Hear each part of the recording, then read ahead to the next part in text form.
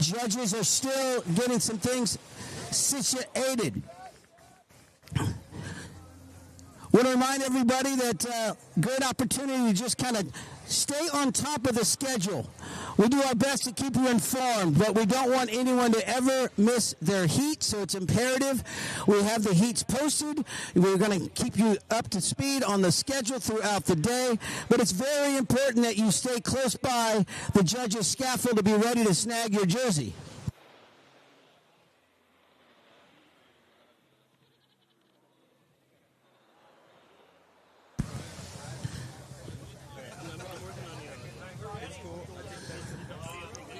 I love the anticipation as we get close and we get situated and get ready to start. I want to say hi to everybody that's tuning in on the live feed. Stop number 3 here on the UST Tour Victoria World Championships of Skimming. We're stoked you're tuning in. We got Pro Heat number 1 about ready to hit the water. Thanks to everybody working hard to make all this technology and everything happen.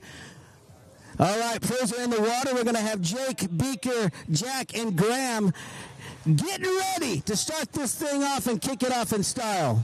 Few more minutes, boys. Few more minutes, boys.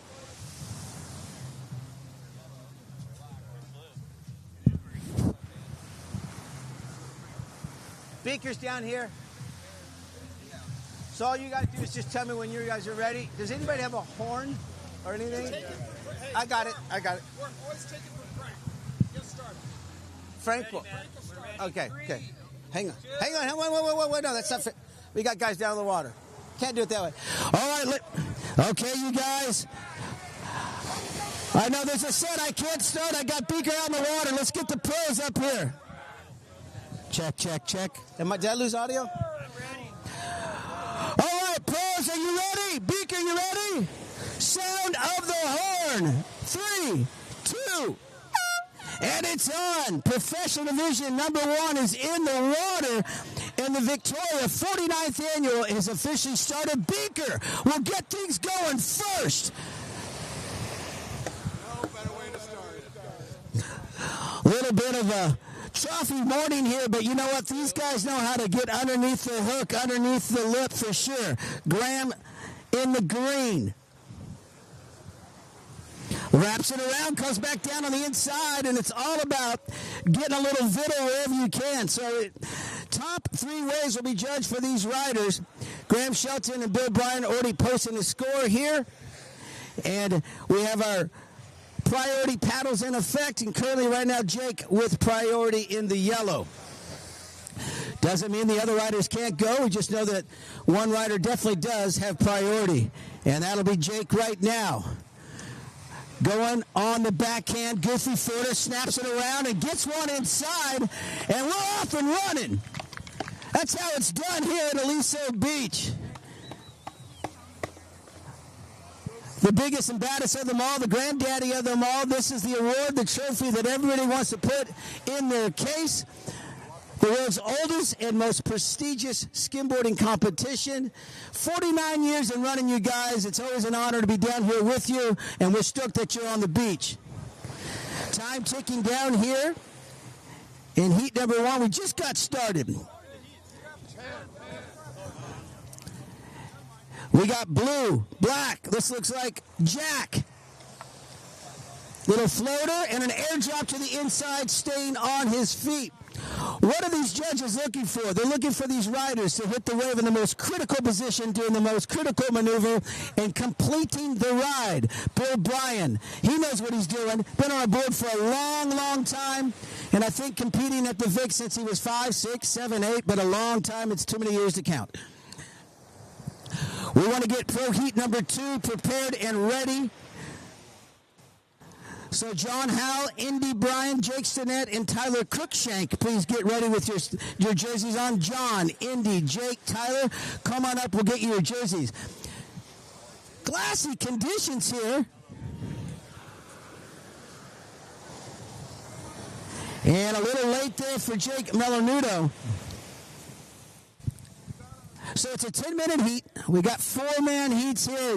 You know, we don't like to do them. Traditionally, that's how it's always done here at the VIC. We know with professional riders it's difficult, but we have so many pros in here. I think I saw 39 pros in the field this year. We certainly have seeded some competitors into the next round based on some statistics and some points already on the UST Tour.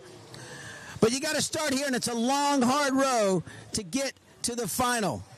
The goal is just to advance and get to day 2. Beaker eyeing a little something here on the inside. He's going to go late drop. I like the setup right here. A little bit of a floater bash and can't quite keep the footing.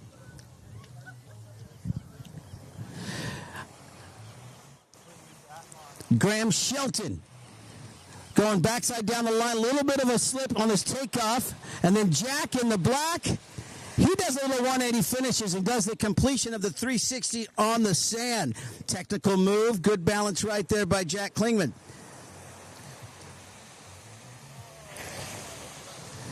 About 4 minutes has elapsed in this heat. Riders, you got about 6 minutes left in this heat.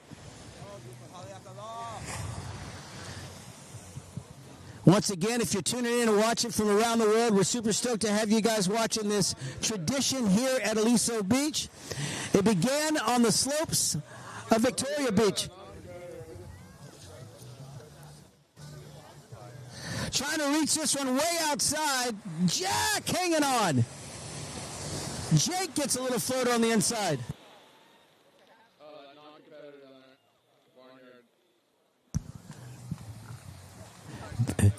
Beaker inside. We got a little bit of a trough. He's going to have to hit this one a little bit late. Tough to judge these conditions. We got a nice slope down here at Aliso. We're really stoked on that. And hey, we got some waves, so thank you, King Neptune. This is Graham Shelton in the green, eyeing a little something on the backside. Heading south, little floater, little steez, brings it back down. Can't emphasize it enough for anybody warming up down there. I know you're trying to find a little nugget.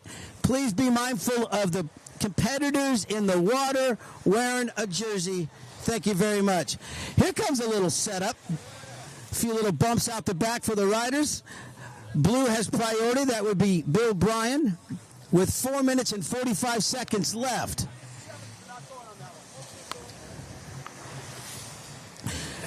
Just tuning in, Jack Klingman in the black jersey, Graham Shelton in the green, Jake Melanudo in the yellow, and Bill Beaker Bryan rocking the blue. And it'll be Graham solo out front, looking to float the boat and grab that rail and come back down on the inside.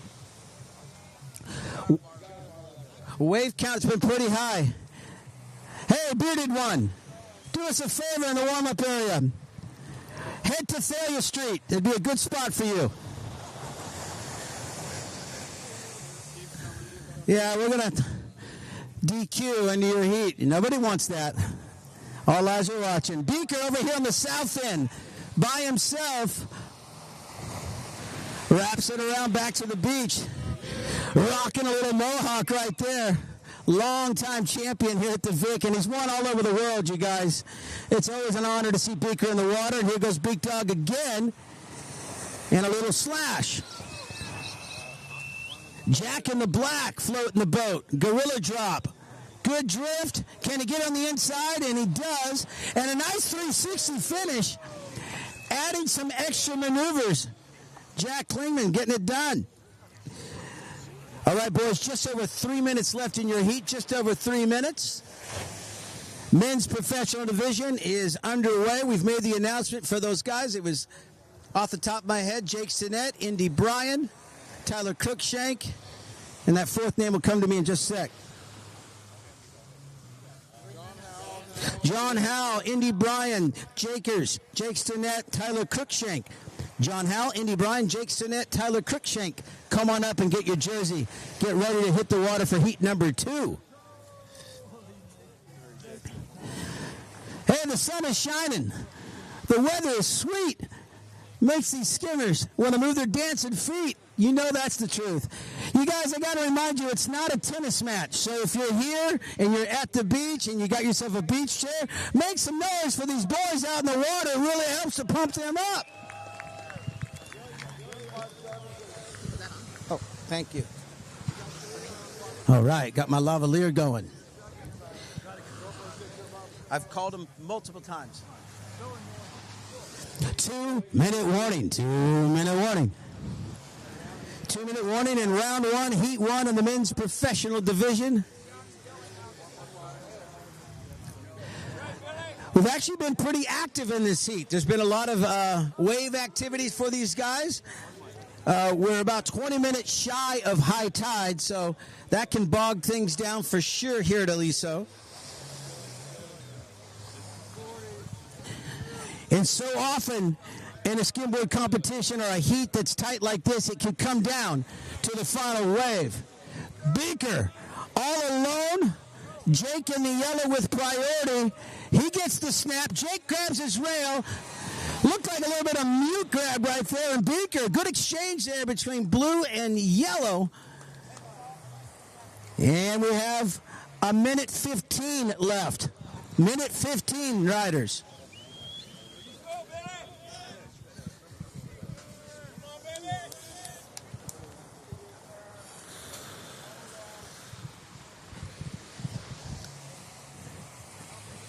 Beaker just trying to get a little something on the inside as we're closing in on about 50 seconds. Jack in the black going left. Black going left.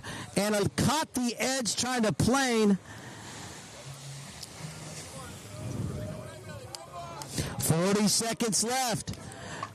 They really like when you cheer them on down the stretch. Come on, skimboard fans. Don't let them down. If you got a favorite rider out there, you got to let them know.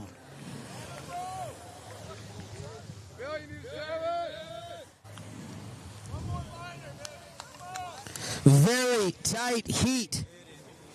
And we're closing in on 15, and I'll always count you down on that 10 second.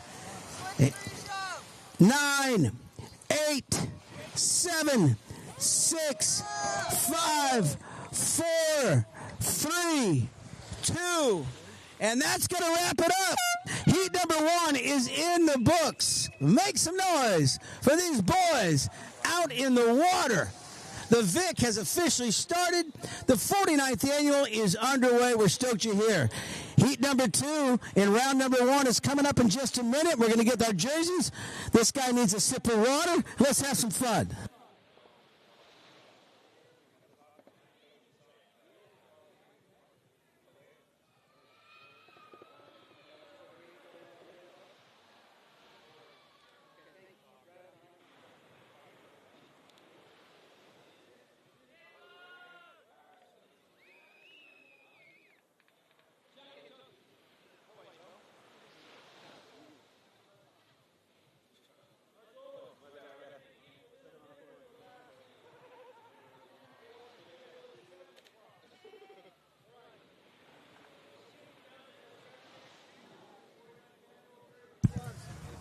Way to go, Beaker.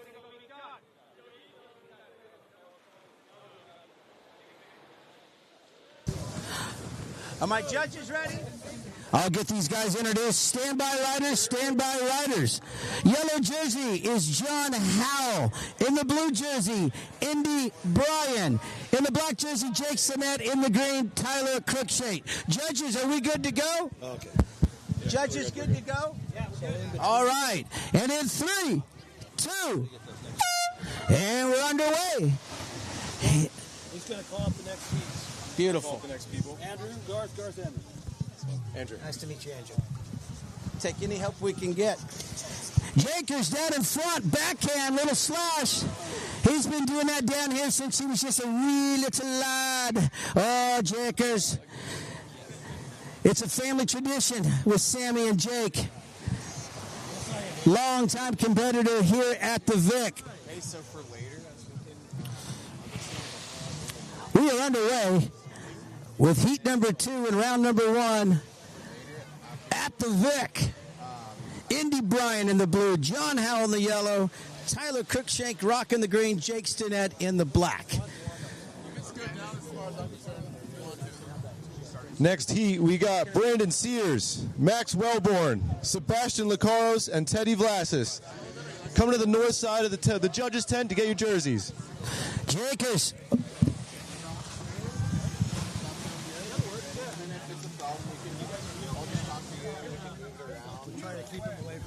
Can I see the reach on this mic just really quick? And check. Hey. You don't even have any power. Sorry. You did? Okay. There we go. Andy Bryan. Hey, it's a family affair.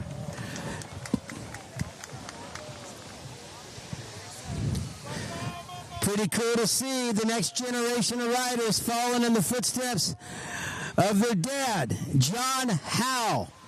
He packs a punch when he hits that lip, slashes it underneath, gets a little cover up on the inside.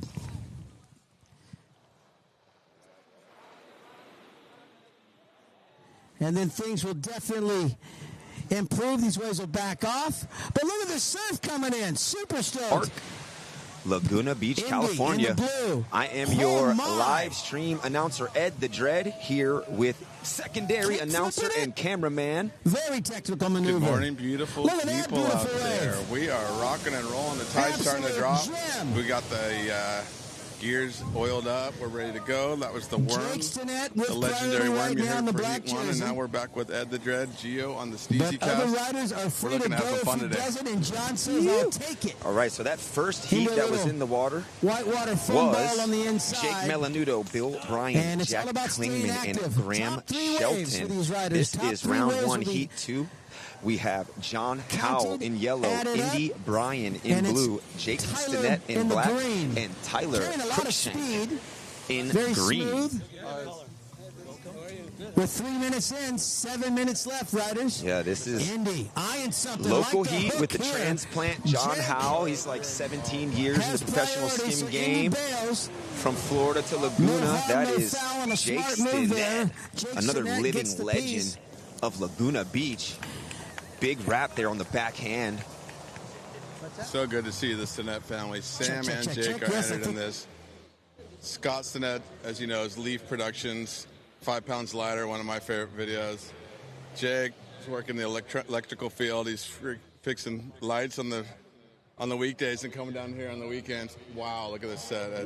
I said wow again. I'm trying not to do it, boys, but would you say wow if you saw this thing coming in? Definitely. We got some lines out back, one immediately in the front here. Howell's got priority. He's not going to go. Yellow just holding that priority. This wave just going by in front of us. Ooh, what do you think about that strategic move there, Gio? Let's see what he does here. I didn't like it. This one looks like a closeout. I think today, with the high tide this morning, wave choice is a little bit more important than we were hoping. It's one of those contests where you can't really fall, but you don't want to go too big, but you don't want to go too... It's you know what I mean? It's tough to skim. You fall on a good one, going too big. John's got 2 under his belt, though, right now. He's kind of 3 now. There we go. He's got 3 good waves in a quick, and now he can really lay something down. Yeah, Howell was sitting on a 6.2 and a 6.3 that last ride, coming in at 6.23. He is now the current heat leader with an 18.73. Indy Bryan on the backhand. You knew he was going for that varial flip, stomped out the side. Laguna Beach crowd doesn't know what to do. These people aren't down at the beach every day freaking out. They're like, well, that was out the back, wasn't it? Yeah, little out the back, out the side action. I'm saying that's the old school thinking, but you and I know that's the hardest maneuver in skimboarding right now. For sure. Are you kidding? Don't misquote me on that one. I love that, but that's what they're used to here. But Indy got that real big far slide out, showing that he can do that and the technical tricks. Hopefully he's in the lead right now with the way he's skimming. Currently in the lead, 19.15 as he approaches this next section. Little airdrop to flat. On the way before him was Tyler Cruikshank. Nice wrap to cover up there for Tyler. He's currently in 4th place, in need of a 6.53. Current total, 17.2, a 5.5, a 5.55, and a 6.65. 3rd place, Jake Stinnett, 17.57, a 6.0, a 6.17, and a 5.4. Jake is in need of a 6.56 to move into advancing position.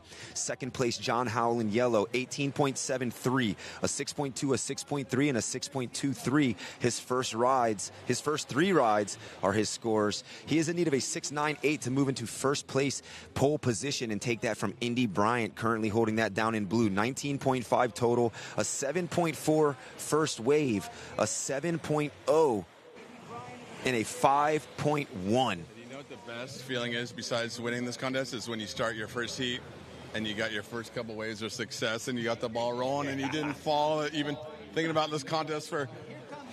Super Sal Jake over the trough section. Wow, did really great to maneuver over that dead water, just warbling under the board there, completing that. For 6 months, practicing down here every day, and then you just catch rail in the first couple ones. You lose your gut. You're just like, oh, it's like nothing, where it's like, make that first heat, get the ball rolling, get your legs, get sandy, take a slam. A couple of good waves under your feet. Get your contest starting right. Tyler on the front hand, nice alley-oop maneuver there from Tyler. Not quite able to get the 360 spin all the way around, but maneuvering those hips and knees to catch it. Just barely not able to stick it. But very, very good technical ability there from Tyler in green. Tyler's one of the most underrated skimboarders. He's down here every morning, quietly getting the furthest out slides, this best style. He's up in like those, going for those waves that Blair goes for, those super sliders that no one's even... He's already gone off to work by the time you get down here. Yeah. And everyone's already like, oh, Cruikshank was on it this morning. Yeah. That's how it's got to be sometimes, especially if you work. You got to get it early, and then you got to get out. Let the guys that are just leisurely living. If it gets a little further off the beach, he's going to be a real dangerous chalk because he's got speed to burn. Yeah. That last wave coming in at 5.8 for him. It is one of his scoring waves, but it's still in need of a 6.3. Indy now in third place, 17.97 is Indy's total. He is in need of a 5.7 to move into second place and advance from this heat as he eyes this wave up. A little bit of jockey motion from Indy. Yeah, he's making his way. He's having a look. Again, in need of a 5.7. We're going to see what he thinks of this one. Smooth slide out. 180 on the lip. 180 back off the lip as it dropped to the sand. Is that the worst when you're just inches away from getting into second place and it just slides off from under you? That's like those legs. You're on your fifth wave of the heat in 10 minutes. And you're just so used to sliding up the beach and shooting your board up and waving to your friend and your legs go, no! Yeah. And Indy's got 9 waves under his belt so far with 1 minute remaining. Jake, nice. That is both him and John, 6th attempt on the board for both of them. Heavy. Bread and butter. Woo. Indy now in need of a 5.86, but Cruikshank exercising priority there, up and over the trough, quick turn off the top. That's not going to do it for him. He is in need of a 6.71. We've got 45 seconds remaining. I think the south side is really the go over here. This north side's just folding over. I haven't seen anybody get a scoring right over here. It's time to rethink your plan, run over the south side and try to get that one wave. We've got 30 seconds on the clock here. Indy, another varial flip attempt. That's the landing that I'm scared of as an adult. Ooh, watch the shins. John Howell now in second place. Under priority here. John's having a look in the middle. On the front hand. Big front hand slash rooster tail spray out the back. John Howell. 5 seconds remaining. Stinnett on the far south. Frontside turn to alley-oop tray shove. Mirror move there from Tyler in the closing moments of this heat. Stinnett on top unofficially. Howell in second. We're waiting for a few scores to drop. Just as you suspected. Smooth, consistent, conservative, I would say. You might say not. That was some really good lip connection with John Howell, but getting under the hood, first heat, just get your 6s, get your 7s. This is heat 1. You're going to skim 8 times. Yep. Why am I talking like this?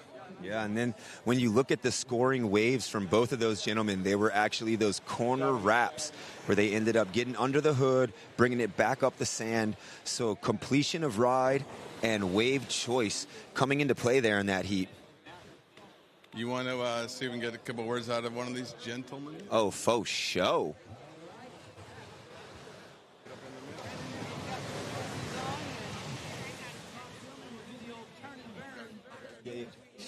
We are going to be moving into heat 3 momentarily. what I'm saying. Hold the mic because it's going to cut out. Alrighty. Check. Look at this little warm up. Whoa, sorry guys. By the way, I'm filming and talking. I got to shift this microphone over here. This is probably my favorite skimmer right here in yellow, Brandon Sears. Judges cannot hear what I'm saying, so don't you worry. No favoritism. And then there's my second favorite, skimmer in green. And then black is from Chile. And then blue's the homie from Laguna Beach, relocated to Oahu. And there's Tex Haynes, living legend. Why are we putting this over here? Why are we putting this? Okay, we're moving over here. Everybody's working together. Everybody, be happy you're all relaxed in your chairs and your seats on your phone. A little stressful this morning getting the power out. Everybody was scarfing down South Swat Donuts. Thank you, Jackie. I had this blueberry glazed old-fashioned that felt like I had a cake for breakfast, so I'm a happy guy. Here comes a good set. There's no priority to start the heat. Teddy hasn't skimmed this event in a couple years, but he's a crowd favorite. Can he get the big hammer? Nice. Go ahead, Ed. All right, we are here with second place from Heat 2, John Howe. John, you skimmed very consistent in that heat. What were your thoughts going into it? Tried. There's kind of a goofy wrap off to the left, so I was waiting. There's a little shelf on the right-hand side, so I was just trying to be really patient. I think, like, you wait for the right one, and you only got 10 minutes in this first round, so you got to pick the right waves. That's the only way you're going to advance, you know? Yeah, and definitely. Make those waves worth it, you know? Yeah, definitely seemed like you were choosing the right ones in the initial phases. Your first 3 waves you took, 2 of them were your scoring ones. Yeah, I was trying to be pretty selective. There was like 2 or 3 that went by, and I felt like I should have went, and then just bailed last second. I was like, oh, man. And then the time started to tick up. Everybody had waves, so I had to start going soon enough, you know? Time was ticking, so. Yeah. Well, you're a veteran in the game and a veteran to this Victoria team. What are your thoughts about this event? This is probably the mecca of skimboarding. This is the best contest, in my opinion. Look at these conditions. Like, other than rallying with Cabo, like, the VIC is like my favorite contest of the year. So, super stoked to be here. We appreciate your time, man, and great to see you in the next round. Sick. Thanks, Ed. All right, again, that was John Howe. He was second place and moving out of that heat, 18.86 total. Gio, fill us in on what we missed. That's classic Teddy, the Iron Lion Zion right there.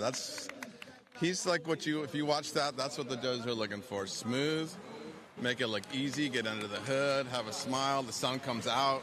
That's the soul leg vibe right there that Jake Sinnett, Sam Sinnett, that's, you know, I'll throw myself in there. Yeah, Gio, the Roots crew, baby, that's right. Smiling is my claim. You got to just make it seem fun. Yeah, for sure. You don't want to have that scowl on your face competing. You know, it's if you've watched, say, like someone like Mason Ho in one of these recent interviews I've seen pop up, he's like, yeah, we throwing shakas at the judges, keeping everybody hyped. So, like Gio's saying, you see Teddy, huge smile on his face, big mustache spread from side to side. Gotta love it. What a classic legend. He is in first place right now, 11.46. That last wave of his came in at a 6.63. Second place in black, Sebastian Lecaros, 9.9 total, a 5.0 and a 4.9. Third place, BCS, Brandon Sears, single wave score 5.9. He is in need of a 4-point ride to move into second place. And in fourth, blue, Maxwell Bourne, straight off of Oahu, back to his roots in the Solag, 4.63 total. Teddy used to carry a 1970s original wood board, and he would pull it out during his heat. Old fishtail, swallowtail, straight plywood, the OG, the real ones. And he'd get a couple waves in it, and he would be ripping it and get scores on it. Classic. Gotta love it with throwback to the classics. Teddy, OG here. Now, again, we're early in the heat, 3.5 minutes in, but a lot of patience being shown in this heat as BCS and Maxwell. Yeah, Brandon. Wow.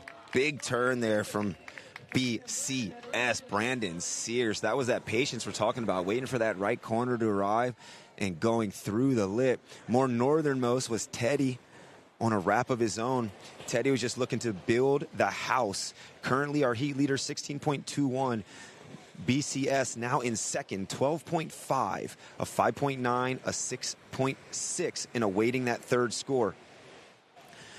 Max, the most patient out of everyone. One ride under his feet, sitting on priority, waiting for the right ride to arise.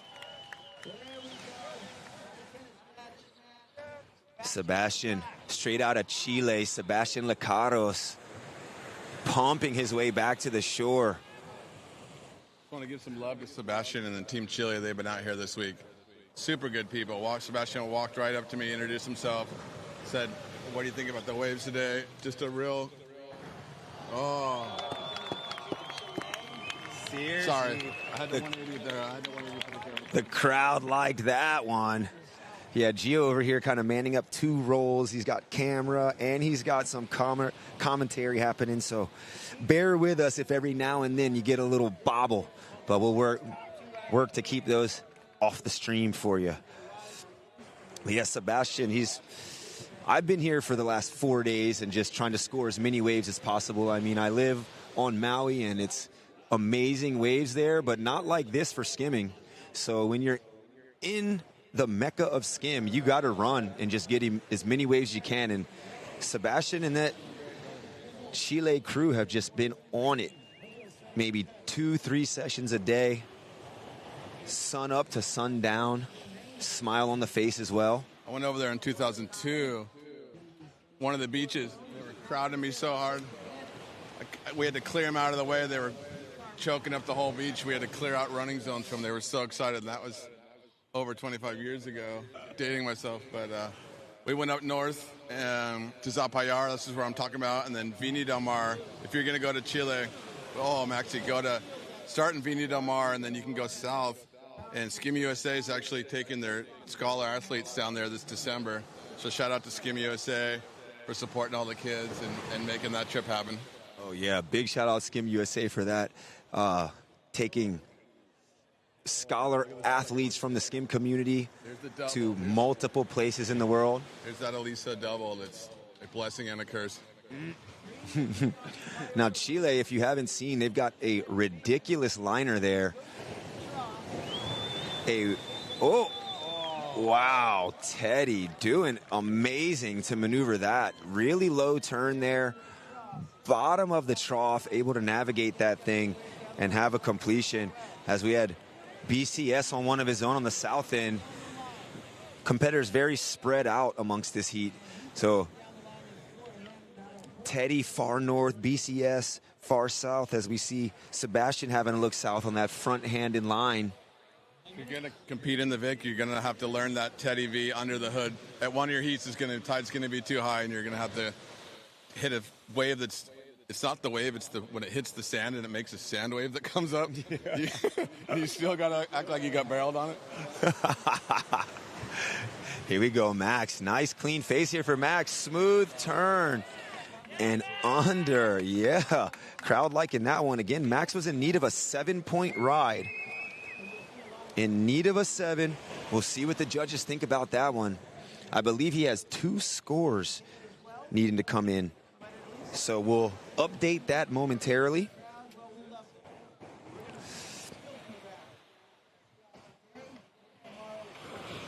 Tide will be dropping all day. We got a low tide. It's not real low, but should be improving. So we like to start the round one when it's a little too high, which should be peaking about.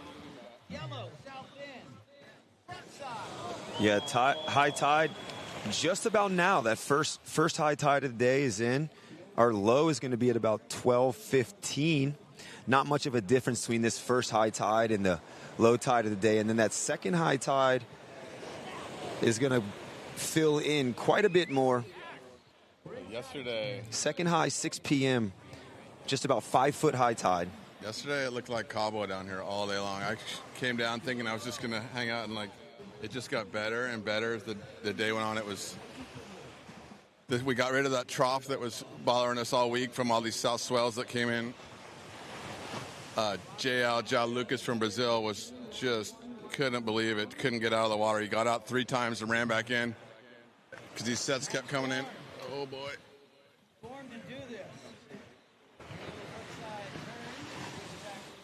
Let's go, BCOs. 60 seconds. Brandon Sears has priority. Looking for that one. I think he's playing it wise over there. They set the contest up over here, but I think it's with the tide that looks a little cleaner over here. We're calling the left side the south side. Right side would be north side. Opposite of the east coast that we just came back from Dewey Beach. I know most of you know that. But just if you don't know, the south side will be to the left. We don't talk about any beaches over that way. If you want to skim in Laguna, you go north to Thalia Street. Beyond that, you can go to Balboa, where the XL Oktoberfest will be in 2 weeks. The final stop of the United Skim Tour. Shout out United Skim Tour for keeping this thing alive. Yeah, we're in the remaining 10 seconds of this heat. Searsy in the lead, 19.35. Teddy in second, 17.73. We'll see how that pans out in these closing moments as Max and Brandon having a look. Bringing it back to shore, and that's going to be the end. Unofficially, Sears and Velasquez getting through that heat.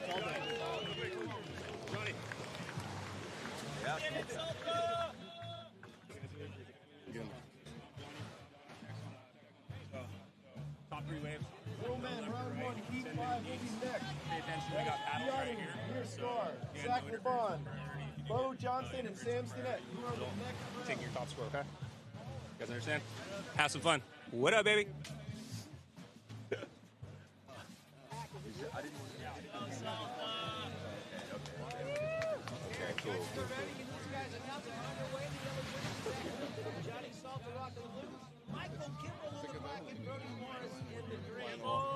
Gentlemen,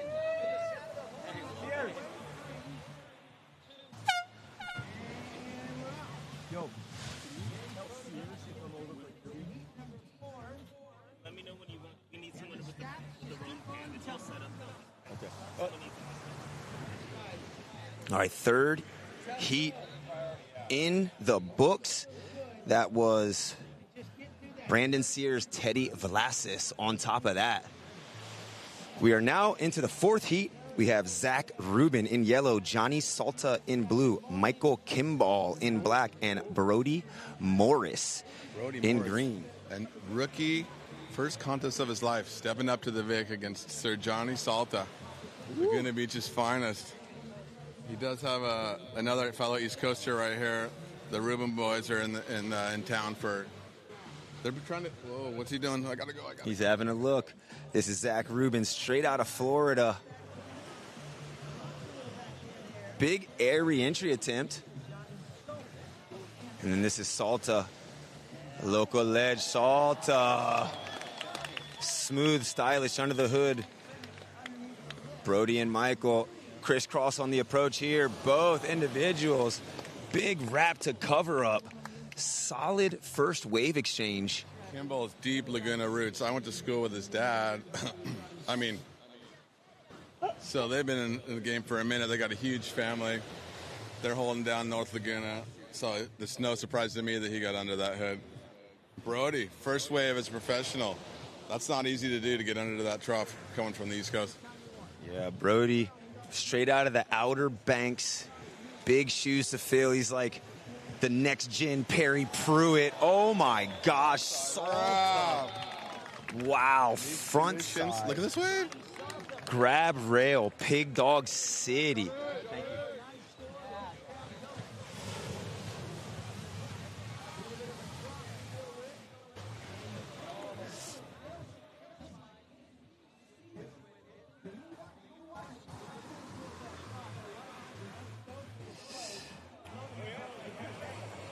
All right, VIC being brought to you this year by Forest Plywood.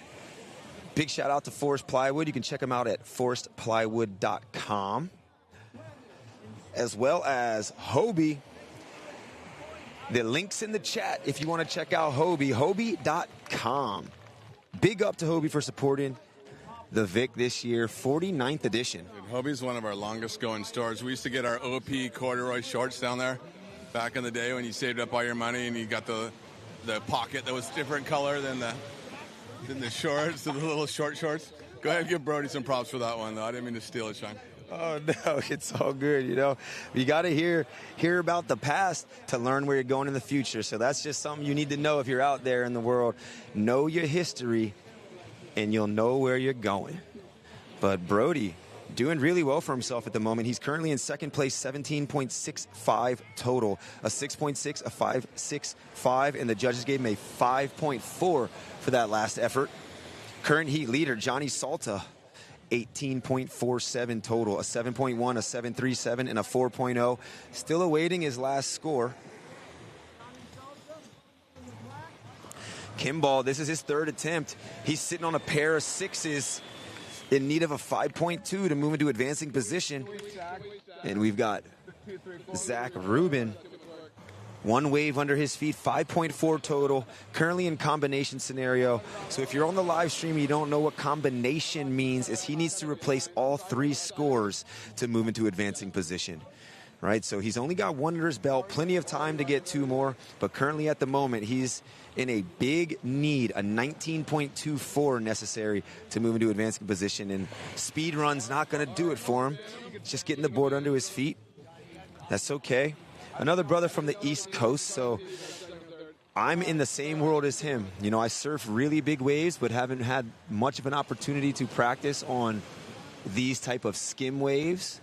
So I would say a learning curve here in things such as just running down a slope. You know, if you're from Florida, you're really used to generating all the speed off of running as hard as you can. Whereas someone like Salta, smooth as butter, controlling his run down the slope, getting right on the board, nice and clean, and wrapping that with composure. You hit a good note there. You have to go slower than you think around here, because how are you going to turn around going that fast? He was actually bringing his speed down. He went out in front to initiate that he was going, and then he brought his speed down because he's one of the fastest guys on the skimboard. He brought his, if you're going to do a 180 and then have not outrun that barrel, you actually have to go slower than your normal run. Like that, you're going too fast. Yeah, so very, very evident the local knowledge there from Salta. And he's doing really well in this heat, 21.72 total. Currently in first place, second place in black, Michael Kimball's 19.23 total.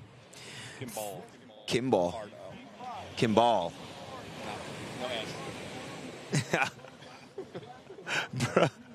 Brody Morris in green in third, 17.45. He is in need of a 6.98 to move into second place.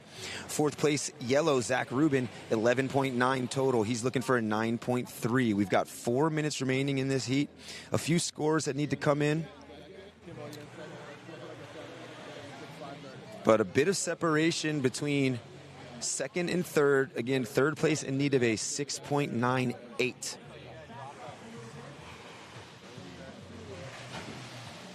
Our next heat in the water will be round one, heat 5. Keanu Mir Shar, Zach Leban, Bo Johnston, and Sam Stinnett. This is Brody Morris in green.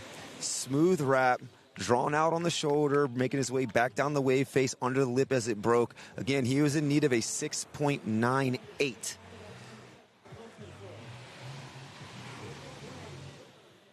Let's give some love to Tex Haynes. Whoa, I took the microphone kind of aggressively from you. Jeez. KSXFM for that article, that interview they did. A lot of people, not trying to hype myself, but a lot of people were really stoked on it. A lot of people that I care about sent me messages, and thanks for them for reaching out into the skim game. Yeah. For sure. Big up Tex Haynes, OG, triple OG, Victoria Skimboards. I mean, I'm going to say, you know, Tex was sliding around in the 60s, creating skims for others to slide around on in the 70s. This event's been going on for dang near 50 years. So, you know, I'll age myself and say, 42, right? I was born in 83. This thing was born before me. And Tex, the brainchild. So Victoria Skimboards, if you check out victoriaskimboards.com, they now have a pretty epic feature where you can build your board and have a look at it before you purchase it. So, you know, it's tough to try the shape out if you're on the East Coast. But when you have like the mindset of, oh, I want my custom board to look a certain way, and you know, you look good, you feel good, you slide good, you can actually go on their site, plug in the specifications of what you want the colors to be with the patterns they have, and have a look at the top and bottom before it even gets made. So revolutionizing the online market for Skim there.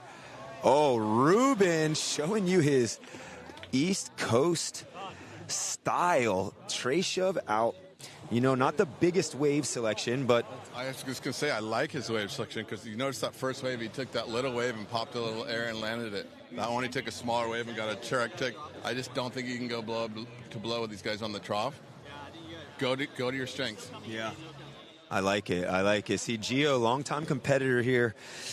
Great insight when it comes to the competitive mindset and all of our different arenas of Skim. You know, this being the gauntlet here. Big slope, big crowd on the beach. You know, the most iconic Skim break that we can find. We've got 1 minute remaining in this heat. Again, round 1, heat 4 action. Salta's in first, 21.72. Kimball is in second, 19.23. Ruben on the north end. Smooth wrap for Ruben, trying to navigate that trough monster there, Ruben. That sounds, you got to get your head under that sand thing, or you're not going to get that 1.5 that you need. Oh, yeah, you got to risk it, dude. Sand in the ear, sand in the hair, whatever it's got to be. You got to be willing, as we see Michael having a look at this one. He's got a corner here. He's making his way back into the open wave face and under the hood. That's what I'm talking about. You got to get under that hood to get a score that's going to matter. Left. Brody Morris, again, our third place competitor. Very smooth style from Brody. 7.85 is what he needs as we get in the closing moments of this heat. Again, we'll see what the judges think, but the size of that wave compared to Salta or Kimball's, you know, that's gonna be the determining factor. You know, you can wrap it smooth and you can drive under the hood, but a wave that's a foot overhead compared to something that's gonna be waist high, it's gonna be the difference.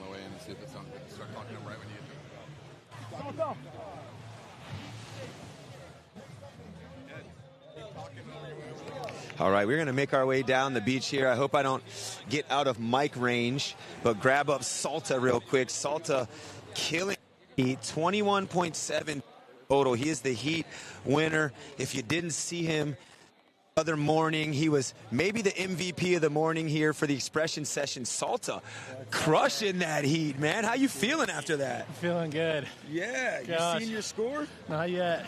21.72 total for this guy. Looking good. I'm stoked I made that front side wrap. Yeah, that was epic. Super sick. Is there anything that you go into heats like this thinking? Just trying to relax right now, keep my breath down. I'm already out of breath, but just trying to stay calm and have fun. Yeah. Not stress too hard, get in my head.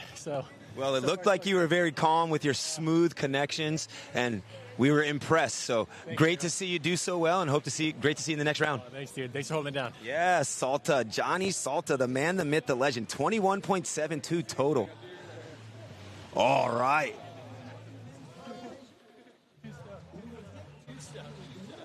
This is it. What was heat 3? How'd we do? I don't even know yet. Bro, seriously, you were the champ of heat 3. He didn't even look at the score yet. Wow, just had to switch out of clothes, get a coffee. I need all the help I can get these days, so yes. I pretty much drank coffee all the way till like a 5-minute warm-up and then straight into the heat. Yeah. You know? Well, you were really manning up the south end of the contest area. Did you scope it out beforehand or just move down there during the heat? Thankfully, being kind of local, a lot of the local boys were like hollering at me to head a little further south, and as like, yeah, you could see them coming in. It just only kind of holds up a little better over there. Seems like straight outs kind of troughs up a little bit too much. Yeah, so local knowledge coming into play here from a local legend. We appreciate all your live chat and action, man. You bring some good commentary to the live heats. He's asked what people's Mount Rushmore of Skim are, what's your favorite 10th Street Bros vids. So what you got going on during the day when you're at the live chat watching expression sessions? Half the time I'm just at work and I can't be down here to enjoy everybody's company, so I got to, get involved somehow. Yeah. I feel like it gets a little dead in the chat, so I like to, You gotta liven it up a bit. And you gotta always pay, respect to the OGs. So I always love to bring up Bill and George and the 10th Street Bros and bring up a little history and throw out names like Kuda G, and a lot of the Groms are like, don't even know what you're talking about. How do you not know that? Yeah, they got to upload the VHSs to YouTube now. Absolutely. And then chop them into 10-second shorts, and maybe they might understand. They might. Well, like I said on the live chat during that expression session, if you don't have the 10th Street Bros key, you're a freaking Barney. Barno. Well, Brandon, appreciate your time, man. It's stoked to see you take the first place in that heat, and we're excited to see you in the next round. Thank you very much, and thanks. You guys are doing a great job. I love it. All right, brother, man. Appreciate you. Woo. That was BCS Brandon Sears. And he was the heat winner, round 1, heat 3. We are back into live action. This is round 1, heat 5. We're 1 minute into the heat. What's the recap of the first minute? That was the first blood right there. I just want to say, y'all in the chat, let your talking do your skimming. Don't be scared. We want to hear from you. Yeah. Famous quote. Let your talking do your surfing. Let your talking do your skimming, he says. Whew. All right, so round 1, heat 5. This is Sam Stinnett. Oh, my gosh, local ledge. Sam, you've seen him riding this wave at Aliso in so many videos. I mean, 10th Street Bros videos. Stinnett was like riding a little Tykes roller down the hill. What age was Stinnett in those 10th Street vids when he was just going over bumps down driveways? That was standard when we were kids, that you were allowed to do that stuff. Yeah. That's how we all grew up. And now you got to have your parents 10 feet away, and they're on the phone, but filming you. But that was 9, 10, 11. He was the West Street King, just coming down. That blonde hair, you saw him just grabbing rail into the biggest pit. You're just like, whoa, okay, we're on. Yeah, that was mind-blowing to see from our perspective, like being like pretty much a man, or, considering yourself a man, older teen or whatever, and then watching this young dude just pack huge barrels. So Sam Stinnett, super legendary. In the green, he is our current heat leader, 13.27 total with a 7-point ride and a 6.27. He is kicking this heat off right. In second place, we have our competitor in blue, Zach Laban. 10.32 total for Zach. He has a 5.07 and a 5.25. Third place, yellow, Keanu Mir Shar. 10.03. He is in need of a 0.29 to move into advancing position, currently with a 5.3 and a 4.73. And in fourth place, Maui boy, Bo Johnston, 7.66 total, a 5.33 and a 2.33. He'll be looking to replace that 2.33 and get 2 new scores, but only in need of a 2.66 to move into advancing position, as we see Bo take off on this one. Yeah. Pumping, and getting back into the wave face there. Bo, straight out of the west side, Maui. He's another one of those underrated rippers that you wouldn't know. Bunny Hop Bo is his nickname. He's so good at skimming, airs, tech, sider, and you get that guy in your heat, and you're like, well, at least I got one guy I don't know. And then he gets that, and you're like, oh, wait, he's like super good. He skims Hawaii and Laguna, and he knows exactly what to do here. Yeah, Bo, having gone to school out here, hailing from the west side of Maui, I have the pleasure of skimming with him at Ka'anapali. And just like George is saying, bunny hop is a great way to describe the man. Other than Dane Cameron, I would say Bo's got the most technical and graceful air game. A lot of different maneuvers, a lot of different grabs. He's got the speed to get him there. As he's jockeying down the beach here and having a look across, he's going to go much more lateral on this attempt. Straight out, quick hit off the lip, timing that tray shove, popping about waist high, but not able to stick it to the dry sand. He's looking like he's nursing a little bit of an injury there. To see Laban in search of a 2.96. He's on the backhand, big slash. Oh, wow. Crazy slob grab on the way back down the face. He's reaching his front hand across his body and grabbing that toe side rail to keep his balance. We used to call it a Pringle grab. Ron Pringle was the guy. He would get in the biggest, heaviest sections and reach that grab around. Full buff guy, just, Dozer was his nickname because he just run out of the wave over. The Pringle grab going down. All right, so I got to keep that one, lock that one into the brain. Like the gorilla mount. I don't know what happened. You coined monkey call, but Conley says gorilla mount. What's the deal? Yeah, well, you can't name your own style, so we called it, Yeah, okay. No one calls it what you wanted to call it. We call it the, Bo, baby. Ooh, smooth as silk. 360 out. Nice wrap off the top. One smooth pump at the bottom, and just under the hood chilling. You ever tried to give yourself a nickname? Yeah, it doesn't work. So true. So true. Everyone can suss that out from a mile away. Oh, this guy just trying to build his own name up, huh? Call me Big G Doggy. Yeah, it's like, no, dude. Monkey crawl. Oh. Some people call it the Conley drop. He was the only guy doing it. Yeah, Conley drop. Stinnett, oh my gosh, working so hard and completing that ride. Sam Stinnett showing his local knowledge and wave prowess. Solid ride there for Sam. He's got he just had a second kid. He's got two kids on the beach right now. This oldest daughter is the cutest button you ever see. Curly blonde hair with a little gap in her tooth. Just wants to skim out. Oh my, look at this wave. Wow, big one coming in. Laban on the north side, fully committing there, grabbing rail and just trying to drive down that line, pig dog. And if you know anything about pulling into a closeout and being in that position, very, very dangerous. But he risked it for that one. Not able to complete it, but giving it his best nonetheless. We have 3:30 remaining. Keanu having a look here out in front, a little smaller one with a bit of sand and trough on the face. Quick tap off the lip and back down. He is in need of an 8.03 to move into advancing position. Again, the top two will be advancing from these heats. If you are watching on live heats and you're looking at the scores, if you're in third and fourth place, what the live heats tells you need is to get you into second place position. That is advancing position. If the competitor is in second place, what the score in live heats says they need is the score for them to overtake first place.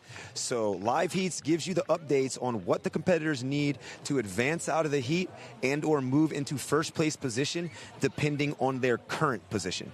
Again, third and fourth scores are need to move into second. Second place's score is a need to move into first. Right now, Sam Stinnett holding down first, 20.87 total. He is a 0.67 lead above Bo. As we have Laban exercising priority here. He's got a little corner, and he is on it. Big turn, airdrop. Oh, my gosh. Wow. Airdrop off the lip to the dry sand with the cover. Sharing that with Keanu. 2 minutes remaining. Keanu had to push the issue. He had nothing to lose. He hasn't really put a score together, even though that was a little encroachment. It was just enough to get away with it, and he needed to do it. Even if he got the interference, he wasn't going to get anywhere without that. Yeah, we have three riders approaching this one. 360 out from Stinnett, under the lip. Keanu under the lip as well. Laban airdrop to flat and back up the sand. That will ice it for Sammy. That was the best way, I think, of the heat so far. Yeah, as the judges put those scores in, a couple looking at the excellent range. When you average them out, 7.1 for Sam, 21.1 total. We have 1 minute and 30 seconds remaining in this heat. And we are rocking through the pros here at the 49th Annual VIC Championships of Skimboarding at Aliso Beach. With two guys on the right and two guys on the left, it could not be any harder to film right now. But that's why we need you guys to support the stuff so we can start bringing the crew down there. We have the crew, we have the technology, we just need the funding to be able to pay these guys to do replays, streaming, separate announcers, a lounge, everything we need. So if we can get some support down here, we know that what we're lacking, we just need some support. And with that said, we would like to give a shout out to those that are supporting us currently. Jedediah Coffee, keeping us caffeinated here at the event. And also Florence Marine. There will be a ad for Florence at some time during this live stream, but a brand owned by surfers, made by surfers. John Florence spearheading that one, and then Nathan and Ivan jumping in, but an outdoor lifestyle brand.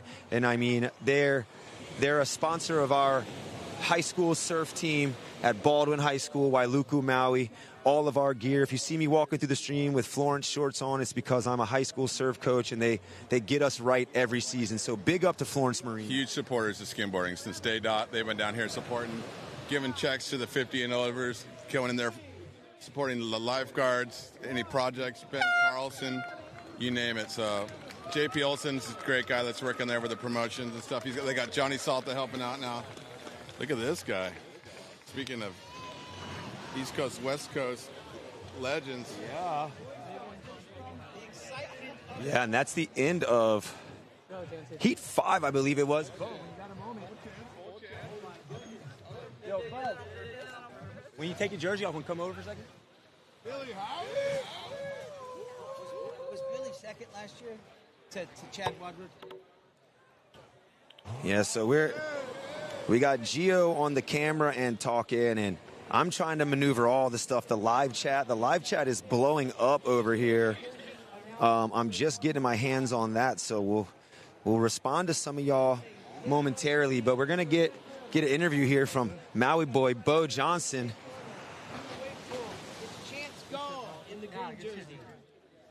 Yeah, I'm here with Bo. I'm gonna face the camera. Yeah, Bo, straight out of the west side of Maui. What's the deal, Bo? I feel like I see you more on the west coast here than the west coast of Maui. Bro, I don't see you over there either. No, me and Ed we got such a fun day, like 6 months ago maybe. Yeah. All time. One of Anapali's best days of the summer. Don't blow the spot up, though. That's our little secret gem in the Pacific. Yeah. So you're a veteran to this event, even out of Maui. What are your thoughts of just the whole atmosphere here? It's the best. I don't know if we're supposed to stand right here. It's the best. Everyone's just friends, and we're all competing, but it's like more like a get-together, I'd say. Just good vibes all day. Yeah, now you're known as Bunny Hop Bo, so what's the deal with your airs, man? You got smooth airs, and you got a whole bunch of different technical skills there. Have you been practicing that your whole life, or what? You bounce on a trampoline as a kid? I did have a trampoline, but no, it's a product of Kaanapali Point. As you know, it's just like all liners and wedges and airs all the time. So I kind of struggle in these wrap conditions, but I got a couple fun ones today, and it's nice and glassy, and just like don't really want to rely on the air game today. It's all about the wraps and the bigger turns. So for sure. Well, you made it. Yeah, you advanced out of the heat. You got second place, 20-point total. You're roughly 0.6 behind Stinnett on that one. So congratulations, bro. I'm pretty stoked to be able to tell you that. That was my goal this year, make a heat. It's my first heat make at the VIC, so I'm stoked. Thought I pulled my hamstring on the first one. Yeah, it looked like you were a little injured there. I legit was about to stop skimming, and then I kind of massaged it out. But I'm going to go frickin' eat a banana or something. I don't know. Yeah, get some water, get a massage gun, get a little stretch, keep it loose, and we'll see you in the next round. Yeah, Ed, you're the man. Yes, Bo. Just a reflection of you, baby. We are down round 1, heat 6 now. All right, let's take a look at the live chat. Who's in the live chat? Set the heat first. Oh, okay. Let's see. Like I said, when Gio says do something, you do. I'm living ledge here. We got Billy Howie, first blood in this heat in yellow. Big wrap to airdrop there for Billy. In blue, East Coast to West Coast ledge, Johnny Weber. In black, Chance Boyer holding it down for Victoria Skimboards. And in green, Chance Gall. Chance Gall is related to Kuda G. Kuda G's brother's son. If you know the videos, Aftermath. Bombs, sand crabs. Should I keep going? Yeah, well, you could check him out on the music scene, too. Wasn't he like the Skim rapper back in the day? Look at this one. Then Billy Howie's your second place last year.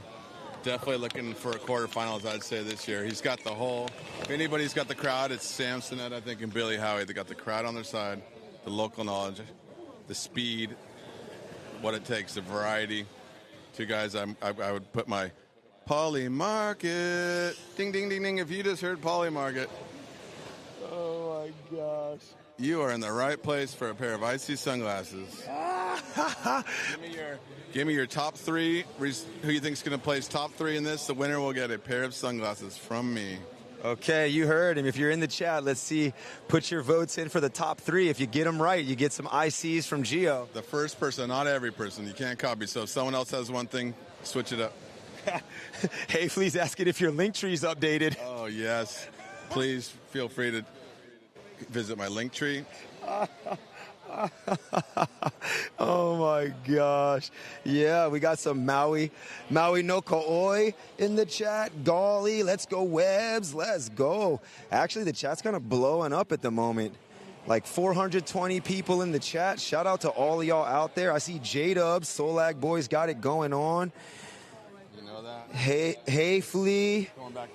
Yeah, whoop, whoop. Yeah, so thank you all. Billy Clark in the chat. Reef Grell, what's up, players? Queso Dip, how is it? Yeah, shout to everybody. Appreciate you all. Keep the chat going. You know, the more that people interact, the more they know that you're watching, and the better the search engine analytics or search engine optimization and analytics works. So we appreciate y'all. We got one person saying top 3, Blair, Beacon, Weber. Oh, you're out of the running. Yeah, you. Okay, Billy, Weber, Chance G. Check who's in the. No, not this heat. I meant the overall contest. And second of all. Oh, Webby. I'm talking the overall contest, and they have to be in the contest to be in the top. Blair's not here. I believe Bill lost. So check your live heats. Live heats has all the score. Keep yourself updated because it's easy to do nowadays. We don't got to walk over and put a camera on the heat board. So go ahead and look at live heats and get your 3 in. Oh my, we got Webs. Oh, Weber. Love it. Love how creative he is. Just so talented. Could easily play it safe, but instead just that's why he's your skimmer's favorite skimmer, because you don't know what he's going to do. I didn't mean to be rude on the top 3 there. I came off a little pompous. Yeah, it's but cool. I think it would be cool to take the draw, go on live heats, and you can see where each rider goes and fill it out like a bracket. And how are we going to be able to see these brackets, Ed? You think of a way where, oh, nice spread. Oh, Chance. Wow, smooth off the lip, displacing a ton of water, rail grab down the line. We've seen these nice backside rail grabs, both from Chance and Billy. Billy almost with the no look on that one on the south end a couple minutes ago. But making it look good out here in these pro heats. Yep. Okay, we got Howie smashed it. Okay, we got Brett Mann says Chad, Timmy, Joao. I like that. Yeah. I think that's our leader in the clubhouse right now. Yeah, you might be the one, Brett. We'll let you know. But that's a good poly market there for Brett Mann, legendary homie in the skim world, East Coast ledge. He'd be on the mic if you gave him the chance, and I'm sure he'd love. Oh my God! What? If you know Chance Skull, he runs the Palm Springs wave pool, and he's helped develop those slabs. Insane downhill skateboarder, surfer, professional surfer. Yo, that was gnar. Go ahead, Brent. Tell him in the chat what that was. He had no hand drag on that front big spin. He just took the momentum off of the backhand hit and swung the tail directly into the big spin. That was super sick, super steez, and completed. Whew. Yeah, that was epic. Now let's have a look at the live heats. Like you said, we're over here. One day we'll have like triple iPads just on one stand, but in the meantime, in between time, we've got Billy Howie in the lead here, 20.63 total. Oh, Weber's in need of a 7.16 to move into advancing position. What do you think about that wave? Booyah shaka. How's that one? Oh my. Bad. You can rate that one. Give me a score on that one. No, that was exactly what we're looking for right now. Oh! Wow. Okay, I might even have liked that one better. Watch out, watch out, watch out. It's going down out here right now. Oh my gosh. Driver for Billy Howie. He drove that thing. It's like you're not in front of the judges, which is going to dock you, but it's a better wave over there, so you're kind of playing that game. I guess if you're backside, if you're goofy, you're going to have to play the side of the beach if you're goofy because you can't. But I think the regular footers down the beach getting that wraparound off that peak, it's just, you're going to see the best barrels right there.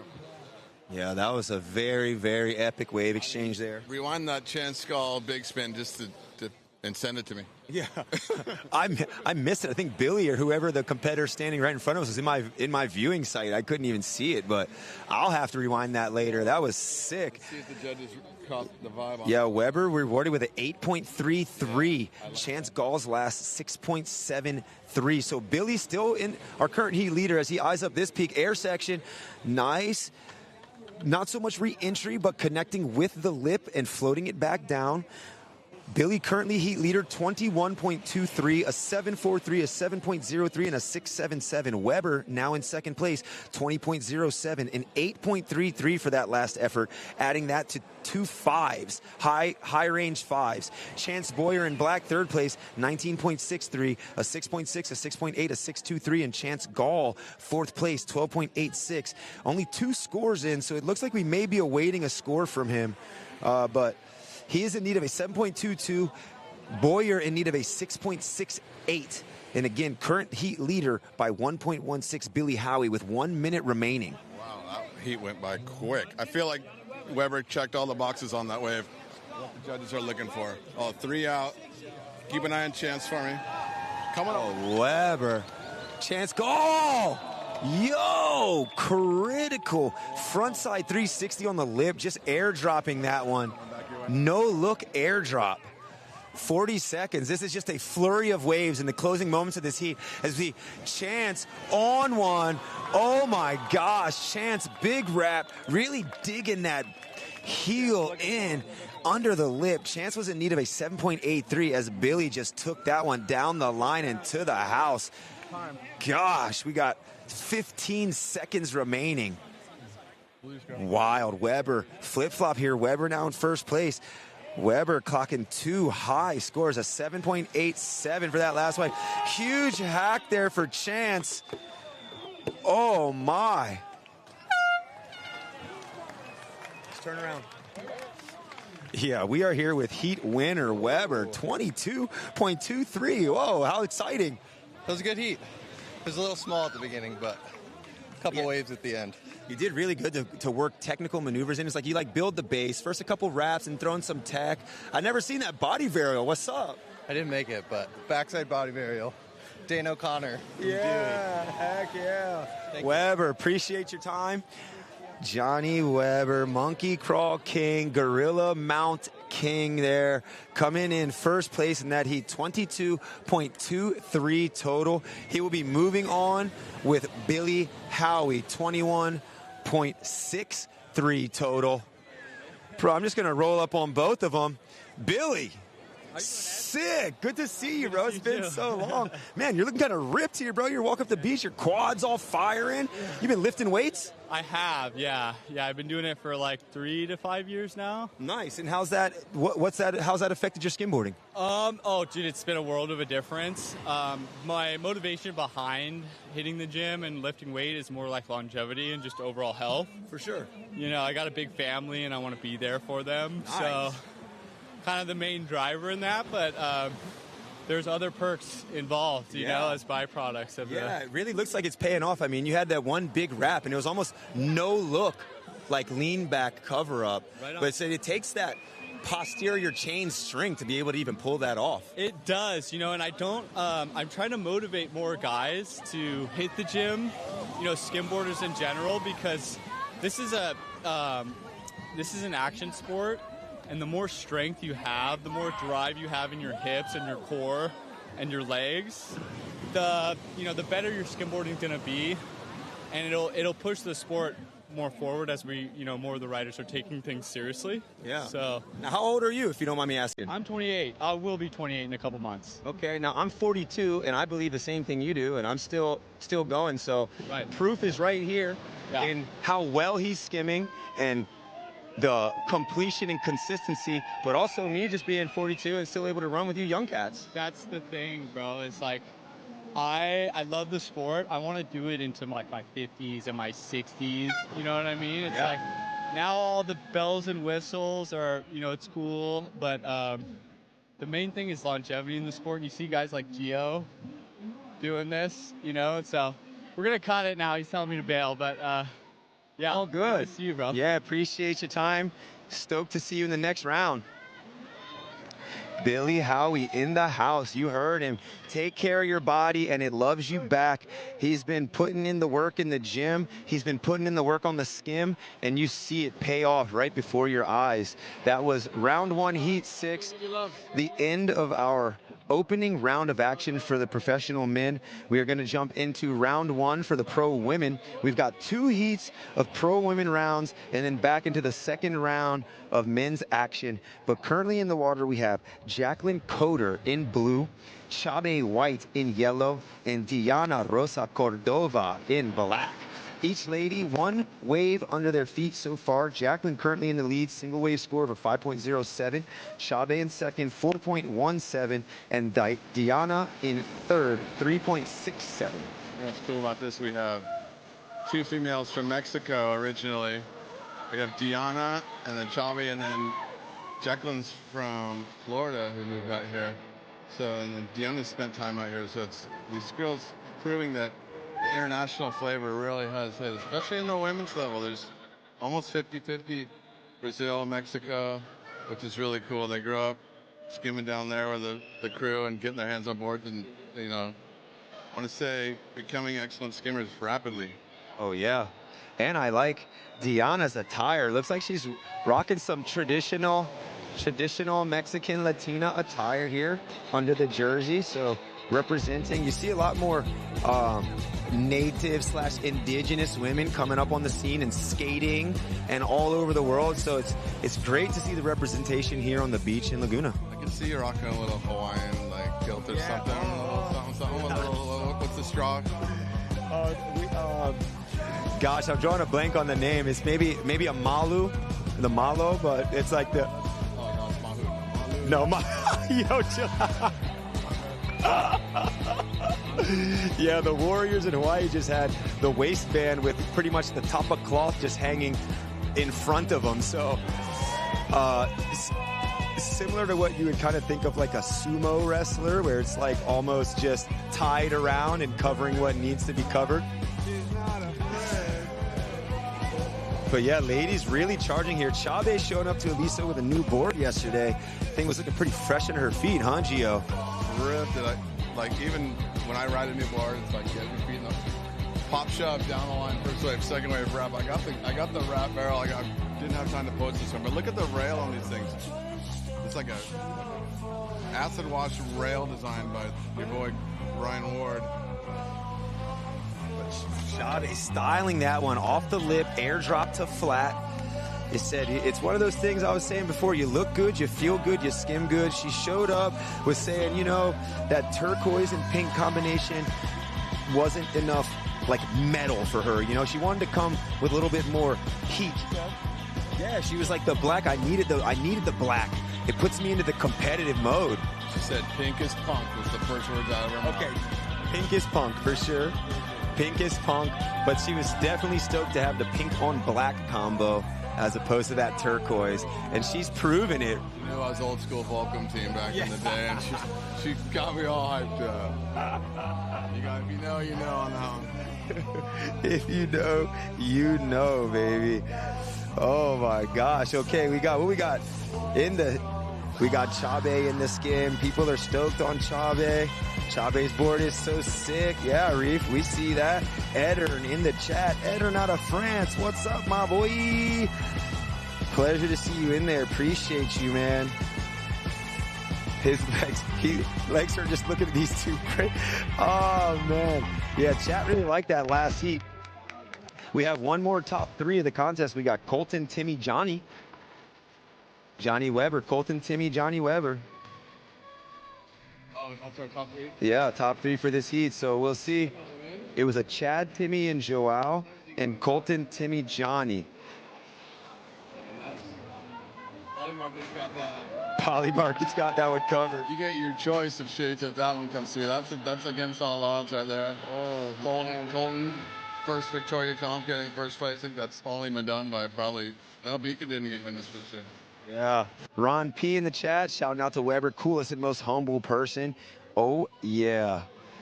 We appreciate y'all out there staying with us. Velocity Skim Good to see you in there. Uh-oh, Mama Rediford, Vanessa Rediford. Go Eve from Mama watching at home.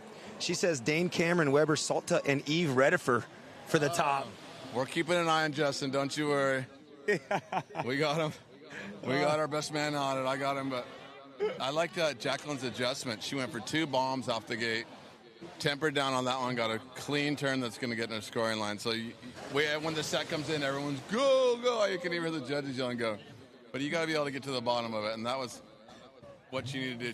She's just such a good free skimmer, but I don't think she can adapt sometimes to what the judges are looking for. She just wants to rip on every wave. Yeah, and we're 4 minutes remaining this heat.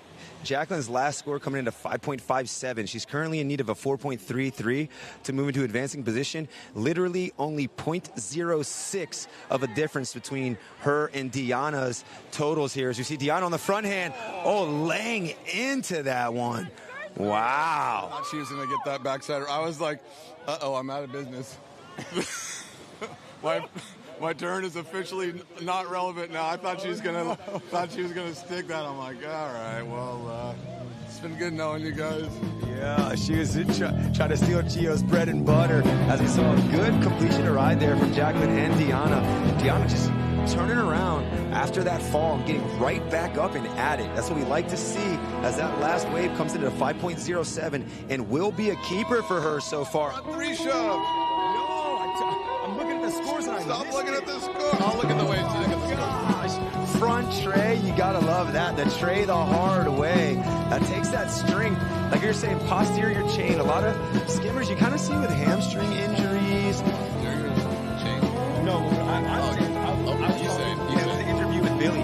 He was saying he'd been working out and, having the strength in areas that you might not have had before.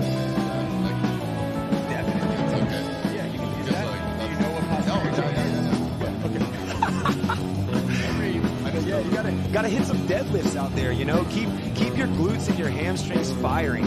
Those are 2 muscles that you sit on them a whole lot, and as you age, the connection, the neural connection starts to disappear. So if you're really not doing like squats, deadlifts, maybe like single leg Bulgarian split squats, and I know I might sound crazy saying this, but it's actual stuff, and putting intention into keeping those muscles connected and firing.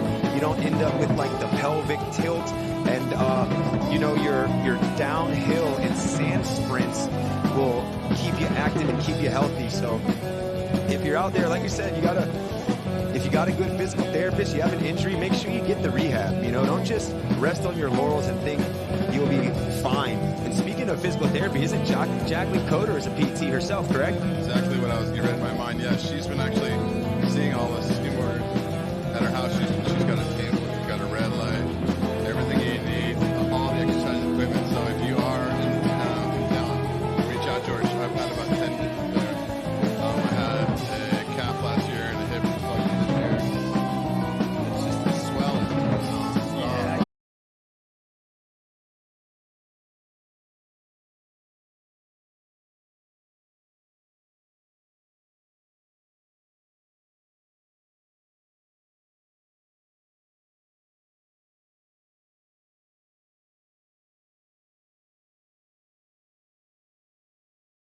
She will be advancing from this heat as well. And in a close third, Diana Rosa Cordova. All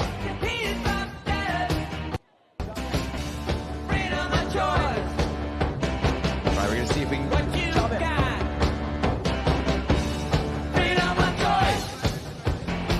Yeah, we're going to get a word out of Chabe. You got a moment? Stand up for a second. All right, this is heat leader, heat winner, Chabe White. How's that new board feeling under your feet? Man, really good. You take the way that I use it. Excel. You did very good. I mean, you came out to the beach yesterday with smooth down. You brought that straight into the heat. What is your thought and intention going into these heats here?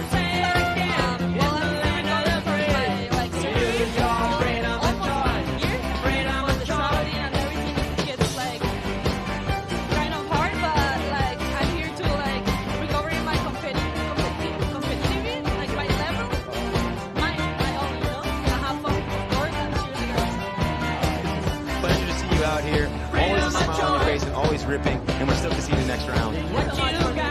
Thank you. That was Chave White, straight out of Mexico. Ella es Mexicana, and she was the winner of that heat. And our next heat in the water for the pro women, we've got round 1, heat 2 in blue, Amber Torrealba, in yellow, Eve Reddifer, and in black, Kate Kavanaugh.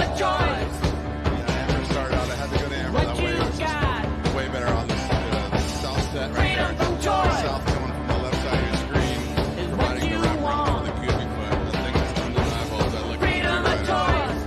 Eve Reddifer from Laguna Beach, Delaware. Her brother is Ethan Reddifer, professional part of the slug crew. Eve is going to be definitely one of those people you consider a future champion. And then Kate moved out here. She's been putting in the work. She's hanging with your boy. 1 second here, sorry. Hold on, Floater Joe. Oh, yeah. It's like she is one of the most powerful skimboarders out here, fearless skimboarders. If she can put it together competitively, another one of those that's not a real competitor, but one of the best skimboarders on the planet. Yes. Now, women's division stacked. So these first 2 heats are going to get these ladies seeded into the next round, as we have 2 women's heats in round 1, and then we'll be moving back into the men's second round competition. Hold this for 1 second. I will hold that for 1 second. Amber Torrealba from Florida, now moving out in California, just out of Laguna Beach. That will put Eve Reddifer with priority. This one looks like it's kind of a double up. I wouldn't advise this one. So when you get this little backwash, you don't want to get in there. Although sometimes that air section, if you go real late, but yeah, smart choice there not to indulge in that one.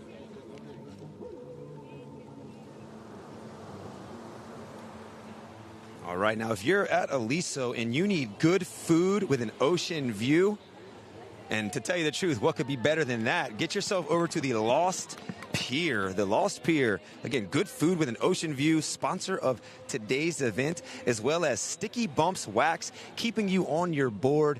You know you want the wax to be bumpy, and Sticky Bumps got you covered for that. Boom, Kate coming up back up the beach. She's on the no wax squad, fully padded. Gio might have been one of the first guys I seen going fully padded. I'm sure there was OGGs before Gio doing such, but what were your thoughts behind putting all the pads straight to the board, all pad? It was the consistency. It was sometimes you get your board out of the trunk after a couple of days and you got that little slime level on it. Sometimes you put wax over it and you can still feel it under there, and you're landing. Most of the times that I got hurt, it was landing in the air and the front foot slipping off the front of the board, my serious injuries. And that was, I had the arch bar, but I had wax around it. So then I went full grip, and it was just like, and then I had my son, and he would push the board in the sand that was his favorite thing to do. So instead of fretting it and not having him enjoy the board, I would just grip it up and let him just walk all over it, stand it upside down.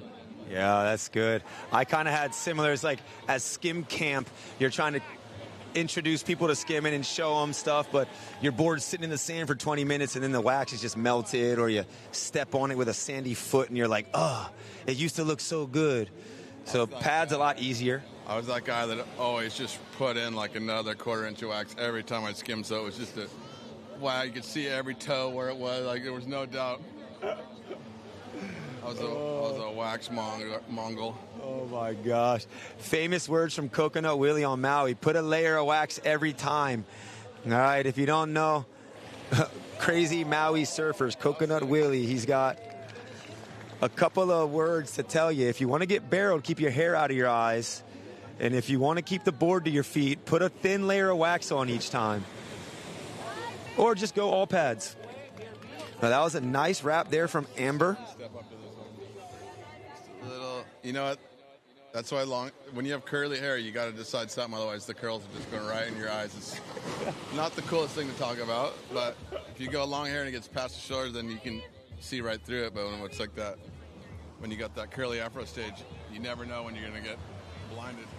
All right, crisscross action here. Amber and Eve. Eve right out to the north. Amber, way more critical attack. neither able to complete that ride. Amber, current heat leader, 17.43 total. She has a 5.33, a 5.93, and a 6.17. Kavanaugh, Kate in second, 16.60. There she is. Wrap, looking to get under the hood. Not quite able to keep the feet under the hips, under the knees. She is currently in second with a 16.60, a 5.97, a 5.23, and a 5.4. Eve Redifer in yellow and also in third place, 14.81 total, a 4.67, a 5.97, and a 4.17. Eve is currently in need of a 5.96 to move into advancing position with 4 minutes on the clock. As Eve eyes this one up, heading north, speeding through that turn. Big spin, kind of a shove. She ended up turning through the big spin, so it's like you call them big spin kind, but not like immediate big spin trip. So smooth slide for Eve, shove it, and then bring in that 180 all the way around and back up the beach. Again, she's now in need of a 4.96 as that last wave is going to add to her combination. 5.67 score for her. Amber next on the set. Ooh, what was that grab called again? Pringle grab. The Pringle grab as Amber hits her own Pringle. The slob is one of the grabs that seen a lot in the surf, skate, skim world. That front hand reaching across your body and grabbing your toe side rail. It's one of the grabs that whether front side or back side, it's the same. So you know, like a front side grab is going to be called something else on the back side. Stale fish is either way. Oh, Mo. Oh, my gosh. I'm here with Mo Just, big living ledge. What's up, Mo? Not much. How are you? Oh, man, I'm doing great. How these ladies looking to you out here? They're shredding. Amber just got a really good one. That section is what made that wave good. It was so heavy. You saw that, right? Oh, yeah. Yeah. Laid right into that thing. Now, you're no novice to this wave. How long have you been skimming Aliso Beach? Ooh, 30 years. Wow, 30 years of experience. And if you've never seen, go check out videos like Sicky Rolla, Days, all sorts of. Mo Just, one of the best styles you've ever seen. Never wearing a wetsuit, even when it's freezing cold, and still ripping while shivering. If shivering. Were you shivering back then? Oh, totally. Yeah, I was always cold. I like being cold. That was the thing. Okay. He likes the cold. Mostly laziness. Couldn't waste the 2 minutes. Oh, my gosh. Well, appreciate you being here, Mo, and giving us a little bit of your time. So good to see you, man. Yeah, thanks. You the best, bro. Mo Just, living ledge of Victoria Skimboards. Just a ripper. I mean, laying it down at Aliso Beach, the wedge, all over the world. Always on a very small board and just making the most out of it. You know, if you want to see someone transfer that land speed and, you know, use what they can to keep it going and get into the pocket, that's Mo Just. Big bag of tricks. Always bust on. He was doing Whidleys on the cider, 1 foot, like took me down with like a buzzer beater out the back kick flip one time. It was kind of chapped my hide out the back. I said, out the back. Yo, no. No. You beat me. He got put me down in the third, but you know, Ed, you know how I like at least third. I don't like that 4th place spot. So I was all right. I did not. That's true. You can't be live. Can't take that 4th, and they push you off the side of the podium, right? Yeah, you don't want to be 4th. I mean, you can pull off a 4th place in the final. Definitely not before that. In the heat, yeah. Yeah. No, I mean, nobody does. I don't like second either. Yeah, Gio needs to be on the podium. He's all, podium or nothing, baby. If you're not on that top 3 podium, it's like, can you get out of the photo? We're trying to take a photo here. Oh, my gosh. 20 seconds remaining, and Torrealba still on top, now with a total of 18.24. Kavanaugh in second, 16.7. Eve Redifer having a look here. She's looking for 5.06, getting a little hung up over that first bump. Just not enough speed to wrap that one back. Just a little too high up on the wave, honestly. Yeah. You got to get under that hook, which is the Aliso. The Aliso, it's just under that ledge. And it wasn't for a lack of effort. She had probably the smoothest skimboarding in that heat. Timing, you just got to put in the time behind the wheel. It's like driving a car. You can't falter. She doesn't live around here. Yeah, but regardless, she needed a 5-point ride. She got a 5.17 and moved into second place off that last wave. She got just enough of it. Just enough. I mean, it did smooth. Like, I think her style is really effortless, and that's these judges. You got to make them. We all want to be in the water right now skimming, and if you make it look fun. I thought Kate really charged hard. I thought she, and like what you were saying is like, there's something about extending the waves, extending the legs on the turn, on those gnarly ones, those thick ones, and then you can bend the legs for those little shock absorbers, which is key for these waves right now. Yeah. We're going to run down here and try to have a chat with Heat winner Amber Torrealba. Here she is, Heat winner. Yeah. What's your thoughts behind that win there? Hey, that was a fun heat. You know, I love when all the girls are pushing each other, so that was fun. You know, you got to find your wave and just make it happen. Yeah, and you were fully attacking the lip, super critical. Is that just from local experience here at this break? How much time you spend here at Aliso? It's my favorite beach here. You know, I moved all the way out here from Florida to, like, progress and challenge myself, and I find that at this beach. I just love this beach. Yeah, well, yeah. all the effort you put in here has paid off as you ripped through that heat. 18.24 total, clearing everybody else by at least 1.5 points. So we're stoked for you and very excited to see you in the second round. Thank you, Ed. I appreciate it. Good job, Amber. Appreciate it. All right, that's Amber Torrealba, No One Industries. You can check her out on the internet. Is it no1.com? Yeah, no1.co. No1.co, no1.com. Get on there. She's repping for the women's competitors. They've got women's international jerseys, repping their countries. They've got all sorts of. It looks like she's got the wetsuit on right now. So check out no1.co and support the skimming women. That was our Heat 2 winner, Amber Torrealba. We are now getting into the second round of the men's professional division. We have Heat 1, Timmy Gamboa in yellow, Brandon Sears in blue. Wow. And Bill Bryan in black. Sorry, chat, if we just blasted your whole speaker system at home. Beak Dog starting it off, switch out here. Switch on the cover. Timmy having a look at this next one. Tim, long slide for Tim. Smooth connection off the lip. Oh my gosh. Yeah, Brandon!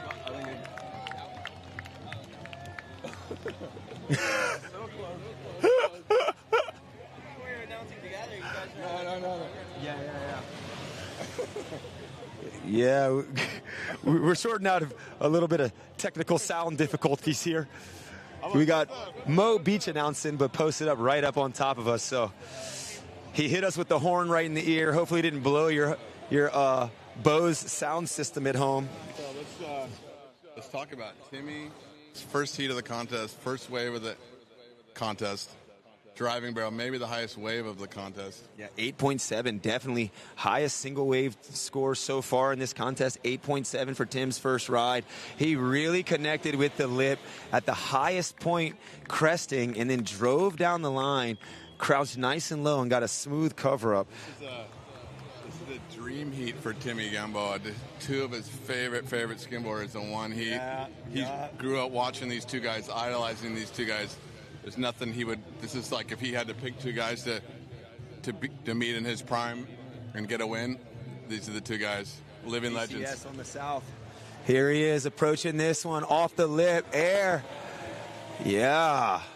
So now that the heats are ratcheting up, BCS knows he's got a little stiffer competition. Opening up the bag, the backside 360 air no grab is what he made famous, and he's already sticking the first one of the contest. Yeah, now Beaker, current heat leader, 14.13 total. He has a 6.83 and a 7.3.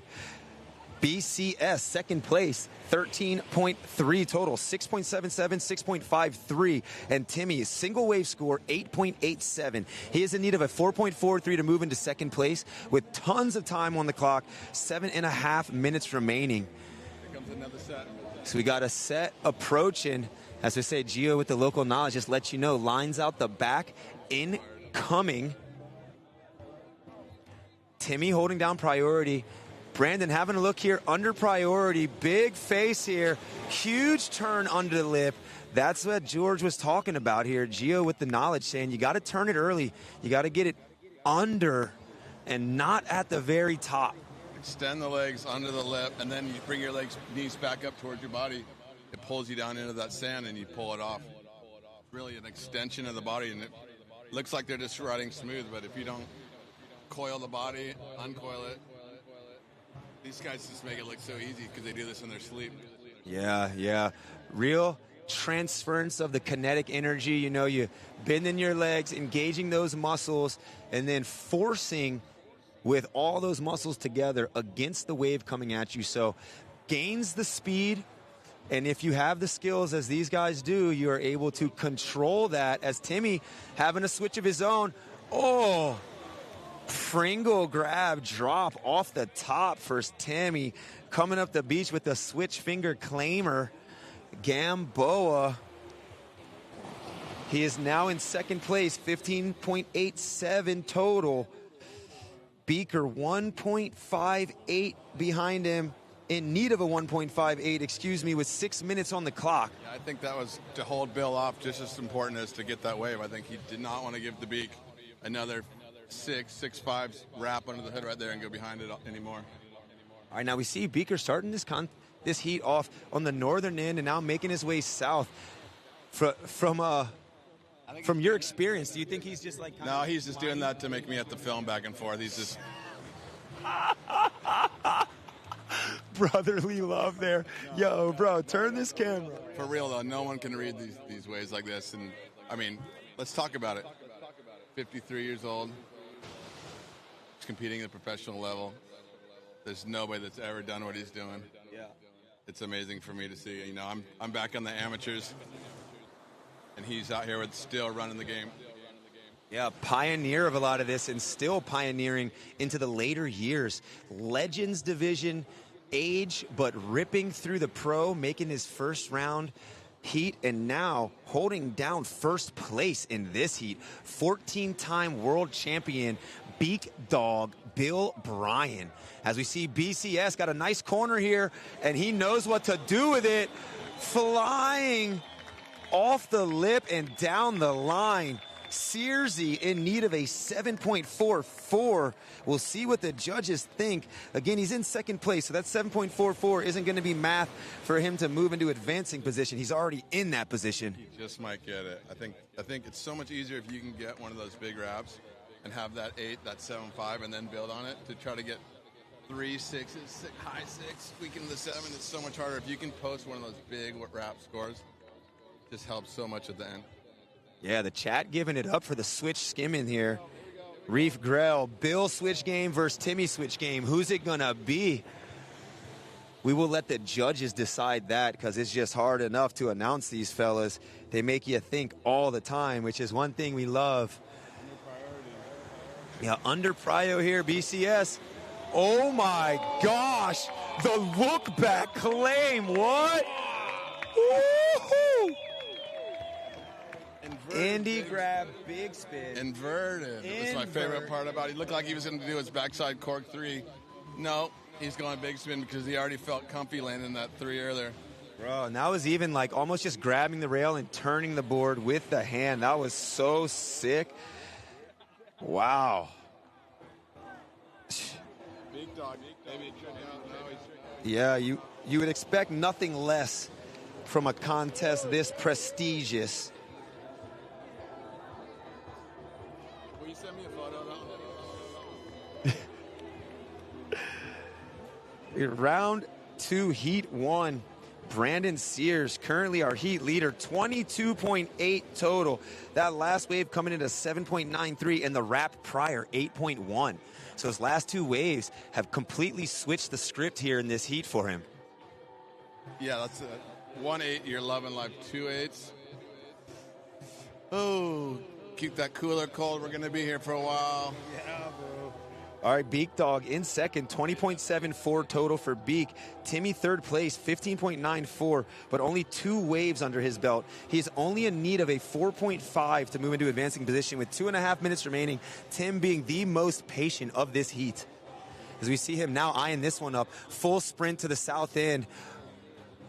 Low with speed. Oh, yeah, Timmy. Wow, you see that backhand just placed on the face of the wave as he just drives down the line with style. Timmy Gamboa, baby.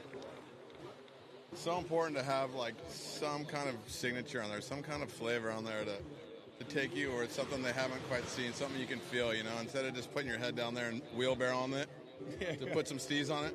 Yeah, for sure. And he has got style for miles. As we see Beak Dog on the switch approach, Beak Dog switchy wrap.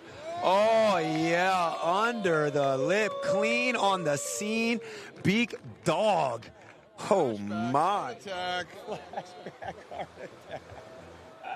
Wow, that's what we've been came for. I mean, you saw Timmy and Dewey got a 8.5 for a wrap shove. Beaks just pocketed one in the barrel, driving, switch drop, switch barrel. Bro, such a gnarly heat. Timmy now taking over the lead, 8.9 for Tim's last ride. He is now leading with a 24.84 total. BCS in second, 22.80. And Beak Dog third, 22.3. Beaker in need of a 7.48 to move into advancing position as the clock winds down. We got 1 minute remaining here, 1 minute on the clock. What's the thoughts in these closing moments, George? Well, the whole crowd's on their pins and needles right now, hoping the Beak Dog can reach into the bag. One more again. One more again, baby. Can he? Can ya? Like 45, what's the time, Eddie? 37 seconds. 37 seconds remaining. Who's got priority? There's Beaker heading down a little wind line here. Oh, no. He was looking for the Beaker wrap. Beaker wrap could do it. It's been taking me down many times. 10 seconds remaining in the closing moments of this heat. Again, Beak needs a 7.48. Doesn't look there's going to be much offered here for that. Winding down. Came down to the wave selection, those two sets that Sears and Timmy got. Hey.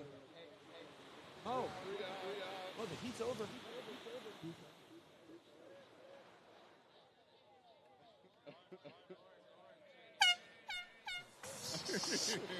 All right, welcome back, Mo Just, the competition. Forgot the horn. He's just announcing. Gotta love that. Oh, got him. Oh, my gosh.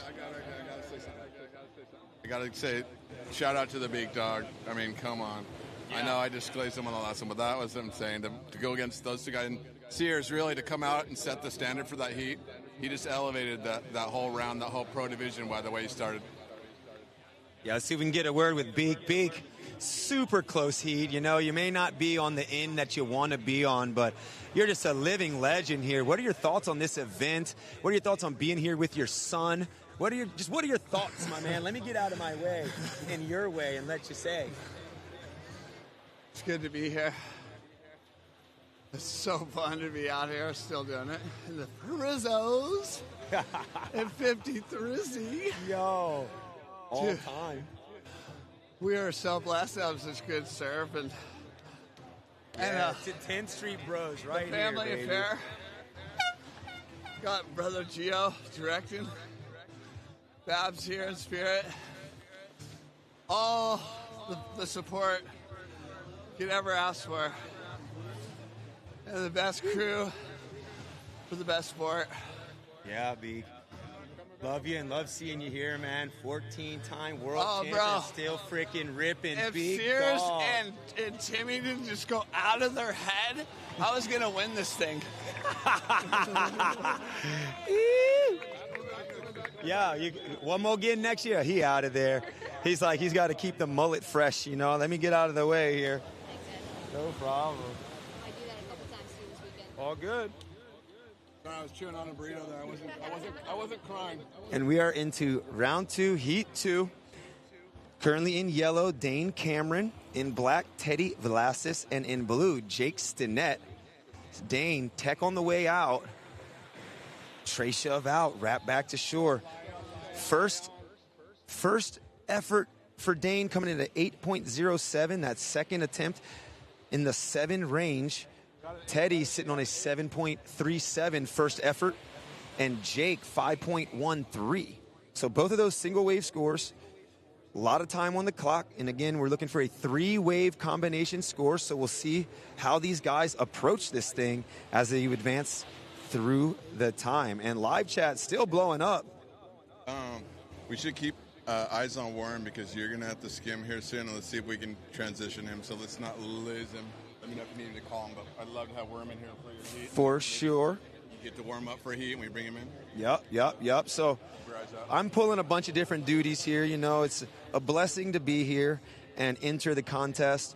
Having gone to so many events in this season, I was actually in the top 15 ranked out of those who are here. So I got the bye to the second round. I'll be competing in the 5th heat. So like Gio saying, we're going to try to get someone else over here. The Worm, living ledge announcer from right here, Laguna. The Skanka was just performing some reggae down the coast. And we'll see if we can get him here on the mic to keep you all entertained as I try to entertain you in the waves. But this heat currently in water, looking pretty fly. We still got J-Dub in the chat. We got... Renee Broussard in the chat. Shout out, Renee. Love you, Bill. Yes, sir. Yes, sir. You. What a sick event that's happening here. What a sick live stream. We're just very stoked to have everyone involved, whether you're here in person or in the internet world. For this heat, it's another one like last. There's just 2 Solagans, deep-blooded Solagans, Teddy Velasquez and Jake Sinet. And then against the young Sternus Prime. This is 2 legends that you have to bring your game to because these guys are going to get under every single possible barrel that comes in with flawless style and timing. So there's no buys, even though these guys haven't really been in this competition. Teddy hasn't competed in years. Yeah, and you saw him in the opening round. I mean, fully getting barreled on the trough. Gio using that as the benchmark to say, listen, if you're wrapping that trough, you better at least be getting your head under because there's no other way to do it. You see Teddy, big wrap there for Teddy. Speeding back down the face, a little bit of bobble as he makes his way up to the beach. Board disconnected from his feet with such water moving behind him. But Teddy in search of a 7.7. Again, currently in second place, so in advancing position. We got Jake Stinnett in blue. He is in third, 11.6, a 5.13, and a 6.47. He is in need of 2.45 to move into advancing position as we get to the 6-minute remaining mark of this heat. 6 minutes on the clock. There's no other location. That the old guard is as dangerous as it is here. You just can't sell any of these guys short. You saw from Brandon Sears that last heat. Bill was just, he owns this place, and just Sears is just an old guard that's still blaring. That was championship. That was winning skimboarding right there. Yeah, definitely. And Teddy Velasquez, known as the Rasta Man, and one of the sponsors here, Rasta Tacos. Tacos with a Caribbean flair, sponsor of today's event, Rasta Tacos. Also, Visla Clothing Company, sustainable water gear with a surf everything, ride anything mentality. Visla, sponsor of today's event, the 49th annual VIC at Aliso Beach Park in the beautiful Laguna Beach. Visla's also been supporting a lot of support all the shapers and surfing. They support Samson at skimboarding. Shout out to Visla for being in the skim game. Yes, big up. It takes an army, basically, with stuff like this, and it's great to have sponsors from surf industry, you would say, step straight into the skim game and, cut checks, give whatever needed to help these things happen. So big up Visla. We've got 4.5 minutes remaining here. Dane Cameron, heat leader, 21.83, and that is Dane flying off the lip. Big airdrop straight to the sand. Dane looking to replace a 6.73. That wave coming in at about 7.9. Dane's total now 23-point total for Dane. Skimboarder, if he caught that edge on that wave, can you imagine the mark he's going to leave in that sand? That's why it scores. When you hear it whack off the lip, then quiet in there, stomp on the beach, you realize that if that rail catches, Oh, you're medic. And we definitely don't want to be in the position where we need the medic today. Now, Jake's last ride, 6.47. He crept one in down there on the south end, and he is now in second position, 19.61 total. Oh, perfect timing. Check him out. Yeah. Yeah, the worm. The worm, the perm. Heck yeah. Now, that is experience, knowledge, and just caring about other people, you know, making it so we don't have to look for a brother and he's just here. What a blessing. And that's it. Especially in skimming, as we see Stinnett having a look. Oh, Stinnett. Big turn right off the lip. Couldn't quite get under and back up the beach. Just losing the stability of that rail. But South Peak, I still think that South Peak for the regular footers is the go. It's just a little trophy over here on the right. And, man, Jake Stinnett, one of the most confident, solid skimboarders in the world. It surprises me that, see, the Teddy will give you style for miles. Yeah. Big hit front side for Teddy, like shifty-esque floater on the front hand. Well, look who it is. My better half.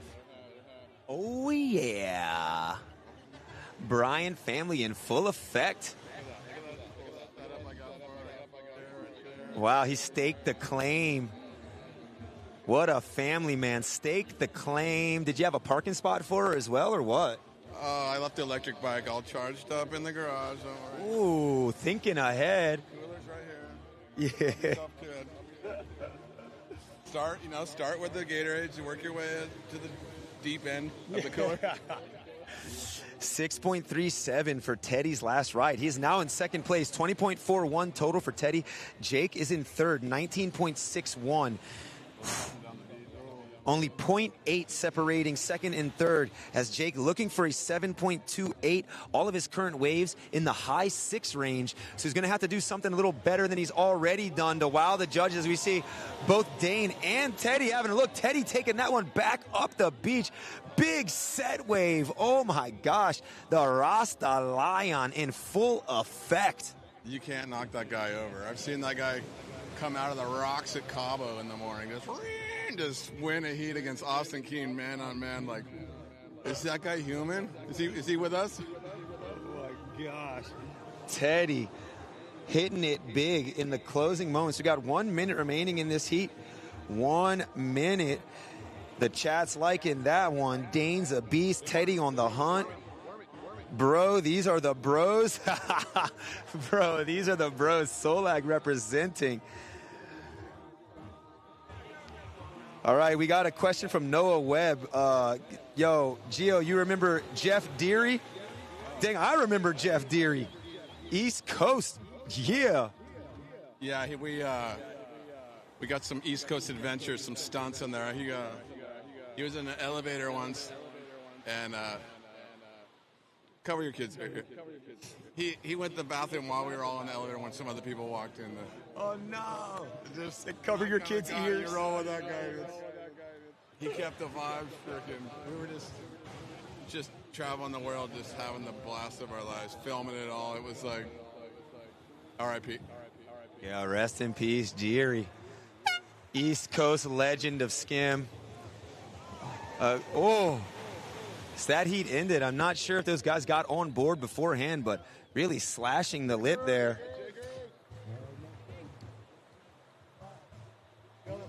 How you feeling? You Feeling good. If you want to jump in? Anytime you need me. All right, so Yup.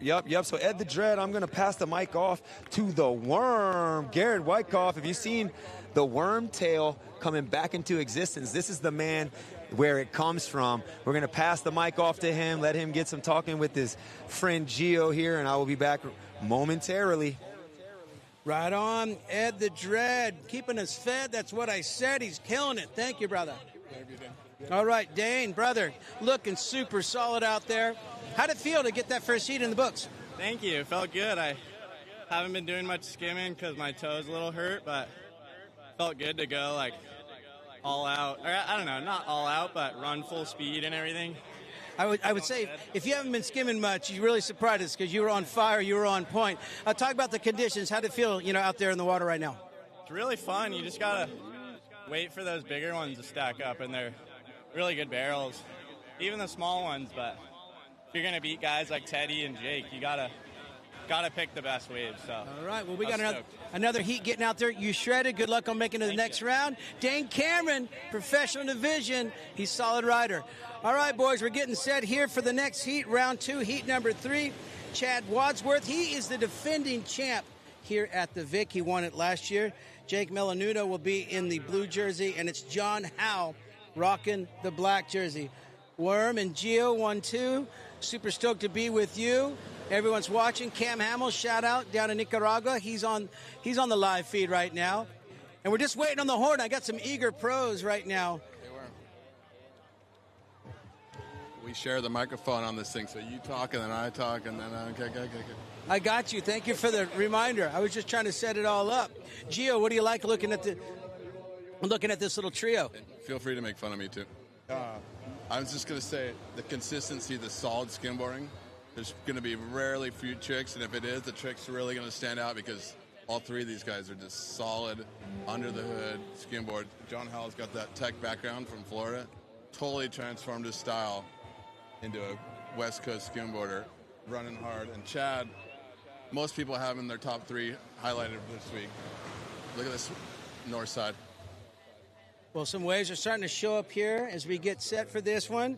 Heat 3, I don't know if we were officially... No, we're still upcoming, Gio. We're still waiting on it. But, yeah, get a good eye on the waves. It's starting to back off that trough a little bit. So happy to hear about that. I just feel like the contest is kind of... South end is the gold, and it's... Even the goofy footers are kind of having to drift down this way because that looks so good over there, and you know that trough's coming. I think an air off that transition is the only way you're really going to get out of that trough. Look, the boys are frothing right now. They are right now. The anticipation is real, and there's the horn, Gio. We are underway with heat number 3. Chad Wadsworth rocking the yellow jersey. Jake Melanudo in the blue, and it's John Howell right there in the black in the view on the south side. So Chad and John are over there lurking, and it looks like Chad's going to go for the first turn. You can keep an eye on Jake for me. Jake Melanudo getting a good turn on the backside attack there, straight out in front of the judges on the north side. Smart move. That's the only thing about these goofy footers. Everything's going to be right in front of the judges. I think it was about an equal ride, but Jake's just looked a little better from over here, didn't it? Just a little caught your eye. He was a little kind of squirted up the beach a little stronger, which is usually what separates the last guy. 2 guys wrap. Who's ever standing last, whoever squirted up the beach usually gets the nod. Absolutely. You want to finish those rides. We talk about it all the time. Go for the biggest wave, the gnarliest part of the wave, and complete that ride. But it's so true. You come zooming up the beach, feet on the board. The judges see that, and usually that results in a few extra ticks. There we go. Chad's going to go tech, I think, right here. Little pop shove grab. Probably won't go into his top scores, but when Chad's landing his airs and his tech, he's a beast because he does not fall when it comes down to wave riding. And if he can get on his game on the tech, he's got a big spin and a shove grab that's just like either he's just so like the best wave you can possibly do, or it's like sometimes he misses it. So if he is on the tech, the year I won, it was like every air I landed, it landed back in the face because I knew I had the trough wrap and down, and the confidence you get when you can land your airs like 6 waves into a heat and you're just gassed and you land it right, and it's just effortless landing. Your confidence is through there if you're like, okay, I'm making it to at least top 8, looking top 4. Yeah, you get rejuvenated, and that's how it is when you go through a heat. Speaking from experience myself, is that, you always want to start out strong. Everyone wants to do that. But when you start sticking some tricks, sticking some maneuvers, your legs, they don't feel as weak. They don't feel as tired. Your confidence starts going through the roof. And these guys know what it's like. It's so technical now, Gio, and the difference, the margin between winning and losing a heat, between first, second, and third, it's very, very slim. You had to adapt from like Widley's and kind of flip era to the wave riding era. What did you feel was your bread and butter? How did you take that? I know I was pushing away from the out the back stuff, but you were You rode the line a little better. You had the Whitley. You had those maneuvers that crossed the two generations. What was your thinking? Did you just push them and hope they scored, or did you know a way to get them in there? Well, here at Aliso, the benefit for me, and I didn't really, practice the tech, I don't think I've ever done a shove it in my life, but that was to my own demise. I didn't practice it. But, yeah, I was known for doing the big airs, and they were out the back, the big wids. They scored. I never was a flip guy. I always believed you had to stay on your board, and fortunately we did move away from that in our sport. But I always relied on big hacks, especially front side and down the liners, because not everyone really had a strong front side. In my generation, there certainly were a ton. And then barrels were king. So if you can get good tube rides, a lot of times that would kind of equal out to someone on their tech side. But these days, it's so technical. A pop shove on the way out, a pop shove on the way in, a 360 wrap, and then all the different grabs and tech tricks that guys are doing. I would never be able to keep up. What I took away from you was the power in the back foot as you went clean. Ooh, just can't quite hold on with the way you'd slide down the slope and adjust your back foot onto the back of the pad or the back of the wax and set that hip and get ready to unleash it. Big old turn by Johnny Howe. How am I supposed to get over there, Johnny Howe? Can you come over in the contest zone? Why am I talking when I can't get over there? It's tough. Well, thanks for saying that, Gio. I always thought because for me, and I was a smaller guy, I didn't have a ton of power, so I really had to put my back foot way back on my tail. And matter of fact, I didn't ride with a pad a lot in the early years because your pad could only go so far back, and I would have my toes and my heel almost hanging off my tail because it really enabled me to grind it. Black attack, it's John Howe. He always said, launching the board, say hello to the sky. We call that the watermelon seed. When you take a bite, shoot it out. I want to apologize to everybody about missing that wave. That was my one mulligan today. Mark me down on the chat. Polymark it. Okay. 99% chance I won't do it again. Okay. I'm putting it out there. You're pretty flawless, bro. But Gio commanding. I mean, he's talking. He's giving you guys the hype, but he's also working the lens, and we got to turn it. But there's a lot of beach that's being covered here with these riders between the north and the south side, and especially as the tide drops. It's opening up more opportunities for these guys. And let's talk about that. We already talked about the trough monster going away. What do you think we can expect as the day progresses with the conditions?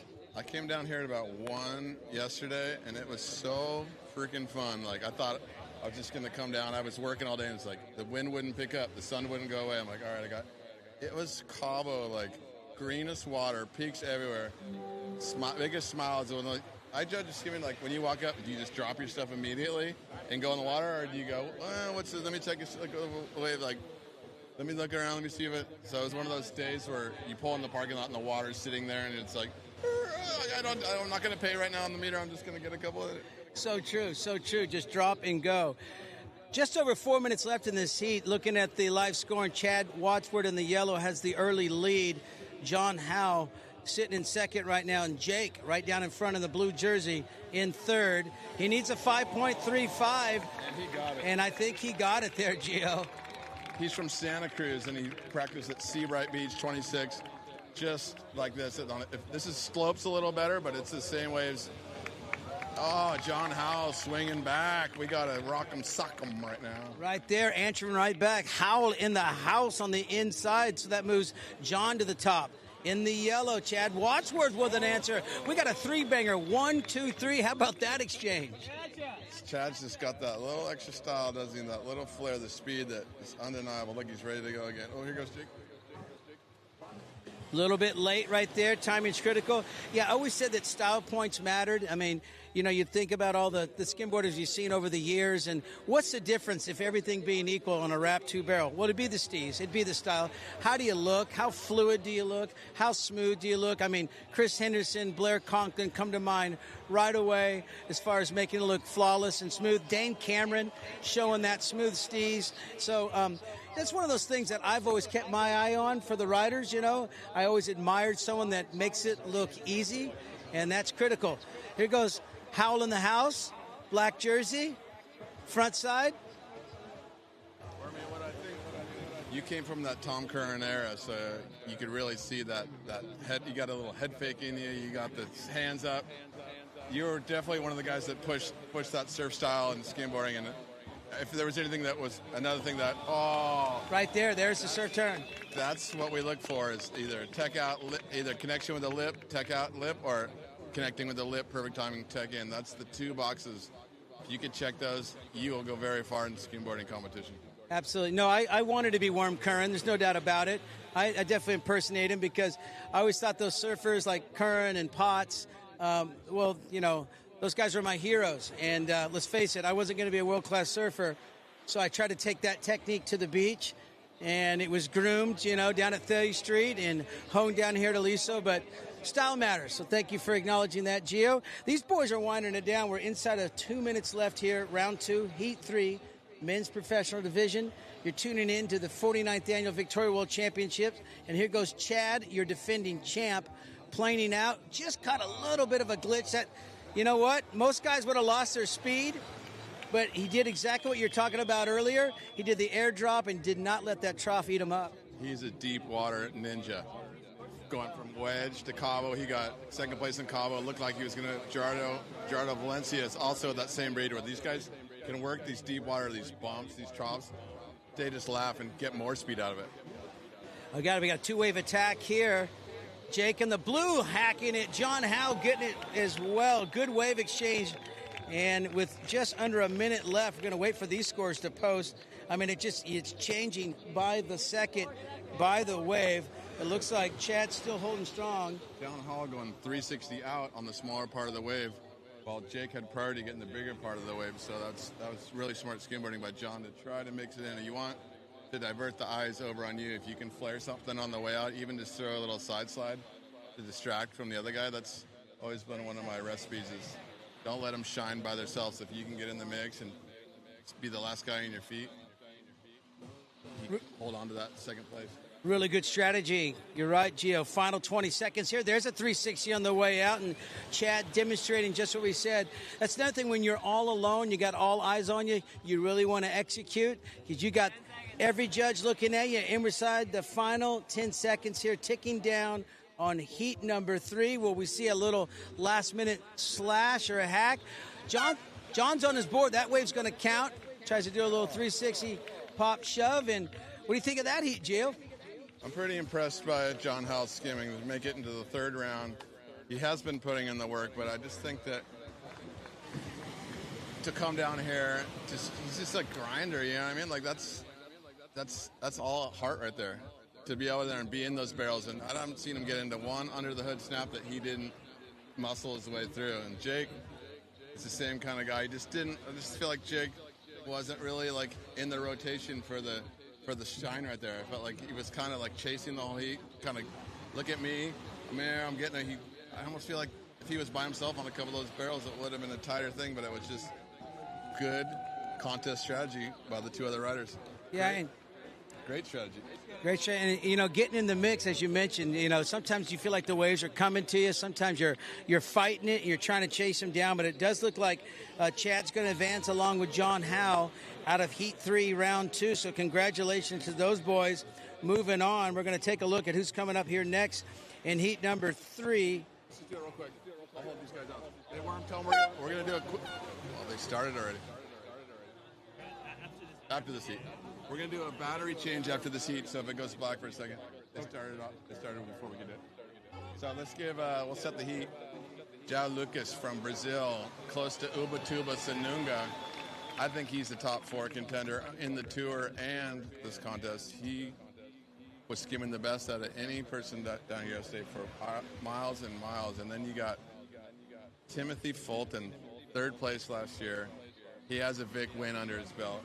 And then the local dark horse, the Kimball family from Emerald Bay. You probably know a lot about those. You grew up with the family, right? Yeah, the Kimballs are strong, and big family here in town, and shredders. And you take a look at this guy, nothing but raw power from Timmy Fulton. He's been doing it a long time down here. Big, strong kid, possesses a lot of skill. He's very consistent. He's very smart the way he goes about his business and his heats. And he's one of those guys that could sneak up and he could take this title at any moment. Like you said, a 3rd place finisher. I feel like he snuck in a VIC championship before. It's on his resume. He's won here before, but longtime competitor. And these heats are stacked, and this one is no joke. The funny thing about Tim is Oh, he's solid. He's going to give me 3 seconds. And then he does a late shove, re-entry. He does a front big. He does an upside-down double grab, Superman air. So, yeah, he's got it all. And here goes Timmy straight down in front in the blue, and there's that patented backhand swack. You know, he's so strong on his board. He's hard to knock over. You know, he's got tree trunks for legs. And in these conditions at Aliso, where power matters and negotiating this trough and negotiating getting under the lip, he's got an advantage with that frame. Another one of those guys that's in that Jake Sinnett, Teddy Velasquez, that 30-year-old core that's so strong down here. There's that family, that Solag family. That's like, you don't want to call it 4th gen, but there's the me, Bill, Kuda, Ivo, Dano, and then the next gen is these guys that gladly took the torch, and I'm so proud of all these guys, the way that they kept just the nicest guys, humblest guys. You know, they back when you could haze kids, these guys took it like champs. Yeah, they did. Zhao showing some great control on that late frontside hit, bringing it back down to the beach. Yeah, I mean, BCS, Teddy Velasquez, that Solag generation coming through. You know, Gomez, everybody that kind of followed in the footsteps. Zhao showing some more skill there on the backhand side. You know, keeping the torch alive, and so lucky growing up here in Solag and really having some of the best waves on the planet for skimboarding year-round at your disposal any given day. Sure, we got the wedge. Sure, you got Sanunga, and there's great waves all over Hawaii, but Laguna Beach as a whole, with our unique coastline, offers a lot of versatility, from the cider at a spot I'm never going to mention and don't even know how to get down there in Solag, to right here at Aliso, and then even in town. So, you talking about Treasure Island? yeah, I was talking about TI, and it gives you an opportunity to, you know, you can practice what you might see on some East Coast or flatter beaches if we go further north in town, and then as you get into some of these steeper coves, you know, you're working on those steep wraps and all those technical moves, and then sometimes maybe, if you're lucky, you might find a cider. Nah, you probably won't. We don't even know what to say about that. 6.5 minutes here. It's heat number 4. Michael Kimball, little tail slide there by Mike. He's had some good showings here in the history of the event, and very solid skimmer for sure. Timmy and Zhao. Give a little love to Tex Lynn Haynes, Conley Ware. Give them we got AJ judging, Glenn Cecil, Keith Perry, Dean Hashard. Yeah, Dino's on there. You can't say enough about these judges doing what they do. Hardest job on the beach. 360 out for Timmy underneath the hook. And a nice one there in yellow by Zhao. Tex and Lynn Haynes, I mean, come on. Just throw your hands in the air and wave them like you just don't care. These guys have kept this beach backyard barbecue that we call the VIC going for 49 years. And it started from very humble beginnings down at VIC Beach. Muchu's been hitting me up a lot this week. Also, Skim Steezy with the satellite link down here, keeping the 1s and 2s, and Ed the Dread on the mic also with me. Absolutely. It takes an incomplete force and a union to make this happen. Nice one there by Michael, pulling underneath the hood right there. Ed the Dread, you're killing it, covering a lot of this UST action. Been really a pleasure to listen to you on the mic and bringing your skill set and keeping everybody informed, and that's what we like. Look at these little angles. Go ahead. We're having fun, and I think it's translating. You know, Ed and I are having a good time battling back and forth. He's got... Come on now. That's what we're talking about there. That was the snap, the steez, and the barrel. Everything in one that you want to see. Ciao. Beautiful wave right there. So smooth, so consistent. Another one's guys... humble as pie, just the guy you'd invite, take him home and meet your mom, the guy that would freaking pull into the biggest Cabo 360 shove on the dry sand of the same day. Charging. We got Timmy going left, running out of space. Zhao late hit. Ooh!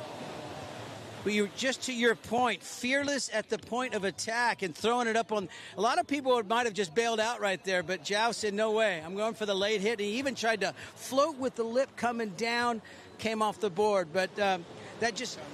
The second gen Lucas Fink, he's got the tech legs, he's got the exercise, he's hitting the gym, but also then he's kind of just like adapted to a little more of the culture. So he's like, it's kind of easier going, but still like, you know, no one's going to match Lucas. The technical Lucas, so you can't clone that because there's only one Lucas Fink. There's only one guy that locks it down like that. So you find that you find that the good of that, and you try to put your own style onto it, your own twist, your own ponytail. Here comes the power. Boom. I mean, come on. Did you see how he set that up? I think when you look at what he does right there and kills it, Tim Fulton, also BCS kind of has that delayed backside attack.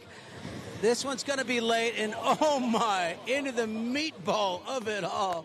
Zhao, fearless. But back to your point about Lucas Fink, a lot of people are asking, where is Lucas? How come he's not competing? And I think he's just taking a break from the tour. Yeah, he opened up Skim Center on Instagram.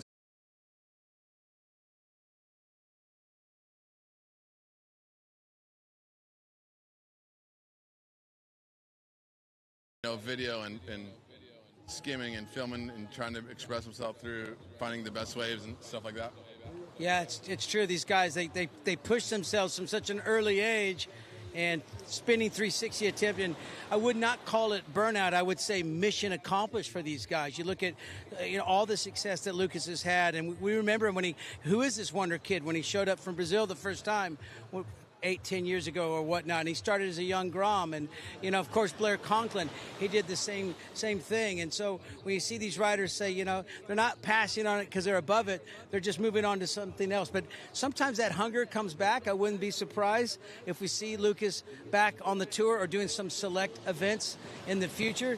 He's just too good, and the fans love to see him. We got 90 seconds left here, Gio. Zhao Lucas, Tim Fulton, Michael Kimball in the water. It looks like Zhao and Tim have the first and second slots right now, and it's blue and yellow going right away.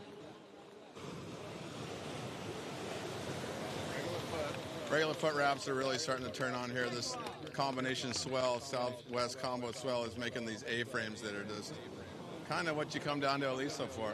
And especially with those regular footers, call it the doghouse wrap, but it's 7s and 8s ready for these guys on these sets. Absolutely. Speaking about 7 and 8s, Michael Kimball, he has priority. He needs an 8.57. That's a big score, so it's going to take near a perfect ride. But with priority, if he gets a little meatball or some kind of set shows its opportunity here, get one of those doghouse wraps, he's going to have to drive one. Maybe get almost an in and out. Let's see if he's going to go. He's going to let it go, and Timmy's going to go ahead and maybe pad his scores. Shove on the way out, slash back down to the beach.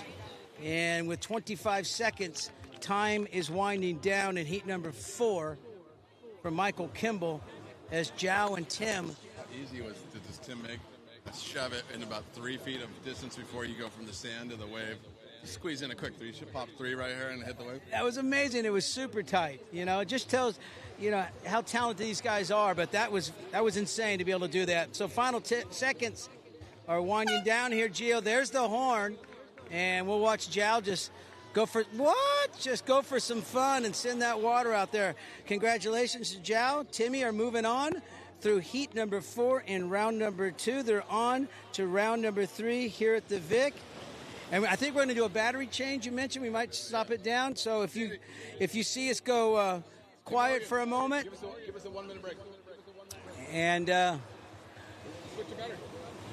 And we're going to take a quick timeout for a battery change here.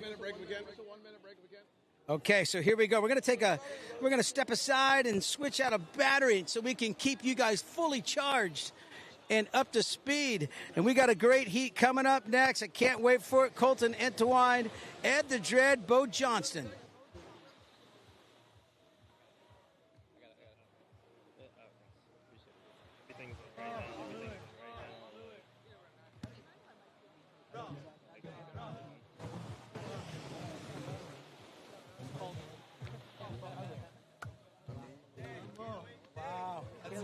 Killing it.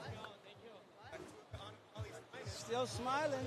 Oh, yeah. Good to see you.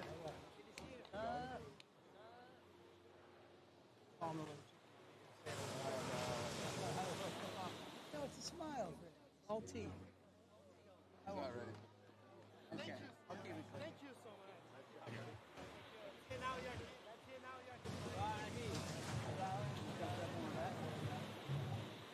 50 foot plus late, we'll get this thing going. Let's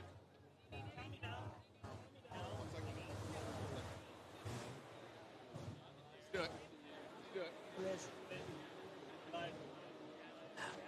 We're back live at Aliso Beach, 49th Annual Victoria World Championships of Skimboarding. We're continuing with the professional men's round 2 action. Heat 5 is coming up.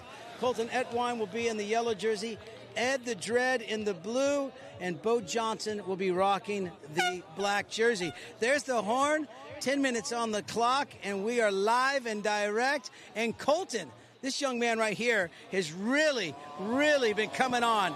I mean, I was talking with Nick Hernandez at one of our gigs, and he said he's arguably his favorite skimboarder and pushing to be one of the best riders in the world right now. I was so stoked that I posted those videos of Colton to hear Nick just so stoked, and he never gives anybody props. The way he was, I was so stoked for the kid. I was like, wow, we finally moved Nick Guy's grumpy meter. You definitely moved the meter for Nick Guy, but you know, Nick's such a talented skimboarder. He recognizes talent when he sees it, and that young man right there is off and running. I think just 16 years old to begin his pro career, and we've seen this before with other riders. I've seen 14-year-olds turn pro, but this is an opportunity for this young man to make a statement here this year at the beach, and he certainly has throughout his amateur career. He's won a lot of contests. He's been a Skim USA champion, an overall champ, and I think we're going to see great things for many years to come from Colton. He already had that second place in Portugal. His second pro contest, he did Cabo. He did great in Cabo, and then to get to the podium, second place, and those tough conditions where he is, those technical conditions really favor that young guy, and he's made the transition amazing over to Laguna, especially this cross, his mountain biking, skateboarding, surfing. He's not just skim or die, and I think that helps these kids. There's not enough kids still devoted to other sports and don't have to skim every second of their life.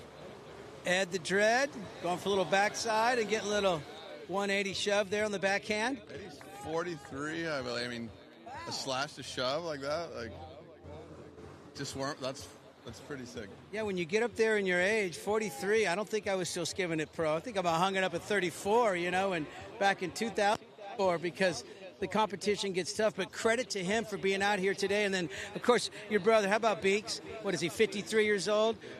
I might have still gave Ed a couple of years on that, but he went pro at 30. Colton, Ed went professional at 30, which was pretty much when I started looking at the greener pastures. Just chewing on a little cud over there, and he's a little cud, a little Solat greenery for sure. No, that to his credit, if you're turning professional at age 30, that's impressive, and that's just so that you kind of have a lot of confidence in your ability. Here's a guy with a lot of confidence, Bo, right now, sizing up some of these ones on the backside liners into the South Bay, and he goes straight down in front.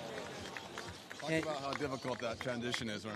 Well, that transition, you don't realize it, at the bottom of this slope, and we have what we call that curve or that trough. If you don't have the proper speed and if you don't have the proper footwork to be light on your feet, you really got to know how to kind of get off that front foot, lift that nose, get up and over, maintain your speed and execute. It's really difficult. These guys make it, much easier. This morning I got in the water getting close to peak high tide, and the few little bog dogs I got, I was reminded just how difficult that transition is. You got to be swift, you got to be agile, and you got to time it right. It's always about the timing, and Bo in the black looking to get another little snap here. A little late. Under priority, not a bad gamble. No, and sometimes it's smart just to bail out and save your energy, grab your board, run back up the slope. It's early going in the heat. Still got a lot of time left. Keep those legs fresh. No sense trying to force the issue. Heat 5 is out in the water. Just to remind you who we got, that's Bo in the black. And this is Ed the Dread. Backside turn all the way from Maui. He's got the island vibes and really knowledgeable guy and a funny guy as well. And you'll catch him on social media, a guy you definitely want to follow. He's got good hype, good stoke for the sport, and just an all-around good guy. Really stoked, again, to see everything he's doing for the UST. As well, he's in New Jersey, born and raised, so he's got some experience under his belt from living the East Coast, living in Maui, and experience is what helps us to make you a well-rounded person that can't be undersold. You can stay in your hometown and skim every day, but to really know and to really know that aloha, how to treat people and get welcome to other people's couches, Get out there. So true. We watch Bo on the backside, and he gets underneath a tight little turn. Well executed as he was seemingly just looked like he was about to run out of speed, but he pulled it off. You talk about making the transition. I mean, Colton, moving here from Florida a handful of years ago, they made the full commit, and, you know, he grew up over there on the East Coast. Well, he's growing up here now in Orange County, and it's paid off dividends for him as a skimmer. And it all adds to your skill set. You know, he might have started off in flat skimming, but that added to his technical side. I think about a lot of guys that have done that, and it pays off to visit places. But anytime you can keep the stoke alive in any community, stay humbled, stay kind, stay true to your word, that's good stuff.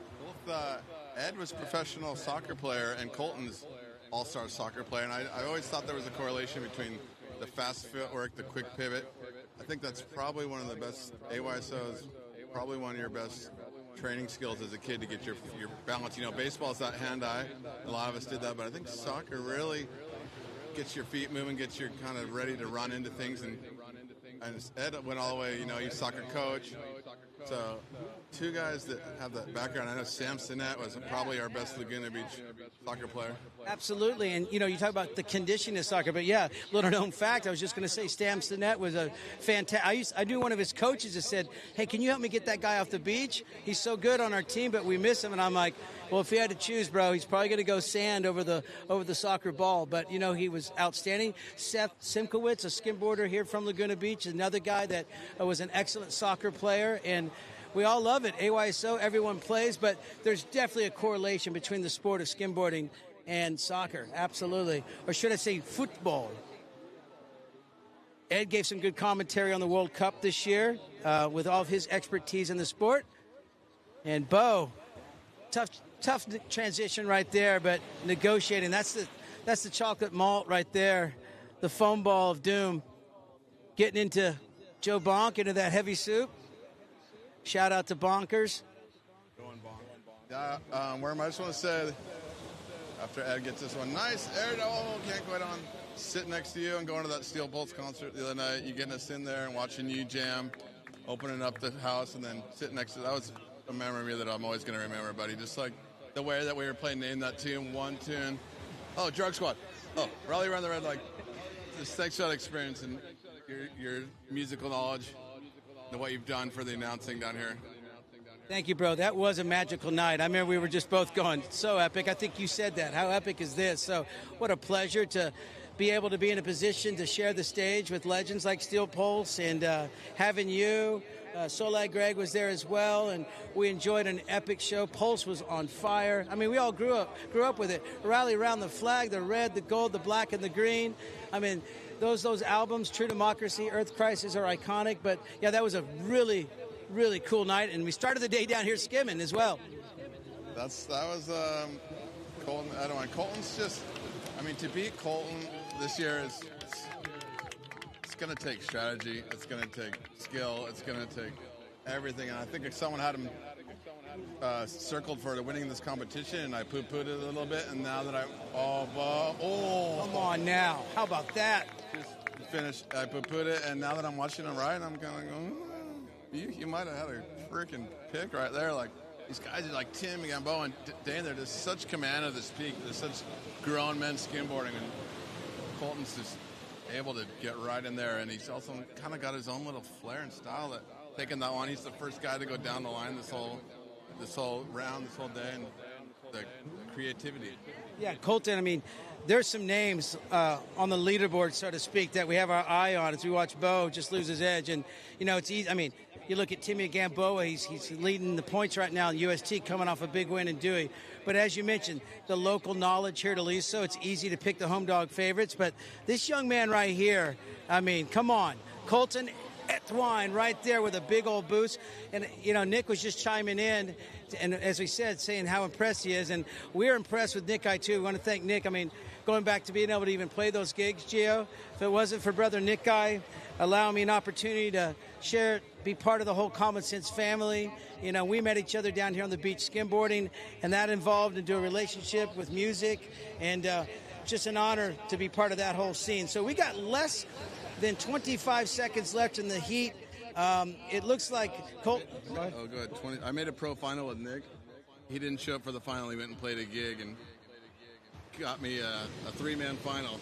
Did he? It's like everyone was so bummed. They were like, wait, squeeze me in there. I got fifth. And I'm like, no, we're just going to run a three-man. Me, Christensen, and Bill.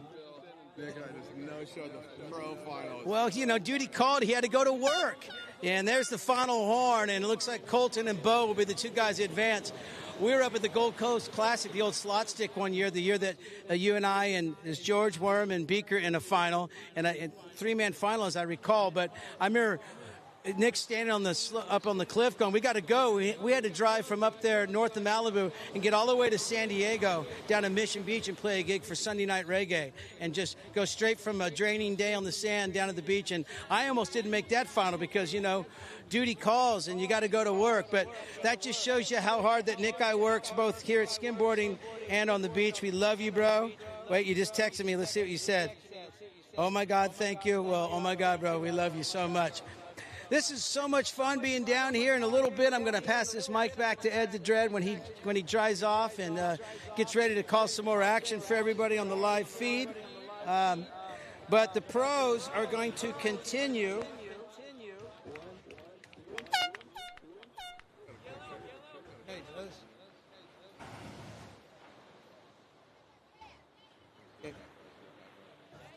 Here we are with Leo Fritas, Papas Fritas, I like to call him, which is French fries in Spanish. Nobody's got a bigger smile. Nobody goes further out. Watch this guy worm it. They'll be a little down the line. He'll bounce his way all the way down the beach before the wave even breaks. And then we have Zen, who's a child phenom from Laguna Beach. Oh, come on. God, who had his potatoes? You see that vision? Who had his potatoes already for breakfast? Leo Fritas getting it done. Here goes Billy Howie. Well, nope. It's going to be Zen on the blue side. Blue backhand. Good steez right there. Yeah. I got to tell you, I hate to say it. I'm looking at Leo. I mean, he's a goofy foot, but that looks like shades of early worm with that little skinhead blonde dome. No, I wish I had his skills. We also got Billy is just over here to the left of our camera in the black jersey. He was a runner-up last year to Chad Wadsworth. Definitely another guy to contend with. We start thinking about guys that are going to make a run. I mean, there's about 8 dudes that you could very easily say win this contest, maybe even more. So it's going to be very brutal to make it to the final. But it's just round 2, Gio. It's only round 2. Name your 8. You'd be leaving a couple off that are going to be top 4. And that's what, like, these two guys, if you don't know skimboarding, you don't know Billy Howie is day for day in South Laguna Beach is the #1 guy.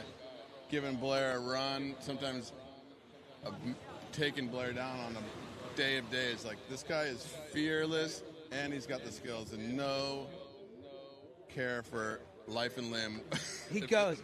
He's got, powerful legs. He's strong, and he showed it last year, reminded us. We already knew this, but he showed the world. He showed the beach just how talented he is. And that's the thing. Sometimes people just don't realize how deep the skimboarding goes, not just, around the world, but here in Laguna Beach as we watch Billy go for one on his front side and little carve hack. Ooh, just caught the nose on the way in. But, I mean, there are so many, it's always kind of like best guy you never heard of, and that's an endless list here. And so, like, Leo in the yellow, 360 out, little carve back to the beach. And round 2 is well underway here at the VIC. It's thick. Shout out to my bro Cam Hamill, Cam Bubba Boyd, some guys that I grew up with skimming down at Thalia Street, made the pilgrimage down south. And it wasn't until, I started skimming Aliso in my early teens, but hadn't figured this place out. It took me, definitely a handful of summers to kind of figure out the proper drop, because you can't do that water drop as effectively. Well, it depends on the tide. And so this sand drop and transition really was a tough learning curve for me. But, hey, man, super honored to be part of that whole scene. I mean, there's guys like Brian Papa and Robert Bartlett, 2 dudes you never heard of. But that's old school ledges. And we're going Johnny Kreisig. The Laguna guys, as you watch Leo in the yellow get a little shakalaka, the Laguna guys are hands down some of Pat Duffy. I mean, the guy right there. and Treg Dog, and they were all so good. And they came from that old school VIC crew, but they were skimming down there at the corner of the wall at Blue Lagoon and at Log. And man, it was just amazing to watch those guys. That's when you would walk down the beach and you'd be tiptoeing down, just like, are the boys just gonna send me out of here? Like, they're all laying on the cut, and they're like, is it cool if I get a couple? Like, and they're like, what are you doing down here? Get back to Aliso. You're like, oh my gosh. So true, and they held their own, and that's a hidden little gem. It's a good thing you can't find it on the map. You have to go to the north side of Crescent Bay to get there, and it's a gated community with triple locks, and there's like 4 guards. But if you do make it down to the beach, past 15 lifeguards and a few other bruisers that protect the sand, you'd be lucky to get a few. Straight down in front.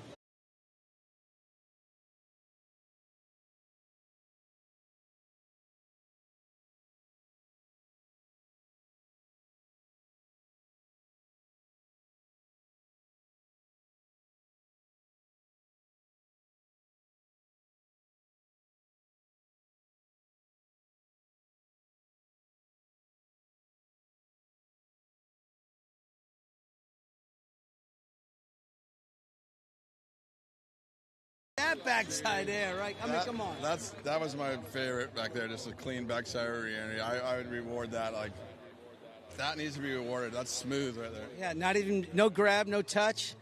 Billy running into the trough of it all. Ugly looking wave, and he does what he can. But yeah, talking about the 720, I mean, it's one thing to do a 360 wrap on the drift out, not really the wrap 360, but 362 wrap. You're turning your back to the wave twice on a 720, and Leo very, very comfortable doing that. Just goes to show if you get that early start and you can plane, you got time. Hey, this guy going to go 900 one day? Are we going to see the 9? Yeah, he would probably be the guy to do it. Him or Fink wants to do it. But what I do like about the 720 is we were doing the 360 out in 94, and these guys are still hoping to get scores for it. It's like you got to kind of push it to the next level. It's one thing you've always mentioned, and here he is early, and now driving it with speed, full control, Leo Freitas. Back to your point about that, you got to think about the next level, and that was one thing that, you and your brother Bill did, and along with the boys falling behind you, really right there. I mean, even Grady Archibald, like pushing that tech and taking it to the next level is mind-blowing. And doing airs and 360 shoves and pop shoves in the most critical, not on the way out, but on the lip or on the way in. You guys definitely took it to the next level, and that's what you're seeing now. That's why you see Dane Cameron and Timmy Gamboa skimming to the level they have, because when they were wee little Groms, 6, 7, 8 years old, they were already looking up to you guys. You set this bar pretty high, and the sport just continues to progress. Lucas Fink, he watched the videos. He's told me firsthand that's how he learned to skim, watching Brian Brother vids, as we watch Blue and Black, Zen late, Howie with some speed, a lot of speed just came off. And, it was a major influence and impact. So we got about 15 seconds left in this heat, Gio. Leo in command. Oh, my, little finishing the 360 out the back. And this heat is winding down, and that's going to be it for heat number 6 and round number 2. Another goodie. You saw it earlier that Billy just wasn't quite on his game. The usual, I've seen him come back from deep down holes and make a heat, so I wasn't quite convinced. But I think you ID'd that he just the wave selection, the side just wasn't his finest moment. Go ahead and talk to Leo. Let's hear a little. See if you can. Let's pull him aside. Bring him right there. Leo, how we doing, brother? How'd that feel out there? Feel good. I love this contest. I love Aliso Beach. Good people, good waves. Feel good, ready for the next round. We saw a lot of stuff out there, a lot of control, a lot of smooth action. I saw some airs, I saw some sick wraps, but how about that 720, that little double 360 drift to that wrap? Yeah, I don't see nobody doing this. I think I need to try something different, and I hope the judge likes. I think they will like it. We certainly enjoyed it. I liked watching you skim. Leo Freitas. Obrigado aí todo mundo aí pela torcida, Brasil. Amo vocês. Obrigado. All right. Obrigado, Leo Freitas getting it done. Another great heat out here. Bubba Boyd's in the house. Good to see my bro. He'll be skimming in the 50 and up. The legends. Competition, Bubba Boyd. I got him in the bullseye this year. I want you. Get me. You told me the same thing 2 years ago and took me down properly, that's for sure. But also Mo Ogland, longtime bro, Morgan's going to be skimming as well. Of course. Of course, and he's Steve Powerglade is also went in there, and he's no slouch himself. He is no slouch. So I'm going to get back on the main mic. We're going to get Ed the Dread on the mic. And Gio, thank you so much. It's been a pleasure. Thanks to everybody for watching. Worm is the man. Garth Wyckoff, a.k.a. The Worm. Retired a couple years ago and just wasn't ready to hang it up. And now he's our specialty MC. One of the nicest guys, but still, like, just has that OG real back in those days when the winner threw a party and the skimmers we all wore Laguna Surf and Sport tank tops and jerseys and flared out. It was the old school, the day glow. It's from that era that we got to keep in this game, because you can't forget about how fun it was back in the 90s when Worm and Bubba and Cam were just... Thalia, I don't think Thalia is still skimming the way those guys used to skim it. Just so fluid down the line. All right, I'm going to set something down here so I can zoom this camera in. Bear with me. We got Danny from Sanunga, Brazil in the yellow. Super technical, super fast. Johnny Weber in black. Dewey Beach's finest. Probably the best to ever come out of Dewey Beach, maybe the East Coast. Him and Brad Everett would probably be a couple of my favorites for setting the standard, pushing the sport. And then you have Sebastian right here from Puerto Escondido, Mexico. One of the nicest guys you'll ever see out here, unsponsored. He's about an hour away from Chabe. And just the surf, if you haven't been down there, Puerto Escondido, the nightlife, the surfing, the barrels, you've seen Brad Domke toe into that wave, that big brown one where he was holding on by every inch of his body. Well, there's also a point break, a left-hand point break for us normal people to ride. I'd suggest you go down there if you ever can, and then go visit Chabe. Don't need a car if you don't want. And then there's Barra de Navidad, there's right-hand point breaks.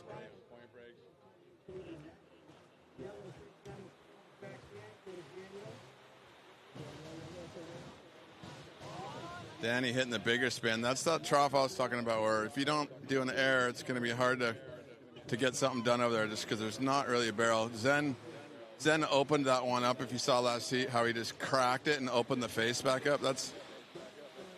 Was really well done to get some scores out of that section, because it's not happening over there right now. Johnny Weber, you never know what he's going to do.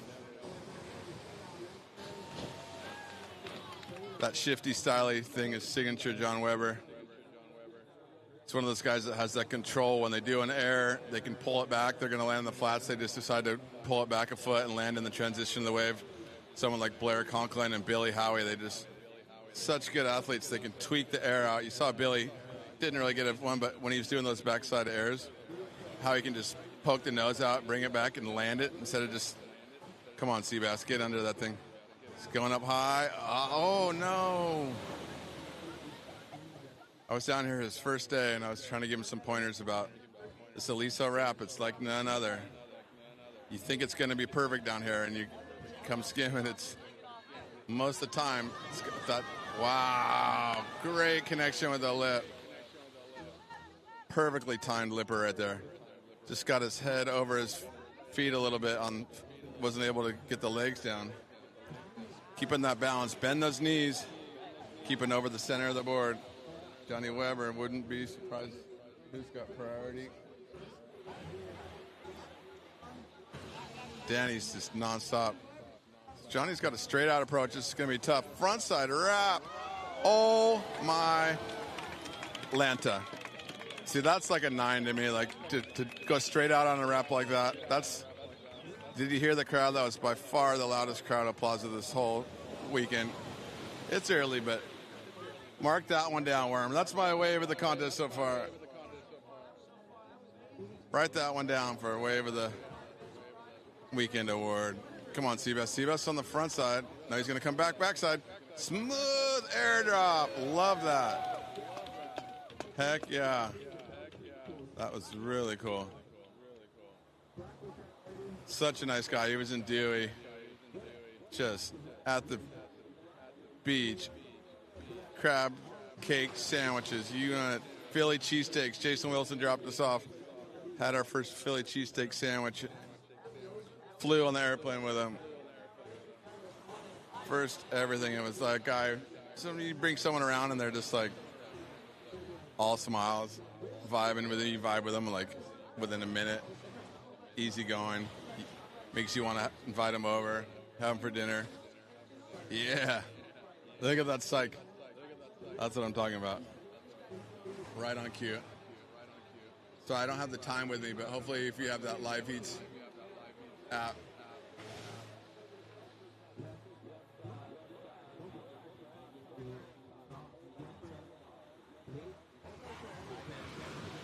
Oh my gosh. Water bottle, microphone, camera. So clean. Looking for that extended 3-shove that he does. There's signature 3-shove where he throws it out there and looks like he's not going to make it, and then he lands it with extra speed. Just gets you to go, oh! Danny's his wave selection's letting him down this heat. I would not have used priority for that. He had the same problem in Dewey Beach. He was in the lead, and the other rider needed 2 scores, and he went for a bad wave. The other guy got a score. He went for a bad wave. The other guy got a score. Just a little bit of coaching, a little bit of experience. Talent is there. Frontside, backside airs. He's got. Uh-oh. I need some help. So this is that. Is it going to here? Oh, this is.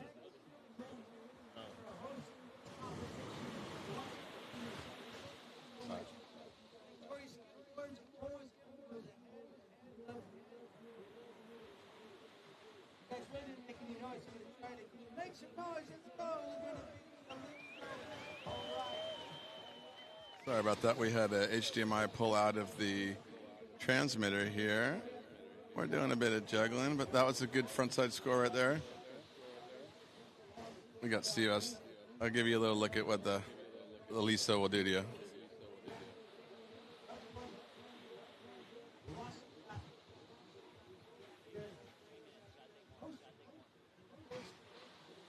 That sand is just every wave around here. That's how you know you're having a good session at Aliso. You saw that last wrap, he got airdrop. That's one of those ones I would want to go back and watch the broadcast to see and analyze how he went. Looked like he was going to go frontside. Got on that outside rail, that backside rail, and clicked it back around to a frontside swoop. Got more speed out of the transition.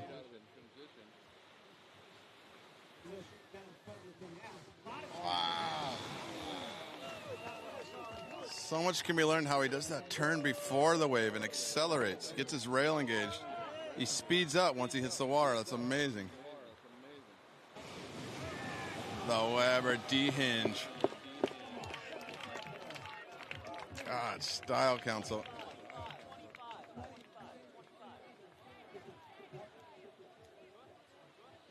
That thing was like a throwaway wave, just a wave that already broke down the line running away and just flares it back open. That's like, you gotta get those hips in those ones. You lean the opposite way, like you're like a golf club. Just swing back and then swing through with the hips.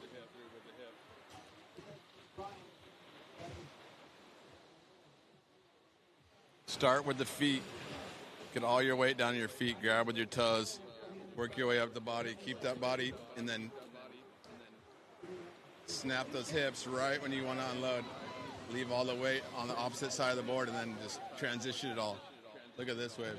Yellow's got priority. Weber's looking for a slice. I'm going to stay with Danny.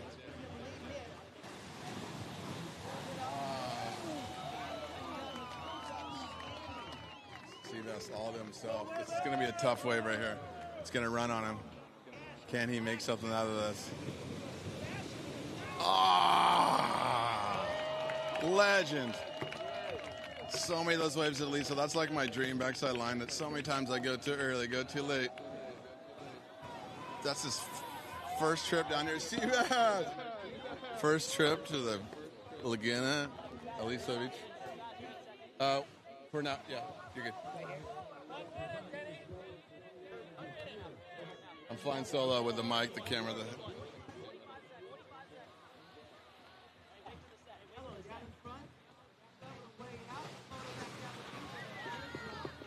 That's that skills I'm talking about, Dan. Look at the energy, too. He's not... Just needs to clean it up a little bit.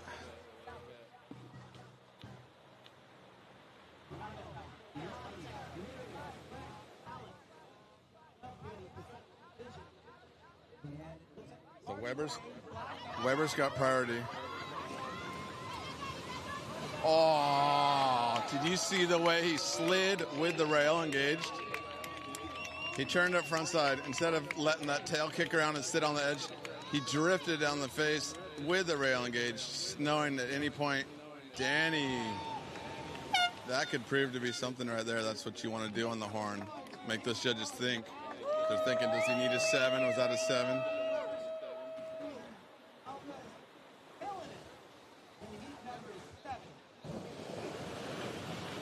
That was freaking amazing.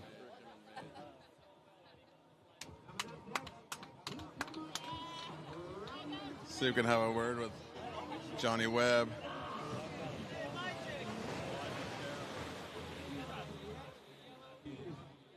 Go ahead and push that 10-second button on the live webcast and watch that Weber frontside again. I would if I were you.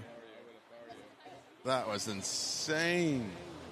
I mean, maybe you can't appreciate it from there, and yeah, it sounds like I'm all over him, but you can't do that. I can't do that. I've tried my whole life and can't do that maneuver. Yeah, we got Newbert in here from New Jersey after second place.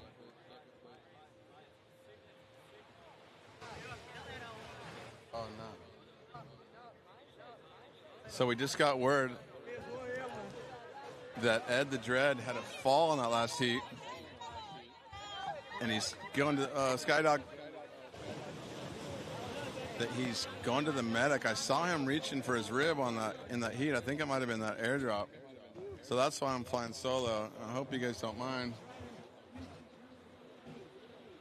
The voice of the cameraman, but I always think the behind the scenes is one of the funniest things to do because it gets, sometimes announcing can just be so bland. That's kind of, I've been over the top in the last few events, but I'm just trying to keep the word, get the word out there, get the fun out there, and I think the rest will follow.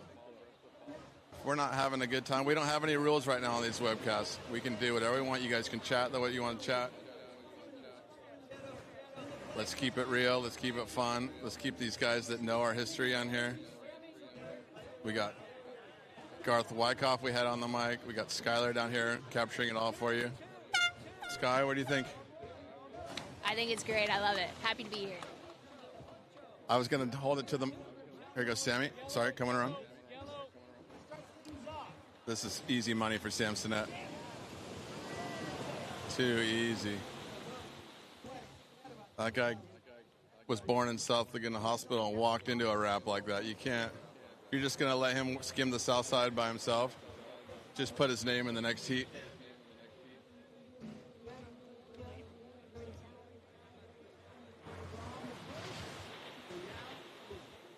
Really is a battle, I feel like. These two newcomers. I mean, Newbert's got a little bit of age in him, but Dia Prieto, son of Paulo Prieto. First pro season, he did well in Cabo. Y'all heard about the two around the world. Dia making his first pro heat against Jackson Tenney. Jackson Tenney will no longer return my messages. I believe that I probably didn't hype him up enough. I don't know what happened, but love you, buddy. We need you over here. I thought you'd be in Dewey. You would have killed those liners in Dewey.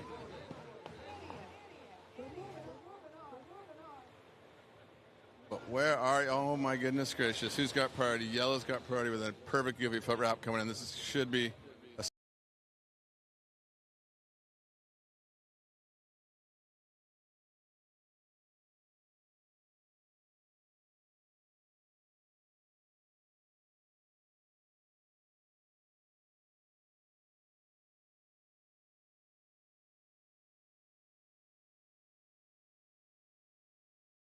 Style,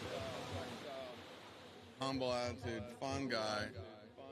He's a fireman now, showing you can do it. Family man. What a guy. Yes, Steve. Let's see if we can get Webb over here. Johnny, boy, Johnny, you want to tell us about life? Life is good. Thank you, Mom, for always taking me to the beach. Love ya.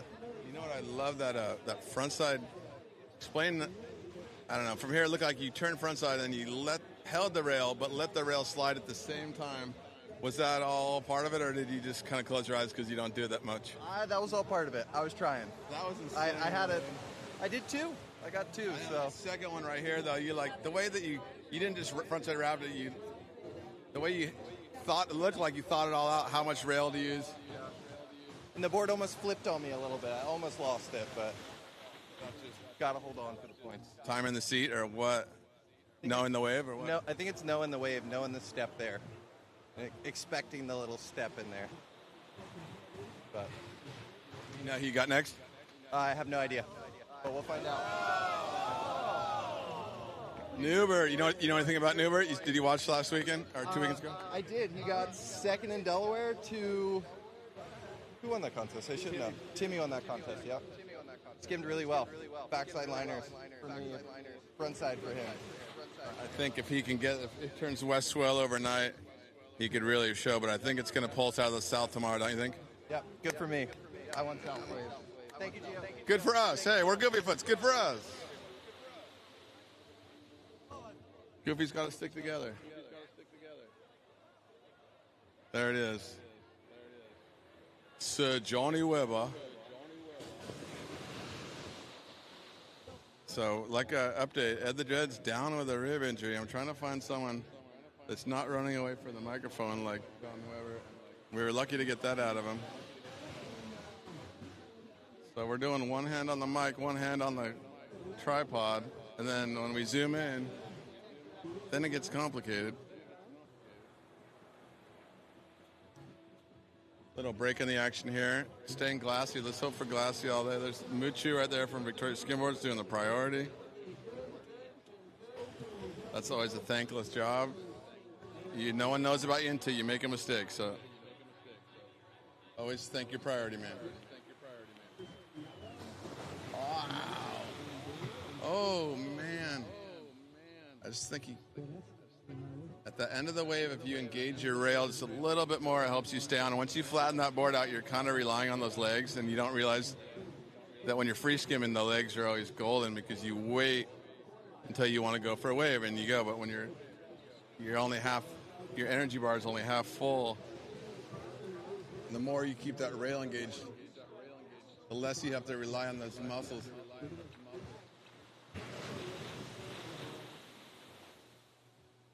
Sean Newbert, one of the other great guys in skimboarding. He was out here with the Brewer brothers. The Brewer brothers had to catch a flight last night. Luckily, they scored down here for 5 hours, but I know they were heartbroken to hop a plane before the event. Shout out to those guys. Shout out to everybody from the East Coast that couldn't make it that's watching. Shout out to, what would be like, the Brazilian Storm. Up Northern Cal, North Carolina, Florida, of course. Steve Polera had that St. Augustine contest. You guys look like you had some fun waves. Really fun the day after. Saw Penny and Robbie Morris having a blast out there. I love those liners like that. Water even looked green and clean. Oh, nice little priority. Wow. Dia Prieto, son of Paulo Prieto. You wouldn't know the difference right there on that barrel. So that was cool that you might have heard he called him off the wave. Instead of backdooring him and getting the interference on him, he called him off to give him a chance to pull up on it. And that's what we liked about that's why you make good friends and you lifelong friends is when you just, no one wants it to be a cutoff contest. Wow, double side slide hammer.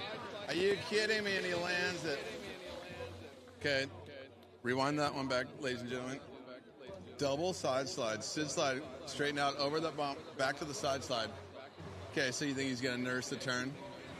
Oh, wham, just corks the hips, straightens the legs out, and then just coils the knees to come down front side. That was one of those scores that I think should be like an 8, like excellent skimboarding. That technical, oh, that wave just spit. Throw the score at that one. See, there's still a place for old school traditional skimboarding. If you can do that, that's harder than landing just a 360 shove it on a flat surface of water. That was psycho. The control.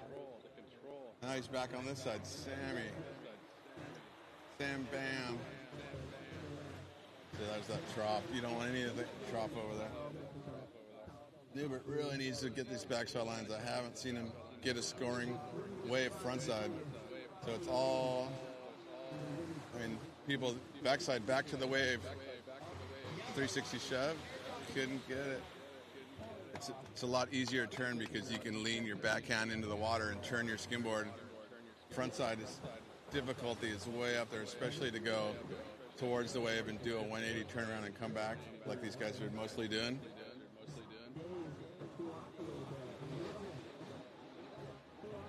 So there's on a bigger wave like this, to get a front side that goes into your top 3 really takes something. How you feeling, Ed? You all right? You broken or you kind of broken? I need to go get x-rayed, but I'm going to rock out till the end of the day. Dude, there's guys, everyone's complaining about me in the chat because I got the microphone, the Zoom, the...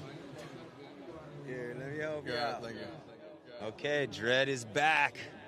Can't turn to my left, but it's all good. Yeah, we were speaking about Jacqueline Coder earlier. She just gave me the checkout. Says I got to go get an x-ray. Could have a broken rib. So watch your rails when you're trying to airdrop. I thought it was that airdrop. That looked kind of psycho.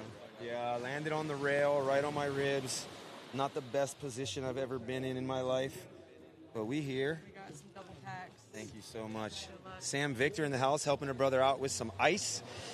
As we get to the conclusion of this heat, we got Dia Prieto on top, Sam Stinnett in second, Sean Newbert third. Shelf, what's the secret on getting around these wraps for someone that doesn't have as much experience? It's just the time you spent here. Every beach is different. You just have to know, watch a lot of skimming, watch YouTube videos. Just break it down. I want to know foot position, hand position. We need more. We know that you're good at it, but where do you put your foot? What do you do? Just slide your feet to the back. Make sure you have a lot of speed, because if you're going slow around it, you're most likely going to go over the falls. And get real low and just pick your line and set it. Straight out, more of an angle. What's the approach? I'd say more of an angle. It matters wave to wave, but I like more of an angle for sure. All right, appreciate it. Good luck. Cheers. And we back. We got Johnny Salta in black. Killed that last heat. I forgot I was going to get one where you held the camera and then you can cut to it.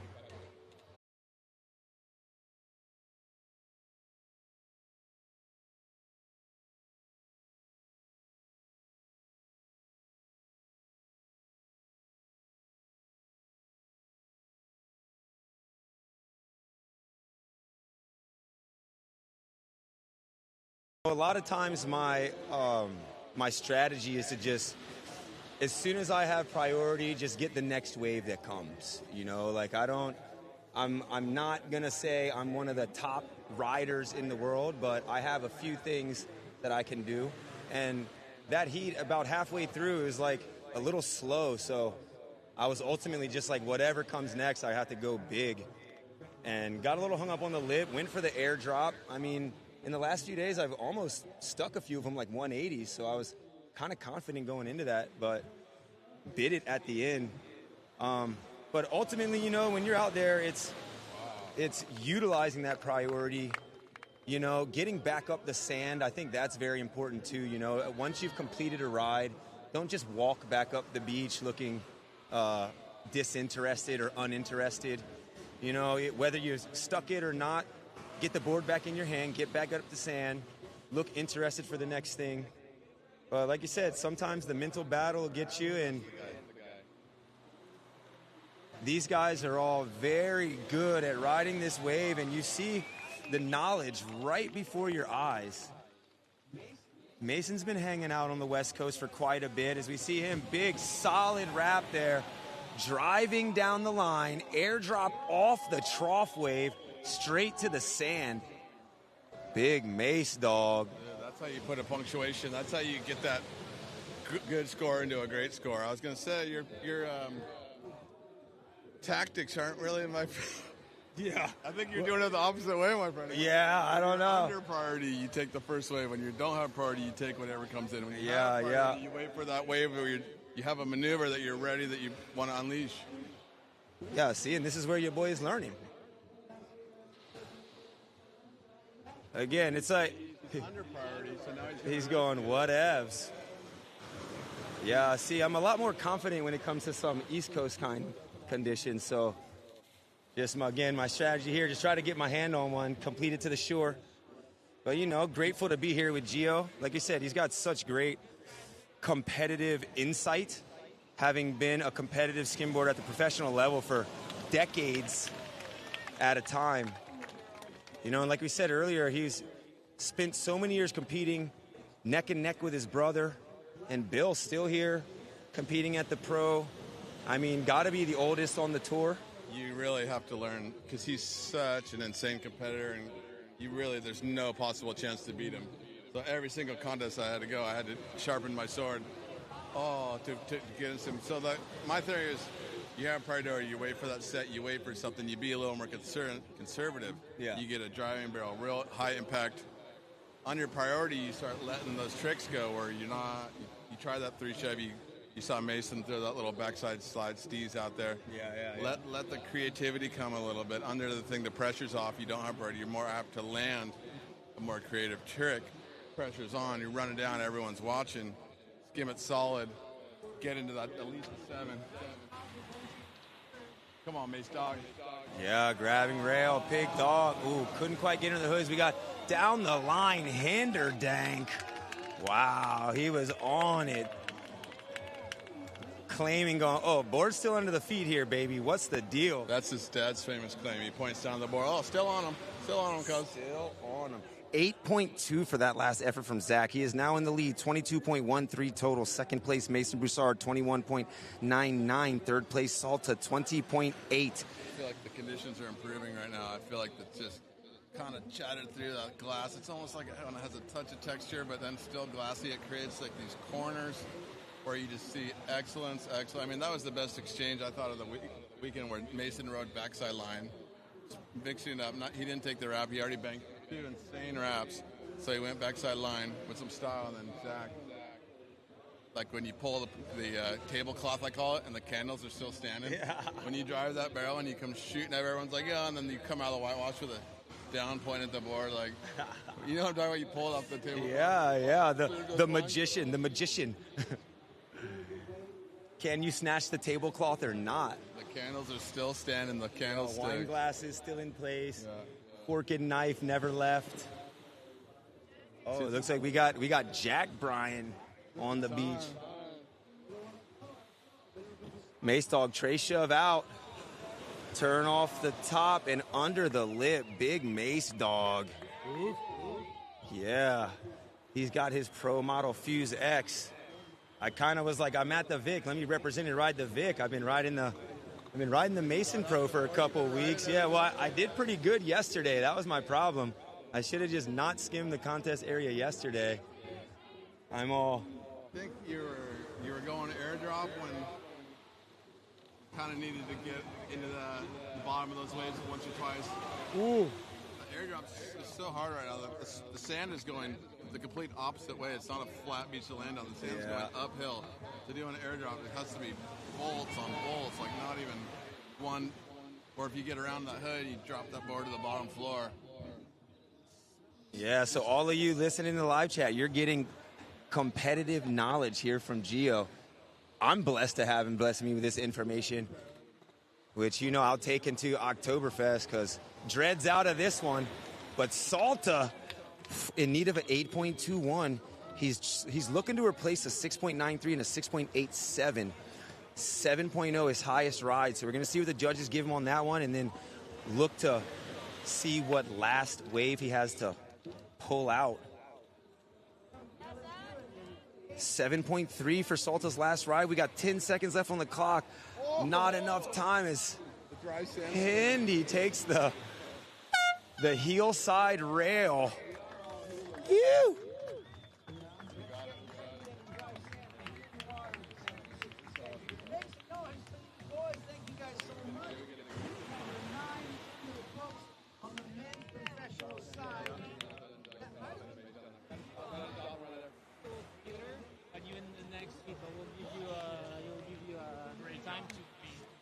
Yeah, we'll take some time to breathe. I'm here with Zach Henderson, second place of that last heat and advancing 22.13 total. I'll let you take a look. You know, it's all good. I don't know if you can see. Can you see that? All right. Not bad. Nice. I'll take it. Yeah, what are your thoughts? What was your strategy going into that heat? I wanted to sit on one side of the beach, and yeah, I don't know. I needed to pick them a little bit more choosy. Next heat, I'm going to make sure to do that. Okay, nice. You went to the south end to kind of differentiate yourself from the others without even have to do by wave. Yeah, I don't know. I was looking for a good barrel, and luckily I found some, yeah. Yeah. So the point down to the board claim, where'd that originate from? Oh, that's Hendy originated right there. There's an old Skim clip of him doing a contest where, you know, back in the day, he needed to let the judges know if you're still on your board coming up the beach, it should be some more points there. Yeah, and you definitely hit the corner on that one, came driving down the line. We were at an angle where it just looked like you were behind the foam, came right out, and then, boom, point down, I'm still on it, baby. Exactly, yeah, I got to let them know sometimes. Yeah, nice. Well, super stoked to see you make it through this heat, and we're excited for you in the next round, my man. Thank you, Ed. Have a good one. Come on down, we got Mace Dog, heat winner as well.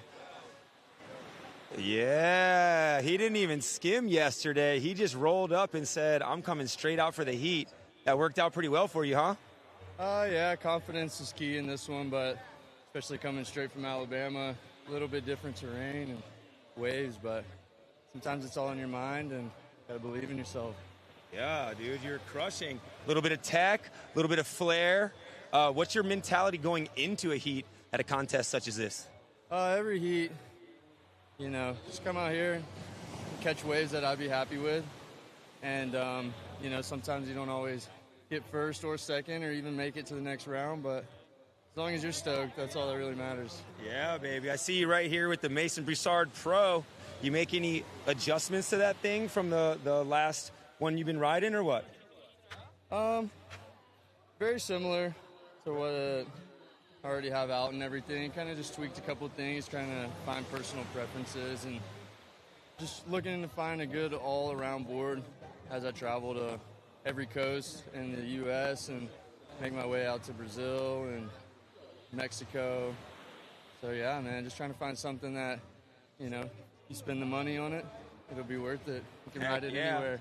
Yeah, now I have one, and I've been riding it recently, and then yesterday switched over to this VIC model that I was riding. I probably should have just stayed with the Broussard, huh? Hey, man, whatever floats your boat. Whatever makes you perform the best out here, that's all it is, man. Yeah. Now, you always look comfortable, and you have a lot of skate flair. Did you grow up initially skateboarding or skimboarding first? I actually grew up skateboarding originally. And growing up in the South, it's so hot out there that, and also without it being hot, there's also very small waves. So once I started skimboarding, it was like I can pretty much skate in the ocean, hit little ramps and stuff, but also get to cool off and not be sweating the whole time and stuff. So kind of where I grew up skimboarding is definitely more like skateboarding, I would say. Instead of here being more like surfing. So just for sure. Now, what's your favorite tech trick? You've got such a big bag, late shoves, big spins, front side and back side. What's your favorite to do? What feels the best? I personally love a good judo kick. Nice. Been kind of playing with those a lot recently. Also late shove-its, just because it's pretty unique in the skimboarding world. Other than Tim Fulton, I mean, you don't really see other people throwing late shove-its like that. A couple guys on the Gulf Coast like Zach Carter, Sterling Meyer. Yeah. So got a shout out to the the guys who put it out there. Yeah, nice. Love to see it and love to hear it from you, brother, man. Well, keep up the good work. We're stoked to see you in the next round. Thank you, sir. Mason Broussard, straight out of Bama, Roll Tide. I know Renee is in the chat, so shout out Skim mom, Renee Broussard. You know, shout out to all the Skim parents out there. It doesn't happen without y'all. It's a thing that can be said, you know, skimboarding, surfing, skateboarding, kind of like counterculture-esque, you know, and maybe the people that started the sport off might have needed it as a release from things happening at home or in society. And now you see parents bringing the kids to Skim, hiring professional athletes as their trainers, filming them and helping them get better.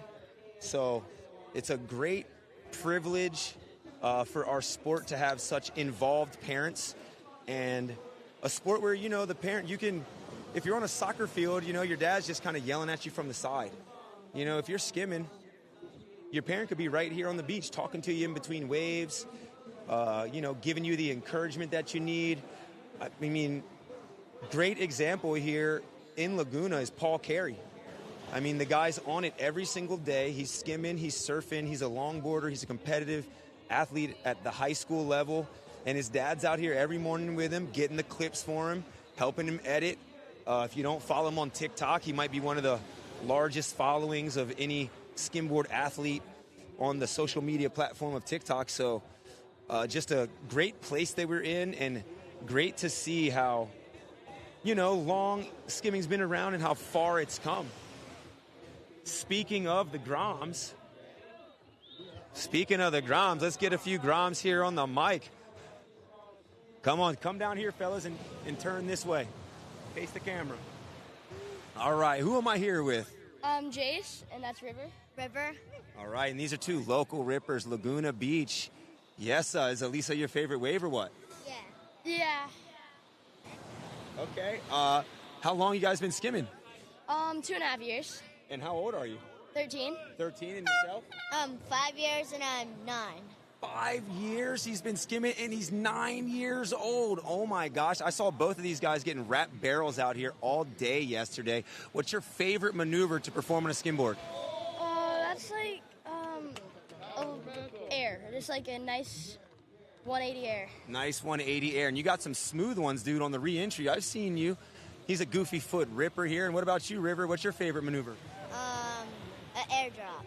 Big airdrop. All right. Yeah, airdrop got me today. I think I might have to go get an x-ray, but you think that you're able to, boom, hit him to dry sand. So thank you guys for your time. Is there anybody you want to shout out while we're here in the live feed? You got a sponsor? No. You got some parents? Oh, yeah. You got some friends? Thank you to Exile Skimboards for keeping the best boards on my feet, and thank you to Tex for holding this great event. You. And how about you? I don't have one. No, well, you shout your parents out, my man. Who brings you to the beach every day? My dad and my mom. Perfect. Who got you your first board? My dad. Okay. Who got you your first wetsuit? Actually, my mom. There it is. Shout out to mom and dad. Count it, baby. Appreciate your times, fellas. We'll see those two later on in the event in the AM division. Young Rippers. We are into the round 3 of the men's professional division. Heat 1, we've got Zach Henderson pulling the back-to-back. Zach in black. We have in blue John Howell, and in yellow, previous contest winner from Dewey Beach, coming home with the chip, Timmy Gamboa. Did you hear me lose my mind on that pop shove that Zach? Oh my God! Like, did people know that was the sickest thing? Where he hit just off the lip? Just off the lip, and he had like hands in his pockets. Oh. And then he just slipped off. I lost my mind, and then he stepped off, and then John Howell backed it with a full contest barrel, and then he just slid out the little Nick Hernandez claim hands out, like, give it to me, baby. Yeah, now you hear him talk about hands in pockets. That is showing your control. You know, if you got your arms up flailing, like rolling up the windows, if you will, then it's a lot less control. If you have full control of that board in your body, you could just throw your hands in your pockets, you know, sip a cup of tea, have a biscuit, and still complete the ride. Yeah. John Howell, like we said, pro rider for Victoria. He's 17, 18, 19 years in the game of professional competition. What's this? Is he a Charizard? What's his? We gotta let the cat. He's a Pokemon nerd. Yeah. Yeah, we love him, but Straight poke. He's big time on the internet, man. He really leans into the whole, people want to roust you, whatever. I love every second of it. every time I rouse him, he's like, "Yeah, I just raped up on a $200 packet for $5." I'm like, "Hey, got him!" Got him. Oh, shout out to all you Pokemon investors or buyers. I love all you skim weirdos out there. You guys make it happen. Look at us. Yeah, that's true. We are a very unique bunch of individuals. Current situation in the water, 6:30 on the clock. Zach Henderson in first place, 19.73, a 5.53, a 6.9, a 7.3. Currently in second place position with two waves, 13.67, John Howe. And in third place with a single wave score of a 6.8, Timmy Gamboa. Timmy is in search of a 6.88 to move into advancing position. Still with two more chances just to achieve his combination score. So again, Tim playing that patient game. Like the priority when it doesn't go, you have priority and you hold on for a little too long, and everybody starts popping, and you're like, then the pressure's on, do I go? Do I save my party? Because you don't want to waste your party when you're behind. It's like, oh man, laying into that one. Hindi on the front hand slash. So you see smooth turn there from Howe. Just getting that third right under his feet. I feel like Howe's got to go for broke now. I feel like Timmy's not going to let the conservative skimboarding beat him. You want to put the pressure on, but then you got to realize he's going to pull a 9 out at any minute. Oh yeah, and we see Tim making his way north. Start the stopwatch. It might be in about 5 seconds. Yeah, making his way. He's having a look here. We've got 5 minutes on the clock. Tim still with just one wave under his belt. This is his second slide. He's out on the 360. Big hit off the lip. Controlled ride back down the face as we see Zach having a look from the south, cruising into the middle of the contest area here. Pumping on the lip. Is he able to make his way back in? Yes, back down the wave face, smoothing up the sand. Shove it attempt, just a little dig rail as he came up the beach. Like Gio was saying earlier, that slope is back up, so a bit more challenging to throw those maneuvers than when it's a nice flat surface, like those East Coast places with that Atlantic shelf. Good flat beach, almost flat all the way out, whereas here we've got a bunch of deeper water rolling straight to the slope. And it's the actual topography of the sand here as the wave approaches that makes it break, as opposed to a sandbar. He kind of got caught between two minds there. He went the trigger, then it held up, and then it's rare that you can stop and start. If you're that far off timing on your first go, then you're just not getting a good read on it because you can't stop. He said he lost his priority, so he threw the dice anyway. Yeah, once you take those few steps forward and you show that commitment, it's going to be a priority change there. So he had to look back, saw that he lost the priority, said, taking it to the house anyway. Still holding down the second place position with a 19.4. Tim is now only in need of a 5.6 to move into second place. We have 3:30 on the clock, and Tim being super patient, the exact opposite of me, mad patient. He knows what he wants to do, and he will execute it without hesitation. Anytime you can compare yourself to Tim Gamboa, even if you're saying you're doing the complete opposite, you're killing it. Because that guy is on the freaking money right now. I feel like he's kind of the Midas touch right now. Everything he touches turns to gold. So you keep doing that. He won't skim with us. He hasn't. We've been hanging out and we haven't seen him all day, every day. But he's hot. I think him and Dan, they like to not skim in the public and hide their tricks, especially from each other. You notice that? You never catch them. When one of them shows up, the other one's out. They keep it tight to the vest instead of sparring with each other like we used to do. Timmy, tray shove out, off the lip, airdrop to flat, as Zach had a quick snap under the lip on the south end. Zach still holding down pole position of this heat. 20.77 is his total. That wave looking in the high 7 range so far for Timmy. We got a 7.6 7.33 total there for Tim. Second place, 21.13. Zach in first, 21.17. 0.04 or 4/100ths of a point separating first and second. John Howell now in need of a 7.46 as he holds the center of the contest area and priority. He's jockeying south. He's going straight out. He's in priority. He's only going to get a 6 on this because it's too small of a wave. Oh, throws a little butter on it. There you go. Oh, he's still got the board under his feet there. Wow. I don't know. I think I would have saved it. Maybe he's trying to get 2 waves. Yeah, 145 remaining, and he took the airdrop straight to the flat on the 180. I like that. Very risky, and then able to hold on. At the time when there was a more internally thought out UST championship, like a couple guys that are just do or die right now. Oh, wow. Timmy going for the corrupt grab, ended up losing that front hand, almost stale fishing that inverted flip. There's not that dominant rider like your Bill Bryant or your Blair. Like right now, it's anybody's game on this title. Chad, I've never seen like that. It's wide open. It makes it exciting. That quiet pressure in the room, that balloon that's just. In that Oktoberfest, it's gonna pop on some. The first guy to go down is just gonna be. No, and he's out of the race. Oh, then it leaves 2. Oh. I mean, Jawa, there's Evan Colton. There's so many people that still in this thing.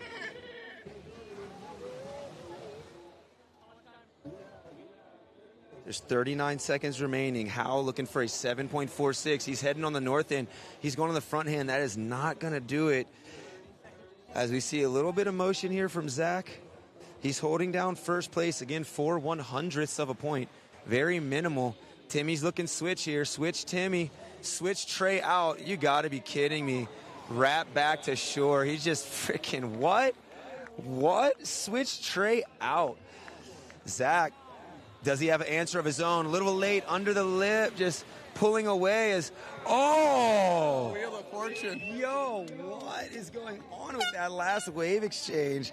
Yo, Hal just throwing it to the wind. I love seeing that, though, man. Like, especially with such longevity, being in the game for, like, 2 decades of professional competitive skimboarding.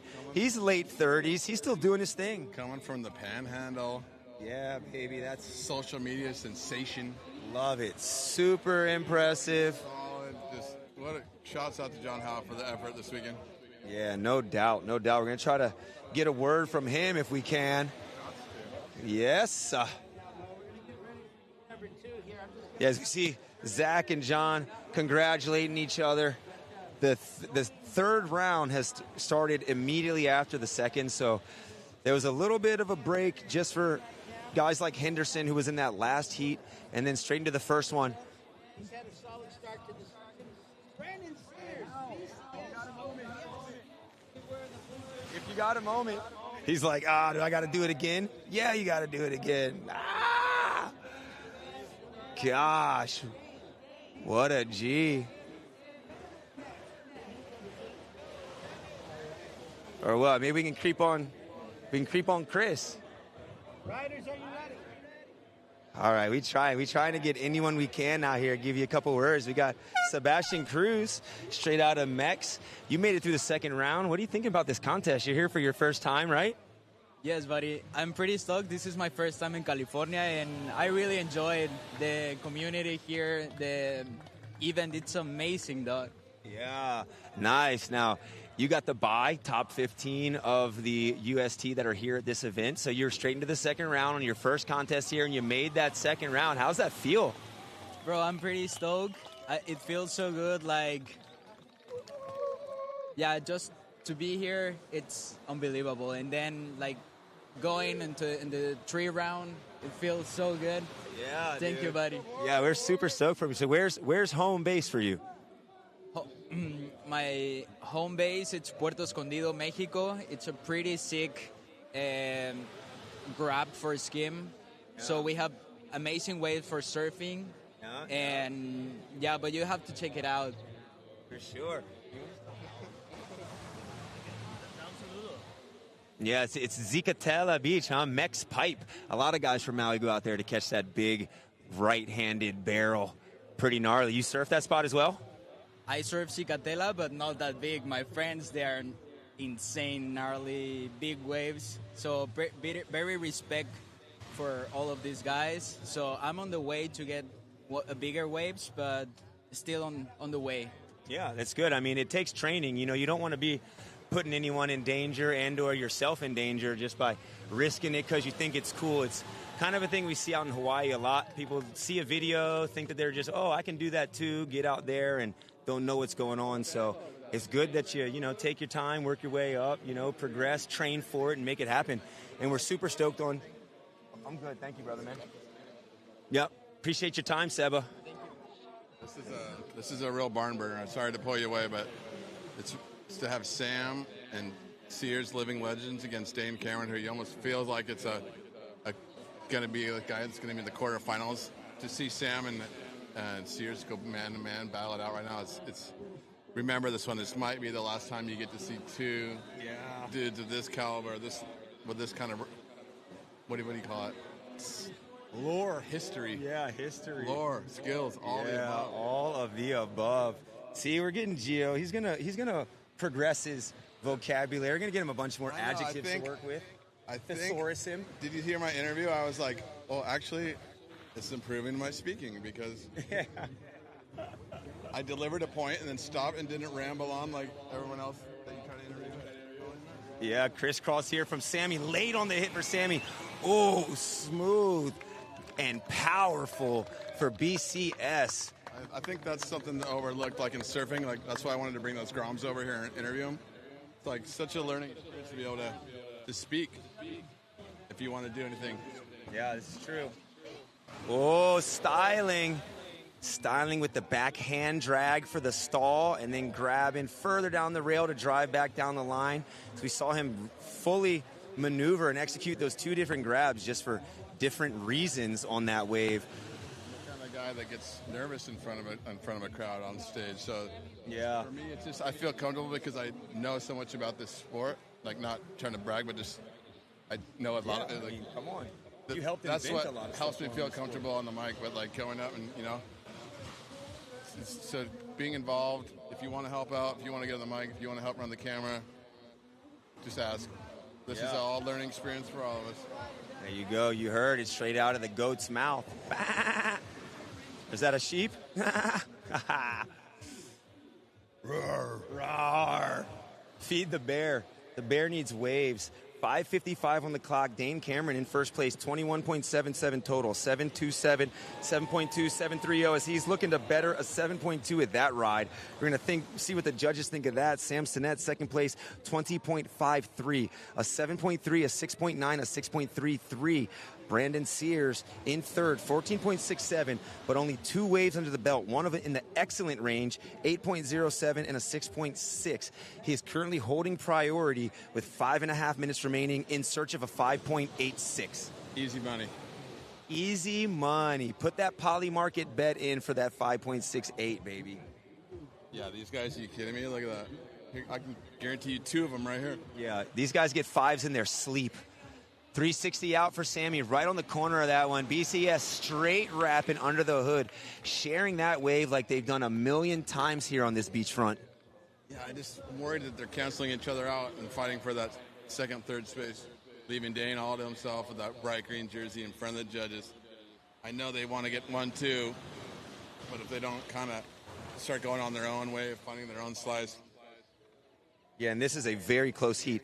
Everyone in the 21-point range. Dane, 21.9. BCS, 21.44. Stinnett, 21.23. Huge. Wow, super crazy how he hit that so late on the front hand and still was able to hold on and maneuver it right back up to the beach. Dane, super smooth on the way out. Drawn out 360, drawn out turn. Smooth drive down the line. The technicality. You think a frontside bash is the least technical maneuver? The pre-turn that he did on that, slow down the speed, and he didn't get, like when you lay it down vertically, like horizontally, it's almost easier to find your rail and stand back up. He stayed up above his board the whole time. Oh, yeah. Like a slash, a float, and a down the line into one maneuver and right up like that clean with the water, like yeah, and some style on it, pointing the nose a little bit. One or two guys in the world that can turn that wave into that. And that put him on top of the heat. He is now in first place, 22.21. Stinnett charging out this one. He needs a 7.87 to move into advancing position, currently holding down third. Can't keep that one under his feet. The backside rip that Sammy does. You see that little extension on the snap? Oh, yeah. Torquing the body. Blues on priority here. Oh, airdrop central. Dane pulling into a cavern over there on the north end. I think that might go in the highest score of the heat right there. That thing drove. That was one. If you count your barrels, barrel, that's a good gauge. Everyone's a point. That is definitely in the excellent range. 8.15. Sears, second place, 22.21. Third, and still in the 20-point range. 21.23 for Sam Stinnett, looking for a 7.89. 2:45 remaining in this round 3 Heat 2 action. This is fully like at least a quarterfinal. What's the round before head-to-head? Because this is all time. Watch this. Oh, he's a second late. Oh, no. It doubled up. He thought it was going to be clean, and it doubled up. Had that shove. Oh, my goodness. I've never, ever seen salmon not perfect timing. The wave just went, not today. Did you hear that? Did you hear it? Yeah. You could hear the funk in the wave kind of snap. I'm serious. Did you hear it? Oh, can you hear it? You could hear the wave buckle right before he got there. Yeah, that double up sometimes leads you to see exactly where to hit and sometimes kind of hits you back. Dane having a look here. Current heat leader over the first. Tray shove out, hit off the lip and down the line. Little air, and then sticking that little, like right back into the wave face for a split second. Eddie Money. Good. New nickname. Eddie Money everywhere. Just, he's not going to fall. Stinnett on the front hand. Oh, yeah, he's pumping around this corner. Grab rail, frontside cover up. One of the most difficult maneuvers. You just need a little bit of size to pull that maneuver off, I think, to get a score. The judges know how hard it is, but you can't do it on a wave that size. Yeah, he really had to get low to make it under the hood on this one. As this one's standing up here, BCS, no hands, backside slash, check turn, just rooster tailing that lip and getting under the hood. Patented BCS there, dude. Yeah, see, Sam's got a little twitch in it, and Sears just draws that line and then kind of turns it more from a little higher up on the body. Like you said, no hand drag. It's like so many of us, you just approach that lip and you automatically put your backhand down. It's like a safety cushion. He doesn't even want anything to do with it. Approaching that thing almost full standing upright, leaning back almost like Sky right here on the umbrella, and then just blasting that lip. That was so sick to see. He's still currently second place, 22.77. Very high totals here. Dane in the 23s, Brandon in the 22s, Sam in the 21s. Sam now looking for an 8.44 with 20 on the clock. It's a little bump, but you need a full set for an 8.4, unless you're going to, he has that upside down 360 air that, it just hasn't been pulled out in years. I almost feel like he's got to have a sizable wave. Yeah, we're in the closing 10 seconds of this heat. Dane exercising priority. Sam right behind him. Dane on the insider, 360 on the lip, back down the shore. Sam's on it in time, but not enough. Big shove out the side, looking to re-enter as we see round 3, heat 2 in the books. Dano got a minute. Oh, that, baby. We're here with the heat winner, Dane Cameron. Killing, bro. What's the deal? You just manned up that north side going for the Goofy Bowl, huh? Thank you. Yeah, got one pretty open one. That felt good. I was stoked. Yeah, dude, you were getting very clean rides on the way out, adding your technical flair, but then ultimately coming really smooth and clean down an open wave face. That last one of the waves you had was like cavernous down there. Yeah. Walk us through that one. That was good. Sears had priority, and I thought he was just going to make sure I didn't go, but he kind of gave me a little room, and I don't know, really easy slide out and nice wrap, and thing just kind of opened up, so I was stoked. He came down almost airdrop-esque, and then you just look down the line, and you're just pulling into just a huge, trophy, sandy, just burly barrel, man. So super sick to see. Stoked to see you. Gio was calling you Eddie Money because you're just on the money. Oh, yeah. Can't miss. Thank We you. love to see it, and we're stoked to see you in the next round. Thank you, guys. That's Thank Dane Cameron, Laguna Beach Ledge. Jeez, super competitive here as we make our way through this third round of our professional divisions. Every single one of these heats could be a final anywhere on earth. But here at the VIC, the most prestigious contest on earth, at Aliso, the most legendary skim break on earth, it is anyone's chance, no holds barred as we get into our Heat 3. Chad Wadsworth straight out of Newport Beach in yellow. We got Roots boy Teddy Vlasis in blue, and Zicatella's finest Sebastian Cruz in black. Again, Seba's first time here to the West Coast, and he is into the third round of competition as we see him taking off. Smooth turn off the lip and driving down the line, styling, just sticking that tail in the face with the swagger. I love it. I love to see the confidence that he's shown this. It's so easy to be intimidated by Chad Wadsworth and knowing what he's got under the hood. He's got that V8 ready to freaking explode. And you're like, no, I'm just going to go the opposite. I'm going to be smooth and just go good vibes. And then Teddy, it's like you're almost positive vibe warriors in this one. Yeah. Chad's definitely got the horsepower there. But Sebastian, newly riding a Lotus model, so another shout to Timmy Gamboa. Skate swagger. You know, if you ask him, he says he made the board for lanky, taller guys with skate swag, but you see Seba on the shorter side, shorter, stocky, athletic build here, and still ripping it.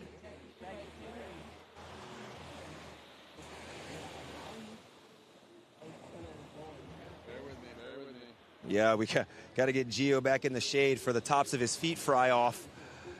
Oh, it's about time I take my ice off. Yep. We're going to urgent care at some point today. Yeah, they can wait, though.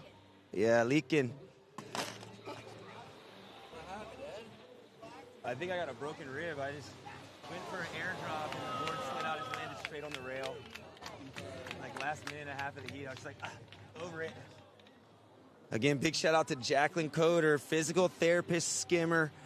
She was front tray shove from the women's competitive side, so she's an innovator, a skim player. Oh yeah, in the heat. And she checked me out. She brought out a stethoscope, a tuning fork. She like vibrated my ribs. It's just, I could tell that thing's probably broken with that vibration. And it's like now we know a tuning fork can determine if you're fractured or not. But yeah, just big shout to everybody in the skim community, because like Gio said, it's, you know, we got a lot of quirky individuals. We all got our own different creative style, and that's what skimming is all about, because there's no right way to ride a wave, right? A wrap barrel is the ultimate thing here, but, you know, people skim whatever. People skim streets. People skim pools. Oh, my gosh. People skim double overhead shore break like that. But just... All right, yeah, if you're watching at home and it's looking a little shaky, Gio's over here trying to get repositioned, so bear with him just a moment.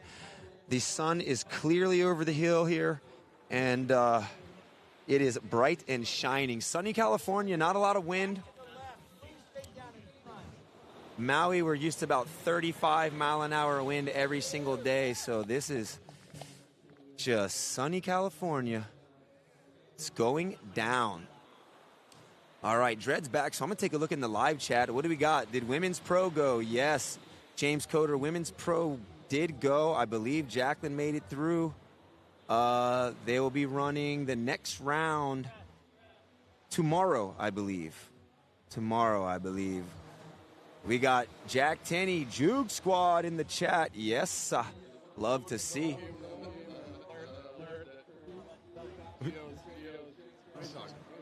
Tenny, are you fading me or what, dude? Sending you a message saying, where are you going to Delaware? No return. Like, what it is, a player? Lay it out there. Hit me on the mobile. Yeah, hit him on the mobs, bro. We need you back at these, Jack. You're fully missed. Fully missed. Come on, cuzzo. You know, you can stay with me. We can sleep in the back of the freaking Jeep if you need. Just rent a Jeep and crash in it. Hit him on the mobile and the IG. Nothing. Crickets. Cricket wireless. Trying to get the guy psyched up to show up. Yeah, and Jack, legend of the Gulf Coast, Florida. I mean, trick innovator, YouTube legend as well. Just mixing everything. Pretty much just creative lifestyle and filming it since day one. So shout to Jack. He has helped me so much in my life, whether trip-wise or just looking out for me in times when you're at low points and need some help. So Juke Squad, if you ain't following them, get on YouTube and click subscribe, click like, share if you care, ring the bell, baby. As Chatty rang the bell, he reversed that. That was like a full change of direction, 270 back around. You ever heard of a button hook in or out in football? Oh, no. I was football, not football Americano, so never button hook, but that's a button hook right there? Oh, yeah. Button hook in, button hook out. You go out. Use that one when you got the nerve from the body. That means you're going to go out and you're going to curl back in left or right, fake one way, send the defender that way, then you curl back around the quarterback knows which way you're going to come in. a lot of organized football in my time, you can tell. No, I never put on a chin strap. Yeah, come on, Gio. I know you had your boys run the football team, but there's no way you was on there, dude. Oh, yeah. Salty Herbs in the chat. Shout out, Robbie. Got to mention people when they show up, huh? Yeah, it's amazing how that works. Oh, stylish on that wave exchange there. Teddy 360 out. Chatty more up the line. A bit of trough there in that wave face for him. Things got a little more difficult. The sun comes out in Laguna because the wind kicks up. So that's when you get the difficulties. You think, yeah, it just got sunny, but you actually want to beat the sun to the beach. Sometimes you wait, it's cloudy, or I'm going to get down there when the sun comes up. Wrong call. Yeah. That's when you're chilling on the beach, lounging when the sun comes up. Your session's already got to be done because this little wind puff just got 3 times harder to skim in the last 10 minutes. Yeah, I mean, I deal with that every single day on Maui. Once the atmosphere, the upper atmosphere heats up and the lower is cooler, and then they just start swirling around and it becomes wind. Hamburger or hot dog? I'll take a bag of chips and soda. I do need it, but thank you. Yeah.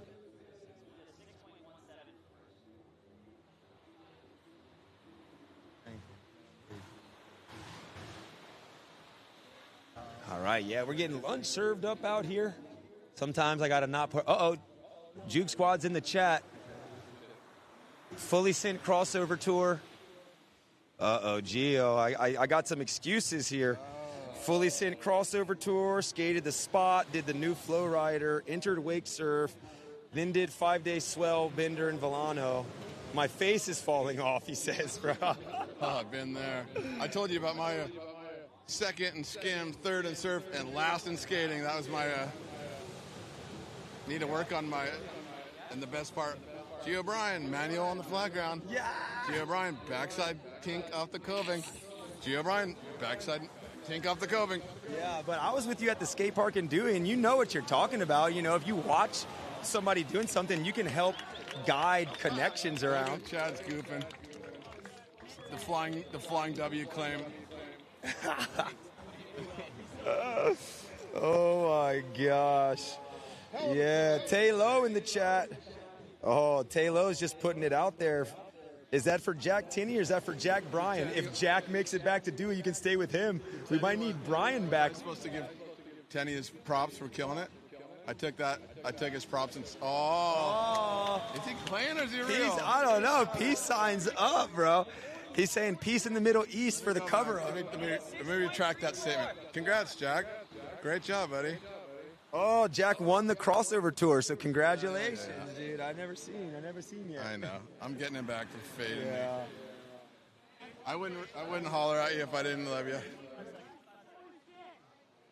Oh, yeah, baby. Appreciate you, Jack. Appreciate you, Tay-Lo. Check out Tay-Lo's new track just released on Island Vibes Records.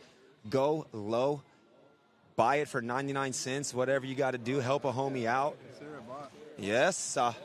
Yeah, we're going to have to start making Skim raps, man. We're going to have to make a Skim mixtape specifically. Start. He goes start Kuda G. I'm all up and down Kuda G. Yeah, he's already Kuda G'd it. Just don't look for it, please. Oh, no. Don't look for it, please. Oh, my gosh. And that is the end of that heat.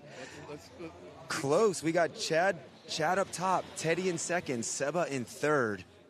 See if we can talk to the Roots himself, Teddy V. Good job, Seba. Good work, man. Good work. Sup, boys?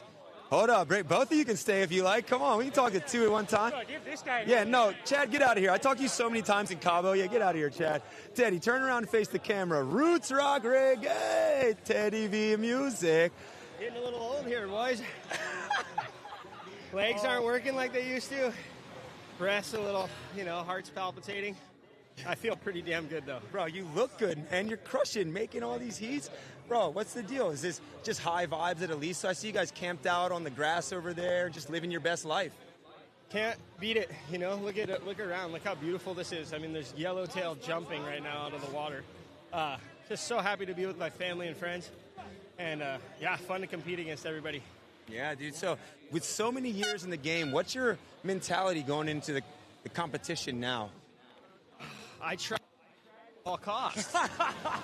And just by the grace of God, my chick was like, well, if you don't do it, then because I got the time off, she's like, well, you better compete or you're going to have to do chores around the house. I'm like, I guess I'm doing the contest. Yeah, get me in the contest. Here we go. Sick. Well, maybe you go home with some money and get that chore payment, baby. I got my priceless love. Yeah, we love you, Teddy V.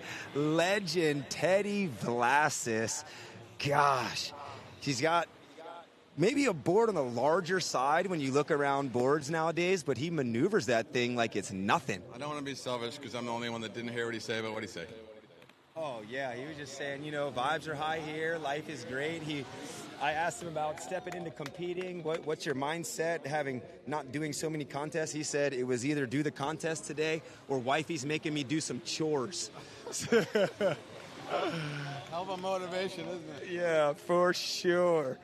Teddy V, living legend. So good. In round 3, heat 4, we have Joao Lucas, straight from Brazil. Mason Broussard in blue. He is repping Bama, baby. And we got Maui's finest, Bo Johnston, in black. I had the pleasure of skimming with Bo last heat. It's so great to see all your worldwide friends. It's funny because Bo and Jack Klingman both live on Maui like I do, and we all have such different lives and live in such different zones that, I see them more here at Skim Contest somewhere else than I see them at home. I got to work, I got stuff to do. We're all just different schedules, but when you show up at the same spot for the glory of the contest, it's a great experience. And Joao, having a look here, he's been like the MVP of the midday expression sessions this whole week. And he's climbing that trough, working his way up the face. Nice clean wrap back up the shore. Easy completion. Nothing too crazy to start off with. I got to, let's get this bunny hop, but don't pull the mic away from me just quite yet. God, he's got a sick backside trick bag, but I just want to give shouts out to Keith Fowler, RIP Kyle Olson, Brandon Benson, Big Ben. Yeah. All the boys on Hawaii, Skim Hawaii. Yeah. We love you, brothers. Oh, show. Come make it to another one, or all of us should get together and make some sort of event there so the homies can come see us and rip our break. So putting that intention out there, boys. Every single person that Gio just mentioned, think about it. Holler at Dread. I own a few of my own companies now. I got a little bit of disposable income. We can try to make something happen. Let's get it together. Keith Fowler got a final here one year. He was one of the few Hawaiian guys that...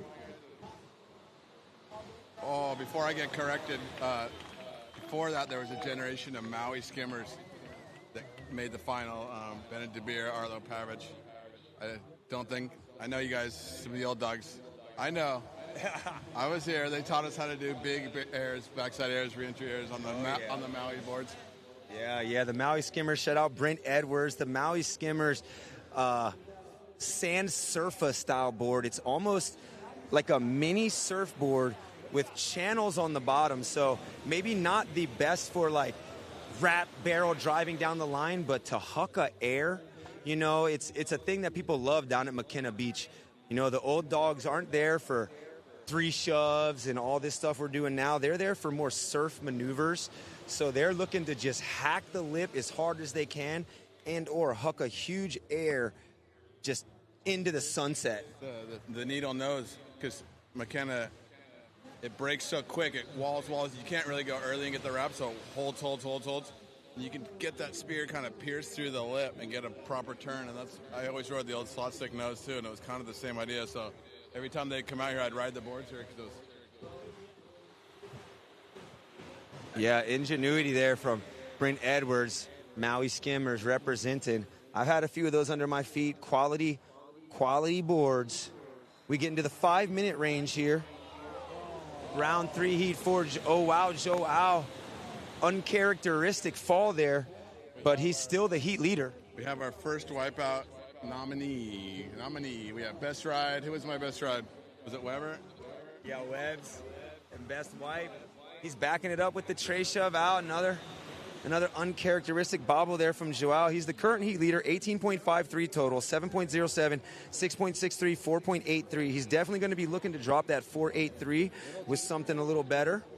Never seen him walk with even the slightest bit of tinge in him. I think he felt that one. I felt that one.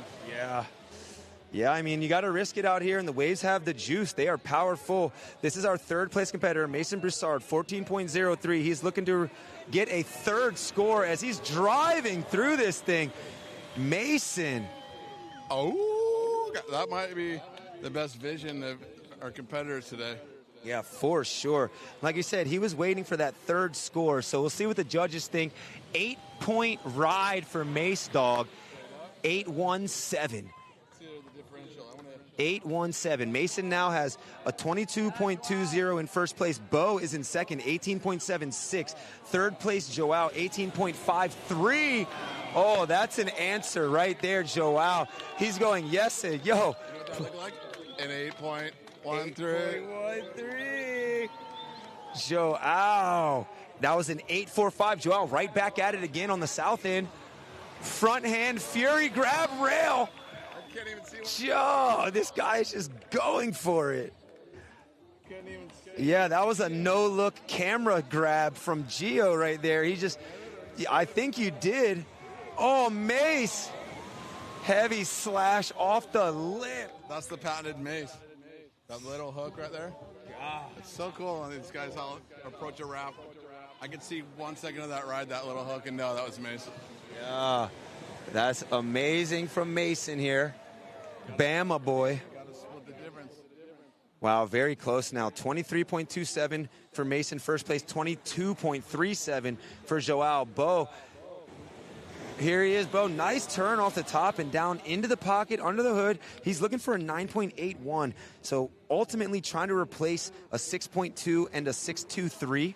Almost kind of created the drama with that slow turn and hung up.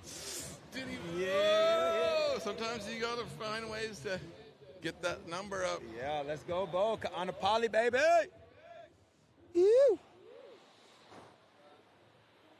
No, the judges love it when you.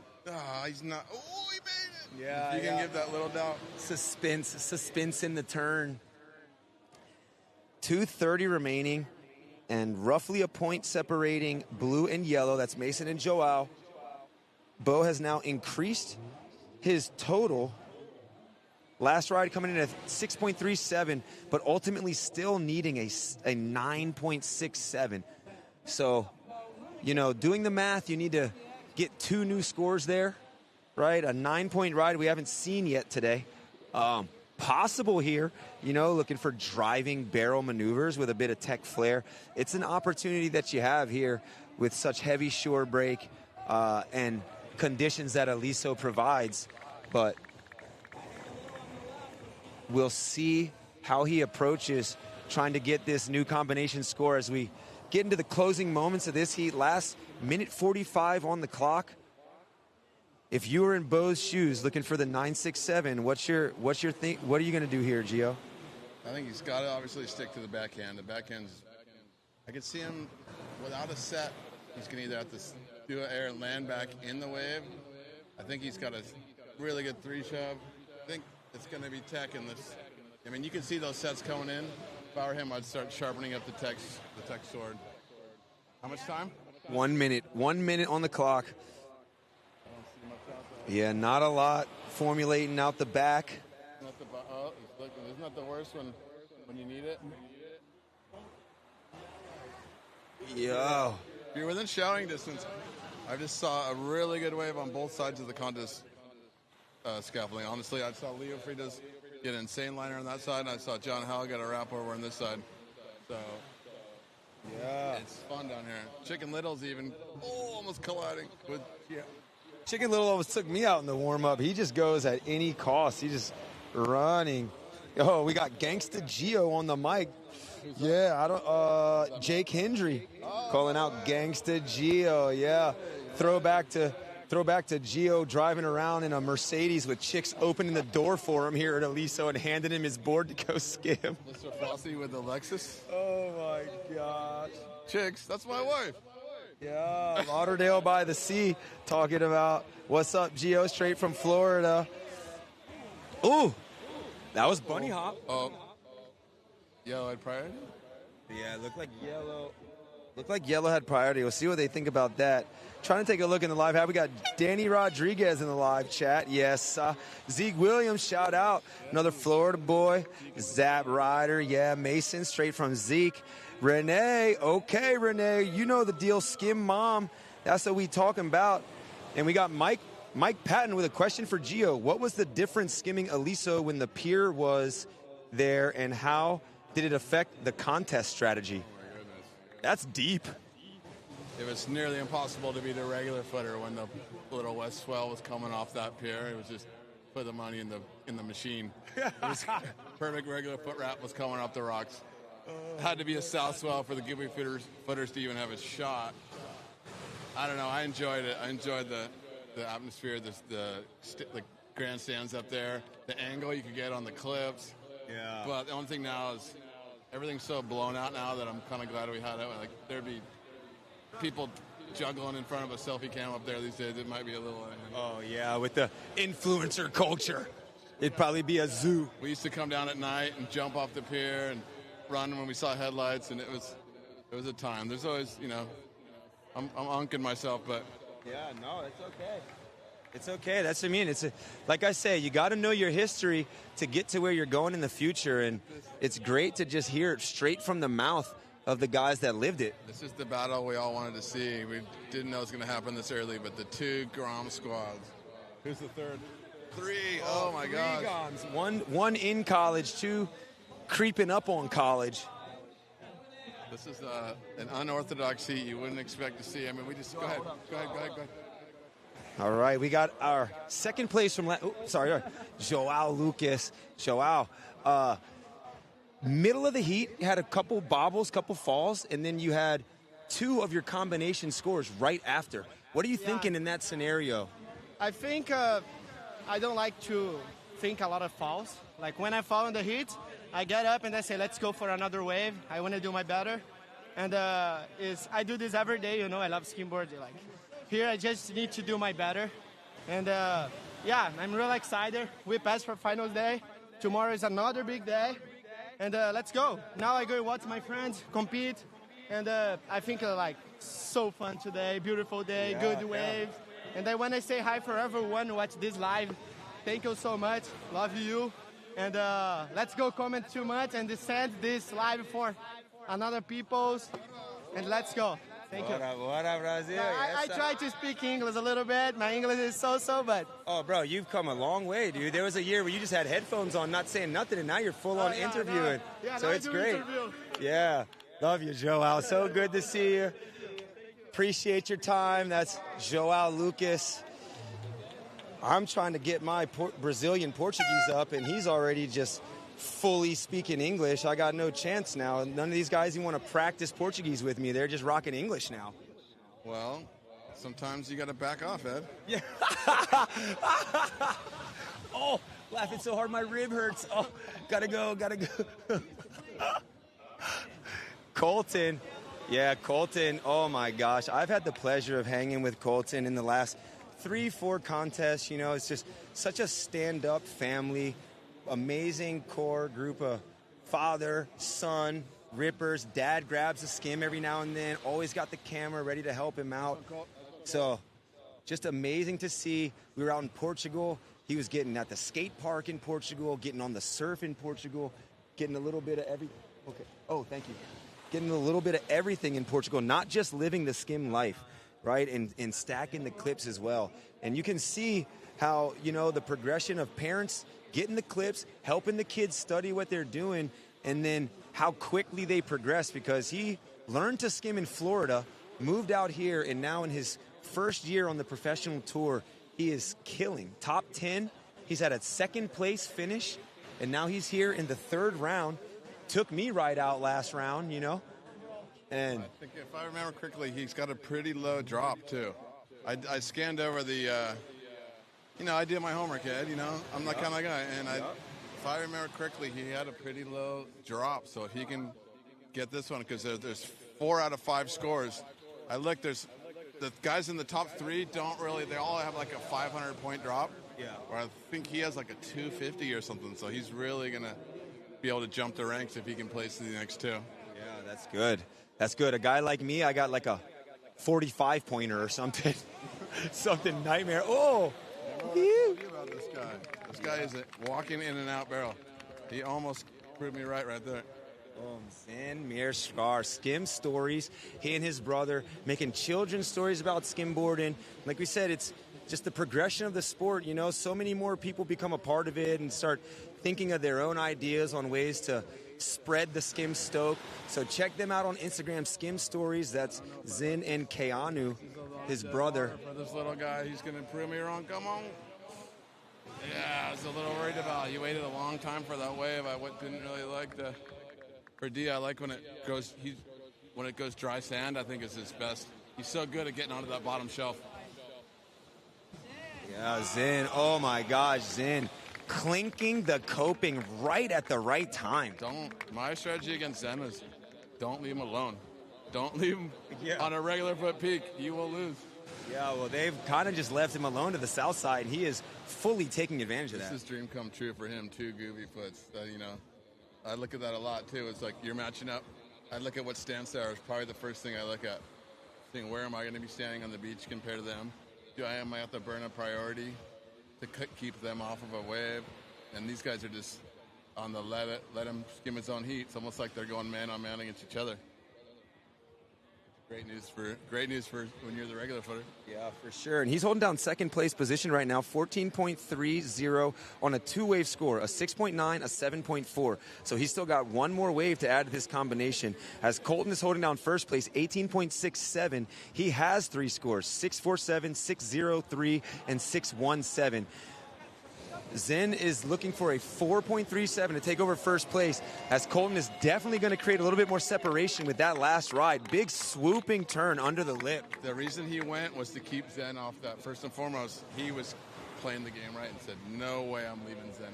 That's a 9 for a regular footer right there. Yeah. And then to be able to pull, a 7.5, 7 out of a 7. Yep, you're exactly right, 7.43. You see Gio, veteran knowledge, just pulling that one right out of the top of his Western Hydrodynamic Research hat. 20.07 now for Colton.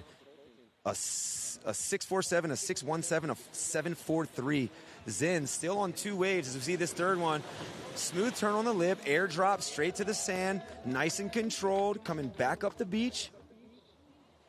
Yeah, I want to see Zen get pushed and see where does his creativity take him to the next level. I think, and it's going to be at some point in this contest, and I haven't really seen him have to go into that creativity that you see, like, okay, when you get behind a couple guys that already had those 8-point rides and you got to find your different point difference. He is now the heat leader. Now keep playing your game until you got to change it. Yeah, 5.97 on that last ride. He's now got a total of 20.27. Colton very close behind, 20.07. Dia in third, 12.87, but he just has a pair of scores, a 6.47 and a 6.4. He is now in search of a 7.21, and he's holding priority. A lot of patience as Colton keeping that speed. First pump down the line to a tray shove, pumping on the lip, grab rail, pig dog, just driving with that front shoulder and getting that cover up. We see split here, Zen and Dia. Dia having his third look. Zen, big slash off the top and under. Dia, a lot more lateral and smooth turn and covering up for himself nonetheless. You know what that was, like I mentioned earlier? Dia had priority, and he didn't want to take that little jibby liner. And with priority, you don't want to take a chance and have to throw a three and roll the dice. You want to make sure. So he let Colton go. Colton was freed up. He didn't care if he fell on that three shove, threw it in a crazy spot. Yeah. Dia used his priority on that wrap, knowing full well that he's going to get a 7+ on that wrap because that's his bread and butter, that bottom floor. And wow, still very, very close here. 20.07 for first. That's Colton in yellow. Second place is Zin, 21.67. Third place, Dia, 20.0. Dia in need of 8.07. He currently has 7.13, 6.4, 6.47. So he's looking to drop a 6.4, maybe even that 6.47 if you can't pull off an excellent range score in just one ride. That's going to be close. Size of the wave might have let him down, but he could. That could be a 6.5. What do you think? Just under? I had mobile in hand, reading scores, so I missed that one. But it's always tough when the guy gets a stand-up barrel while they're still writing your score down. They go 6.3. Oh no. Okay, Dia's last ride, 6.9. Oh, sorry for yelling. Weight on the tail, throwing that 360 on the lip there. You got to do that high. You got to do the three way up high on that lip. Quick spin. And then drop in. You can't be dropping in on Aliso rotating. It's a bash spin in the lip, stay in the lip, and then exit the lip. Yeah. Now 4.67 for that. Not going to factor for Dia. Still in search of a 7.87. We got this corner here for Colton. Ooh, over that nose and flopping down the line. That's usually all the transition. You don't have a. Because we can all get those wraps if it's a perfect wrap, but it doesn't always line up. You got a glitch. The wet sand, the dry sand. Yeah, like you said, wrap-tastic from this guy over here, Zin Mirshar. He is just laying, fully twerking that body out on the top turn, and then really quick to compress his body and get back under. We call that the Webster's. The Webster's. When you look up in Webster's dictionary and rap-tastic, and you got a picture of Zen just like, what? Yeah. Chilling. Am I getting in and out on the next one? Oh, my gosh. Colton, he has 7 waves under his belt so far. The most active of the heat, getting his 8th right there. Creative. Definitely a little creative. Tried to go chop up out. Yeah, no, I don't like. For me, I don't know. I feel lame talking about myself again, but when you want to do a wrap, you don't want to just show your wrap and then do a better wrap and then a little better wrap. You got to do something different and save that driver wrap so it really matters. You know, like Timmy, he doesn't just get head dip. He'll go down the line. He'll 3-shove. He'll straighten out instead of pulling in. Because when he does pull in, he waits for that one. He sits back in the chair and it's a 9 instead of getting a 6-point wrap, a 5-point wrap. Yeah, and a lot of judging coming down to variation because, you know, if you're doing the same maneuver repetitively, it's going to get stale for the judges. You know, you might have that trick on lock, but we're here trying to flare out for competition. So similar to surfing, whereas if you ride one wave and do the exact same cutback 6-7 times or just the same slash off the lip 6-7 times, it's not going to get you as high as a score as if you show variation in your maneuverability. So you see our competitors here, especially getting into the later rounds, really showing variation in what they're doing out to the wave, what they're doing on the lip of the wave, what they're doing in return to the shore. We got 15 seconds remaining in this heat. Looks like a good looking wave, actually. Nice little hop out. Look how much speed he's got. Oh my gosh, just traveling through that one. You could see the yellow jersey just going. 875, where are you going? Phew, let's have a chat with that guy. 23.3 total. He's gonna go out for a dip, and I'm just gonna chill here because walking down the slope ain't too great for my rib, but we're gonna try to have a word with Colton when he comes back. This round 3, Heat 5 action. Etween and Mir Shar moving through. 23.3 for Colton and 21.9 for Zen. Our next heat in the water is going to be the last heat of the 3rd round. Leo Freitas, Johnny Weber, Tim Fulton.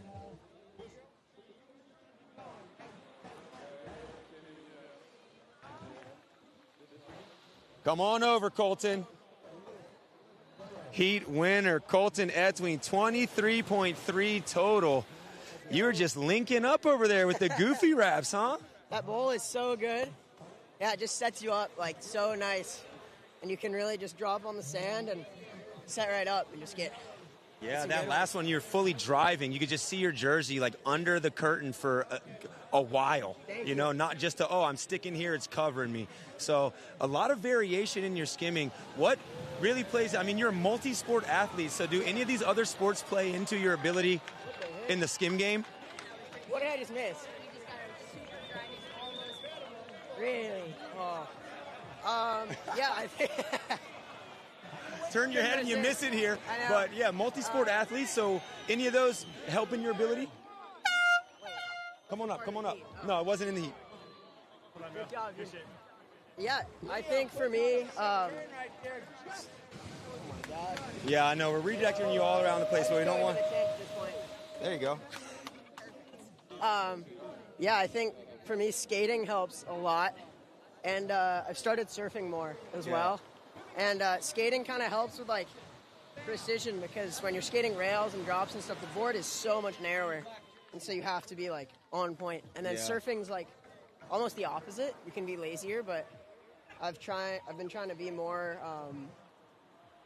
attentive of like my bottom turn. Mm-hmm. And I found that once I started doing that surfing and started bottom turning deeper, I've been able to like go more vertical frontside skimming, which has been nice. I mean, I've had the pleasure of watching you for the last week, and outside of your technical ability with, tray shoves and such, you really have been like improving in that surf style. I mean, floaters on the lip. I've seen a few full cutbacks on long liners out here. So super stoked to see and great to hear that mentality from your multi-sport aptitude.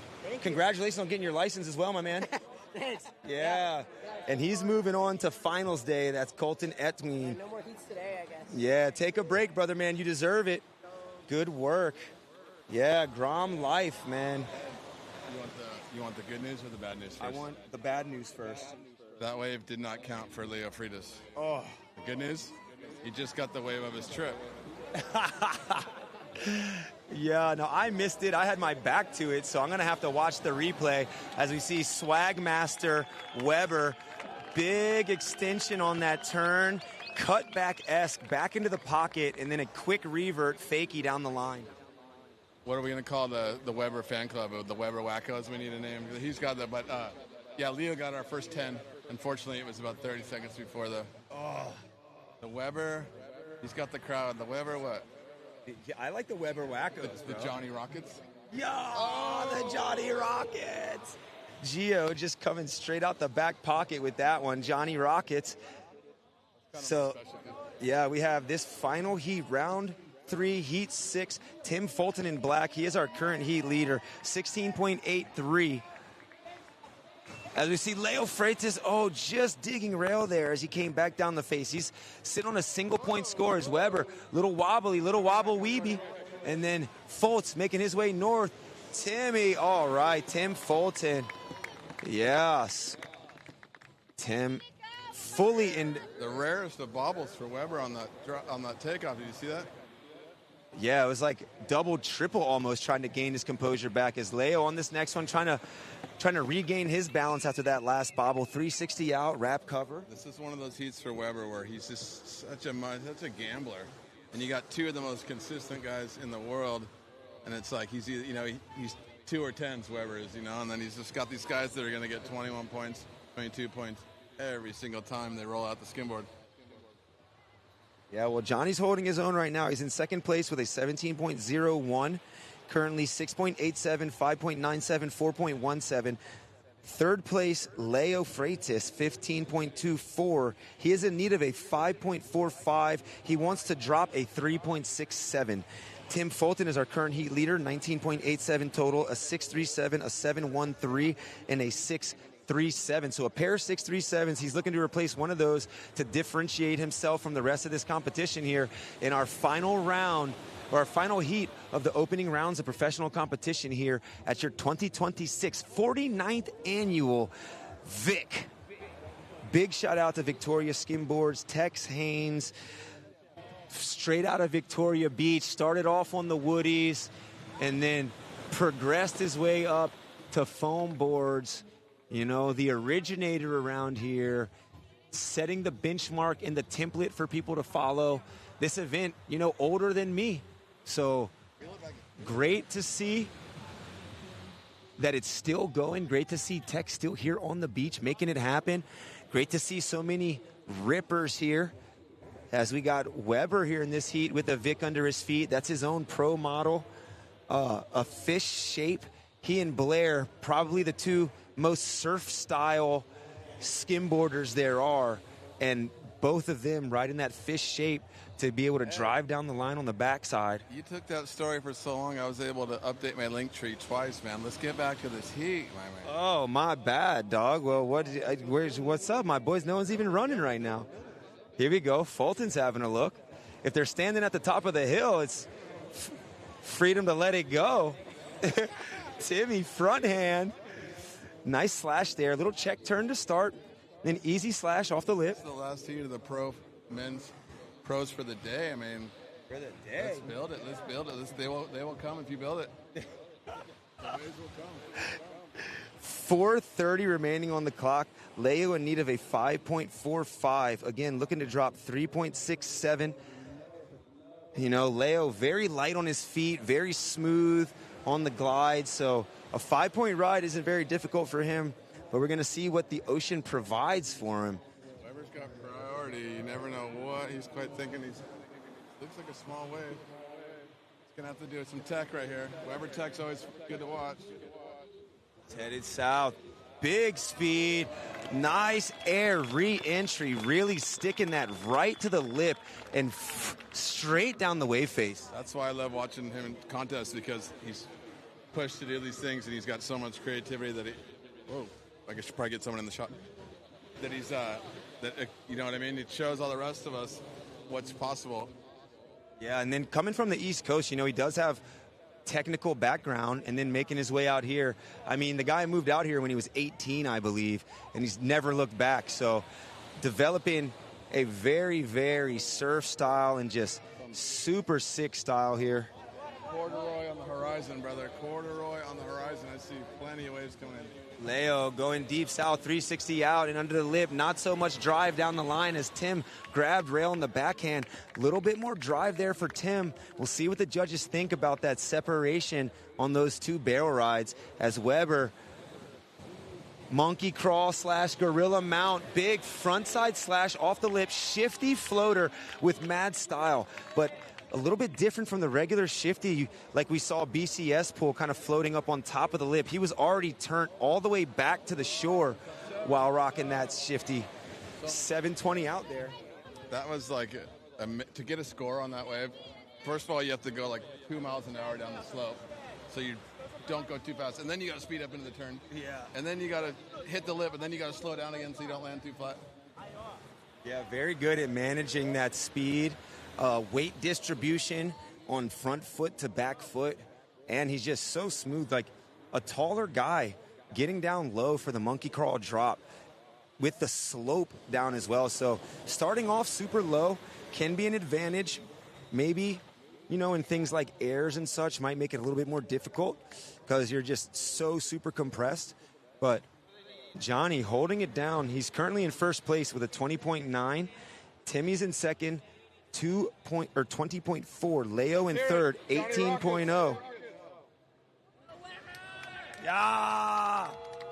The Johnny Rockets, yes. I coined you guys the Johnny Rockets. The Johnny Rockets. Unless you got a better name.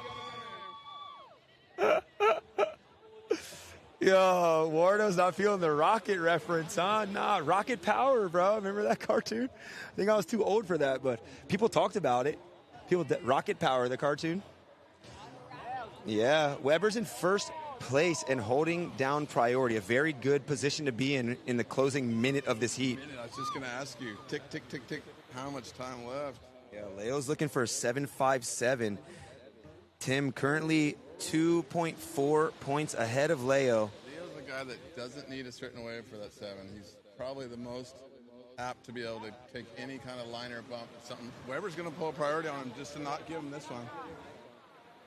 Yeah, Webby, deeper water drop, check turn, no hand, slash off the lip, slob grab down the line, cover up. I think that was wise not to give that. Leo can make magic out of those little things. Now he's a little bit. Oh, there's one more. Yeah, and Weber. Count me down. Is that thing going to come in? We got 30 seconds. 30 seconds remaining. Weber was looking to replace a 6.87. That was his low score. 7.33 for that last effort. He is now in first place with a 21.36 as Leo has a look. He has an 18-point total, and he needs a 7.57. Big wrap, smooth cover up. As Fulton a little bit further north. Powerful hit off the lip and maneuvering through the trough as we get into the last 10 seconds of this heat. We'll see what the judges think. Oh my gosh, could it be? Oh. Wow. Coming down to the wire, Leo Freitas unofficially pulling this off. Leo. Last wave, you were looking for a 7.57 for like 3 minutes. God. God, believe in God. Thank you guys for supporting. Yo. Leo. Hey, how about that first wave? I had my back to it, but we heard you got a 10 before the thing even started. Perfect wave before the heat. But yeah, good show. Everybody see. Well, Gio asked me, do I want the good news or bad news first? I go, bad news. He goes, it wasn't during the heat. I go, good news. He goes, Leo got the ride of the trip. Oh! Thank you, guys. Thank you, Eddie, Gio, everybody. He's so happy. Good. So good to see you moving on to the next day. Thank you. Thank you. Let's good go. work, Leo. Let's go. Bora Brasil. Yeah, and that concludes the opening rounds for the professional division. That was 3 rounds in the first half of the day. Oh, I'm over here. I'm going to take a seat now, so we'll probably get a little less interview action going on from the Dread on the live stream, but I'll continue to talk. Definitely going to have to go get this rib checked out. Ugh. So start a GoFundMe. Nah, just kidding. Oh, I'm pretty busted, but the ribs hurt, but the mic's good. Yeah, thank you. Thank you. You guys as well. Yeah, baby. Yup, that's the worm, Garrett Wyckoff. He was covering for me while I was getting broken off in that heat, and he's been holding down the beach mic here with Mo Just all day. 2 legendary individuals that represent Victoria Skimboards. Again, the worm, creating that worm tail, which is now like popularized by Paul Carey. I'm pretty sure he bought the worm tail back out the books, and he's been shredding that thing down here at Aliso. Such a joy to watch that guy skim. He's like just a cider hound, young and light with speed. You know, you don't even see, sometimes I look over there, it's like you don't even see nothing coming, and he's just sliding out, and then it just develops down the line, and he's in the pocket already. So, great board. If you haven't given a Victoria Skimboards a try, get your hands on one at a local dealer, and/or, like I was saying before, their website up and running, and has a very cool new feature where you can go through your board design and see it with your own eyes before you purchase it. So, Victoria Skimboards, long in the game, this prestigious contest long in the game, and you can get your hands on one by coming to the shop down here, Laguna Canyon Road, straight uphill or straight toward the mountain, Mauka, if you speak Olelo, Hawaii. On the right-hand side, Tex will be there, ready to help you choose something right, get you padded up, and get you out the door. So Victoria Skimboards, long time in the game, innovators in so many different ways, and Tex Haynes himself, innovator, holding this event down. We are here with a little bit of a break. So, you know, Dred's here. I'll just maybe talk you through it, or either. I'm also looking at live chat now. Let's see, we get back to live chat. Gio kind of walked away. I'll ask him when I get near him again if he still has the Lexus from Chapter 11. That's a great question. Oh, yeah, thank you so much. Yep, thank you. Perfect. You the best. You the best. Okay, thank you so much. I have to go get an x-ray for sure, but I can make it the rest of the day. It's all good. We got an event to run here. Okay. Perfect. Yeah, thank you. Thank you for the heads up. And that was Lynn Haynes in the game, dropping off lunch. What we usually say in relationships such as these, the better half of Tex Haynes, you know. But she's down here working the beach as well, holding it down for us, and serving me up some lunch while I'm here just resting on a cooler.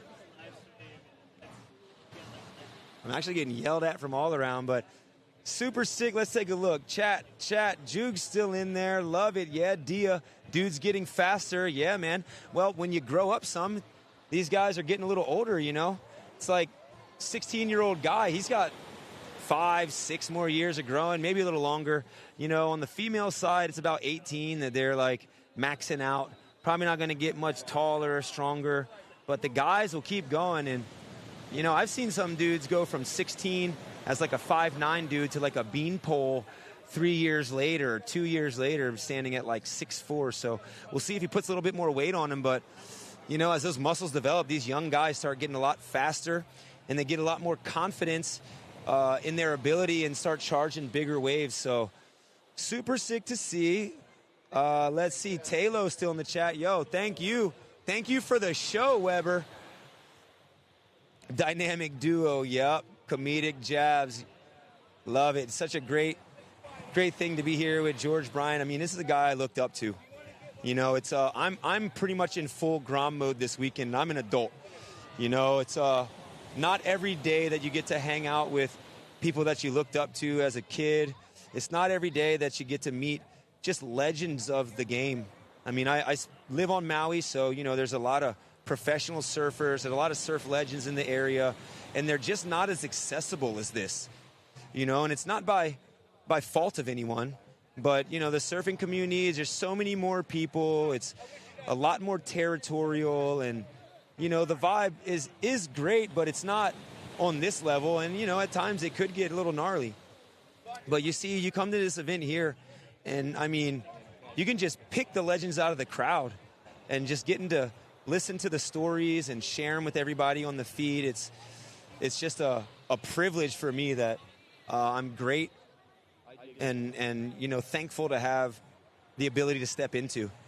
You said we've had Conley Ware. He's running the judging here, so, you know, the inventor of so many maneuvers. I got to chat with him on the expression session. So if you're watching the live and you didn't check out the expression session, literally 30 minutes of stories of the history of skimming here at Aliso, on how he invented the gorilla mount, which George ended up calling the monkey crawl.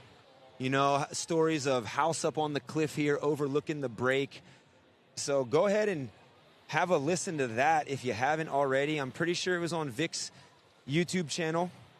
But great interview with Conley. And, I mean, from my perspective, I've never seen him. He's just a guy I read about in Skim magazine. You know, like, luckily, Tex is just so friendly with those things, and if you show up to the shop, he'll offer you a stack of mags, you know, if you're really interested, and they're sitting there. He's got a box of them, and, you know, just sitting free time on the back of my truck out at watching surf breaks on Maui. I've gone through almost every volume. And for my dad's birthday, I gave him the first ever Skim mag with Kurt Westgart on the cover. He's got it framed in his living room as a part of Skim history, you know, never having skimmed himself, but both of his kids love it, and it changed our lives. So pretty sick to be able to be a part of that. And like I said, just meet all these guys. And for the younger people that are interested in skimming, younger people coming up, I know you are in the social media world and everything happens so quick, and the same as kind of movies and music. People rehash stuff that's already happened. So your favorite trick might have already been done by somebody in the 70s, you know, might have been perfected by somebody in the 90s. And now you're seeing like second, third generation skimmer do this thing. And it's just great to be able to share the history with everybody. So, you know, they're on Instagram. I think there's a Skimboarding Hall of Fame is the account. And if you're not following that, just follow that.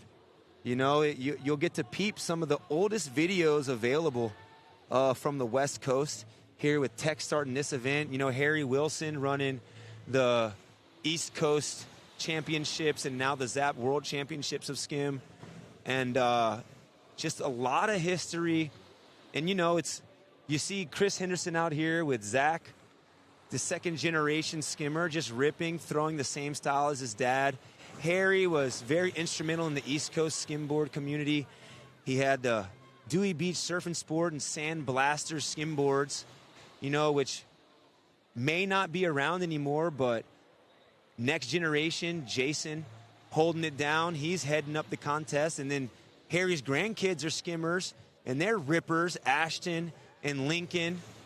So it's just great to see. That's three generations of skimmer out there on the beach when you go to Dewey.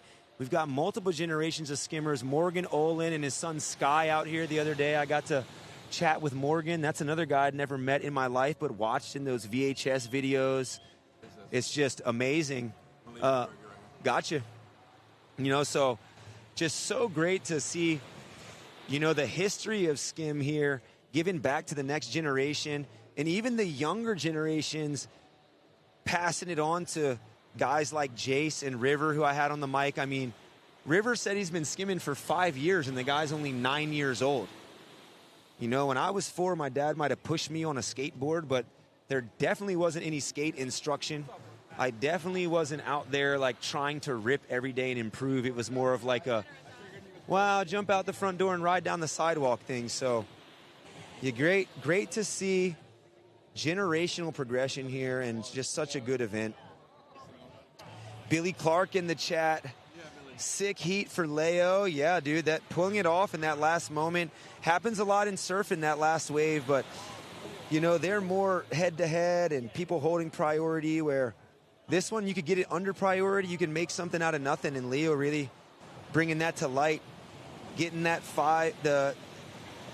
he needed the 7.57, and I think he just built 2 new scores. So great from Leo. I appreciate the feedback too, Billy. Appreciate that. I'll do anything I can with my abilities to keep these events great for everybody watching at home and everybody here. Yup. Swimming with the jellies. Chad, got to stop that. It's funny to go back through the live chat because, you know, hopefully one day in the future we'll have multiple iPads like we got out at like HSA Maui. You know, it's been run so long, and they don't really focus on the live heat so much, you know, or the live broadcast so much, but it's run very proper with, if you're the person on the mic and you need to say something or do something, they've got pretty much every outlet, double Skylinks, multiple iPads. So one day here we'll have the same thing, and it won't be so difficult to switch through the live chat and the live heats and the sponsors that we want to get spoken about. But we're making it happen here, and stoked to be a part of it. Again, this is powered by Skim, Steezy, Trey Lee, We filled the whole back of his vehicle with all the gear this morning, a huge Pelican case that took 2 of us to carry, a big beach cart that had a bunch of small boxes in it, chairs, tent, aux cables, all the likes. So he was putting in work in the evenings at his house, just making sure that the house PA here could mix with his Rode digital mixer. And a lot of long hours for that guy, because he's let me stay at his place as part of, reimbursement for helping him with the live stream. So we got Timmy Preston on my left. What it do, Timmy Boo? Not much. I had the dread. What's happening? Oh, just filling the air here on the live stream while everybody gets a little expression session on. If you want to help, that'd be cool. How long you been coming to this event?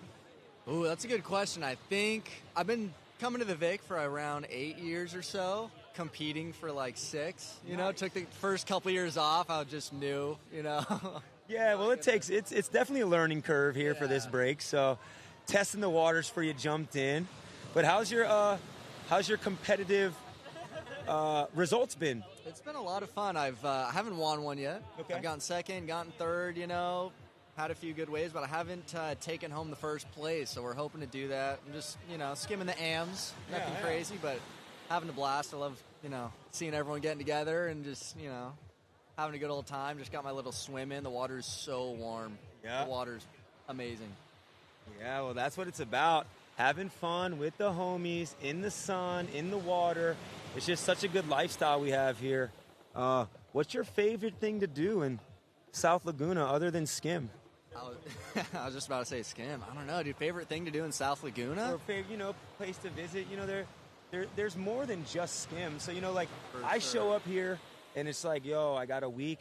I'm pretty much just charging every wave I can if there's waves. But there's some downtime. So, honestly, a guy like me, a suggestion for you to give to, go check this thing out. Something happens in town or I'm a big sea glass guy, so if I'm not skimming, dude, if the waves are bad, I'm hunting some sea glass, just look for like a bunch of sediment, a bunch of rocks piled up and get some little treasures. Yeah.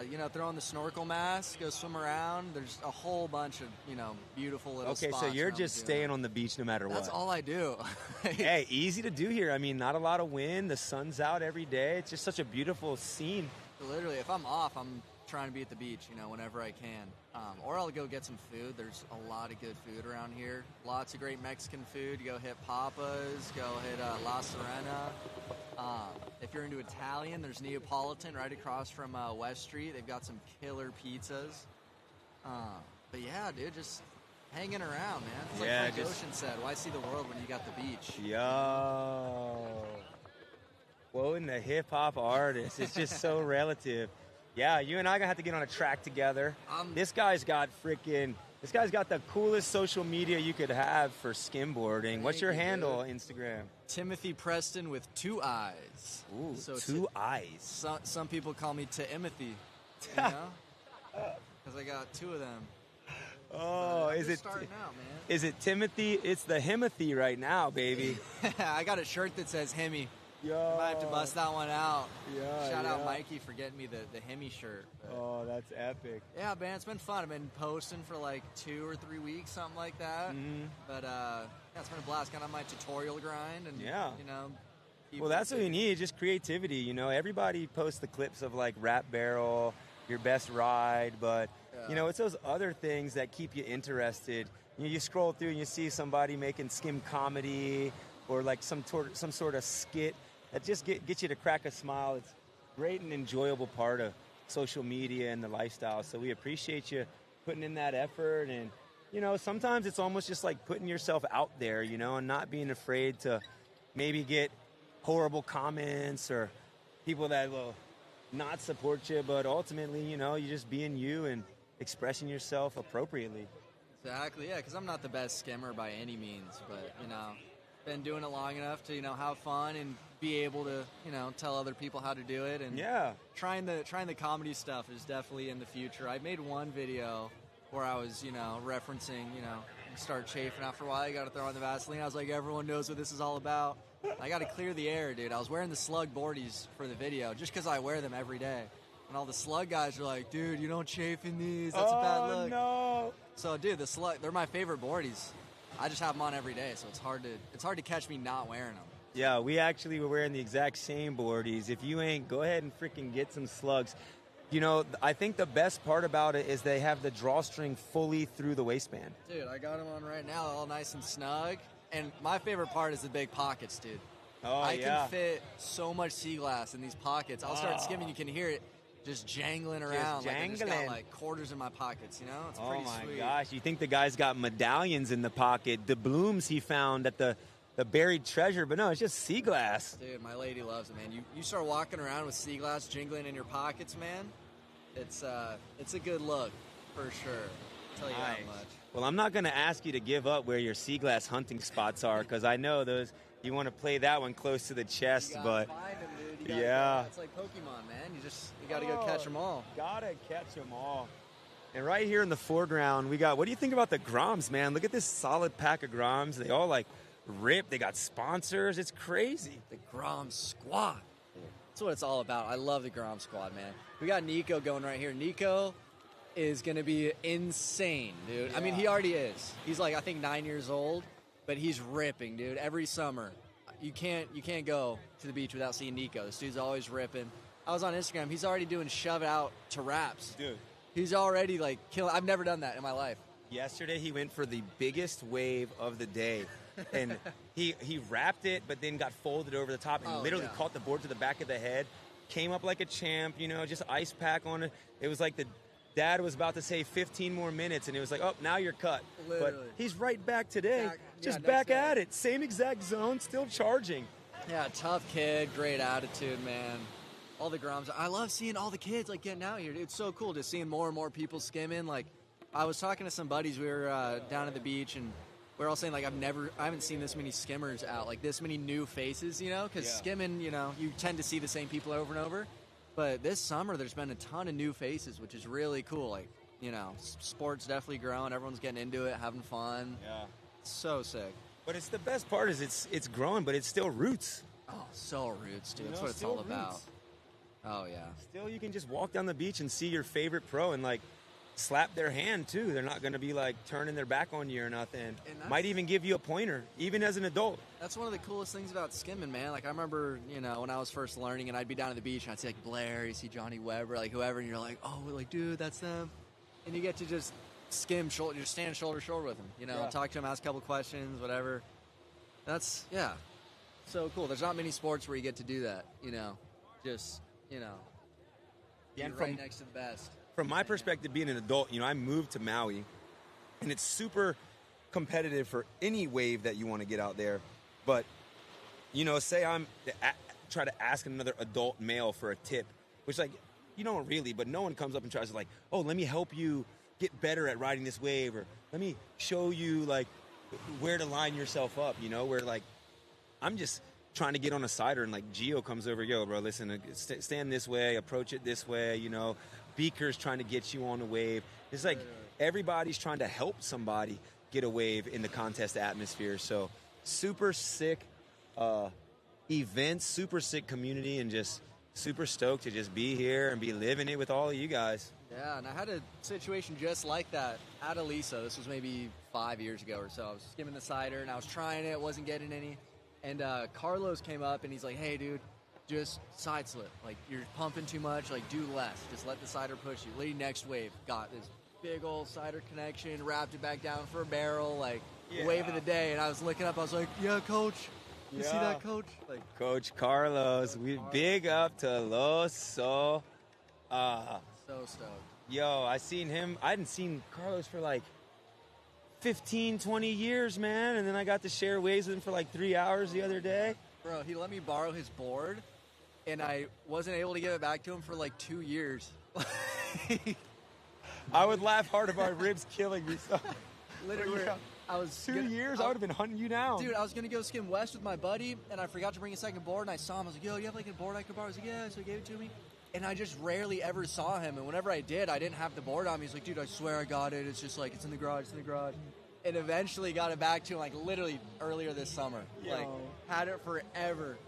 But My man, bro. hey, Yo, you he's hear it. so Don't cool. never let Timmy Preston borrow your board, y'all. Come on. You gave it back to him in the same condition, though, right? Oh, of course. I only rode it like 100 times, but no, I'm kidding. Okay, I was about to say, we got the headlock you. You're borrowing a guy's board for 2 years, giving it back to him with holes in the bottom? What's the deal? I do have to put out a search, though. I don't know if anyone has seen my Instagram, but there's this giant pool of water that I'm trying to skim all the way across. If there's anybody out there that just has a giant skimboard, like XL, super thick, anyone that's got a big boat of a board, hit me up on Instagram. Timothy with 2 eyes, Preston. Timmy with 2 eyes, baby. I mean, I've been looking at, I would say the guys out here with the biggest word would probably be Teddy V or John Howe. Yeah. So you John maybe hit up one of those 2 dudes and I need get some yourself. help, dude, because I tried it, it was a windy day, whatever, but I barely made it like halfway across. And it was really bad, but I feel like I can do it. It's really far, but I'm like, I feel like I can do it. I see this. I was kind of looking at it like, wow, my man's big bite to chew there on that. It is, but you know what? It'll be that much sweeter when you get there, right? Definitely. It's like climbing Everest. You're not going to get it on your first try. Nah, and you might need a homie to help you. Exactly. So maybe we'll have to get creative, build like a giant slingshot or something.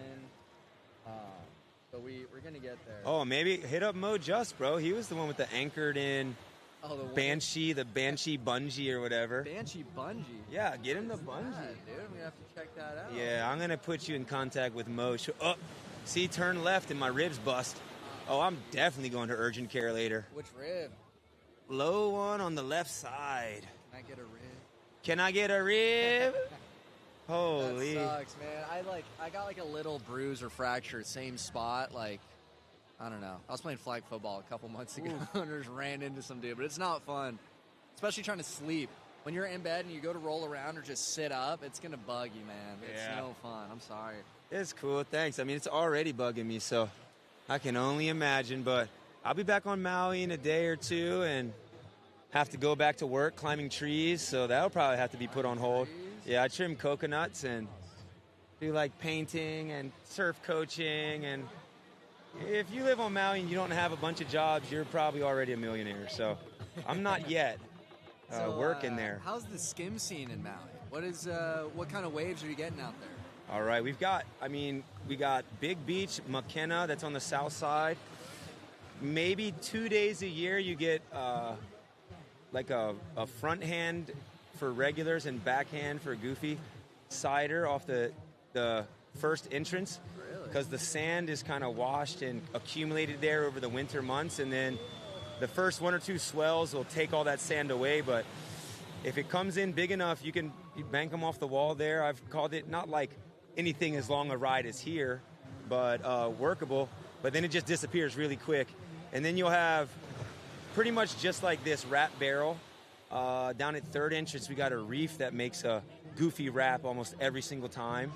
So that's a really consistent spot there. And then Ka'anapali Beach, it has, I would say, the most variety of wave on Maui because it catches both south and north.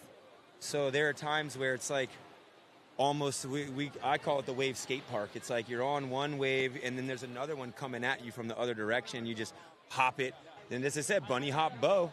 That's where he's getting that from. That guy's been perfecting those down there. I mean, Paia Bay on the North Shore, it's skimmable, we'll say, but it gets a lot of trade winds, so probably 30-mile-an-hour wind by 9 in the morning. If you're not monkey crawling, you're cooked there. I'm thinking about, I might find myself out in Maui around October. Maybe you can show me. Bro, cruise out. You need a place to stay, just stay with me. I got a truck you can hang out with, got whatever you want. I'll take you. I own my own business. I don't work for nobody but me, so sweet. I could be your tour guide / skim guide / you could just take my boards and go rip, do whatever you want, dude. Thank you. Definitely. Yeah, Please come out. Buddies, and we're all talking about going like kind of middle of October, and I was trying to Google the skim scene, but I'm like, the dreads right here. Yeah, it's not the hugest scene you've ever seen, but the guys that are there are hardcore. I mean, we've got Jack Klingman out here from Maui. He's competing today. Bo Johnson, he's from Maui. There's Sean McClanahan, big. Well, yeah, not so much for skim. You know, a lot of times when I'm going to other islands, it's either just for like a holiday to like visit a friend, or I'm the coach for a contest that the kids are in, surfing.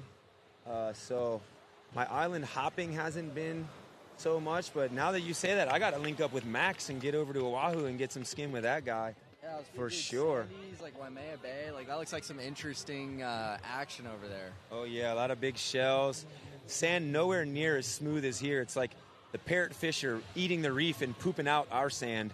So it's like fully kind of brutal. It's a lot more rocky than sandy. Yeah, but definitely super sick, dude. So please come out. I mean, I've lived on Maui for 10 years and invited so many friends, and no one's come. Oh, bro.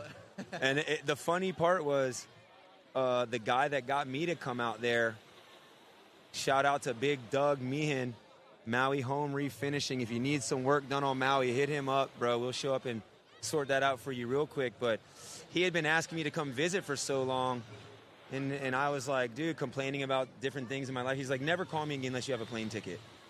And I was like, oh, man, I'm going to go visit, and I just never left. It was just like, oh, he said I was the first person to show up out of all the people he asked, and then I just never left, and now we're just love it out there. Yeah, it looks beautiful. I mean, I lived in a vehicle for 5 years, so shout out to all the car campers that park where the best wave breaks. You know, it is what it is. If you got to save up the money because it's mad expensive, but also it's doable. You know, so I'm not saying throw away everything you got in life and live in a vehicle on Maui, but if you wanted to do that, it could happen for you. And then you work your way up to anything else you need. You got homies. It's like big family vibes out there, so all good. Yeah, appreciate you holding down, keeping the airfield with me, my man. Absolutely. I pulled up, saw you sitting over here. I was like, oh, I got to Yeah. get in here. Want to grab the camera? Big Timothy. Do it. Hopping on cam. Yes. Back to the live chat. What we got going on? We love Bill Bryan we love him too, baby. Tell Joao and Danny to leave a few waves for the kids. Ah, no. Was it the Brazil show out there and they're just taking all the kids' waves? No. It's cool. The Brazos know what to do. They're going to show you. Ooh. Yeah, none, man. You look away and it's someone else's wave. So is Blair competing? No, Blair is not here. Blair's influencing, if you will. I think he's in the Mentawais with a bunch of other YouTube influencer, wave rider type people. So shout out to Blair, though. You know, he's paving the way for just skimboard content to be how you make your living. You know, I'd say Jack Tinney for sure, first skimboarder to be live and direct, getting paid off the internet like that. But he had a bunch of different content, you know, where Blair is more on the ride the skim, paddle in the skim somewhere, and keep it skim only. As we got Leo out on another one. Is he on his second 10 of the day? Big time Brazil show.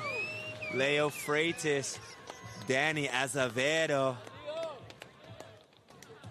That's what the people on the beach want to see.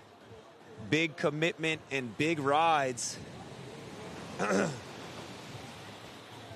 Yeah, we're about halfway through this day. And, yeah, I might be passing the mic on shortly. I am really starting to feel the pain on this rib. For those of you out there that are thinking about committing on a big wave, you know, tread lightly because, woo, did I get smoked.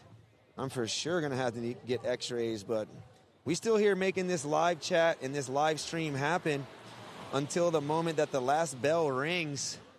Probably going to need some ice again soon. But fully enjoy just keeping it live for everybody at home that can't be here at the event. Definitely a thing that we needed in skimboarding. I mean, I was for sure watching live streams last year, and, you know, shout out to Max Bourne for filling in, but Max Bourne was just jumping up there a few deep and just saying anything. Where we've got, you know, Steezy fully running The PA. All right, get on up here. Fully running the PA. We have one mixer that's got the PA speakers for the beach mics. And the live stream is run through one mix here, so something I've never seen. And Stee's the brain behind that operation. Then we got Gio directing kind of the camera / talking / interviewing, and I'm able to just, focus on what questions to ask people and color commentating the event. So it's a great combo we've got here, but ultimately, like Gio was saying, we got a lot of moving parts and each of us juggling a bunch of hats. So just the more we get people to share, the more we can get interest in it. When you have actual commercials run for businesses who are involved, it makes it much more enticing for them to donate to the events. So stoked that all this is happening and glad that everyone's there. If you can, make sure you share it. I can guarantee you that the AM divisions will be just as entertaining as the professional. They will be nowhere near in age. As we see, we've got the young Gunnas stepping up. Maybe the youngest boys on the beach today. The AM 9 to 11 division. Luka Basiuk in yellow. We've got Levi Chapman in blue and Julian Pauta in black. This is going to be the quarterfinal heat 1 for the AM division, 9 to 11. We're going to have 4 quarters. And you're going to see some action because, like I said, these guys are out here with mom, dad filming. I mean, you see mom and dad in the foreground right here, maybe. We've got coaches helping them outside of like a coach just telling them their scores during the heat. So the progression happening quickly and right before your eyes here. And Luca, Levi, and Julian are going to prove it to you shortly. Tay Low, Eddie Money Mao. That's right, baby. I know Gio was giving Dane the Eddie Money moniker, and Gio also was on some, don't be giving yourself a nickname, but hey, Eddie Money's a rocker. I want to play music like that guy, and I got the gold in the mouth, so representing. Kids, don't try this at home. Wait till you're a little older. You do got to shave your teeth a little bit, so it's not like they broke through my enamel to like the dentin inside, but they definitely took away a little bit of tooth to put the gold on. But I'm in my 40s, man. I don't care. It's a lifestyle, not a hairstyle, and I like to express myself however. So again, kids, don't do it yet, but it's a possibility in life.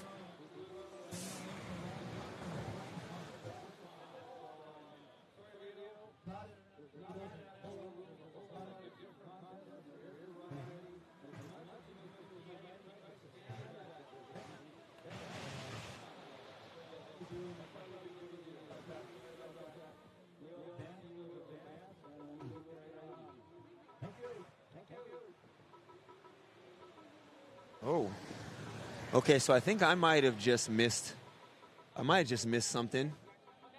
Oh.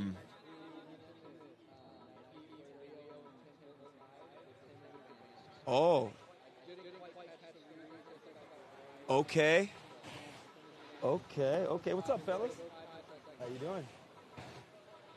All right. So I think what I'm getting here is that from our round 3 heat 6 of the professional men's division, it was Johnny Weber first place with a 21.36, and then we had Leo and Tim tied with a 20.4.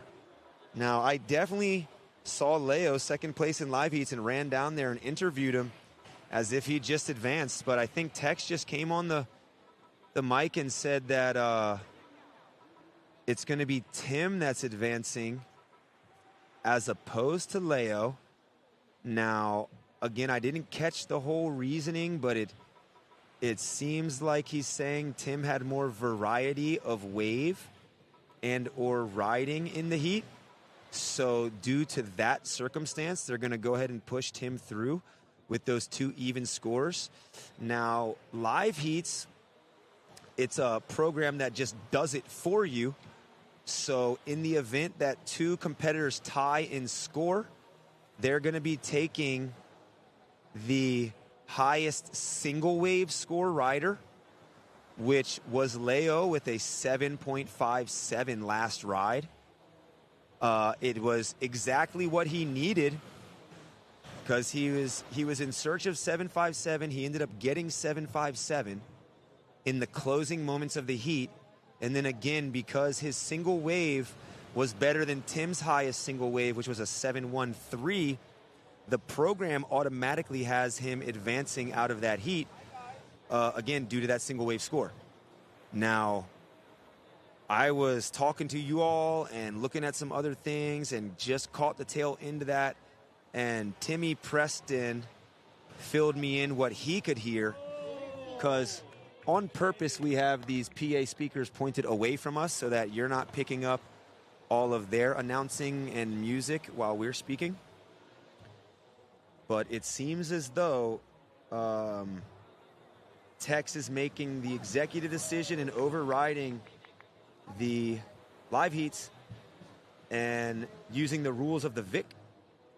And Tim Fulton will advance from that heat. So pros continuing on tomorrow.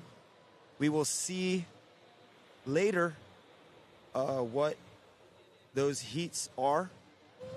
I just got so many moving parts in my hand, I'm not even going to try to click around and look at tomorrow's schedule or any of that, but that seems to be the case here. So don't shoot the messenger. I'm just the guy with the mic in his hand relaying the message to you. Yeah, it's Ed's fault. Get him. But that seems to be the case. So, yeah, Timmy moving on. Leo out now. I mean, just taking a look at the current UST standings. Leo is currently in 7th place. Tim, 37th. Now, Tim has only competed at Cabo. So, again, he made a bye to the second round as the 15th highest competitor here. So, I'm 31st, Tim 37th. And we were the last two, 14th and 15th, to make it on to the next round. Tim will be advancing on. And Leo is going to call it quits early here, 3rd round. When you look at Leo's scores, his lowest so far is a 413 points that he received at Dewey Beach. So again, I believe making it to the quarters there. George was talking earlier about the drops in scores. So the contest tour being 5 events, and if you go to all 5, they're going to take your top 4 scores. So depending on this one, we'll see what Leo's drop is. But Leo still in running for the top 10 in this UST season.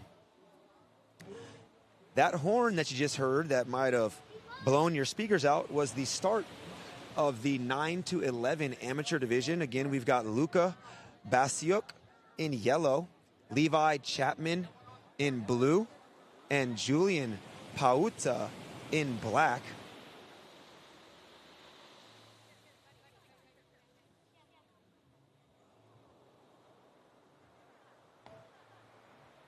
Yeah. Cool. I'll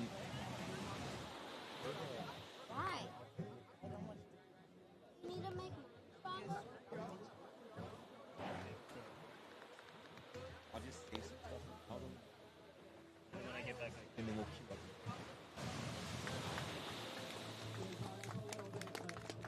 Yeah, crowd like that ride.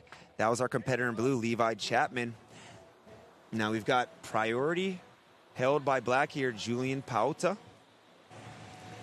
There's 6:30 on the clock. Levi Chapman, this is a Skim family. I had the pleasure of meeting his dad earlier, and he's got him down on the beach daily. He's getting the clips. I want to say every one of the brothers' names is their Instagram handle, all in a line. And Levi throwing a shove on the lip there. He's got a 3.37 and a 4.5 as Luca headed straight out. Levi under priority here, going at it again on the backhand. Couple of pumps, looking to bring that one back to the beach. We're still awaiting Julian's first ride as he's holding priority with 6 minutes on the clock.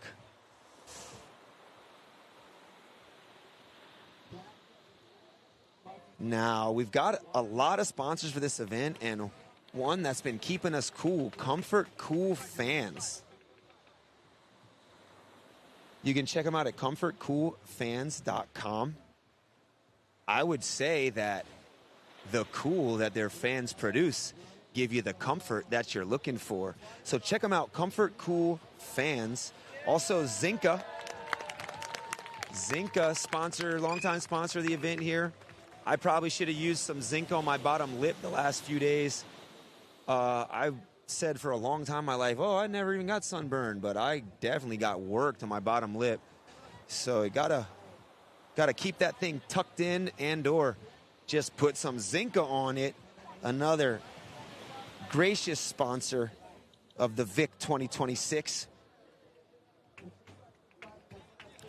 As we see lots of action here from the 9 to 11 division. 4 rides from Levi. He's our current heat leader, a 3.37, a 4.07, a 4.73 for a total of 12.17. He's jockeying backwards so that he can get a lot of speed to look for a barrel section here. He's got a little bit of a corner. Off the lip, an airdrop to flat. Levi Chapman, how you like that? The crowd liked it. In second, we have Luca Basiuk, 7.3 total. He's got a 3.17, a 2.13, and a 2.0. And in third place with one wave, we have Julian Pauta in black, a 3.13. He's still got 4 minutes on the clock and in need of 2 more scores for that combination.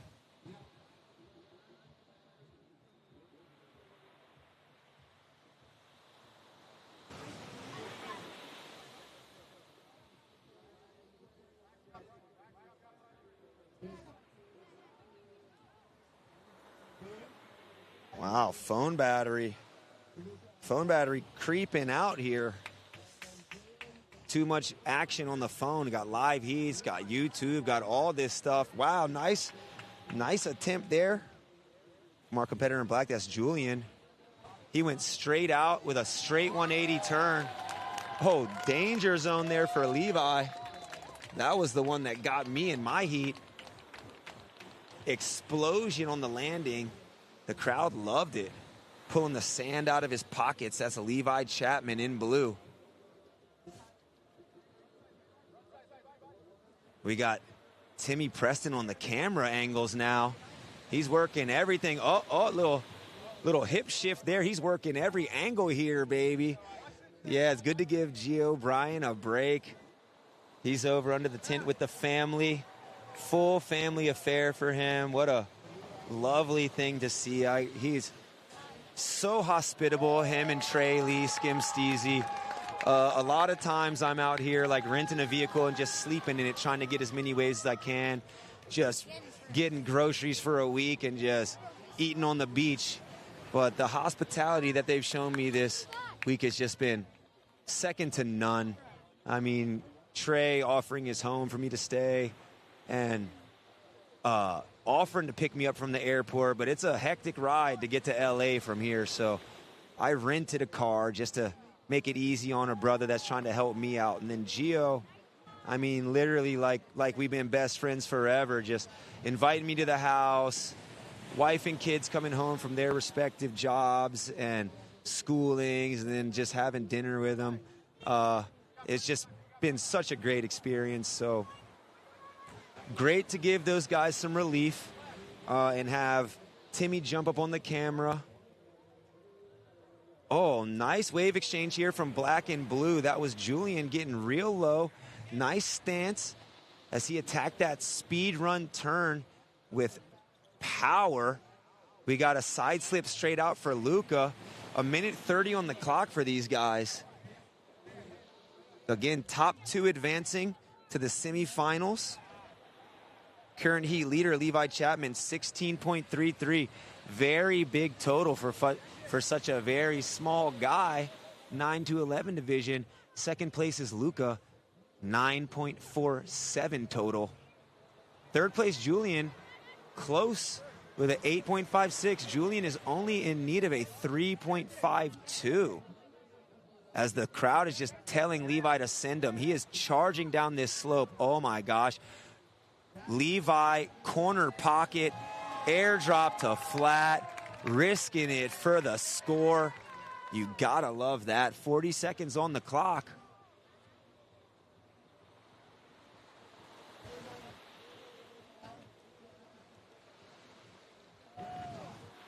Hey, Mom.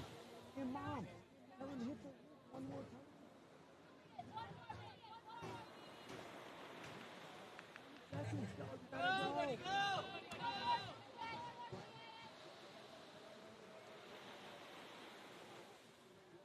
Yeah, oh, nice there for our competitor in black, Julian. Quick little wrap there on that incoming wave. He was looking for 3.52. We'll see what the judges think. The second and third place very close as Levi Chapman ran away with that heat. 16.63 total for Levi. Yeah, and that is kicking off our 9 to 11 division. The crowd is stoked. 2.83 for Julian's last ride. Not enough to get him out of that heat, but his mom is stoked up. Everybody on the beach is smiling for these young dudes. This is just all time.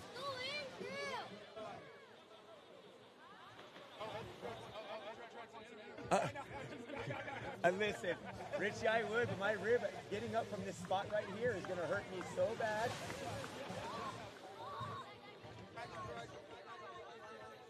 Yeah, stay right there. You know what, dude? Stay right there. Keep that camera on him, Timmy.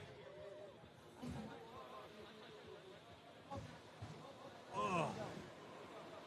Hurting. Here you go, Levi. Here's Yo, this is it. We're going to treat him like the pros do, baby. Levi Chapman, 16.63 total. Take a step back, Jax. Thank you. What was your thoughts going through that heat, man? I was just ready to charge those big waves. Yeah, well, you did. You kept finding that corner down there. Did you make that decision before the heat to kind of own that zone over there on the south side? Yeah, because there's like so much good waves over there, so I was just like, I'm going over there. Perfect. Well, we're stoked to see such a high score out of such a young dude. 16.63. Is that your highest combination score in a contest? Yeah, I think so. All right. Well, congratulations, man. We're stoked to see you move on to the next round. Yeah, thanks. Yeah, that's Levi Chapman, baby. Big timer, big timer. Oh, yeah. Little pain for Dread, but I can manage. It's cool. I'll keep doing that. As long as we bring him closer to me, I don't got to run down the slope, you know? Oh, yeah, get in there. Dude, no problem, man. Live it up. Oh. All right, we've got our second quarter final heat. Thank you, brother. I might actually just step to the back. Oh.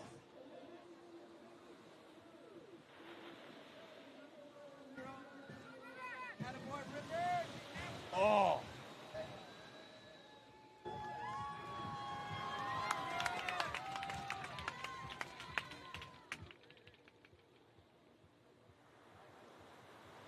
Oh. Okay, Dred's got a seat. This is feeling more comfortable. Yep, I know I keep complaining about it, but when your rib is clicking, it's definitely screwed. Woo! Yeah. All right, our next heat here in the water is 9 to 11 quarterfinal heat 2. We have River Hoffman Faye in black, Indy Kilmartin in yellow, Andrew Talarico in blue, and Stephen Shuley in green.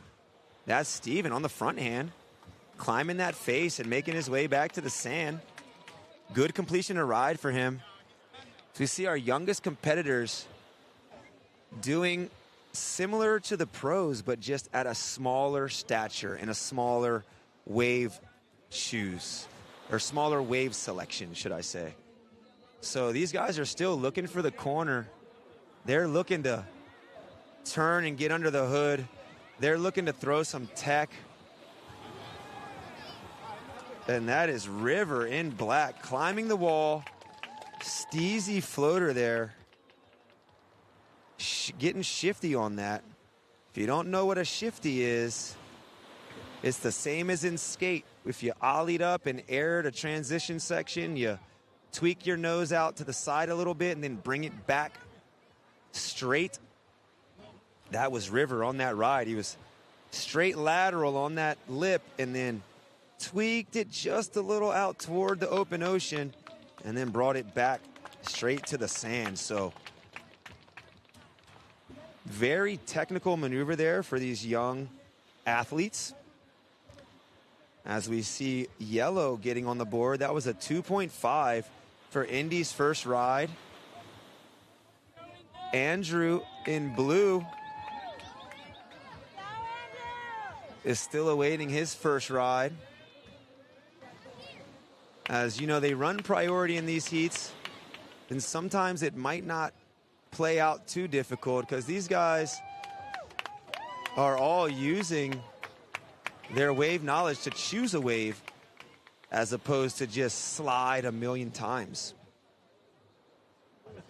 So it's a thing. A lot of times if you're the judge for a younger division, and especially on the East Coast where it's a little flatter, you know, you can run for a lot of waves.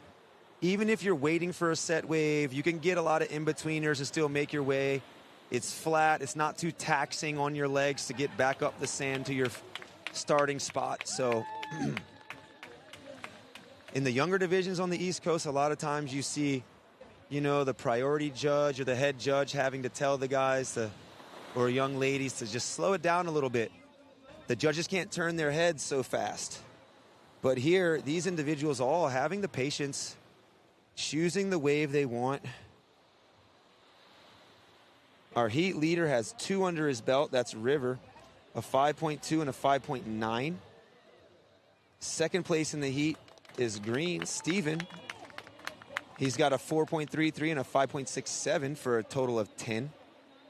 Yellow is third, Indy, 5-point total, a 2.33 and a 2.67.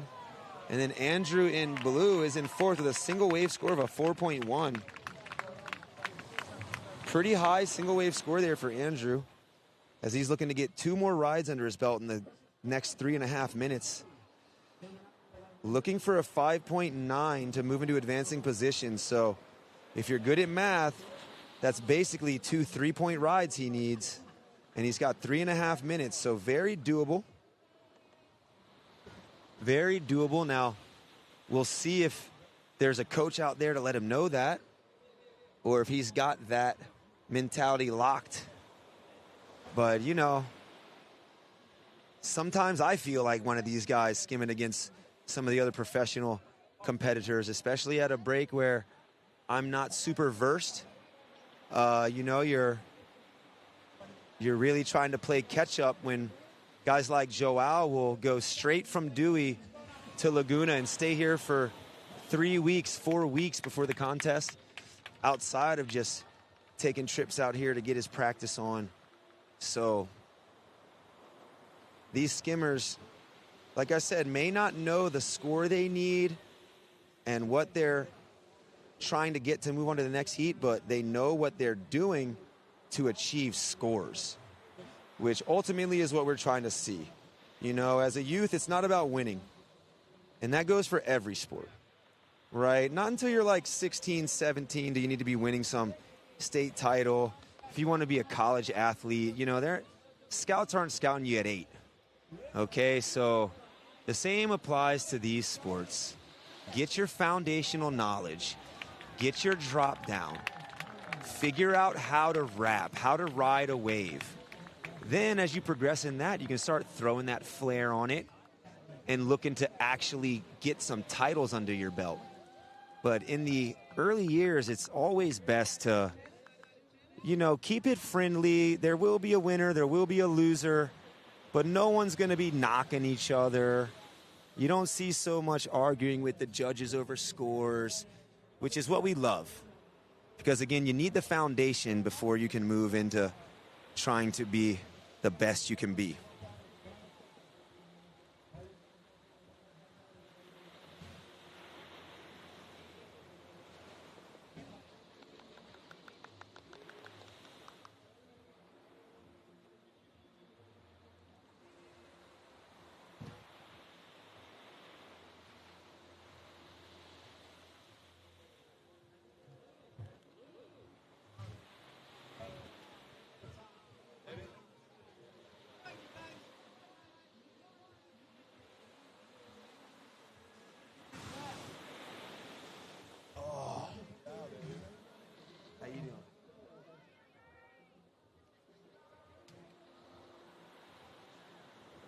Skim Steezy. Yeah, he's nice. Got a nice view up there too. It's beautiful. All right. Okay, for those of you out in the live stream world, once Skim Steezy comes back, I'm going to flip you all over to the commentary from the beach announcers. Oh, because I don't even know if I can continue doing this. I might have to go get checked out soon. So giving my best effort for the last few hours, but the pain's getting a little bit unbearable at the moment. Right now, we'll give it up to the fans, and they can make all the noise for you.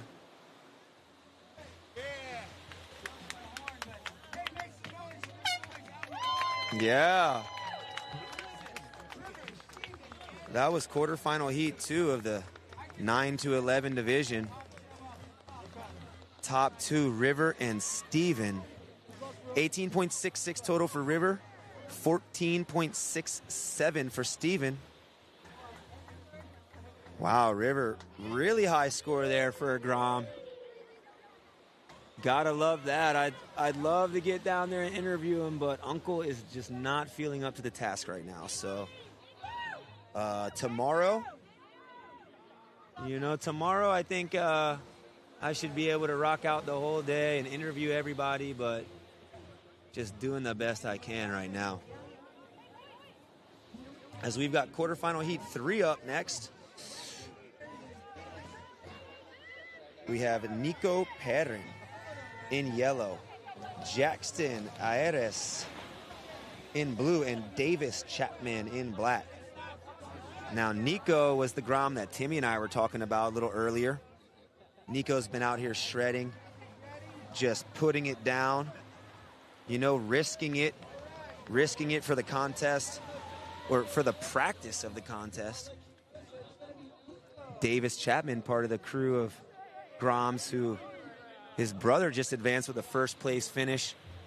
Very high combination score in the 16 range. And Jax Rips in blue. This is one of my little homies right here. Straight up, we got Jack Klingman and his dad Anthony front and center. Love to see it. Now, Jax was living on Maui. I'd skim with him, Ka'anapali, or just different places on the west side. Airport Beach.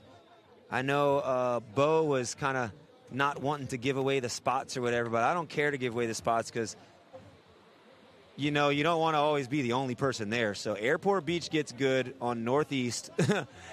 It'll be a pretty sick liner. And we've got mirror wraps there, both on the backhand, blue and black respectively. Crowd really liked that one. But yeah, Jax improving so much.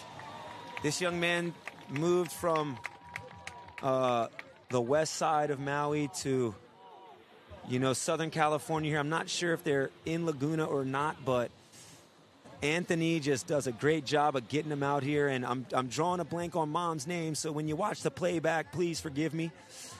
But yeah, Jack's just a lot of improvement very quickly from this guy. And for younger dudes, the whole social aspect is maybe trying, like you watch all these other young guys on social media and they might be ripping, putting their biggest clips in.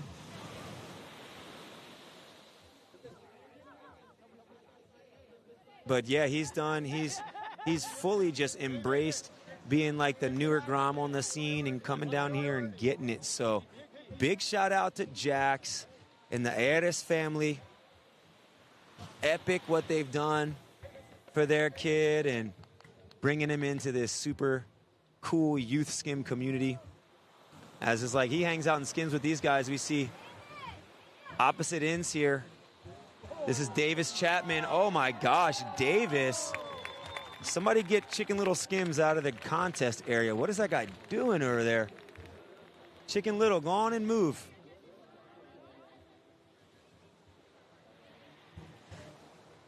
Jax just moved himself into second place. 13.74 total for Jax. He has a 3.67, a 4.10, a 5.97 for that last effort. Davis in black is in first, 15.90. He's got a 4.43, a 5.37, a 6.10 for that last airdrop. And then Nico, last wave coming in at 5.25. Nico is now in second, 5.03, 4.47, 5.1.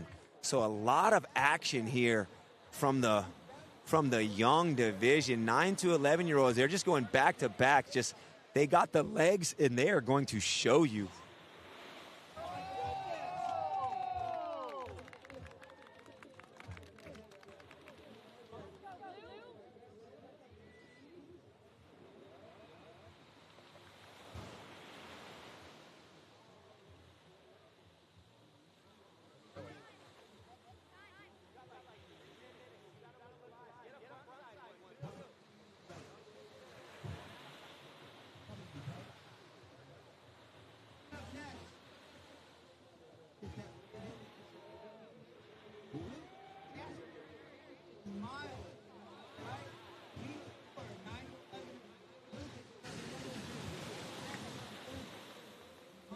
Four minutes on the clock as these cats still laying it down. Jax now in first place, 16.51. Very close second, Davis, 16.24.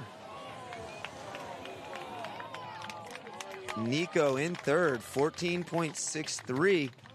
Nico is in need of a 6.11.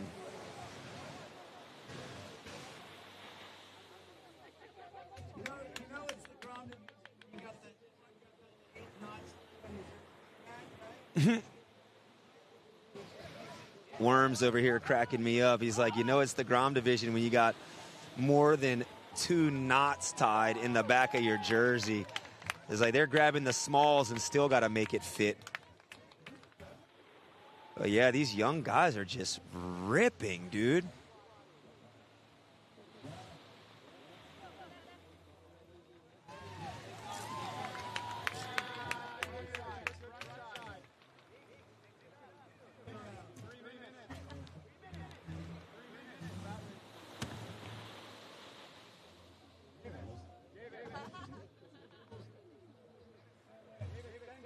So yeah, super great to see all the young competitors.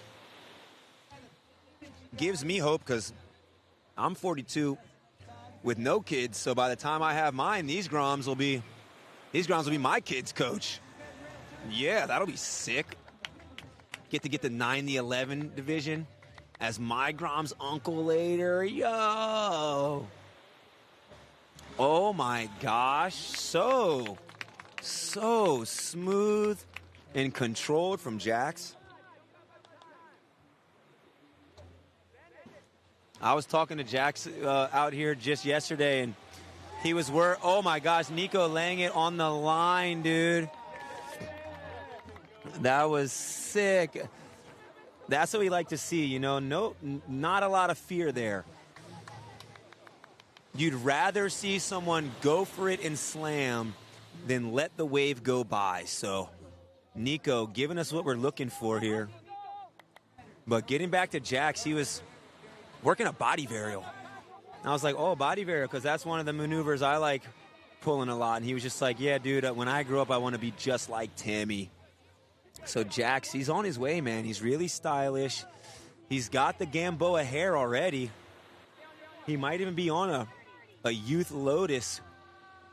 So big shout out to Tim. I mean, If you look at the pads on my board, I've fully jacked that from Timmy Gamboa, which, you know, he says it's all good because he's more stoked on it than he is like, oh, you copied me.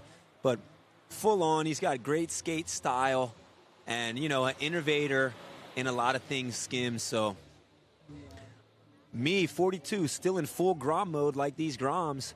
And we see Jax ripping that Exile under his feet. Still our heat leader, 17.47 total. With Davis Chapman of the Chapman clan. They got 3 youth competitors here, possibly all in the same age group. I'm going to have to check in on that one and get back to you about it. Nico is in search of a 5.78 as we get into the 30-second range. 30 seconds remaining in this heat. Jax, big side slip, styling on him. Oh my gosh. Both of those guys giving their best effort on a wave that was maybe waist high on me, but head high to overhead on them. Nico, wow, Francis Walsh. Front side grab. It's a backhanded grab rail on a front side. So he's got those toe rail engaged and he's grabbing with his backhand. These guys charging in the closing moments here. Wow, sick from the 9 to 11 division. Rocking. It seems like some of the parents here on the beach are like taking a sigh of relief. You know, they were sweating for a minute, waiting to see what their child was going to get in the scoring range. Is he advancing? Is he not?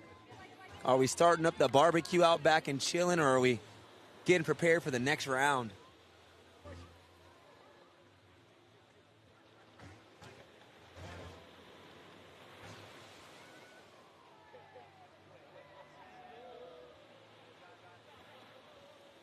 And the fans go wild. It doesn't even matter who's the winner of that heat. Everyone's getting stoked up on each other. That is so sick. That's the purity. That's what you love to see, man. You know, when you get to the professional rankings, semi-pro rankings, doing it for money, you know, to promote the sponsors, to do things like that. You know, there is the love, but there's also other intentions in it as well, where these young rippers are doing it for the love. Families here backing them up. This is just such a great thing to see. Skimming, we got a bright future.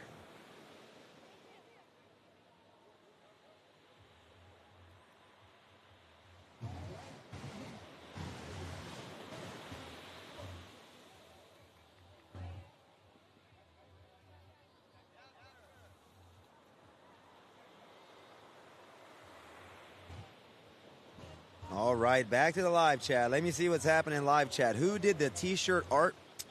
You know, I am not sure who did the T-shirt art. I can promise you that I will find out by tomorrow. Again, not really into... Who did? Kurt did. Oh, Garth. Oh, no way. Okay, so Worm's the art. Thank you. Thank you so much. Yeah, it was like a magic genie just showed up. I'm just talking to myself over here in my own world, and then I just get the answer provided. Thank you. So that was Garth Wyckoff. The Worm made the art for the contest T-shirt this year. So hopefully you're still in the chat, whoever asked that one. Shilo Yareli. Paul Uribe Orozco. Chapter 11. Yeah, that's right. The old Skim movies, baby. Oh, yeah. Thank you for your appreciation, dude. We're good. We're, like Gio said, he's having fun doing it. I'm having fun doing it. Not anywhere else I'd rather be in the world right now. Yeah, Groms are definitely killing. You know, it's easy to announce and have a broadcast when what you are broadcasting is just so good. You know, when it's a lot of nothing and you got to try to fill the air like Timmy and I were when it was just like expression session, that's more difficult than looking out there and seeing stiff competition and amazing rides when that happens in front of your eyes, so much easier to announce, to provide the color commentary, and just to keep it lively. So appreciate y'all's feedback in the live chat. Shout out to everybody that I know in there. Hopefully I know all of y'all at some point in the future, because Dredd love the kids and I love everybody. So shout out to the Skim community. Y'all are the best. And currently in this heat, let me get back to the live heat so I can give you some, tell you who's in the water.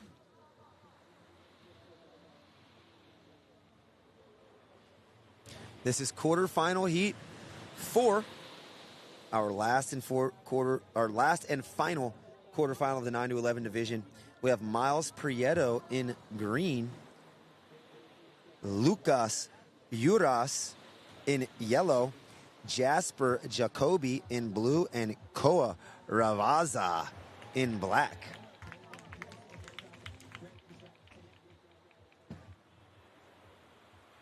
Yeah, until Steezy gets back. Yeah.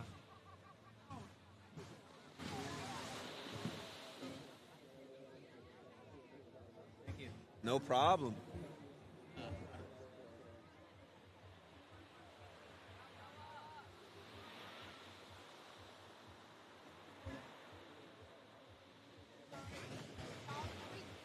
All right, current situation at hand. Miles Prieto in first place. He's got 3 waves, so when you've got 3 and the other's got 1 or 2, it's going to almost always be an automatic first place. We'll see if he can hang on to it. He currently has 4.5, 4.67, 4.0 for a total of 13.0.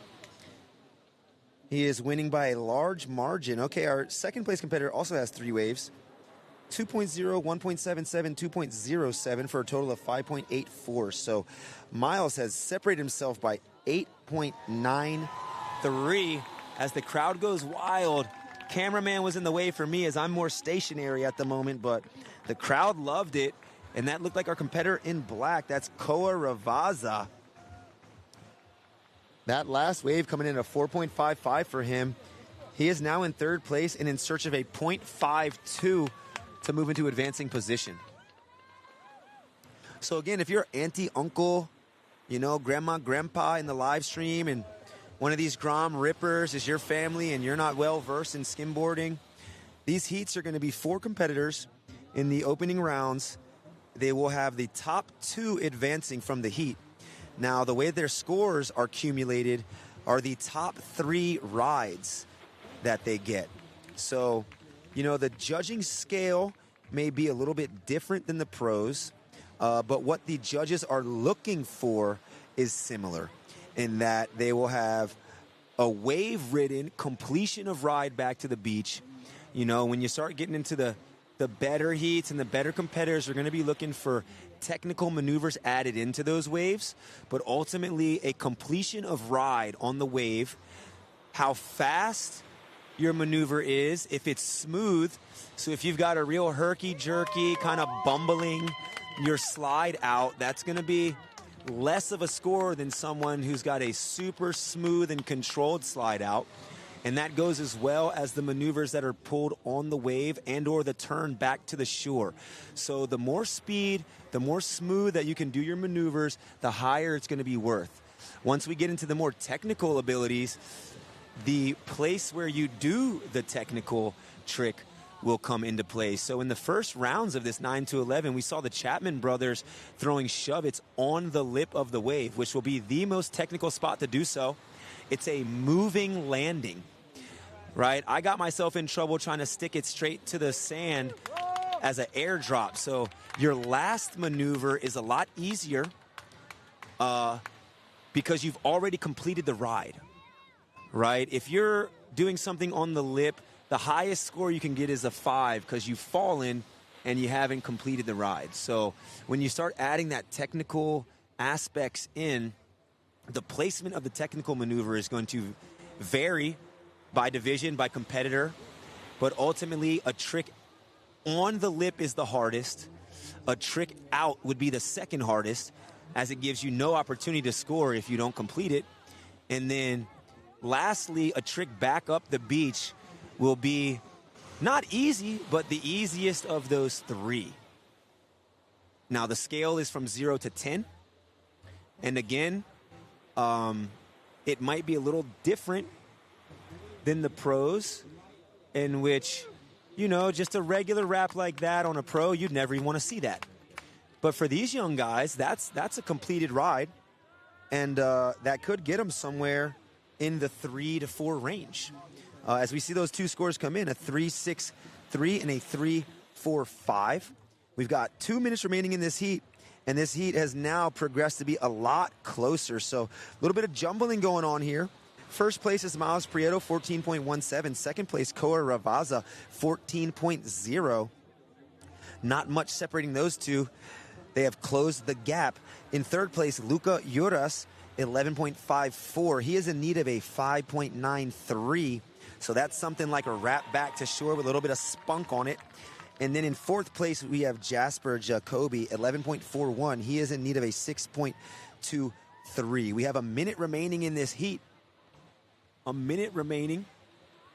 And again, for those unaware, the top 2 will move on. And then for the youth, they also have priority. So priority decided by ultimately who has the highest seed at the beginning of the heat. But then once you have gotten off your board and get the board in hand and your feet in the sand, you are now back into the priority shuffle. So plays into the youth way more now. And there's 30 seconds remaining on the clock here for our quarterfinal Heat 4 action. Yeah, big wrap there for Koa. Dude, the crowd loved that, baby. 15 seconds on the clock as the crowd is bringing these Groms home. We are going to have the 12 to 14 division up next.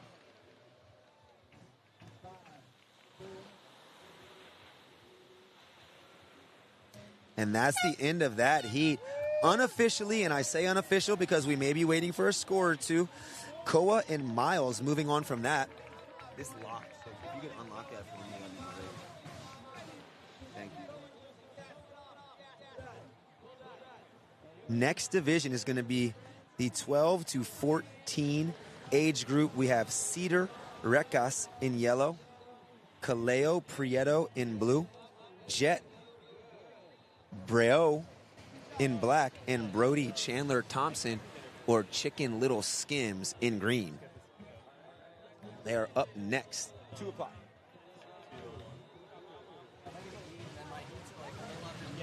Always like, if you need to like go like,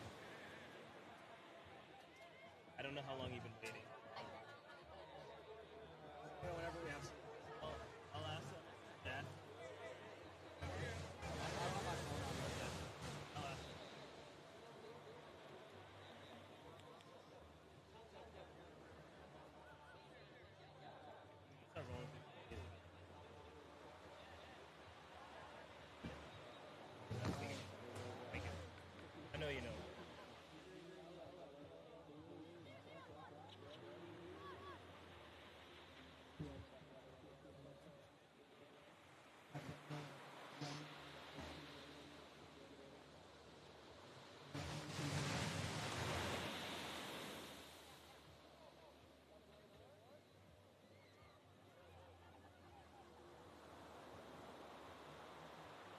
12 to 14's up and at it next.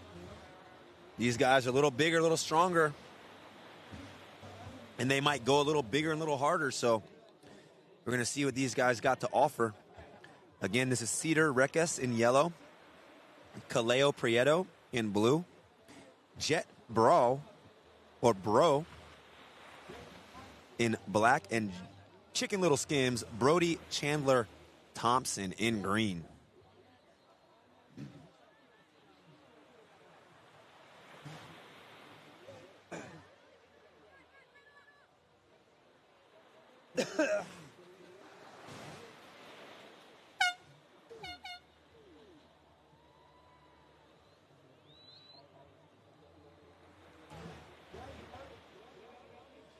All right, I want to shout out the Den in Laguna for supporting the VIC.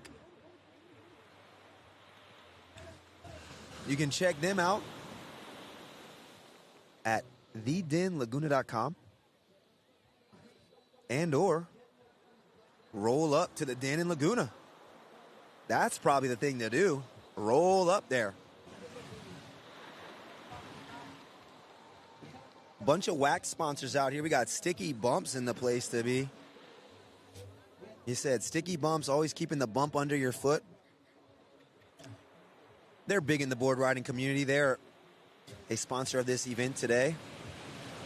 I've got like 2 surf students over on Maui who are, I would probably consider them on the flow team for Sticky Bumps, or maybe they call it like brand ambassador nowadays or something, but you know, always down to support the events and support the youth that are really trying at their board sports. So big up to Sticky Bumps. KXFM 104.7. What? If you are in this area and you are watching this feed because you're not here on the beach, just put your radio onto them. 104.7. A supporter of the VIC 2026. That is on your FM frequency modulation, if I'm even right saying that. You can also check them out online at kxfmradio.org. So I don't have a ton of information on the online that they've got, but most radio stations, if they've got a website or an online, then they're going to be probably offering some sort of programming on there too. So check out KXFM, kxfmradio.org.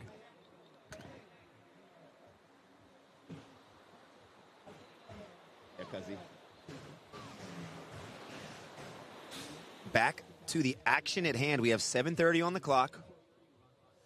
Kaleo Prieto is in the lead of the famed Prieto family. Paulo leading the charge. I mean, too many videos to watch him in. Every Exile movie. Stimulus, Bearded. One of the smoothest styles that you could have ever seen. And he's still skimming. He was out there getting a few in Cabo. You know, I believe he may have had an injury that he was coming off of, like an ankle, possibly broken ankle. Don't quote me. But father of 3, and all 3 ripping, as Dia is in the pro division, and he's in the top 15 of the UST Tour at the moment. This is Kaleo, currently in the 12 to 14 division. And then we also had a Prieto in the 9 to 11 AM division. Ooh.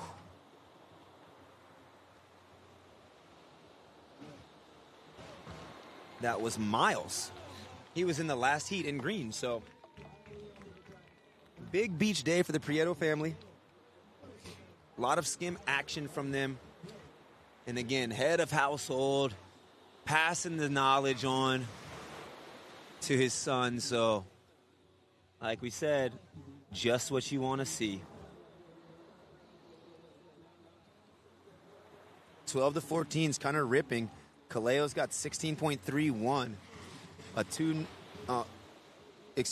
He has a 2.97 lead over Chicken Little Skims, Brody Chandler Thompson. He's got 13.34. Cedar in yellow, he is in search of a 3.91, and at black heading north, that's Jet Black, baby. He's looking for a 5.35. That last slide, kind of a smaller wave and a bit trophy, so probably not in the 5-point range. As we see Cedar having a look here. Cedar's in need of a 3.91. He's on his way straight out over the trough. Controlled turn, but not at a very critical point of the wave. So again, attacking the lip is what the judges are going to want to see. And that's the point that'll get you the most speed and projected into that next section, whether it's under the hood or down the line, but you really want to aim for that lip that's crumbling and giving you that most kickback as you utilize your kinetic energy bent through your knees, hips, and calves. 180 out the back for Jet. Again, Jet in need of a 5.35. Out the back, probably not going to be enough. That was a 3.57. A lot more patience from blue and green, as blue is just holding priority. Under priority, we see Chicken Little in green. Check turn. All right, check turn. He was, yep, in the last heat, and it's Kaleo right here. Shove it back up the beach for Kaleo, digging that tail into the sand, not fully complete, but again, if you're trying that maneuver, that's not going to take away from what the judges have scored you for the beginning of the wave. So that little bit of flair, not like, again, not taking away from his score, we'll say. Up and over the trough there, nice, big slash for Cedar. Looking for 5.81. Slash-tastic, Cedar coming off the top.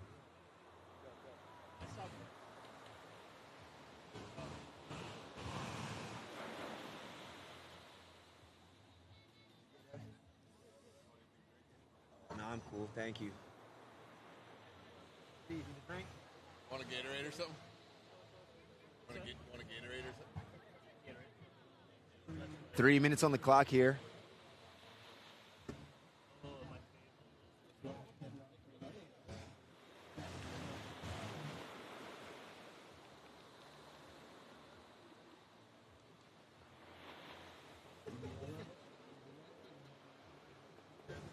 How you doing, bro?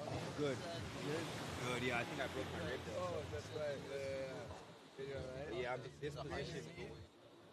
For that last airdrop, I landed right on the like pretty brutal, but still here. I'll go get it checked out after. Got to find the How you doing? Give me some good shots, good view, just watching action there.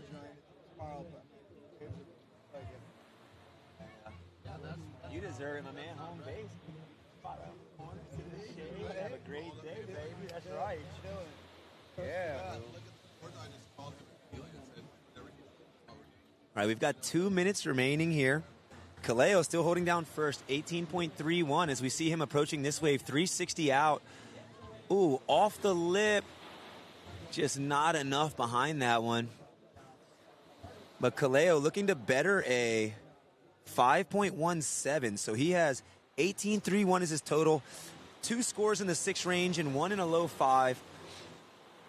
That low 5 is what he's going to want to drop here as we progress through this heat.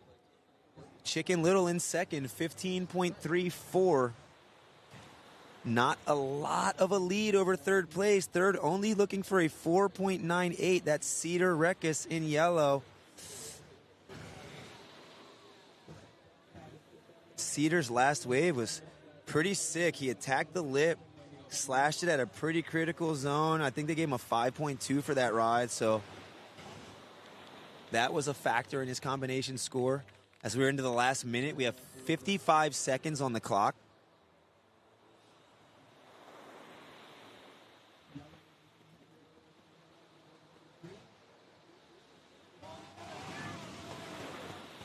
Wow. The double up, triple up. We had yellow and green in the foreground and blue far down south as we got black straight out. Out and on it.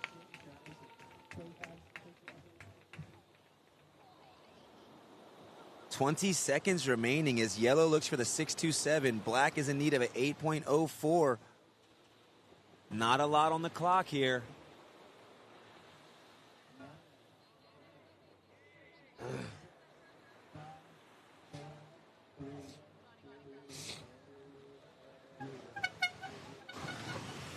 And that's it. That is the end of quarterfinal heat 1. 12-14. 20-year-old amateur division. Unofficially blue and green moving on. That's Kaleo and Brody. Our next heat in the water is going to be Dylan Nash, Matvi Basiuk, Kyanan, Pejan, and Jace Olhert. Dylan, Matvi, Kyanan, and Jace up next.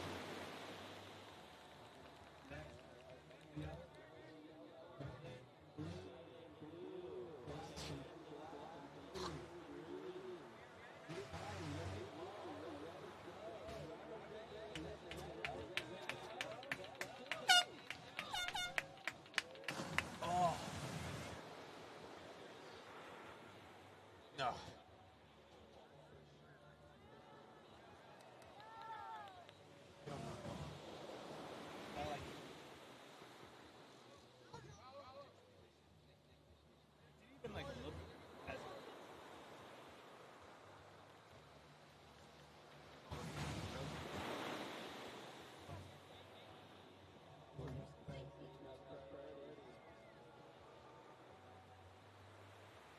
It looks like it didn't look as bad as it was. Like it looked like you almost made one. And I didn't see it.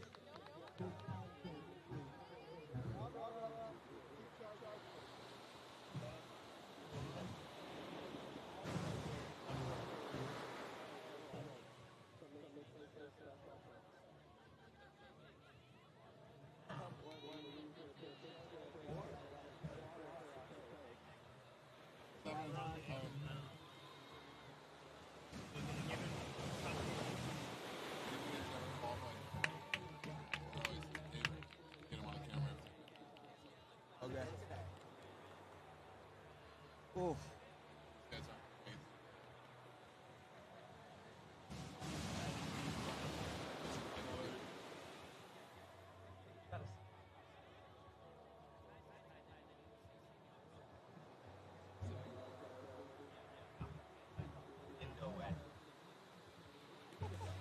Jace.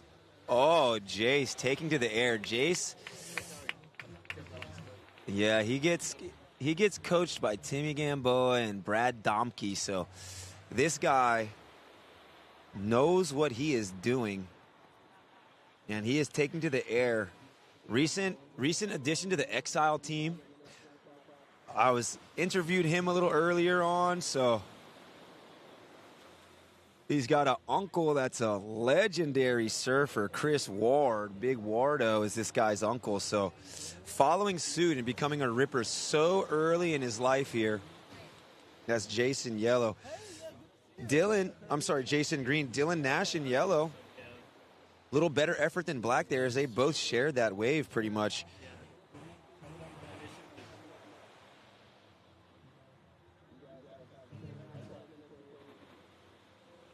All right, Reef Grell still in the live chat. Love it, Reef. Dude, he's still watching even the Groms. He's shouting out Koa. That's what I'm talking about. I mean, you can't turn off the entertainment. These guys are entertaining as well.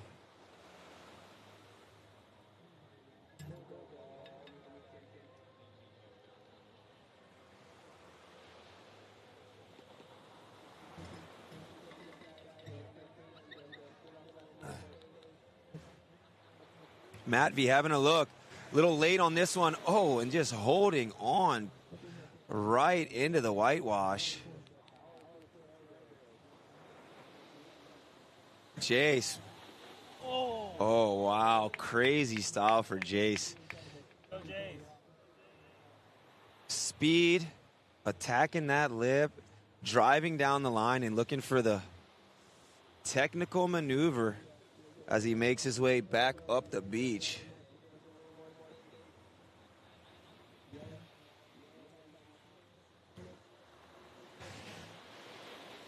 That was our second place competitor right now, Dylan Nash. He's got an 8.2, currently in second. A 3.1, a 3.0, a 2.63. Third place is Kyanan with a 5.9. Two waves. 393 2.0. Kyanan is in need of a 2.8 to move into advancing position. Matt V is in blue. Fourth place, 5.0, a 117, a 2.0, a 183. Matt V needs 6.44 to move into advancing position. So again, if you're at home, auntie, grandma, grandpa, uncle, and you don't know live heats, and you look at live heats,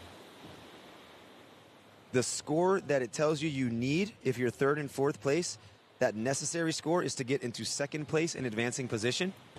The score that it shows that second place, oh my gosh, that second place needs is to take away first place, but I don't know how possible that's going to be when Jace is hucking backside 180 airs like that, getting the tail nice and high, flying through that ride.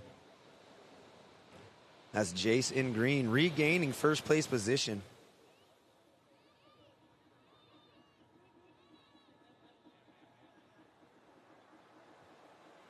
Matt V having a look here. Matt V, better timing on this one.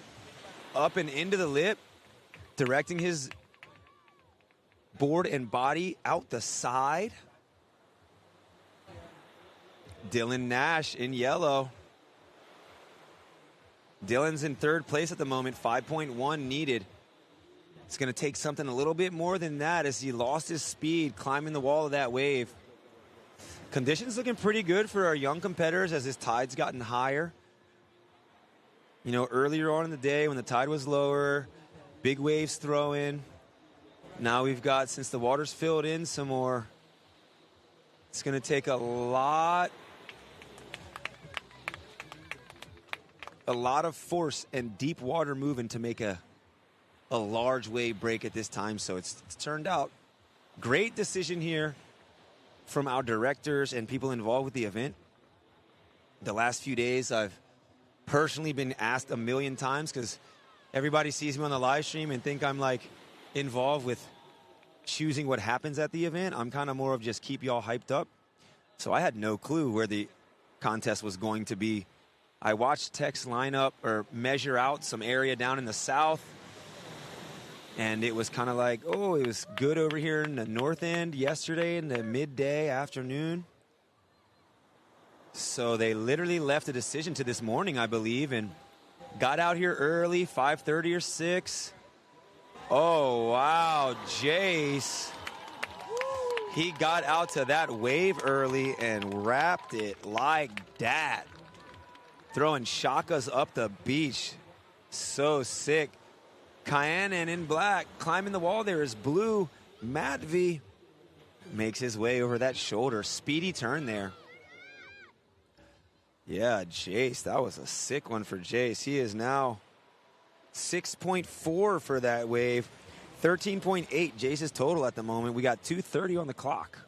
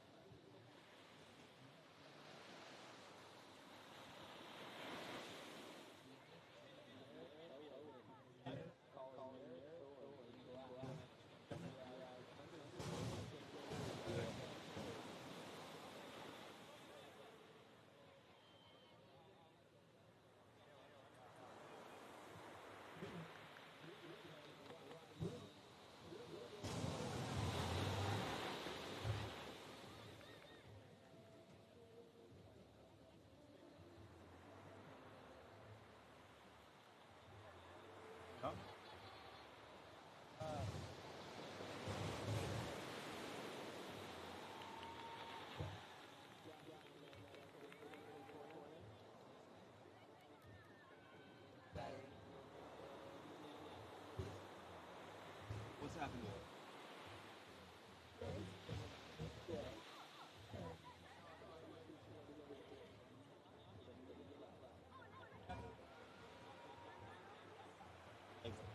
All the pro guys. And a lot of them either have their own like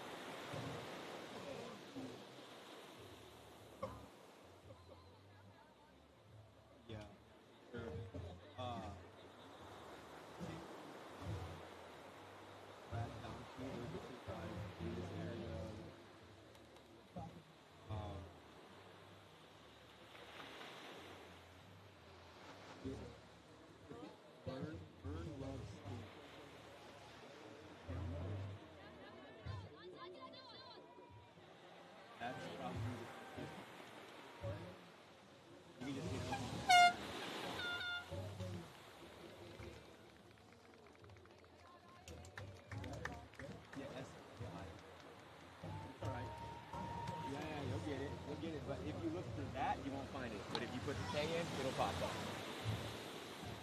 Perfect. Appreciate your interest.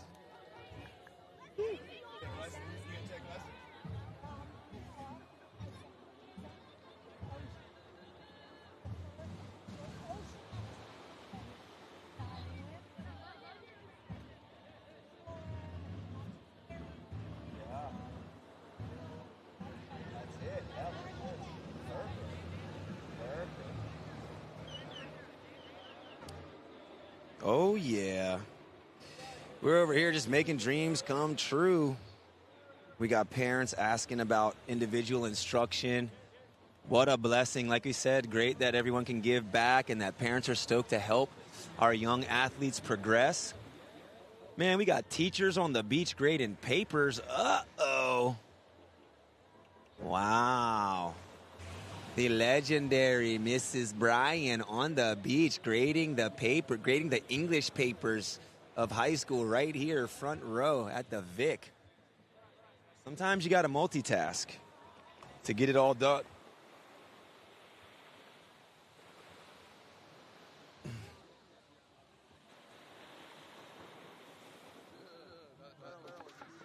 Yeah, Reef. All right, back in the live chat. I'm checking back every couple minutes or couple heats, everybody. So, Reef, the Groms get him hyped. Yeah, dude, Groms get me hyped. Reef, you get me hyped.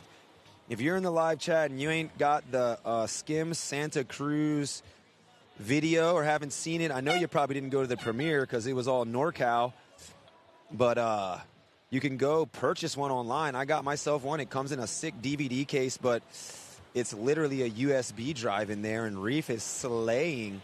Don't quote me on the name of the break because, I'm not from there, and they say so many different breaks in it, but man, that line around the rocks, he makes that look so enticing, and it's harder than it looks when he does it, but like Gio says, hands in pocket style. So Reef coming around that rock, ollieing it, moving around it with effortless flow, bro. So Reef, killers. Can't wait to kick it with you, my dog, because you are one ripper, boy. Yeah, Tinny in there. Let's go, Groms. Let's get it. Jack Tinny in the place to be. We got to get Tinny back up. I met Tinny when he was a Grom. He was probably like 16 on the scene with the YouTube and everything, just slaying the Southside Shootout and the Dewey Contest. And now giving back, always supporting all the contests in Florida. You see the Juke Squad logo on those contest tees. You see the Tfue logo. Still competing in the events that he chooses, but living ledge, baby. Yeah. The boys are on. Yeah, Reef. Bless you, we will see you soon. Even if my ribs still bust, I'll be out there at Oktoberfest. You know what I'm saying? Ain't no way I'm missing. But the ribs got to be good so I can go home and make money. Yeah. Yeah, we could hope that I'm still second round bye at that point. Oh my gosh. Yeah, but going home, I got a text today about trimming a coconut tree, and I'm like, I couldn't even reach my arm up to climb that mug if I wanted to. So we'll see. I might have to hire someone else to do my jobs and take the money off the top to get back out here, but whatever it takes. I was laughing the other day with Gio saying, yeah, I get the bye to the second round because I'm the only guy that's spent all his money going to all these events. And he just looked at me and goes, priceless. So true. Priceless. Phew. Yo, Evers in the house. Florida scammer. Yeah, baby. Oh, I like it. Evers is real in the chat. He's like, yo, Jace got underscored on that route, dude. What's the deal with that? He was freaking right in the pocket, like full six stance too, not like wobbly like I might be or something, not the we'll see in a second, but not the inflatable arms, if you will. We'll take a look. Now you got us having to check the live heats again, Evers. Hold up. I don't know. It's probably a 6.63 or a 6.57. Shout out to Evers, baby. I had the blessing of being able to host him and his family on a little bit of tour around Maui.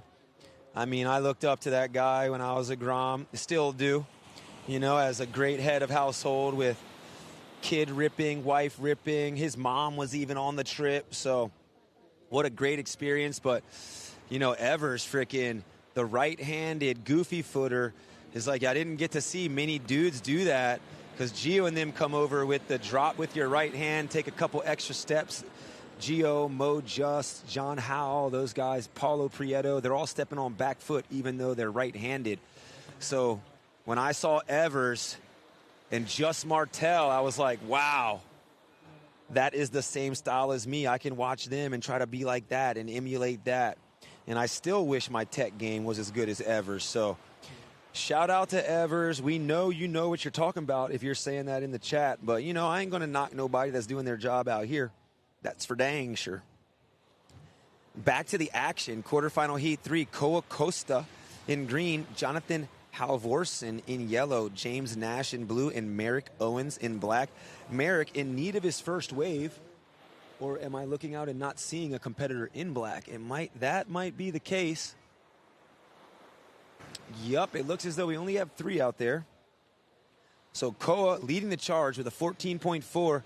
Boom, off the lip right there. He was out here with his mom yesterday getting the practice reps in. Got to meet both of them. He's definitely sponsored by Victoria. Grom rider on that Weber Pro shape. That last score is adding to his combination as well. So a 5.2 for that. He is in the lead, 15.27.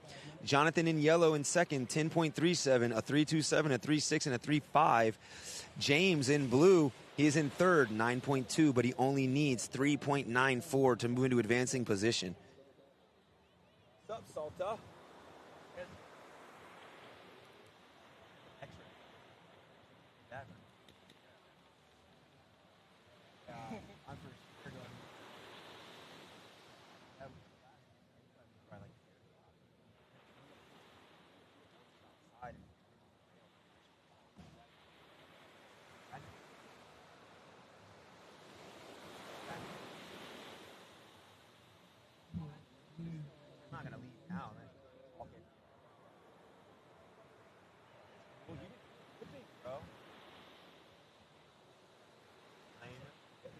I got it now. But yeah, dude, like, bro, you got, like, your miles. I try to get.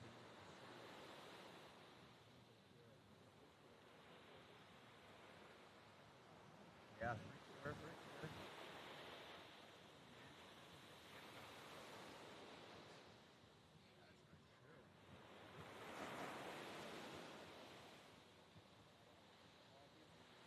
Cool, appreciate you, bro, appreciate you.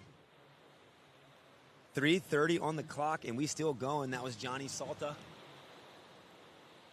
Just checking in, seeing if the boys need anything. Being a stand-up, considerate human, which we love. Salta, longtime pro for Victoria. I want to say he got on the team when he was like 15 or 16. I know I read extensively about how he was wanting to do it, trying to do it, finally competed in the VIC. So Salta here, big man on campus. Might not have got the result that he wanted in that last round, but very tough in the pro.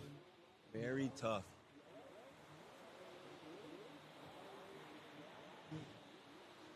.230 remaining in this heat as James up and over the bump there. James is in need of a 4.01. A very doable score. He's got a 4.17 already in the books. So something similar to that second to last wave. And he's up into advancing position. With 2 minutes remaining on the clock, we'll see what the ocean provides and how he approaches it. As Jonathan having a look. I'm sorry, this Koa in green. Polarized shades make you kind of confuse yellow and green here. Or maybe just being delirious and doing this for the whole time. But we got a lot of shades, so I'm feeling all right other than, you know, not being able to turn to the left or anything. I do it for y'all out there. I do it for y'all. Oh, man. All right, let's see. Checking back into the chat. It was a 6-4, should have been a 7, considering the playing field. Yeah, I'll co-sign that with you. I'll co-sign that with you, baby. And yeah, no problem, dude. Brad, hit me up anytime you want. I appreciate that backpack you gave me. And if I got the story correct, I received a Dakine backpack that kind of had like a maybe faulty zipper or something, and he had bought a new one trying to get rid of it on the trip. And it was a prize for getting first in the VIC. Again, maybe quote me, maybe not. If you're in there, you can let me know if I'm speaking right and not talking out of place here. But yeah, super sick. I ended up fixing that thing. Like cut the strap, and I had to like restrap the strap. But I got a sewing machine. You know, I'm handy. And then I rocked that thing out until it got so corroded, none of the zippers open anymore. So that thing got a whole nother year of life out of it. Appreciate you passing it on, Evers, and so stoked to see you in the live chat. We got 30 seconds left in this heat. Koa in the lead now, 15.27. Jonathan in second, 11.77. And James giving his best shot at that wrap. Still looking for a 4.11. Again, a very doable score. This is Yellow having a look. He needs a 7 to take over first place, but he's sitting pretty to move on out of this heat. That's Jonathan Halverson. And that is it for your quarterfinal heat 3. Amateurs 12-14 division. Dudes are ripping. It's been a full day of, like, honestly, like, if you turn your head, you fully miss something almost every time. And unfortunately for me, I have to, like, look down at a device every now and then. I just can't stare at the water the whole time. So I might have missed a few good ones, but that just means that it's action-packed. So we are moving into the 18-21 division. We've got Bo Helmuth, Charlie Binham, Valley Olea, and Nick Rogers. Bo in yellow, Charlie in blue, Valley in black, and Nick in green. They will be up next, kicking off the quarterfinal action for the amateur division, 18 to 21 years old. So these guys, old enough to go to war, not old enough to drink yet. Ha-ha. That's an America joke, if you didn't pick up on that one. Ta-dum-ting. But on all honesty, they are in the men's age range. So these guys are, you know, maybe getting to that point where they're like lifting weights, got a little bit of muscle mass on them. They're going to be able to run fast and provide some possibly high-flying action from these inside waves, because not a lot of huge wrap barrels coming through like there was in the pro division. So these guys are going to make the best of it for us and show us what they're working with.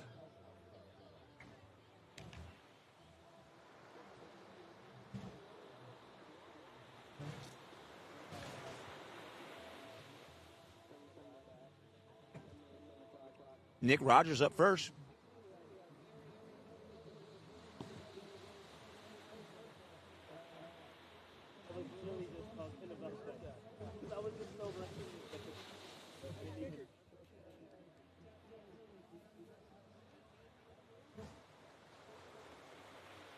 This is Bo in yellow. Big Bo. He's been out here on the early morning brigade, getting his practice on. Straight out of Florida. First time in California, man. And he's just been on it. It's like I said, same thing as me. If you don't get to see these waves a lot, you know, a lot of times the local guys look at it and go, little side shore or mixed swell, you know, it's not straight south. We got a little west in it, and it's kind of coming across the face. Like, I'd rather not bother with it. But for the Florida guys and a dude like me who doesn't get a lot of big, heavy skim practice, you just got to be on it all day. And Bo's been out there. He's had Grandpa Fritz out with him representing. He's got a great attire outside of demeanor. My man was wearing like Aloha shirts with like the Panama Jack hat, just swagging out, you know, filming the grandson. So big up to Bo. He's in yellow right here. Again, we've got Nick Rogers in green. He's in first place. The only person with 2 waves under his feet so far. He's got a 2 and a 4 for a total of 6. Valley in black has a 5.1 for his first effort. Bo, 4.27 for his first one. And Charlie, a 3.0 for his first. Boom. Off the lip for Bo. Nice and controlled. You know, maybe not right back down the wave face and up to dry sand, but completely in control of that turn. As he only needs a 0.84 to get into advancing position, although we have a lot of time remaining in this heat.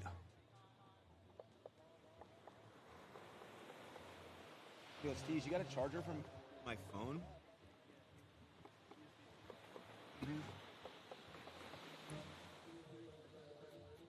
Either way, I think the battery doesn't let the, like, if you plug it in on the charger,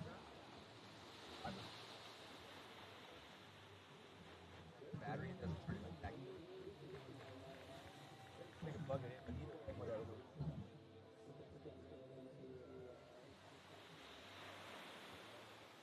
All right, our 18 to 21-year-old division is going to have 3 quarterfinals. We'll have Leo Bushman, David Halverson, and Jamie No in the next heat, which will be roughly 6.5 minutes away. Green just owning it down there. He has definitely switched zones. He was first started off north. Now he's down south riding that VIC. Looking like a lift-shaped VIC. And he is just working that thing.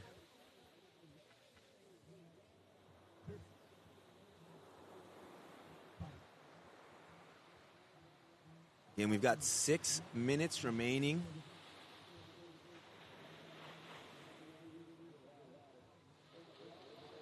Hey.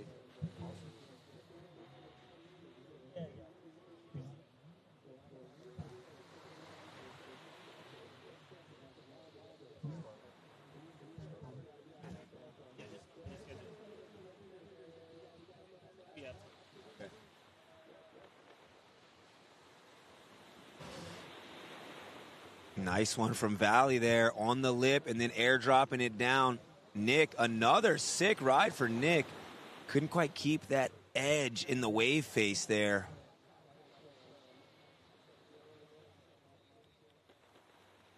Bo. Nice from Bo. Little shifty air to flat there. Not a lot offered on that wave. But, you know, if you're from Florida, that's a big one. I mean, unless you East Coast, you know, Evers and them, Villano Beach, they actually get firing waves there at times. So that Gulf Coast, you need big storm to create something. And I'm not going to say I haven't seen amazing. I've surfed the Gulf Coast. So don't even trip. We surfed a hurricane on the Gulf Coast. Go ahead and go to the Juke Squad page. We surfed a hurricane. And to tell you the truth, Evers was there. Are you kidding me? Evers was there. Okay, and that was the best trick win. Okay, best trick from 2001. Backside hit, frontside big spin. I love that maneuver, dude. A lot of people do that the other way now. Frontside hit.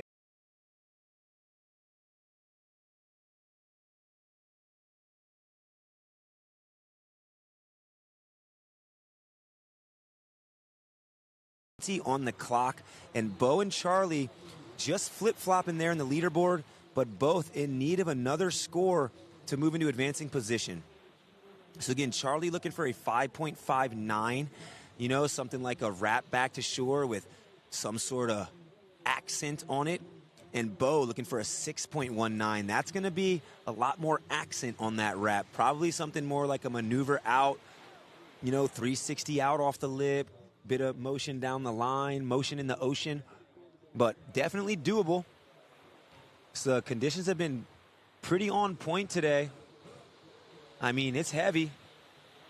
It's heavy. Nick could thump you, but everybody doing the best they can and just laying it on the line. There's nothing else you can do but that. Lay it on the line. I said it once and I'll say it again. Everybody would rather see you try for the big wave than let it go by. So, like, even if you mess up, just go for it. The only way that you're going to know if you can make it is if you go. And in my experience in surfing and skimboarding, the one you think you're not going to make is generally going to turn out to be like one of the best waves you've ever ridden up to that point. So take the risk, go for it. You know, you might get broke off a little bit, or you might get the best wave you ever had. So that's the risk and reward that we play here as skimboarders. You know, in a game like football or soccer or basketball, you know, they're risking like an offensive play for a giveaway or something, where here you could be laying your body on the line for your risk. But like we said, we got people taking care of their bodies. We got physical therapists. I had Jacqueline Coder look at me earlier. So we got people in our own community that can help. So just got to risk it for the biscuit, as they say, baby. We've got 1:30 remaining in this heat. Who's making the call for the live stream? This is Ed the Dread, baby. Ed the Dread in the flesh, live and direct. You can find me on all social media platforms as such. I'm a musician as well. I make YouTube videos. Help me out. Listen, if I go big, I'm already spending all my money on skimming. You think I won't do the same? I'll be sponsoring events, making new events, doing anything I can. So check it out. Spotify, Apple Music, all that kind of stuff. I'm out there. A lot of my music has to do with the ocean and riding waves, as I wasn't very enticed by rap for almost a decade. Super negative and, you know, not just the greatest vibe to be chanting over and over. And then I became a high school teacher and heard what those kids were listening to and rapping about. And by the grace of skimming, Seth Corson, an Outer Banks skimmer, convinced me one day at Honolulu Bay to just rap about waves, and it's been nonstop since. So any support is loved. But yeah, I'm Ed the Dread here, just holding down the mic for you all day, hopefully making it enjoyable and bearable for you all. As we see our competitors, 2-on-1 wave, big slash from blue, a little bit less for yellow, but, you know, hitting off the lip nonetheless, baby. Yeah, boo, we did. You know, we surfed that. We did surf the trampoline. Those are good times. Good times. And I think a cool part about nowadays, and especially with this live stream, you know, once the stream is over, it's just saved to the internet. So it's like you watch the analytics of who watched live, but I personally like to see the following week's analytics. Because, you know, like once the boys have their heat, they're going to go rewatch their heat. Like, I'm going to rewatch my heat. It might not even have been great. I didn't make it. I didn't have anything to freaking write home about, and I got injured. But I'm going to still go and rewatch it. And I guarantee a lot of these competitors are going to rewatch it. You know, people are just going to be stoked to see their friends compete, the youth competitors compete. So it's really great nowadays that we have these type of things saved to wherever the hell it's saved, wherever the heck it's saved, a cloud, a drive, or something. But just having the opportunity to actually see and relive these moments is really cool.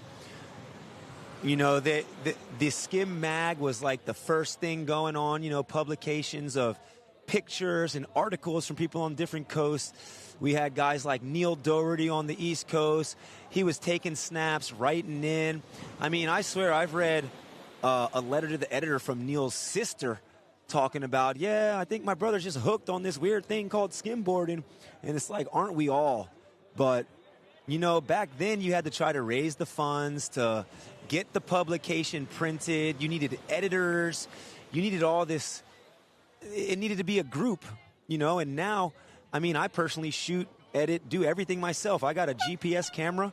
I film myself on waves and edit it.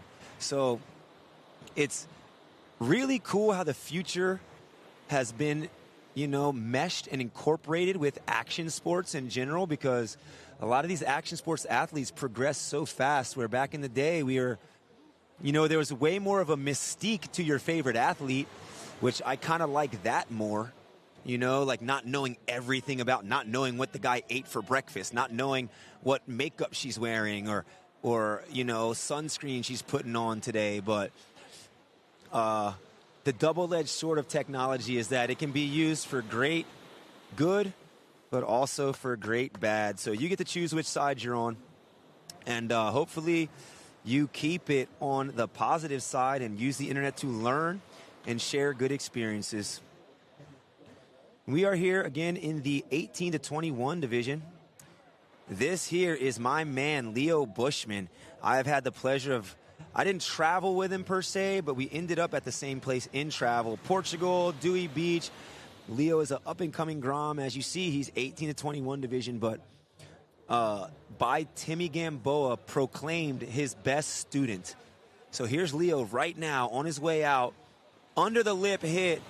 Ooh, just throwing it through the lip. Not able to get back under it and engage that rail. But full-on attack. Not even thinking about it. Now, Leo's dad was also skimming yesterday, Walt Bushman. I was amazed. You know, he's not charging out the set wave right out front. He might be kind of off the shoulder and a little down the beach, but so sick to see father-son combo, especially when the son is like an older guy, you know, not like an 8-year-old. So epic from the Bushman family. Now, Leo's sharing this heat with David Halverson. He's in blue and he is leading the heat. And also Jamie No. This is our competitor in black. Jamie is in third place, 4.63 total on a 2-wave combination. So he's looking for a third wave. He is only in need of a 2.71 to move into second place in advancing position. Second place is currently David Halverson in blue, 7.33 total on 2 waves. He is looking for a 5.27 to move into advancing position. First place in this heat with the only 3-scorer combination, Leo Bushman, 12.61, a 3.27, a 3.87, a 5.47. He currently has a total of 12.61 and is in the lead by 5.28 points. 7 minutes on the clock.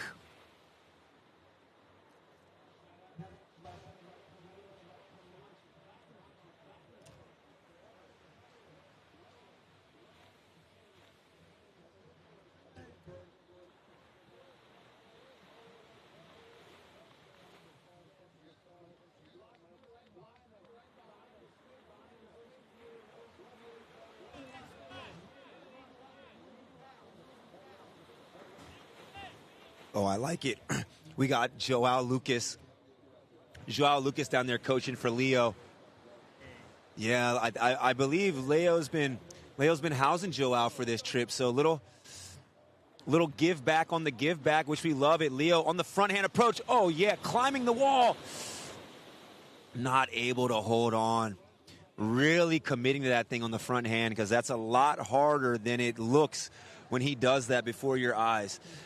You've really got to engage your heel side rail. And I know Gio was like laughing and cracking up about the posterior chain earlier, but in the reality of humans, like not a lot of people train that back region from your back down to your glutes, down to your hamstrings, down to your, well, calves get a lot of work because they're like the driving force in your propulsion forward, you know, but under the knee, we'd say the opposing side doesn't get worked so much, the tibialis. Right, so these are muscles that you see. I mean, I have a nagging hamstring injury that every now and then over the course of these years, the little strain comes up. The last 2 contests, I had to put the ACE bandage wrap to run. I'm back to running without any protection on it, but still doing the stim machine and the ultrasound machine just to keep everything in check.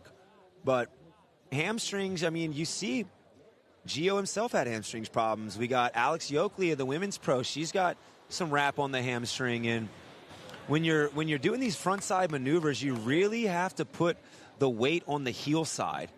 Sit back like in a chair and just put your weight on the heel. And if you haven't been engaging those muscles and keeping them connected to, you know, the function of your brain, it ends up a little difficult. And maybe they're just not engaged as much. So Leo's front side turns a lot more difficult than he makes it look, and we like to see the commitment.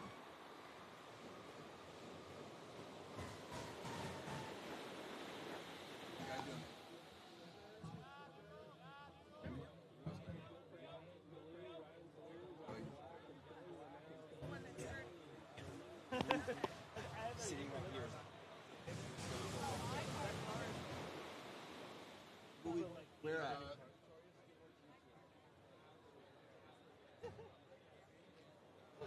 Yes. Where at? You want me to bring this or?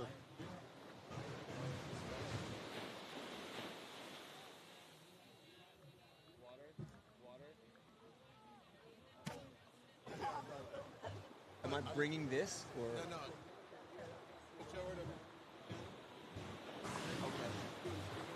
Oh, okay. Cool. Okay, we are going to switch over to our beach announcers. Oh, thank you. Just for a moment, because, Gio doing his work on the beach, he's found maybe a spot that I could be utilized in some interviews. So I will be back at the Dread in the Flesh. I'll be back. We're going to switch you over to the beach announcers. That's going to be Mo Just and Water Worm, right before it and then breaks I will on the reconvene sand, with you so it shortly. breaks.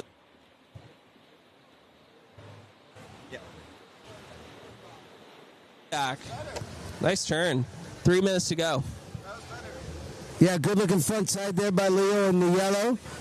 Did the bash and did a little air, a little ollie, if you would, back to the beach. Just lost the feet at the tail end, but a nice wave overall. Yeah, much credit to just skimboarders in general. This is one of the hardest things to do.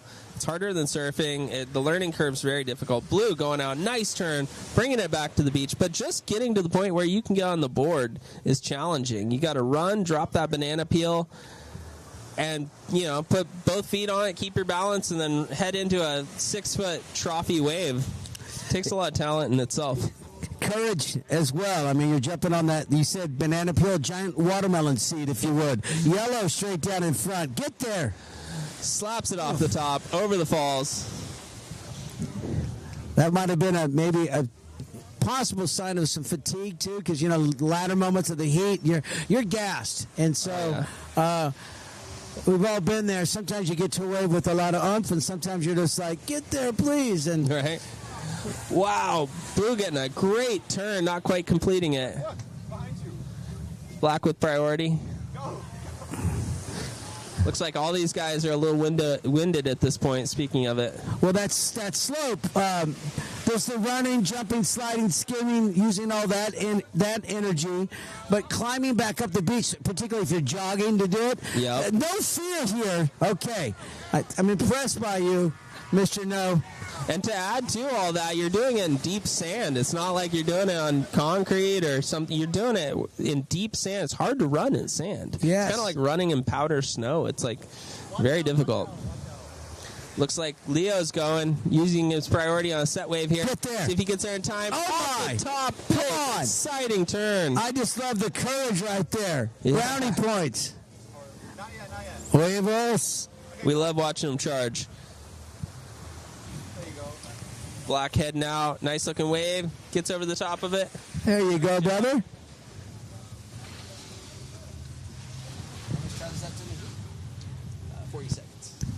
Final 40 seconds. We'll do our best to keep you in the know on that 10-second countdown, but less than 30 seconds remain in this heat. Ticking down. Less than 30 seconds. We're down to 20. Yellow with priority, Leo Bushman.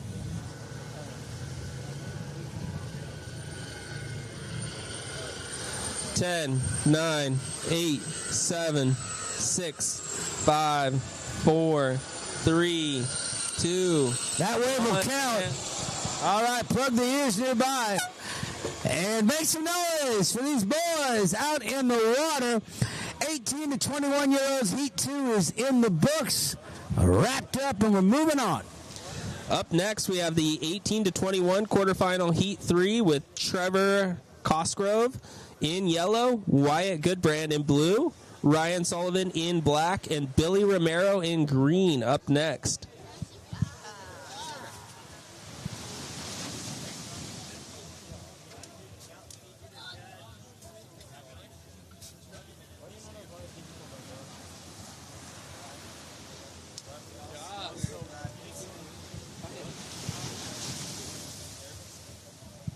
Yeah, Leo. Oh, thank you. Appreciate it.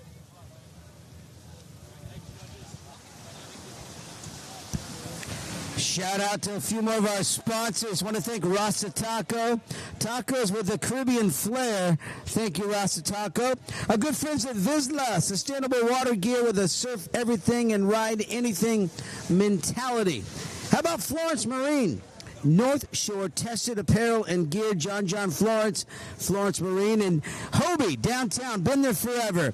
They were the very first store to carry Victoria Skimboards. Still a Laguna fixture for all these years. Thank you, Hobie, and thank you, Skim Steezy, supplying great live feed for Skim events. Keeping it Steezy, Skim Steezy. All right, we're about ready to get on with heat number 3. 3, 2, 1. We are on.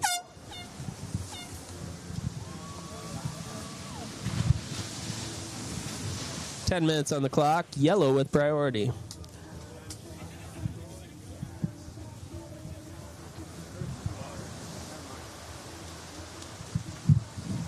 Yellow taking this wave here out front. Almost bringing it back. Smooth style. Could have stayed on the tail a little more to bring that one in. Billy and Green over on the south end. Blue with priority. Looks like they're both going for it. Green going for a 360. Blue wrapping it off the top. Green bringing it back up the beach. Looked like they did get a little close. I don't think priority is going to be an issue there, but It looked like a non-issue there, non-factor, but Blue did have priority. Yellow is heading out. Black is heading to the north end. We've all seen closer calls than that. We've seen collisions. We've heard boards bang, for sure. I've collided with a lot of people myself. It happens. Black getting a nice wave. Yellow getting one. And Green pulling that one up the beach right now. Blue holding on to priority.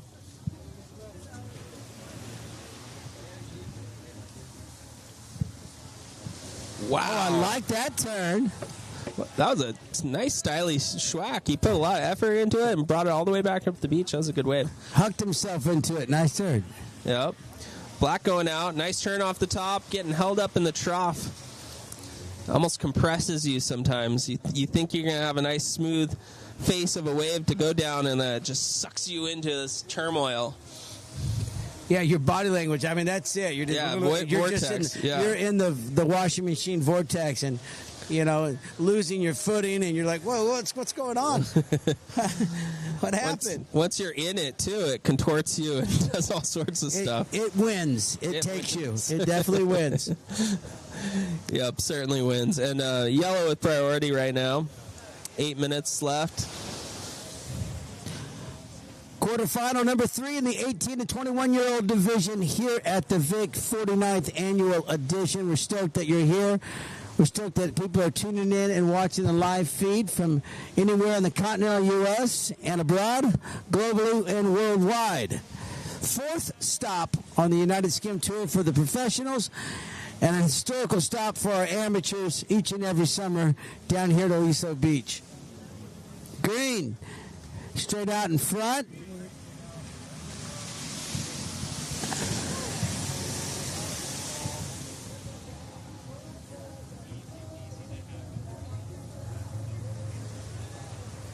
Seven minutes left. Yellow holding on to priority right now.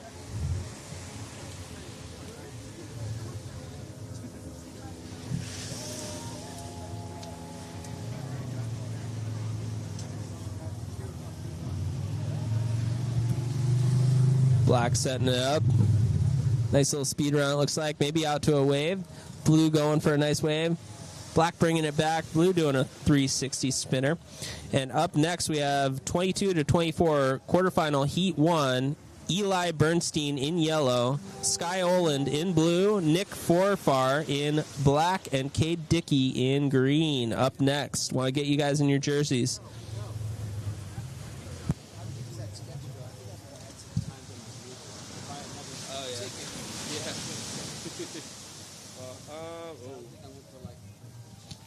So we're here at the top, but not so much is left.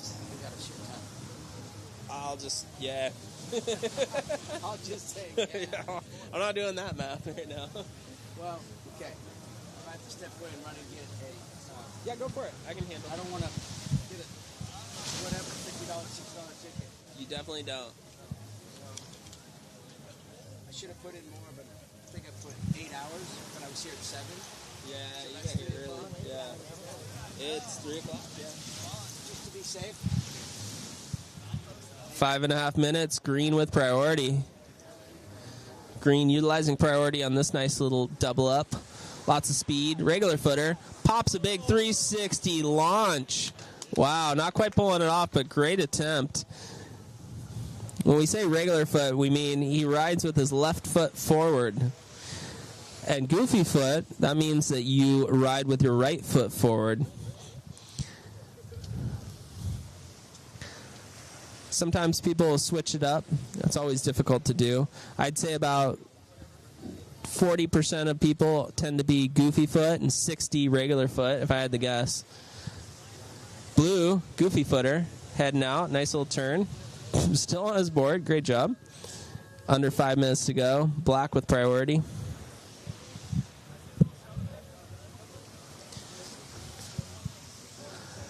Black heading out. 360 shove it. Hitting the wave. Nice little wave. Great tech on that.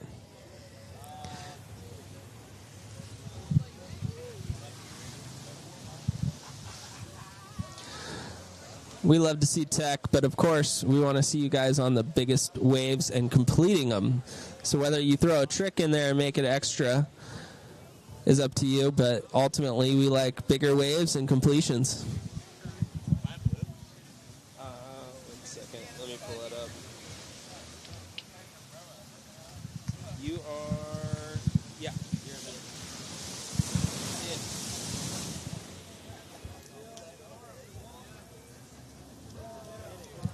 Under 4 minutes to go. Black heading out into a big trough, but with enough speed. See if he pulls it off.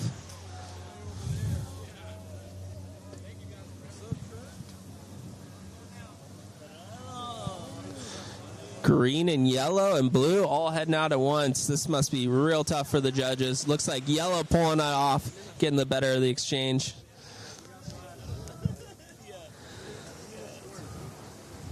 Black with priority now.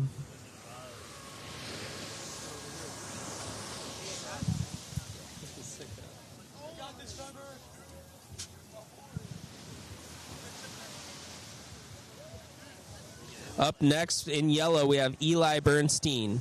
In blue, Sky Oland. In black, Nick Forfar. And in green, Cade Dickey coming up next. Under 3 minutes to go. Green holding on to priority right now. Yellow opting to get a wave under priority. A lot of speed. Pops a shove it. Doesn't quite bring it back to the beach.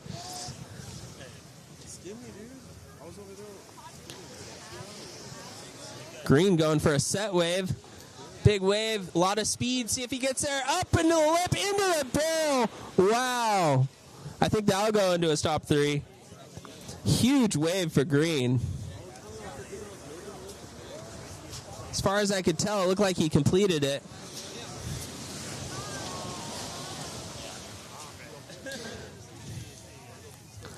About 2 minutes left. Couple of nice waves coming in. It looks like Green's going for the trophy section. Blue, ooh, see if he's okay. Did kind of a little headstand there. Under 2 minutes now. Black with priority. Black's eyeing up the set wave. Looks like yellow doesn't want to lose it either. Black's getting there a little late. Yellow's getting right into the trough. Still on his feet, but maneuver was kind of missing on that one. Oh, is this Leo's hat that washed up? I think it might be. That looks like it. We have Green heading out. Change of direction, wraps it around. That was pretty difficult to do in itself. He was going frontside, and he decided to hit it backside and wrap it into a frontside again. So great job.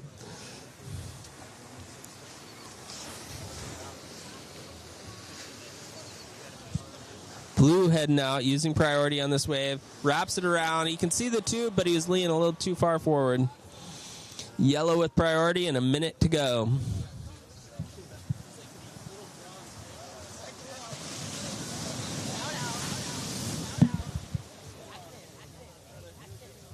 Gas guy. All the legends.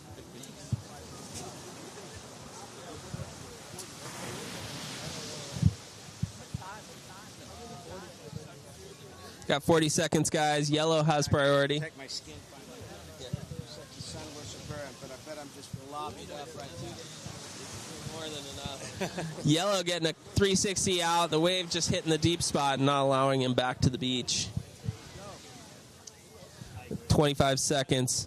Black's using priority on this nice little set wave. Green's over on the south end, schwacking it.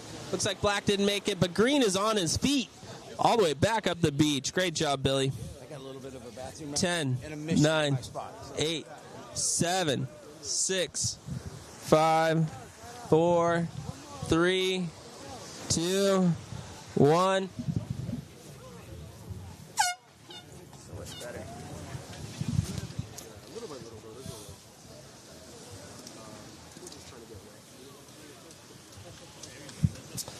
All right.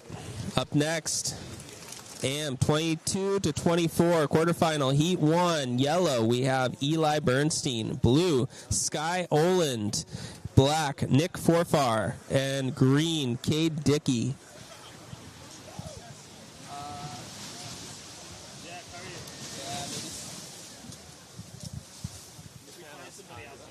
Sure, you do the shirts.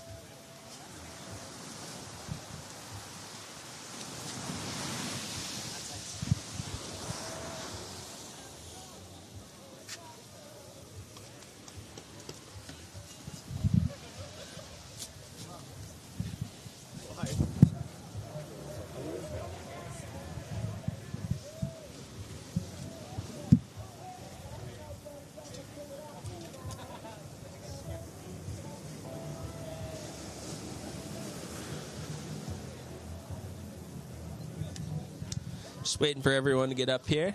We'll start this heat off. 22-24, quarterfinal, Heat 1. Eli Bernstein in yellow. Sky Oland in blue.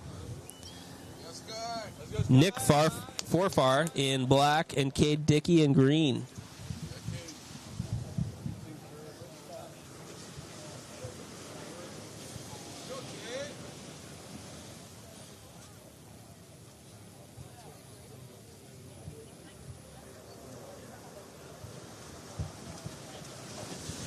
See if the judges are ready. Are the judges ready?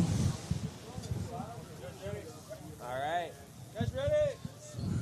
All right, we're starting this heat off in 3, 2, 1.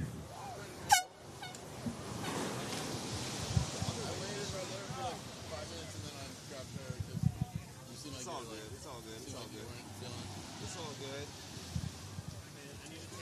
Yellow with priority, taking off first. Heading out into a nice looking backside wrap. Swacks off the top, throwing seaweed. Still on his board, a little disoriented, but nice ride. Blue setting up, Sky Oland. A lot of speed, slashes off the top, floats it back to the beach, and it looks like we have a pretty big set coming. It's going to be interesting to see what these guys do with it. Outside. Green with priority, going for a nice looking goofy foot wrap. Wraps that thing around, almost brings it up the beach. He got the vision, but he wasn't on his feet. Black with priority, opts not to go. Looks like that he wouldn't have made it there in time. The wave's just a little too hectic. It's a good choice. See, this tide's coming in, getting close to some of the electrical over here.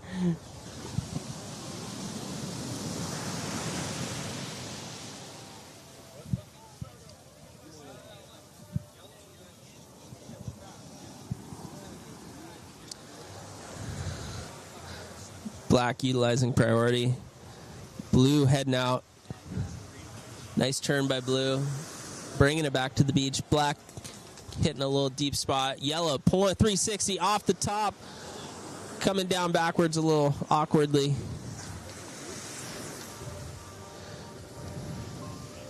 Blue going back to back. Nice frontside schwack. Green with priority. See something he likes. Gonna see if he hits it with some speed. Oh!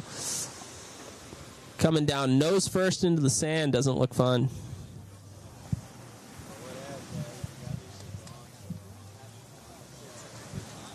Black's going to use his priority right now over on the north end. That speed bump just slowed him down a bit too much. When we say speed bump, we're referring to a little miniature wave right in front of the wave that you're actually going for, which slows you down. Just the smallest little bump, it just makes everything awkward sometimes.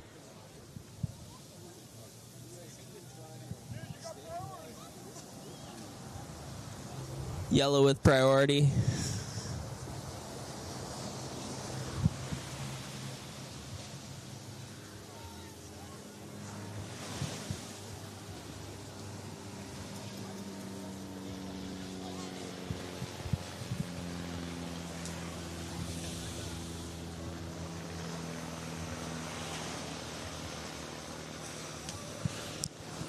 Blue going out. Nice schwack off the top, bringing it back to the beach. Great job, Sky. Up next, we have 22 to 24 quarterfinal Heat 2. Tyler Lockhart in yellow. Evan Rubin in blue. And Nathan Sandberg in black. Coming up next.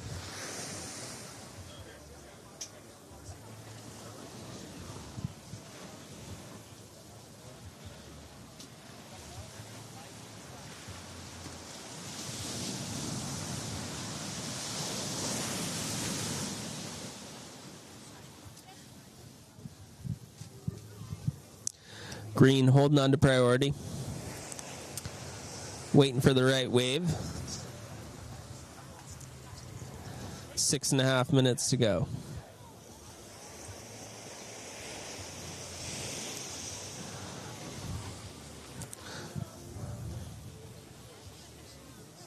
Sky and Blue has 4 waves already ridden. Eli only has 2, Cade has 2, and Nick only has 1 with 6 minutes remaining. Green heading out, grabbing rail, getting past the peak.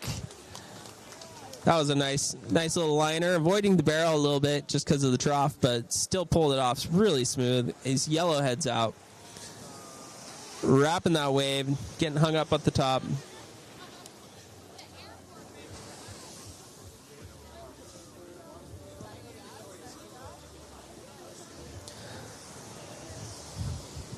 Black holding on to priority.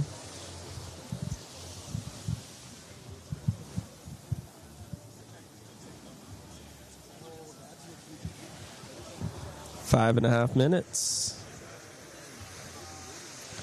Up next in yellow we have Tyson Lockhart. Blue we have Evan Rubin, and in black Nathan Sandberg. Coming up next, Heat 2 quarterfinals, 22 to 24.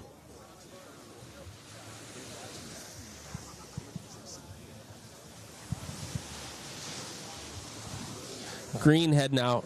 A lot of speed. Airdrops to dry sand.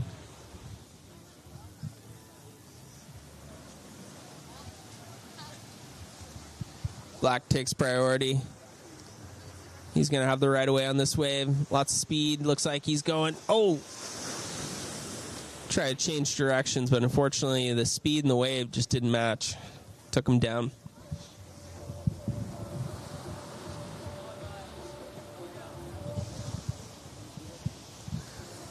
Blue has priority.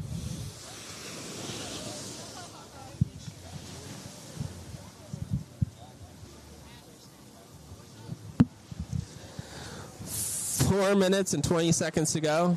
Sky heads out, using his priority on this wave. Doesn't quite bring it back to the beach. The wave just kind of turns into what we call a dud. Hit the deep spot. Green holding on to priority.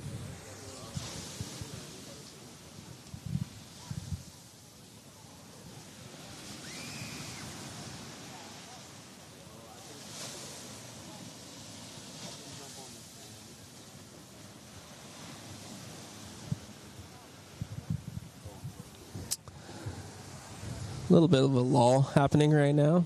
Happens sometimes. Ocean goes quiet, giving the guys a little chance to breathe.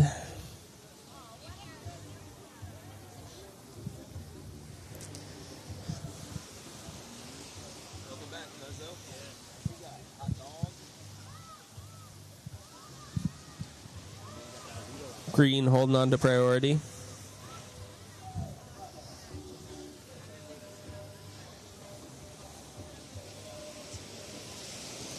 Up next, we need quarterfinal heat 2. Tyson Lockhart in yellow, Evan Rubin in blue, Nathan Sandberg in black. Coming up next. Less than 3 minutes for these guys, so come on up.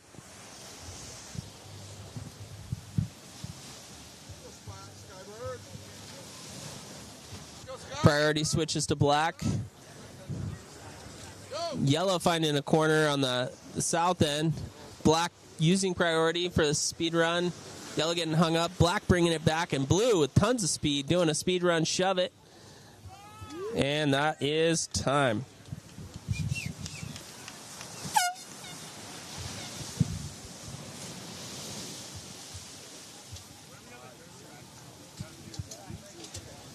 And up next. All right, big homies, Dread is back. Dread is back, and we are in full effect. That was amateur 22-24, quarterfinal heat 1. Sky Oland, 14.51 and moving on. Cade Dickey, 14.3 and moving on. Also in that heat, Eli Bernstein and Nick Forfer.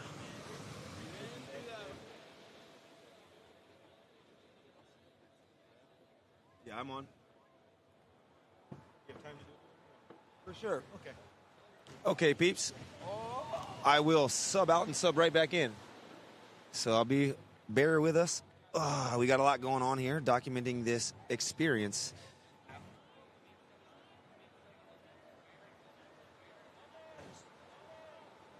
Yeah, switch back.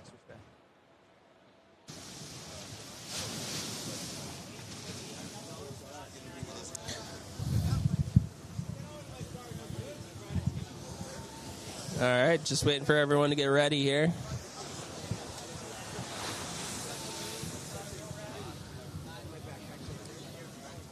Looks like the riders are ready. Are the judges ready? Sorry, Mo, I got all the way to my car and didn't have my car key. Ready. All right, we're ready. 3, 2, 1.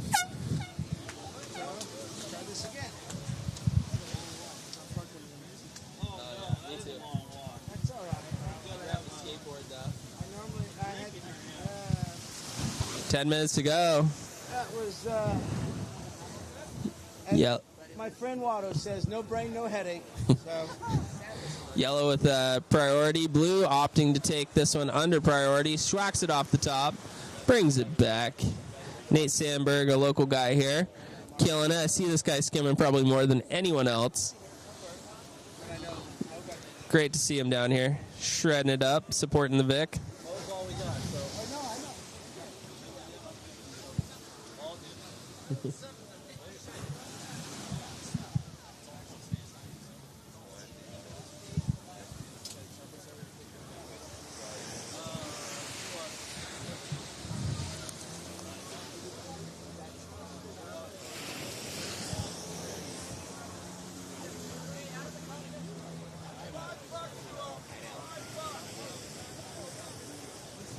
All right, up next, quarterfinal heat 3, 22-24 division. Diego Manzano in yellow, Timmy Preston in blue, and Ruben Collignon, sorry if I mispronounced that, in black. Coming up next, Diego in yellow, Timmy in blue, and Ruben in black. Robin, sorry. 8 minutes to go. Nate with a nice backside hit.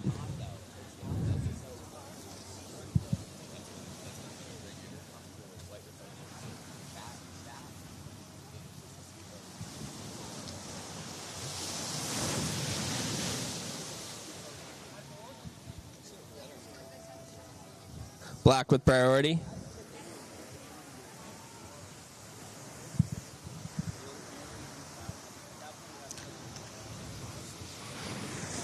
Doing a nice little turn, bringing it up the beach.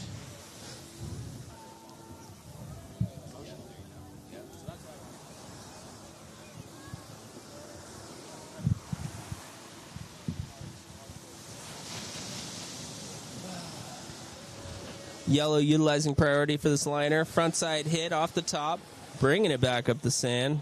Great job. 7.5 minutes to go. Blue taking priority now.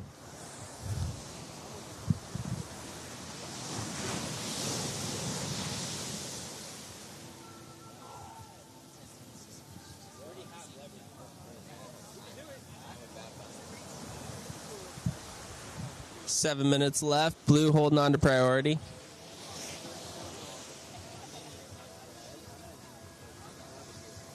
Calling up the next heat, 22 to 24. Quarterfinal, heat 3. Diego Manzano in yellow. Timmy Preston in blue. And Robin Collignon in black. Again, I apologize for getting that name wrong. I'm sure I did.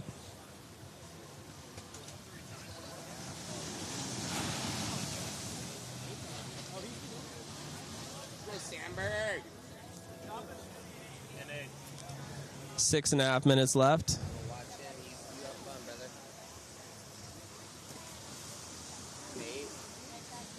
Wrapping it around. Black driving the barrel. That's what we want to see. Nice ride by Nate. Blue taking priority now.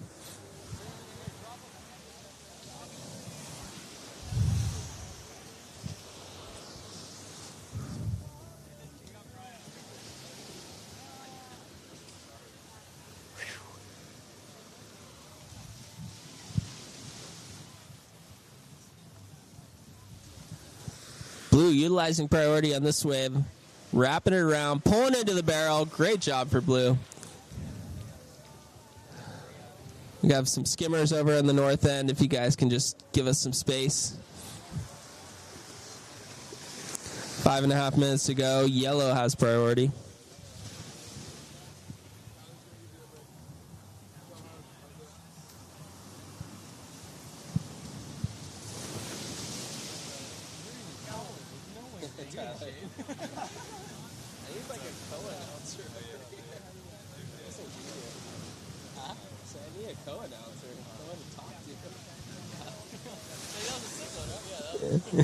Yellow getting a nice wave.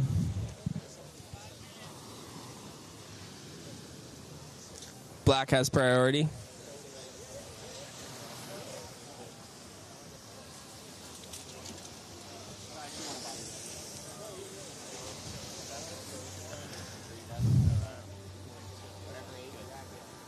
Four minutes, 45 seconds. Black holding on to priority while Blue grabs something under his priority.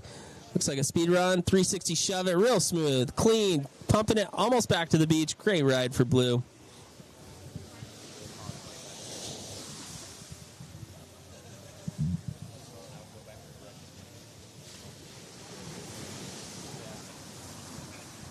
Up next, if we can get the Heat 3 for the 22 to 24 division quarterfinal, Diego Manzano in yellow, Timmy Preston in blue, Robin Collignon in black. 4 minutes to go. Black heading out. A lot of speed. Turn it early just to bring it back. Pops a shove it. One of the things about this beach is as the tide comes in, you almost want to take more of a diagonal approach instead of a straight-on approach. Looks like Blue's going for this one. Straight on, wraps it around, almost a full 180 turn. Unfortunately, comes in stuck. But sometimes I like to take kind of a diagonal approach just because I know the waves aren't breaking super far out. So you can get more speed and ride the wave back in, not have to do a full 180 turn. You just do more of a 90 turn if you choose that approach.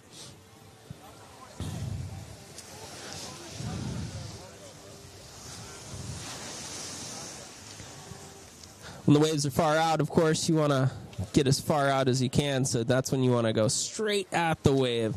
Here, we have some of the biggest, most powerful shore break in the world, and it breaks right on dry sand, especially at high tide right now. So, diagonal approach might be a good one. See Yellow going straight out on this one. See if he does a full 180 turn back to the beach. Just getting there a little too early. Looks like Nate's going for this one. In black, lots of speed. Turning off the lip, getting held up. Looks like two lips on that wave. Big trough monster. Blue holding priority. Big wave coming in. It looks like he's going for it. See if he gets there in time. Big wave. Looks like the wave's starting to break. He gets there a little too late. Yellow bringing it back to dry sand. Almost completing the wave. Almost doing the splits, though, at the same time. Big airdrop. A lot of commitment by Yellow. I think just for the fact that he made the wave and brought it back to the beach, that maneuver in itself would probably be a pretty good score at 2 minutes to go. Black has priority. Yellow going for it again. See what he does here. Big trough monster, wraps it around, brings it back up the beach. Not as much speed as you'd want, but, you know, just bringing it in, that's still a good wave. Minute and 45 seconds to go. Looks like Black's using his priority on the north end of the beach, into the trough, over the trough, bringing it back up the beach as well. So that's what we want to see. We want to see these people on their feet at the end of the rides. Blue heading out. Yellow. Blue has priority, so Yellow backs down. Blue swacking it off the top, bringing it back.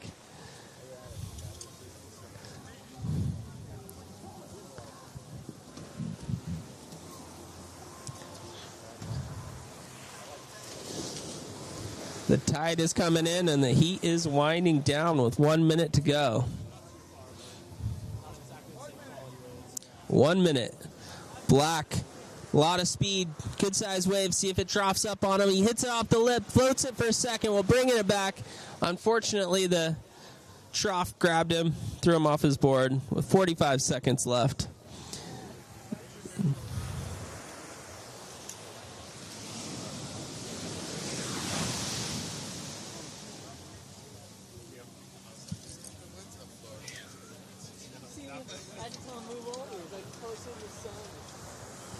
Couple big waves coming in. It looks like the next ones might be rideable. See what these guys do with it. Blue has priority with 20 seconds to go. See if Blue uses priority on this double up. Running full speed ahead. Gets over the bump. Black's going for it too. Blue schwacks it off the top. Black schwacks it front side. Brings it back to the beach. Still on his feet. Great ride as we have 3 seconds. 2, 1, and that is it. The horn. Heat is over. Hold my hammy. What's up? I said bomb.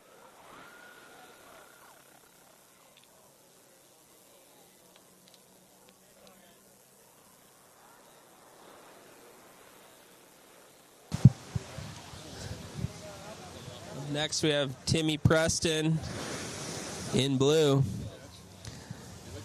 Diego Manzano in yellow, and Robin Collignon in black. I think Timmy might have a little bit of an injury. Pulled hamstring. Judges are ready. It looks like the riders getting ready. Are the riders ready?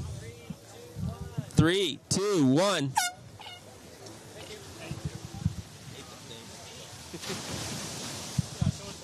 Ten minutes on the clock. Yellow with priority. Blue testing out his hamstring. That's something I've done in the past. Just don't want to run full first wave. You want to just see how the legs are feeling so you don't accidentally injure yourself further.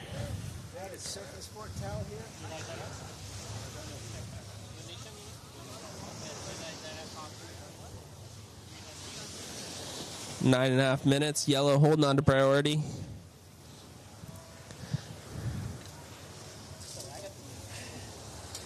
How you holding up? Yep. Getting crispy as watch Black go out and wrap a wave into the barrel. Blue wrapping a wave, completing it with the pulled hamstring. Yellow holding on to his priority because he wants this set wave right here. Full speed ahead. Going out front side. Just getting a little unstuck with that bump. We call it a speed bump. There's a little bump in front of the wave he wanted that slowed him down. 2 runs in the parking lot. I'm just going to rinse. We have the worm going for a rinse.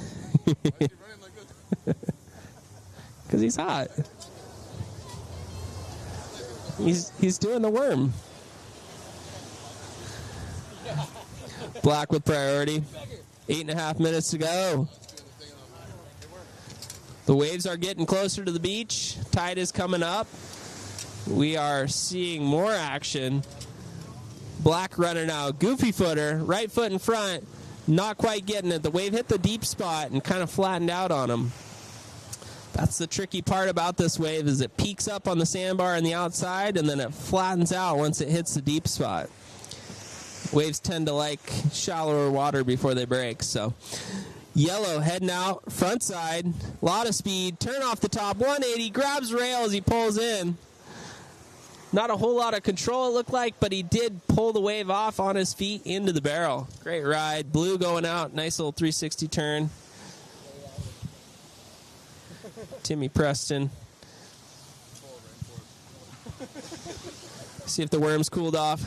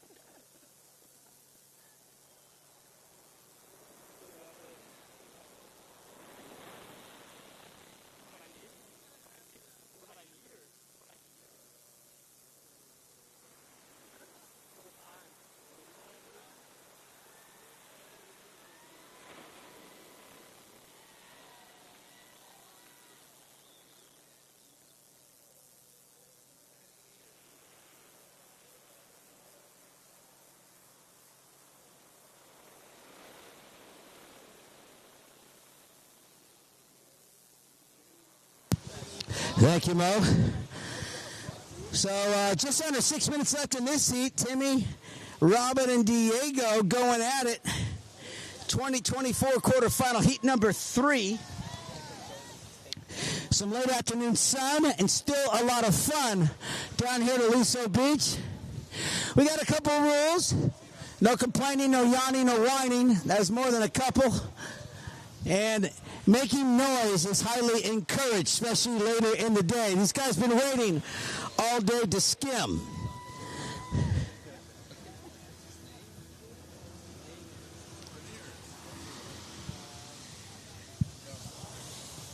We'll move on into the 25 to 29 division. Coming up next, Kyle Shaw, Anthony Norelli, Jeremiah Vess, and Kevin Perez. Kyle, Anthony, Jeremiah, and Kevin. You 4 guys are up next. Quarterfinal Heat 1 in the 25-29. Yellow, eyeing something here, running left.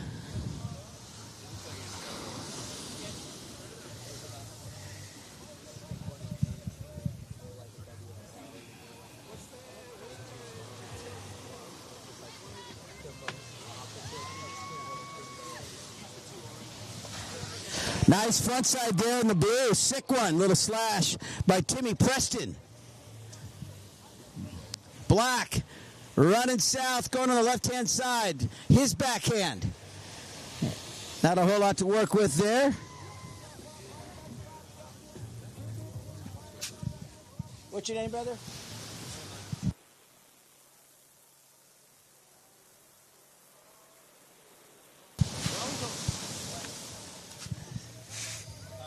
Yeah, bro.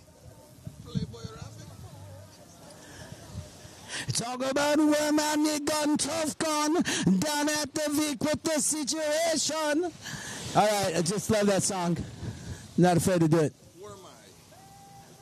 Where am I? Woo! You guys know I'm good for it. Wait till day 2. really start having fun. 3 minutes and 30 seconds remain in the heat.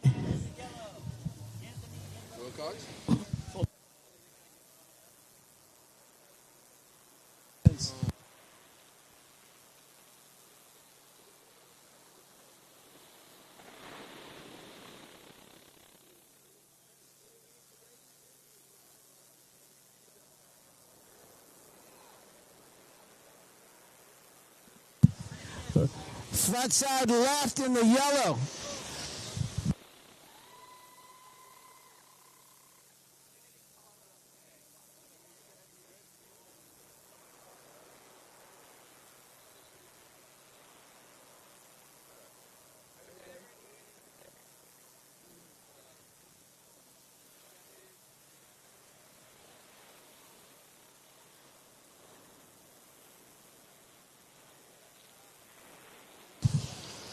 Black, we got a monkey drop going left. I like the turn, and I like the cover up inside there for Robin. Nice ride right there. I don't know, is this legal? Can I do this? I have a burn. I have a third degree. Murder!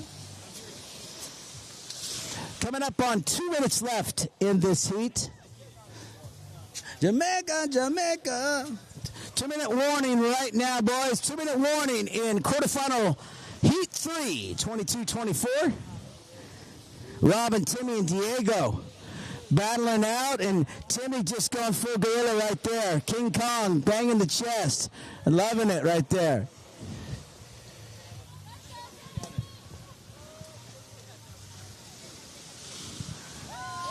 Left, yellow. Minute 30 seconds. 90 seconds left.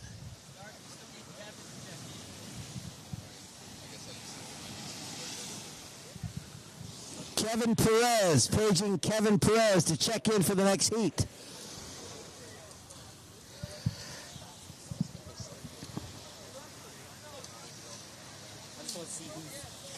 This is, that's it.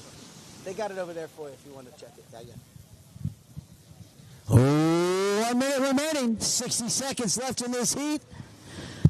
Last chance to fill up the tank. We got a battle. It's a very tight heat.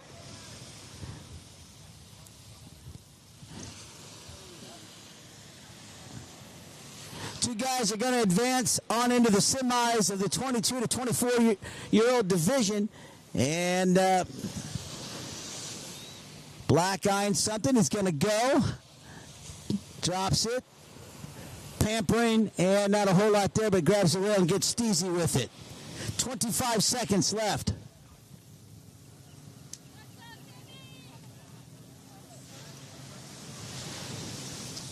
And 15 seconds left.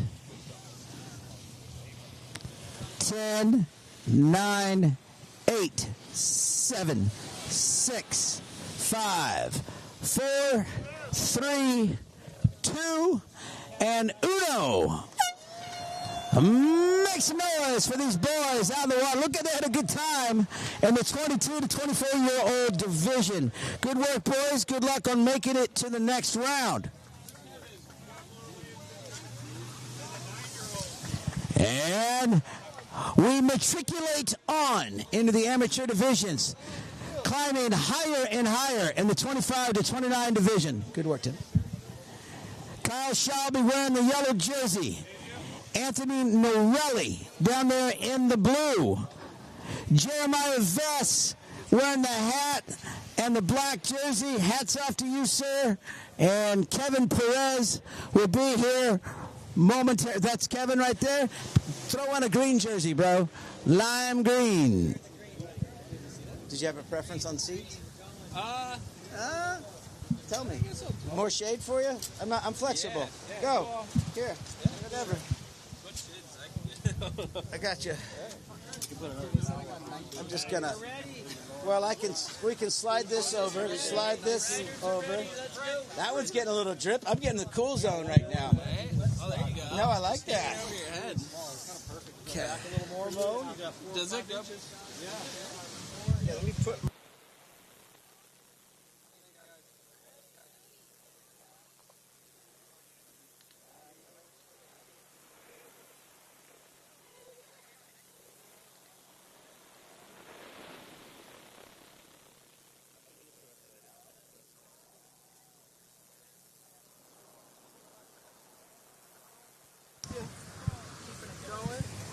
25-29. Down to my last Ricola. Quarterfinal Heat 1, Kyle Shaw in yellow, Anthony Norelli in blue, Jeremiah Vess in black, and Kevin Perez in green. Up next. Okay. So this song's for you. What's up? All right, we are ready. 3, 2, 1. Big shot. Get the knees going. Let me hear it. Blackhead now, a lot of speed. Coming in a little short. I don't hear it.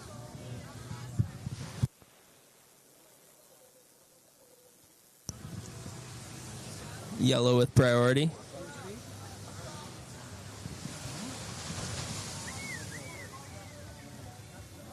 Oh. English beat.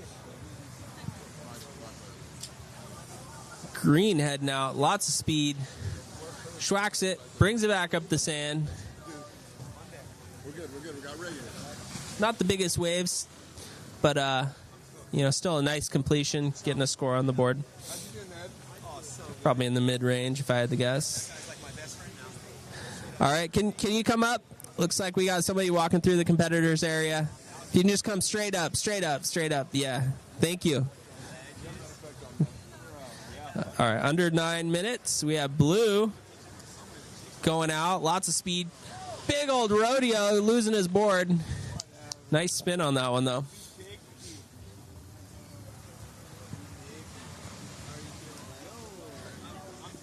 Yellow. Looks like he's doing the monkey drop. Lots of speed. Hitting it off the lip. Airdropping. The wave explodes back up at him as he was coming down. I hope he's okay. A lot of power in these waves, especially for their size. These are pound for pound some of the heaviest waves in the world. I love the pound for pound. I mean, by sheer volume alone. Wow, Black cruising, popping a 3 shove. Wow, lots of speed, just smooth. Jeremiah getting it done. Blue straight down in front. Wrapping it.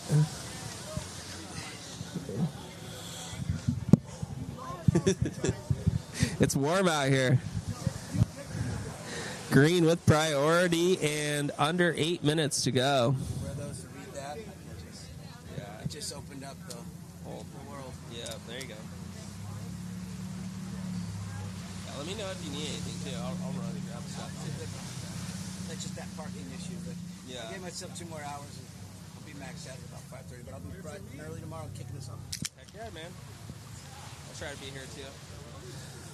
Green heading out to a big wave. Green with priority. Yellow schwacking on the other side. Both of them wrapping around. How good was that? Wow, that's hard to say. I would say green got a little bit bigger part of the wave.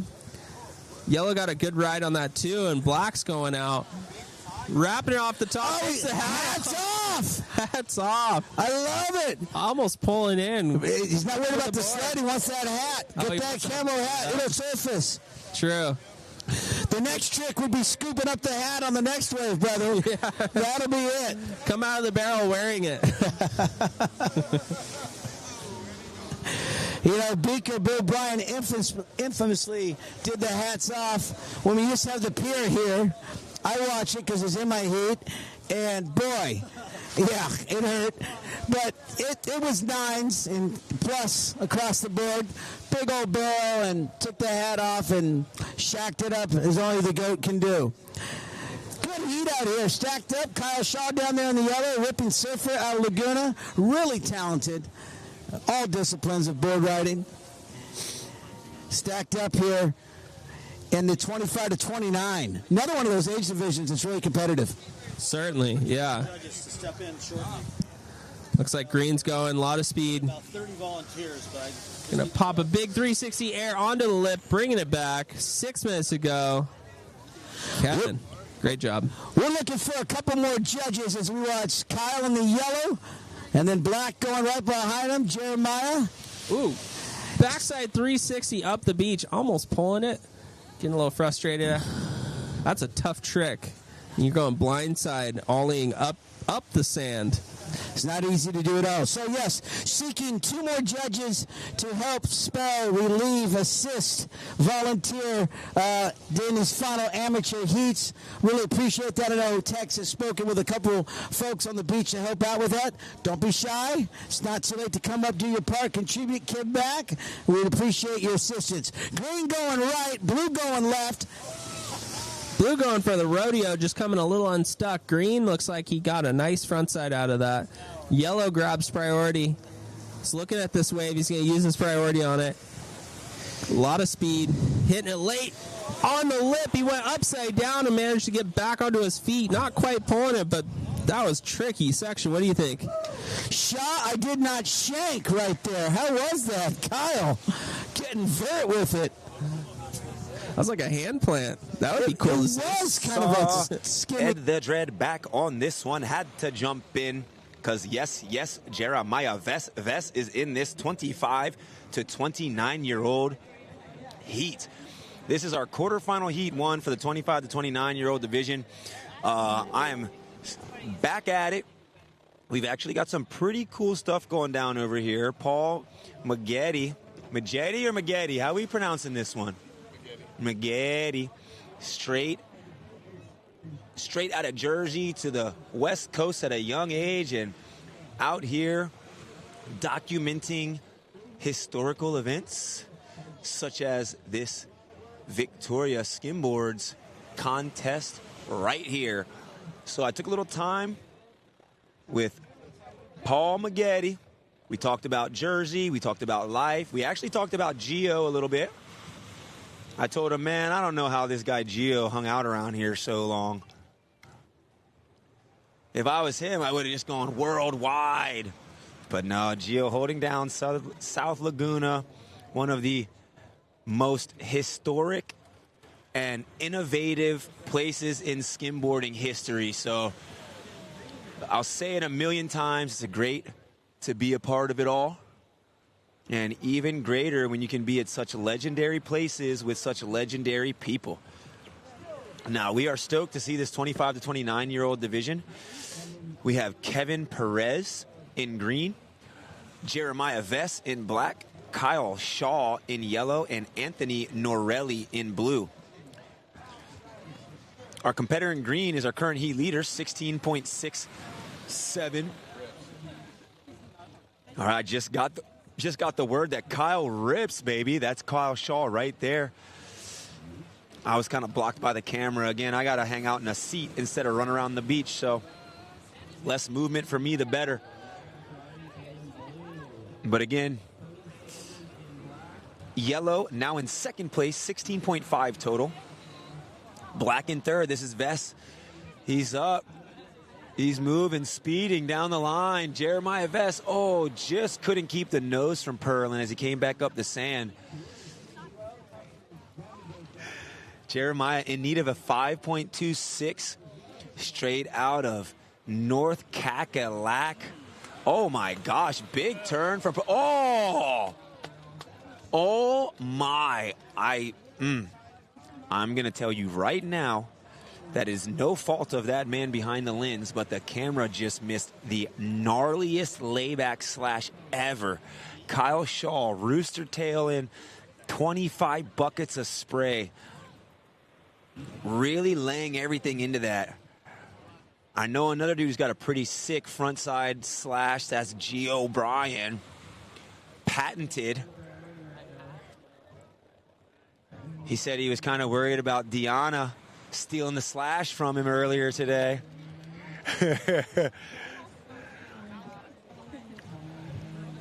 Yeah, we're working our way through this day, trying to keep entertained. The sun has definitely made it past high noon and turning onto that side where it's almost creeping at us inside the tents. Oh, Jeremiah Vess, styly across the lip. That was some hand-down action, but up the sand and back up the beach. In fourth place, we have Anthony Norelli, 11.2 total, 363, 397, 3.6 in search of 9.16.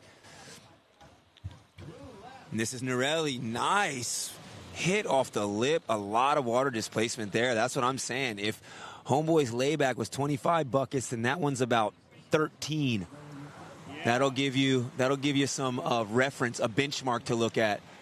As Green going for that layback of his own, exact same section. I don't know who that is in the non-competition zone, but, you know, if I wasn't sitting right here, I'd go over there and say something. Just kidding. We leave that to the guy on the beach mic, baby.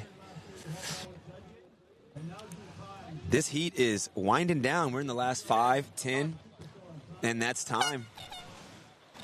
And that is it. Again, first heat, quarterfinal, AM, 25 to 29 division. We are into the second quarterfinal of the day. We're going to have Sammy Nicholson, Ryan Ferrari, Quixote Sanders, and Giovanni Carbajal. I like that Ferrari last name. My man's got to be fast.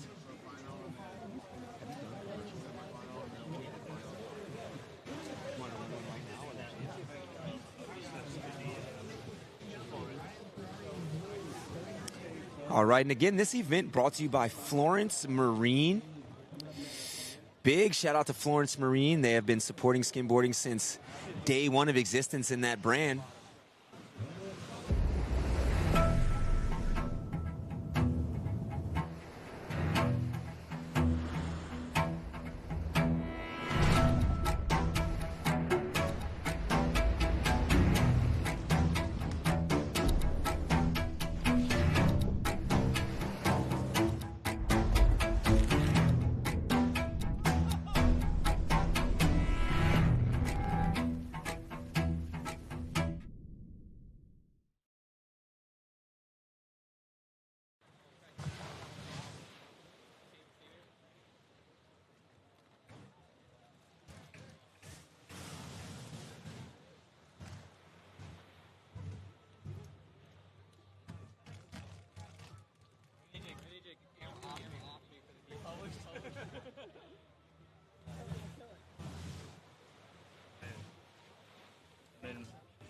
And we are back. Again, thank you, Florence Marine. John Florence, all-time pipeline ripper. Now, the skim community has a guy from the North Shore, David Sturman, the Sturminator, former rider for Grape Skimboards. He is, I believe he might have made it to at least 18th ranking on the UST World Tour at one point. He had won multiple of the inter-island, maybe Hawaiian Skim Jam. I can't remember the name of it, but Sturman, big shout out to that homie. He came and lived with me for a summer. We had such a great time. It was his first year pro, and he was just looking to compete, but didn't have a lot of sponsorship and didn't really have the opportunity to travel because myself living in Maui, I know how difficult it is to just get away from the islands. When I leave for a couple weeks now because you got to make it worth it, as expensive as it is to just get out of there for a little. So Sherman was looking for a way to do Skim USA tour events for the summer, and I was like, come on over, man. Sleep on my couch. You can do so. I'll buy your breakfast and food and do all that as long as you train like an athlete. I had just come off playing professional soccer, and I just trained for my existence. So Dave got straight into training. He actually stopped drinking and got 18th in the world. A couple years later, I went pro, and he was like, bro, why haven't you made a heat? And the first thing I said was, well, the after party was cool. And he was like, why are you drinking? And then I stopped drinking.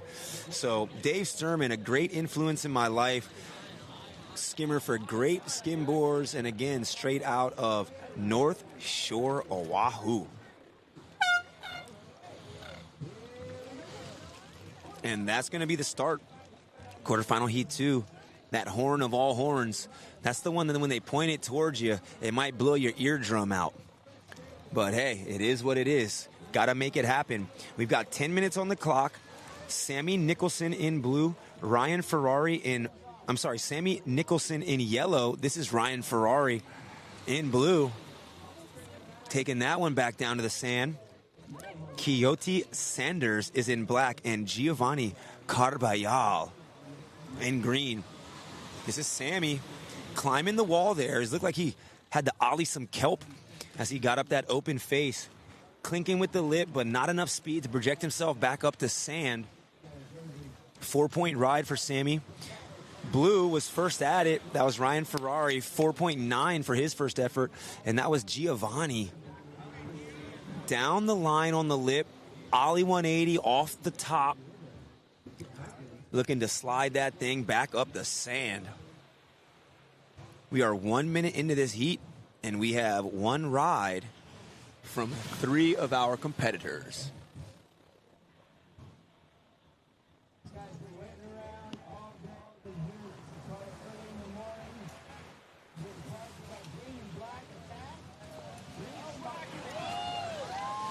Wow, rail-to-rail action. Oh!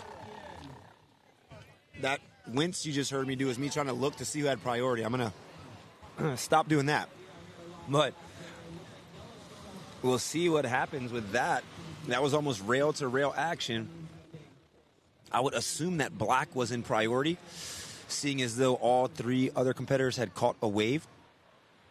But again, Dred's trying to sit in the shade and relax this side, so not in direct view of the priority judge. And hopefully there won't be many more scenarios where I'm begging to find out who had priority.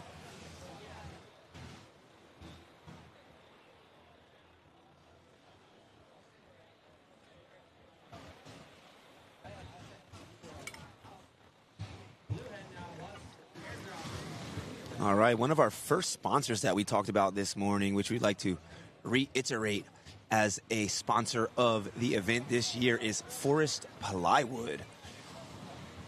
Forest Plywood, I mean, you heard the name, plywood, straight out the forest, baby. Now, hopefully it's a regenerative forest, but Forest Plywood sponsoring this event, and we are grateful for it.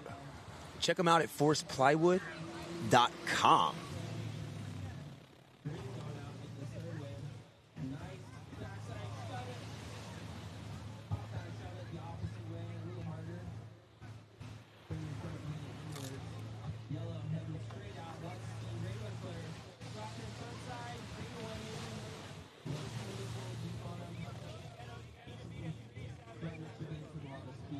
Solid wave exchange there from Giovanni and Sammy. Those are competitors in green and yellow. As you see, black charging right out front. Quixote, nice turn on the lip. He was able to manage that and still slide up the sand with the board under his feet. Very difficult position to be in, as that lip is about to throw and you're just a little bit hung up on it, but he was able to stick that tail, keep his feet under his body. So we got another dude. What is this dude doing? Somebody get that dude out of there. I think we need to ask the beach announcer to ask that guy, but multiple times so far that the homies down the north end are just kind of skimming in the contest area. Not what we like to see. You definitely always want to respect those that are in the heat so that you get the same respect when you're in your heat. You know, it's a thing. Respect is earned, not just given.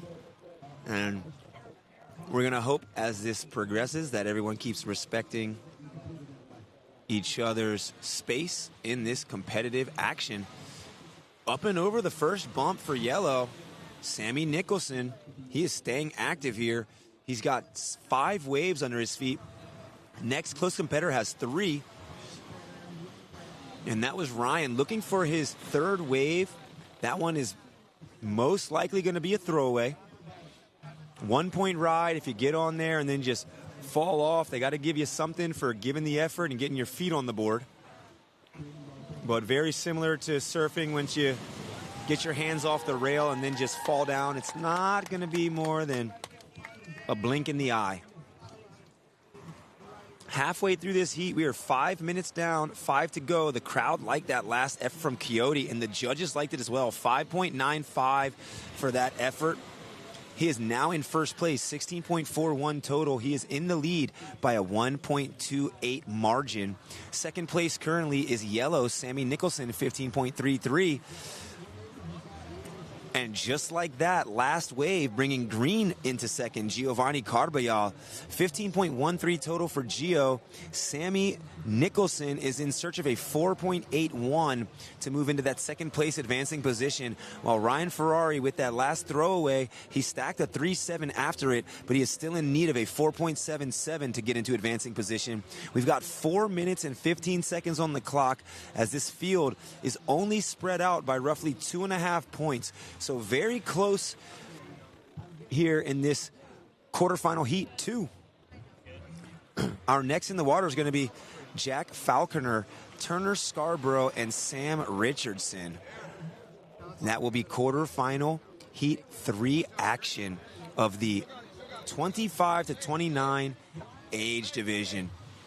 This is Coyote having a look here in black, looking for the late hit. Didn't really want to ramp it, as it was also shared. That line of a wave that came across the whole beachfront was shared on the south end by Giovanni, and then on the north end by Sammy. We're at the 3.5 minute mark, and we still have action. We'll be here till roughly 6 p.m. this evening. You know, a little under a 12-hour day. Probably have some cleanup here to do, but we love every second of it because competitive skimboarding is what's up. You know, I always say that this is like an artistic thing. You're really putting your personal flavor on this slide and glide that we call skimming. As Coyote, wow, that was flavorful. Nice and low on that first initial turn, and then opening those legs to spring himself down the line. Driving force on that front hand. That is our heat leader. He now has a 17.2.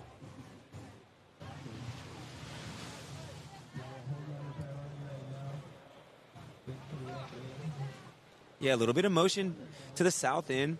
I like it when the competitors use every crevice that they can. You know, as the tide comes in and out of every break on Earth, it's going to change up a little bit. And for skimboarding, it's a little bit different than, say, like a reef or something where the reef is going to make the wave throw, but how it takes off and how and what position on the reef changes. Here, the actual area of where the wave is good could change. So in the last week, the south end of Aliso being the primary zone where we were all practicing, hanging out, having a good time.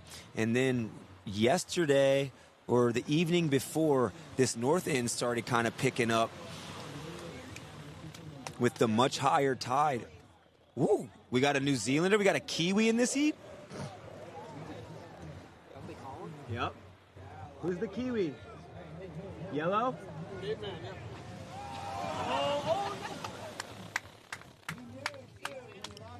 Wow. All right, I just got word that Sammy Nicholson in yellow is fresh out of New Zealand. Yeah, boy. The New Zealand Kiwis, shout out to New Zealand. Far out there, baby. The All Blacks. He's on all yellow right now, and he is currently in advancing position with 1 minute remaining in this heat. He has the most waves, 11 rides in this heat. And to tell you the truth, his 10th wave is a keeper. So this guy has been putting in a lot of work this heat. His second wave a keeper, his 5th wave a keeper, his 10th wave a keeper. So just showing you that if you stay active, like Joao was telling us earlier, you know, if you fall, get up, get another one under your belt. You just got to stay active in these heats, and you know, your demeanor can impress or make the judges think, you're just over it. Now, Nicholson staying active and holding down second place. Very slim margin. Blue is only in need of a 4.87. But there's only 10 seconds remaining. Could the Hail Mary happen? Again, I can't see priority, so can't let you know who's got it, but you.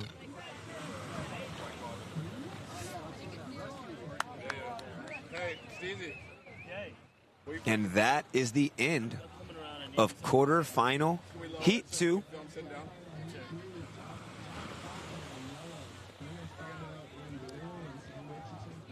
A very close heat, basically 1 point separating each position from the position lower. So a 17 for first, 17 and some change for first, 16 and some change for second, 15 and some change for third, 14 and some change for fourth. Quixote and Sammy advancing out of that heat.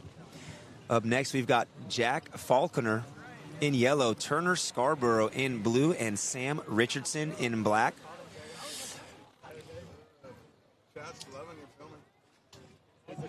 These three fellas are going to battle out for a 2-man advance out of a 3-man heat. A little bit more space around the contest area to choose where your approach is going to be. Generally speaking, a little less opportunity to interfere with another athlete in that zone as well. So a 3-man heat coming up momentarily.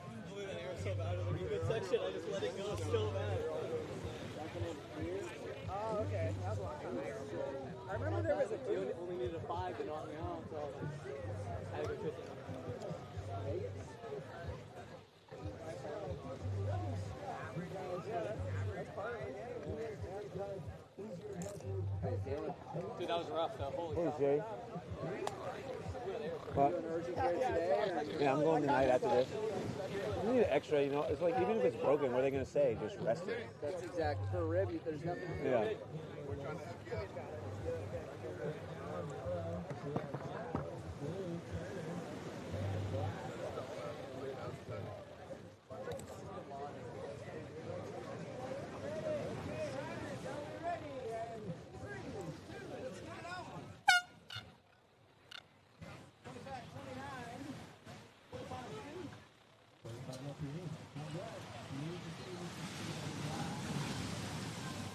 We are live and direct with quarterfinal heat 3.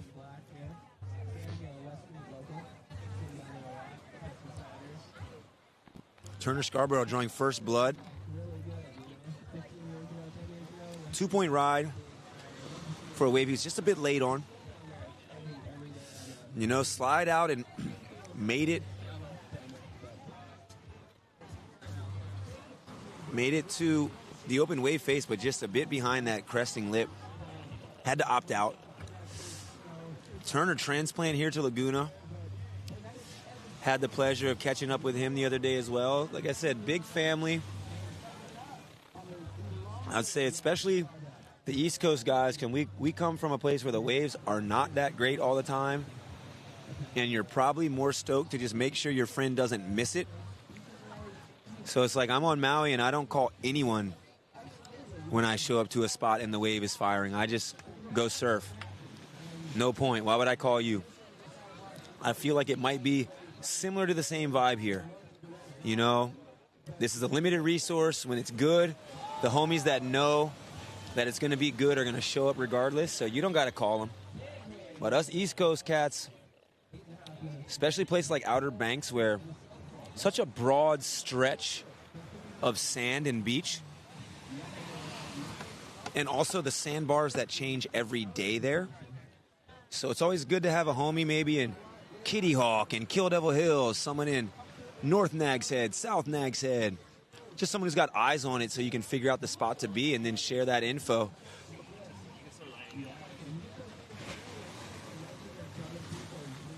We're 2 minutes into this heat.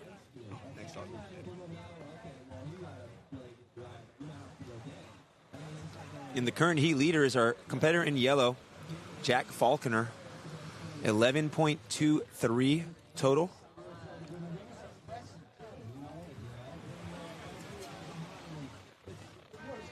Tim, you ready?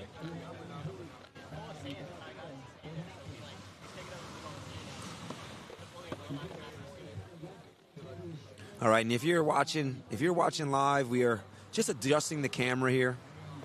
So we'll be right back momentarily. Gio Bryan can't do it himself with the camera all day, so we're getting Timmy Preston set up here in a seated position where he won't be stressing too hard, but also where we can get some shade on a brother. So, like we said, it takes a lot of hands to make this happen. But it's also not like any of us are complaining because We love the life we live here on the skim scene.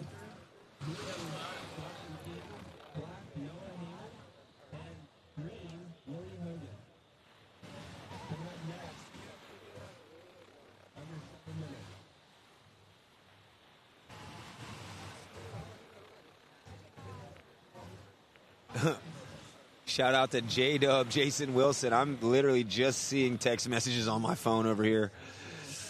It's great when somebody's in the live feed and then texts you too. I'll see if I can get a croissant. Maybe that'll make me feel a little better. J-Dub, solid homeboy. Big up to J-Dub. Alley-oop Skim, Zap team manager, event director for the Zap World Championships of Skim. And just a great homie. Dubsky, J-Dub, the old Dreddy Bear. And now he's rocking the bolo head and looking sharp with it. Just like that wave was looking sharp. Oh, yeah, sick wrap cover up. That's Jack Falconer, our heat leader. He now has 17.73, a 5.9, a 5.33, a 6.5. We have a falling umbrella in the foreground.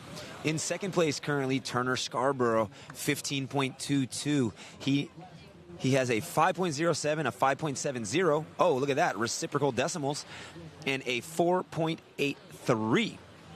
In third place, Sam Richardson in black, 13.26, a 4.83, a 3.33, and a 5.1. Sam is our third place competitor. And again, the top two advanced, so he is in need of a 5.68 to overtake second from Turner. And he is there blasting the lip on that turn. Heavy wrap, just couldn't stay compressed enough to slingshot that thing back under his body and ride it back up the shore. But a very good effort nonetheless. We'll see what the judges think and see how that plays into Sam's new necessary score. Heat leader laying caution to the wind. Falconer.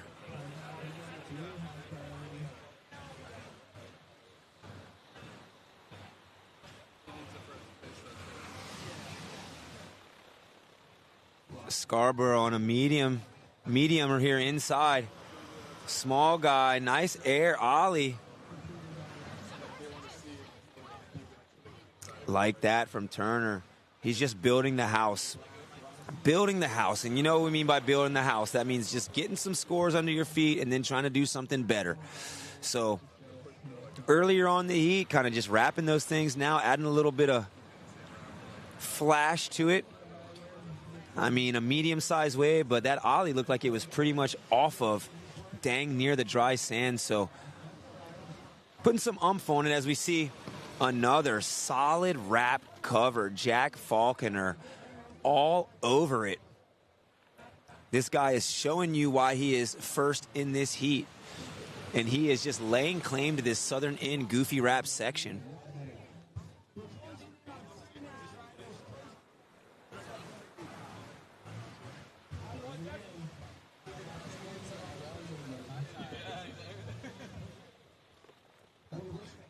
Scarborough on another. Now the second and third place competitors are very close, both in the 15-point range. Turner, 15.9. Sam, 15.17. So very minimal amount of points separating them. Quick math, 0.74. And that is less than 1 point.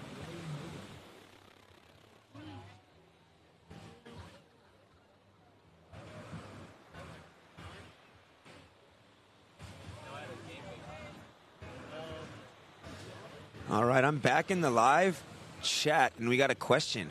What do you have to do in order to go from the amateur division to the pro division? Well, that has been a debate in recent years, maybe over a long time, but I've definitely heard the debate for Skim USA recently this summer and in recent years. And literally what you have to do is just declare it and pay the money and show up.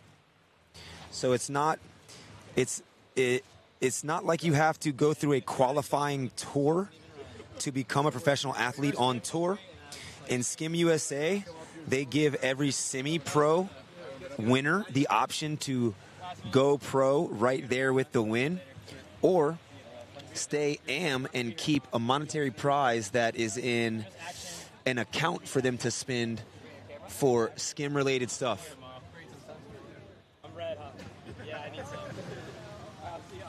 So, Skim USA having that set up where semi-pros can work their way up to the pro rankings. But a guy like me, I won Masters Division, which was 25 to 29 3 years in a row as the guy getting older. And there was only 3 people competing in the Grandmasters, which is 30 to 39 at the time. So I went pro and have been competing in the professional division for 12 years. I mean, a couple years off here and there. I would say that it's a lot higher cost of entry and a lot harder competition.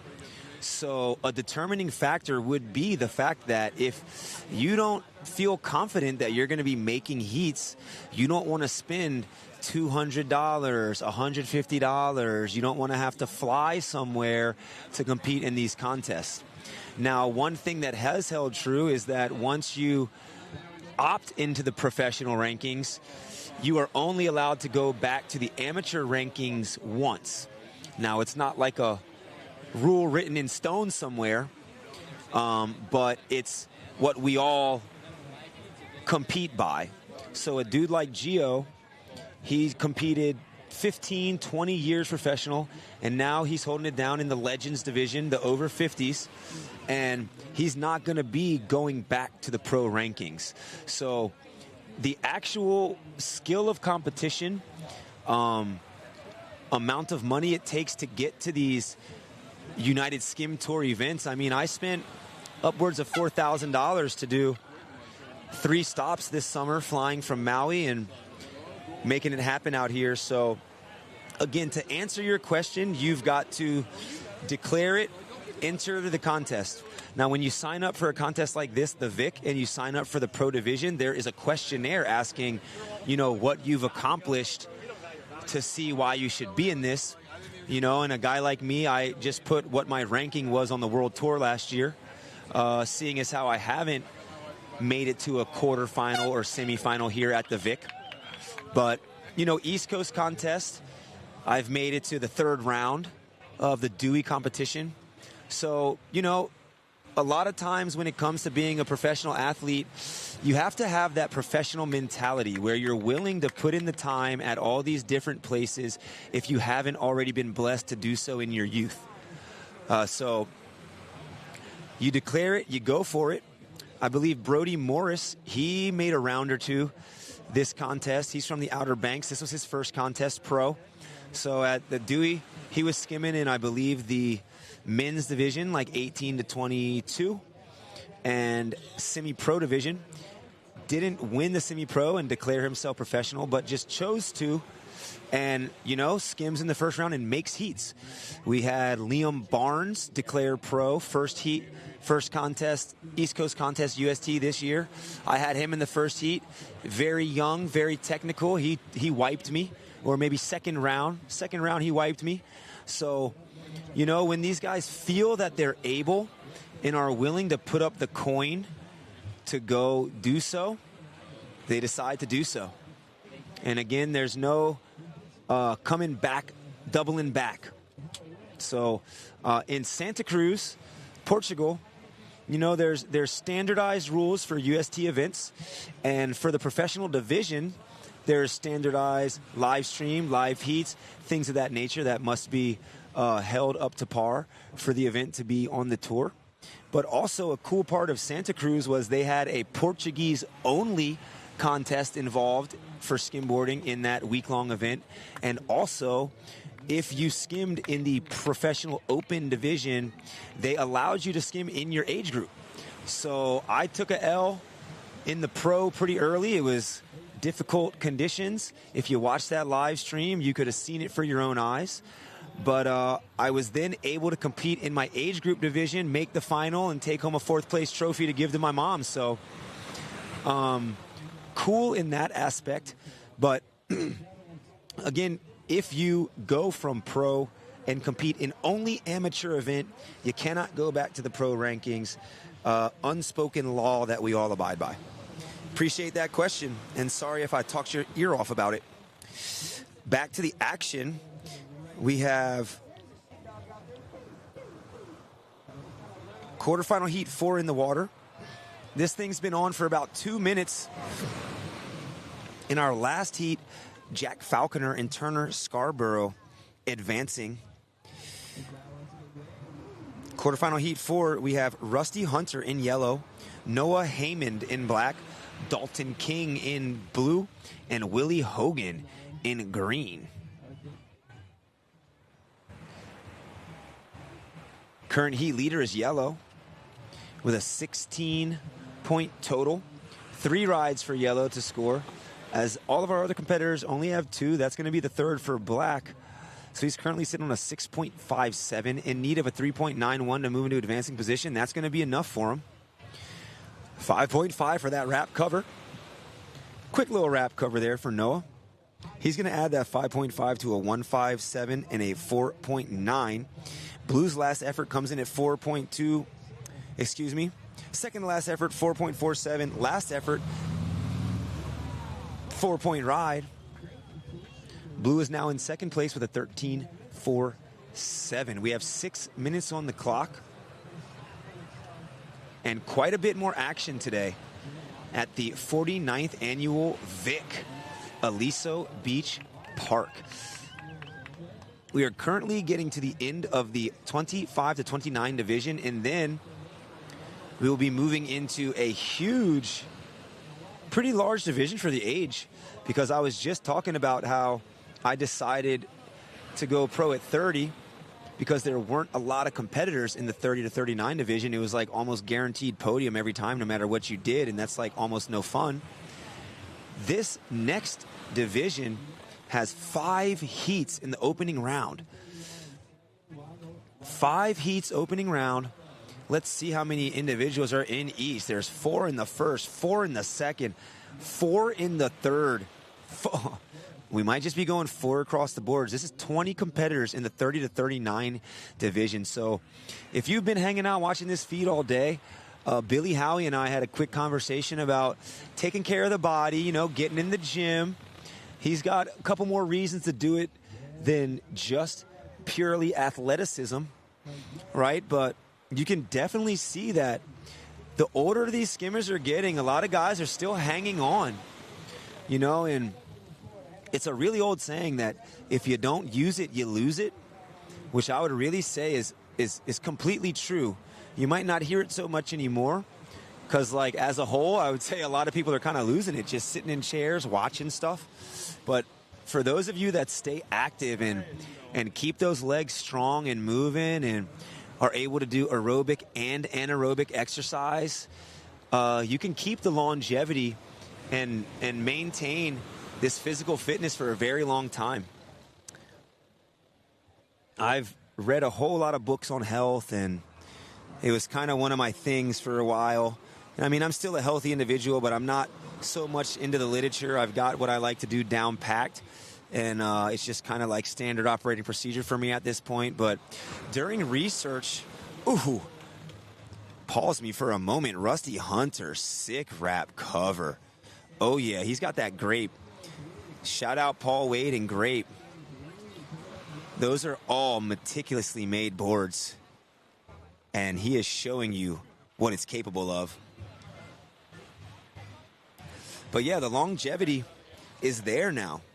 We got a lot of people still skimming in their 30s, 40s. Beak Dog in his 50s, still competing pro, making heats, being a, you know, not only just a face on the scene, but almost what I would say like a nightmare to compete against. He's got switch, he's got reg, he's got the experience of 14 world championships, and he is just ready to step up there and high-five you before the heat, but then mean mug you and screw face you and try to take you off your game.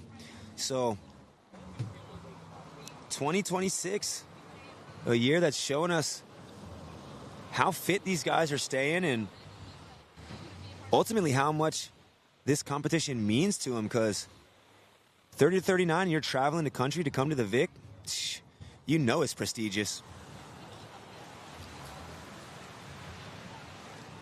Current second place in the heat. 360 off the lip there for Noah Heyman. Oh.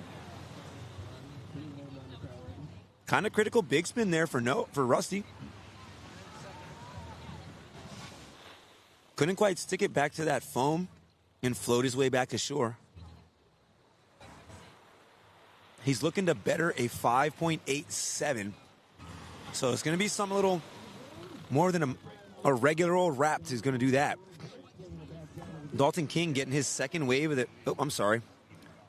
That's Dalton's 6th wave of the heat. I had my thumb covering the rest of the waves. Imagine that. Getting delirious down here. I would say it's from the pain meds, but I never even got any yet. So hopefully they can hook me up because I think sleeping's probably going to be difficult tonight. But we got full-on utilization. I'm going to say he has priority the way that he ran from south to north and just ran right in front of yellow. That was Willie Hogan in green. Current third place competitor, 15.89 is his total. In need of a 5.43. 5.43.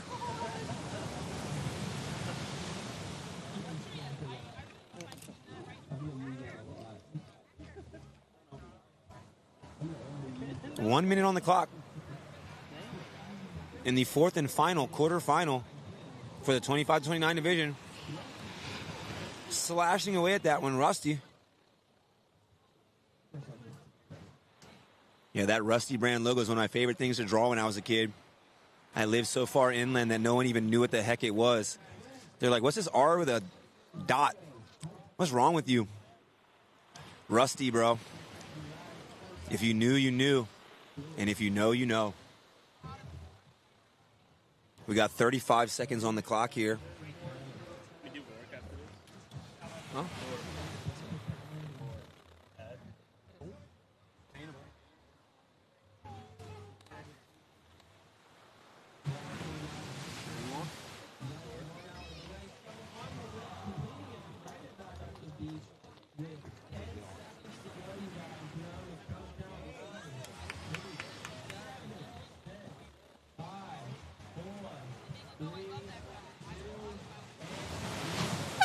That's the end of the heat. Rusty Hunter, 18.44 total. And advancing from this heat, Noah Heyman, second place, 17.09. Willie Hogan's last ride, 5.23, factoring into his total, but just not enough to push him over that threshold as we're awaiting the score for Dalton. And that is not going to be enough either. That is the official score there. Rusty moving on, Noah moving on. All right, and we are now going to take a brief momentary commercial break and shout out our sponsor, Rourke. Flat tires, broken gear, questionable advice. Those are our teachers. Adventure catalyzes discovery. Obstacles forge resilience. Struggle unlocks potential. This is why we go.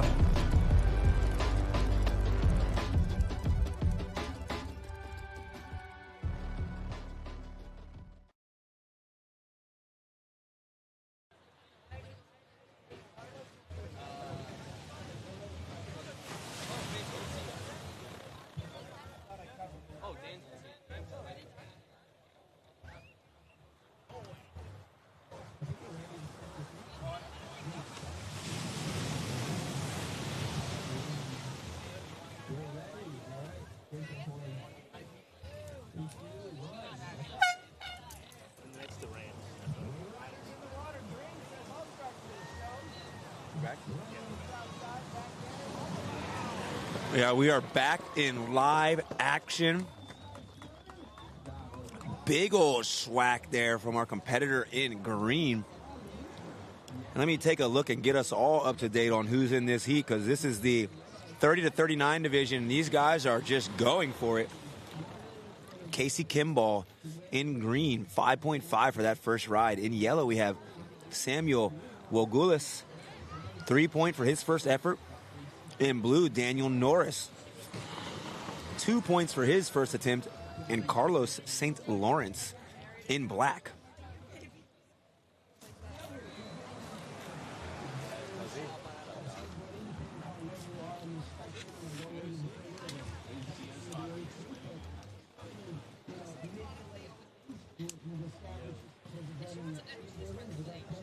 Yellow straight out front. Samuel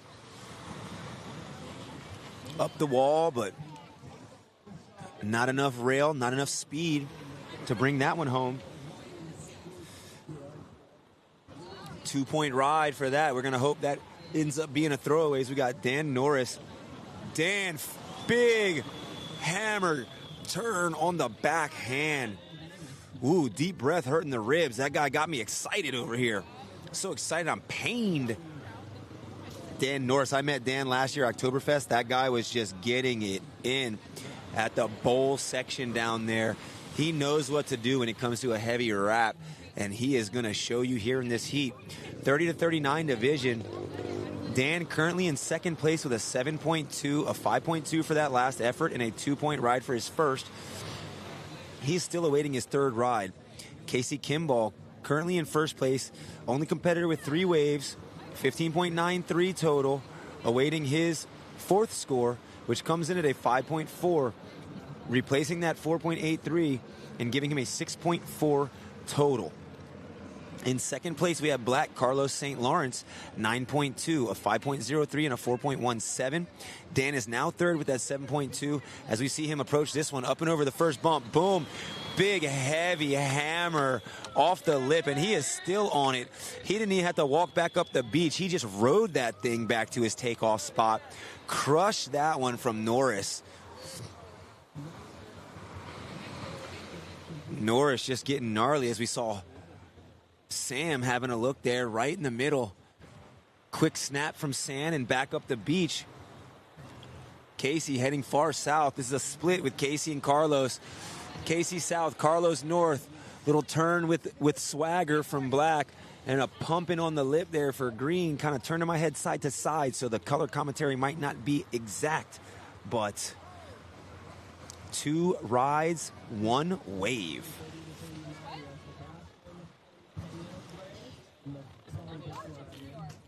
All right, I'm back to the live chat. We got Jono. No problem, Cuzzo. Besides the VIC and Oktoberfest, are there any other skimboard competitions to do? Yes, there are tons. There are actually tons. It's like a thing now that's kind of crazy. The UST this season was Malake, Mexico, which the contest had to be unsanctioned due to the cartel action that was down there. Very unfortunate. A lot of people still went, but a person like myself, I had to sit on the airline phone for about 40 minutes seeing if they would switch my plane ticket for the Cabo because, you know, as much as I would love to go travel for a week and a half, you know, I have businesses to run. So I was able to switch my plane ticket and didn't partake in going to that contest this year. But again, it was unsanctioned. So generally speaking, there's going to be 6 stops on the UST tour. This year, Malake, Cabo San Lucas, Santa Cruz, Vedres, Torres, Portugal.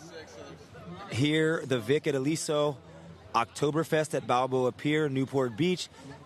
And about roughly a week and a half or 2 weeks ago, there was the ZAP World Championships of Skimboard in Dewey Beach, Delaware. Now, the year prior, we had contests for the UST Tour in Outer Banks and also Sununga, Brazil. So each year, there may be a change in the events, again, due to sanctionability and the waves that are provided at the event.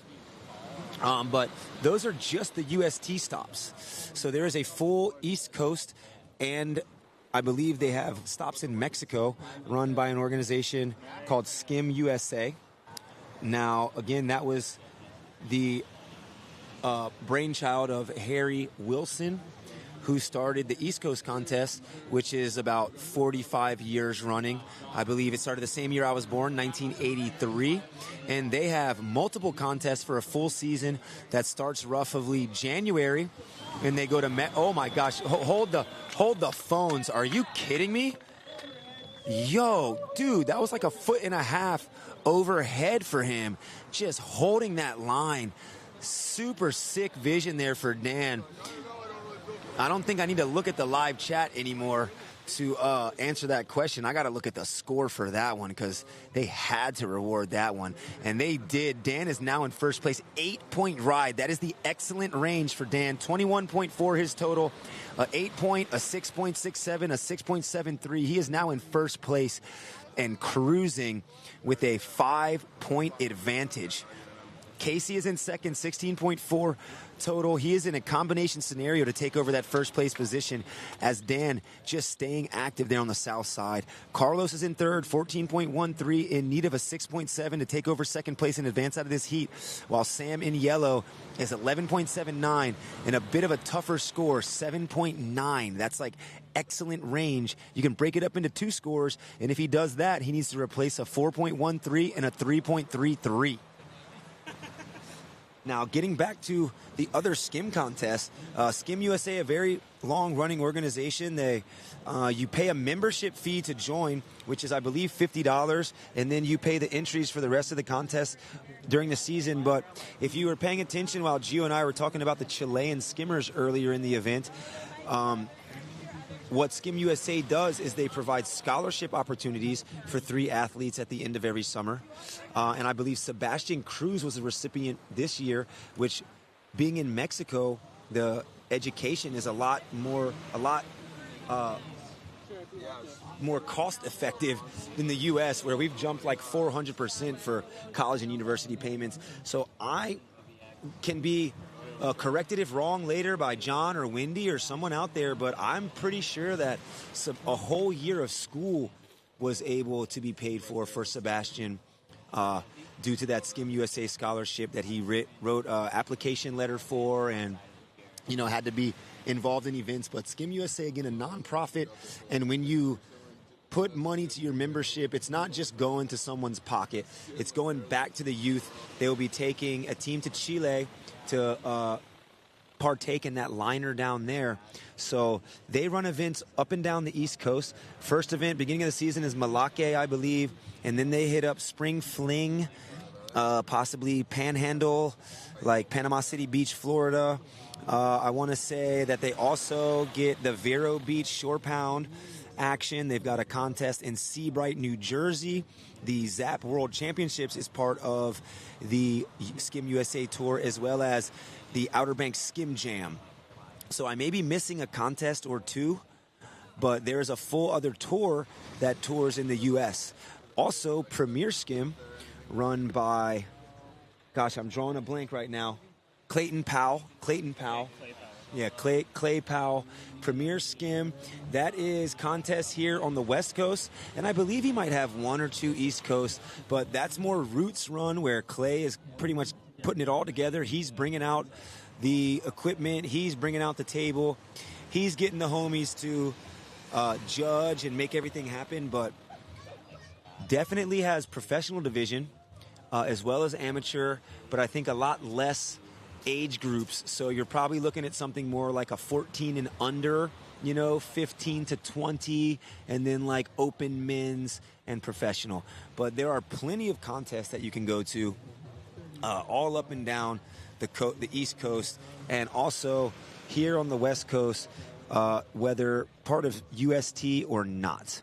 And we are in the 30 seconds remaining, 30 seconds on the clock. Dan Norris still in first, 21.4. Casey Kimball in second, 16.4. Dan looking for this goofy wrap down the line. Boom. S-turn to set himself up. As you saw, little check turn on the front hand side to present yourself the opportunity to really lay into that backside wrap without dropping your hand. So Dan Norris, 30 to 39 division, and just killing it right now. Really smoking that heat. 21.4 his total.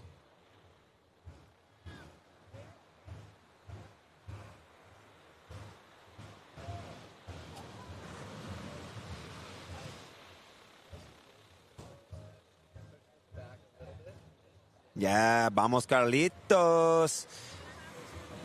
That looks like a Chilean flag to me. Let's go. And we got a way to go Daniel in the chat. Love it. Still about 200 people. Glad you all are all logged in and chatting it up.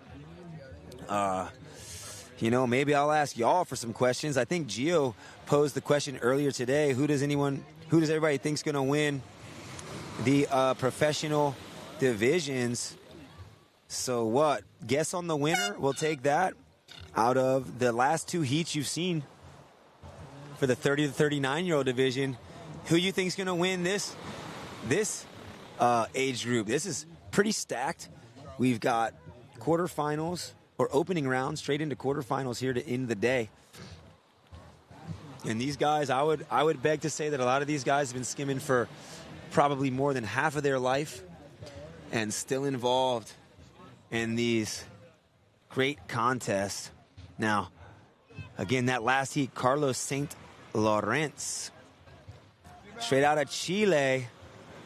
A big contingency from Chile here. We're looking at least 6 competitors. I feel like I saw some WAGs. That's the wives and girlfriends of Skim. So I'm pretty sure there was one or two of the wife girlfriends there with them. Which I was talking to Weber's girlfriend, which I laugh because if she's out there listening, she knows that she probably wants that advance to the next level pretty soon. But no pressure on Webbs from me. But she was just speaking about her perspective of the whole scene.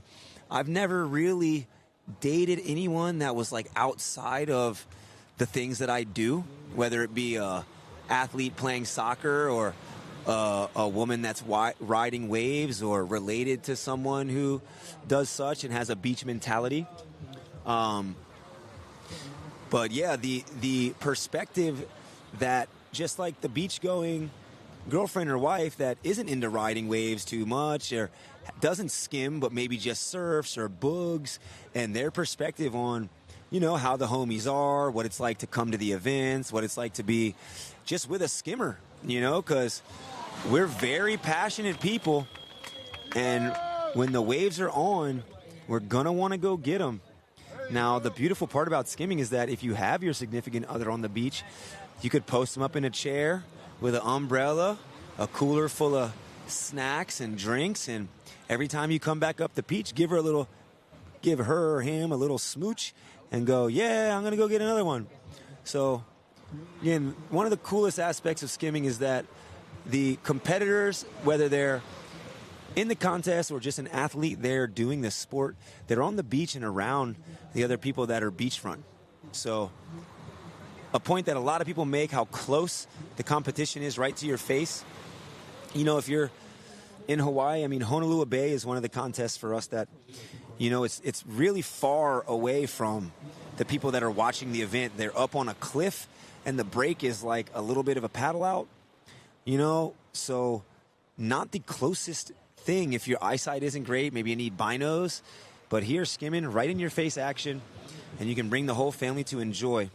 Now we are into Heat 2 of our Amateur 30 to 39 division.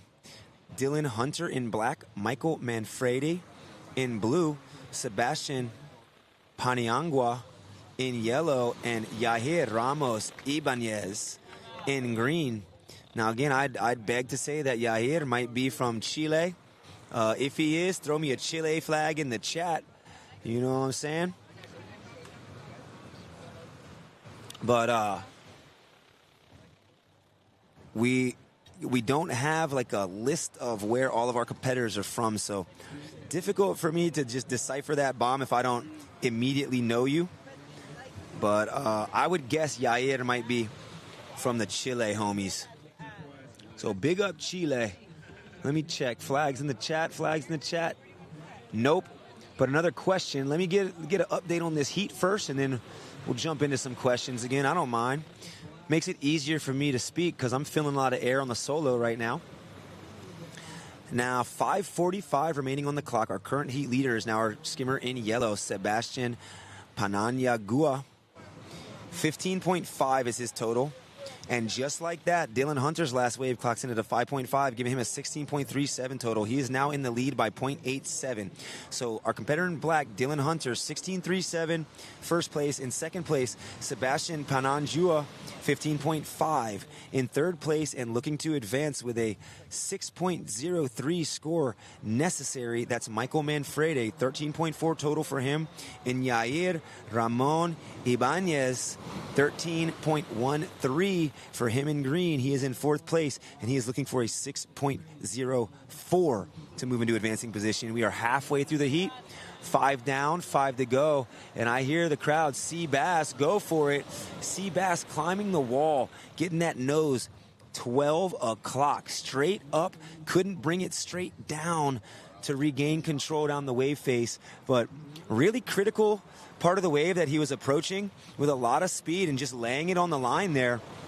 Again, love to see it. I'll say it a million times. I mean, I'm a person that creates content and rides waves and does all that. So Wave Wednesday is usually my post on social media platforms, and it's going to be a wave. And one of my best performing posts was me getting bullied into the set at Legends of the Bay, Honolulu Bay. I got to give the mic up, and then one of the Groms just gets on the mic like, "Go, Dread, go!" I'm so inside, so deep, but you can't deny the homies that tell you to go, and I fully got smoked.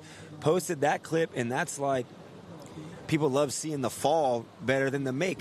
So we'd rather not see the wave go by, right? Go for it, whether you blow it or not. Take that shot, and it might be the best wave of your life. Now this is blue, Michael Manfredi. Just kind of poor decision-making on that effort, as that wave had a crest here to the south, and he just kind of slid right up that trough zone. You know, there's still loads of time left, so he's looking for a 6.3. There's 3:30 on the clock. He's looking to better a 3.93, as we saw a lot of commitment there from yellow and black sharing that one. Black getting the better of that exchange, but we'll let the judges decide it by how much. Now, question in the chat, do pro skimmers make money from skimming? Yes, dude. Yes. Now, I would say the amount of people that are cashing in on it is very minimal, because the top guys are so good, and just like the top 8 make money each contest. So when you've got 39 people entering, you know, it kind of shakes out to be that a lot of the same ripper guys are going to be in those top rankings, in the money rankings. So off of competitive skimming, there are people making, I believe, Tim Gamboa took home 2.5 G's last contest, and on the women's side, Casey, I believe, maybe 2,000. So decent paycheck for showing up doing something that you love on a weekend in the sun. Guys like Blair Conklin and Austin Keene have kind of spun their skimboarding following into other outlets. Blair, specifically YouTube. Austin, quite a number of different ventures. Somebody like George Bryan here, he's been still on the scene, supporting the fam off of filming, being involved with a bunch of different companies, whether being the rep or providing social media type correspondence. Also in live streaming outside of what we're providing here. He's been an action sports live stream director, I would say. So he's the guy that cuts you from the instant replay to the other camera angle. And, you know, you can make a living off skimboarding. I personally ran a camp every summer in New Jersey. And I could honestly say that the majority of the things I bought in the summer came from, you know, making money off of not competitive skimboarding, but other outlets for business opportunities in skimboarding. So if you're creative and you're able to maybe use some marketing ideas and techniques to differentiate yourself from everyone else and show your worth to the world, you can definitely get paid. Now, when you think about pro surfers that get paid, there's a lot more money behind that industry. But the reality of it is, the clothing lines and things of those nature are all owned by big corporations. That's why we love Florence so much. That's roots. That's John and his brothers making a brand and running it. Now, when it comes to Skim clothing, Skim brands, Skim Army on the East Coast is a Skim specific brand. Alley-Oop was camp and clothes now that J-Dub runs. Run Drop Slide provides clothing and such. If you come into the VIC shop, there's a lot of gear you can buy from VIC. So, a lot of different ways, but, we're kind of in that moment, that precipice where it's getting popular enough that you can definitely find other outlets to make a living. And a lot of the pro guys are doing that. I would specifically say Tim Gamboa. He is a skimmer. If you ask him what his job is, he'll tell you he's a skimboarder and a skim coach. He's not over working the grocery store. He's not painting houses like me or trimming coconut trees. He is just skimboarding, and he is paying his rent through his love for the sport and giving back to those younger than him, because he has a wealth of knowledge. And I've told people forever, and I'll tell you forevermore, I've coached for 25 years of my life. I was blessed to be able to coach at 13 years old, kids that were 7, 6 years old. So one thing that's never going to stop happening is people having babies.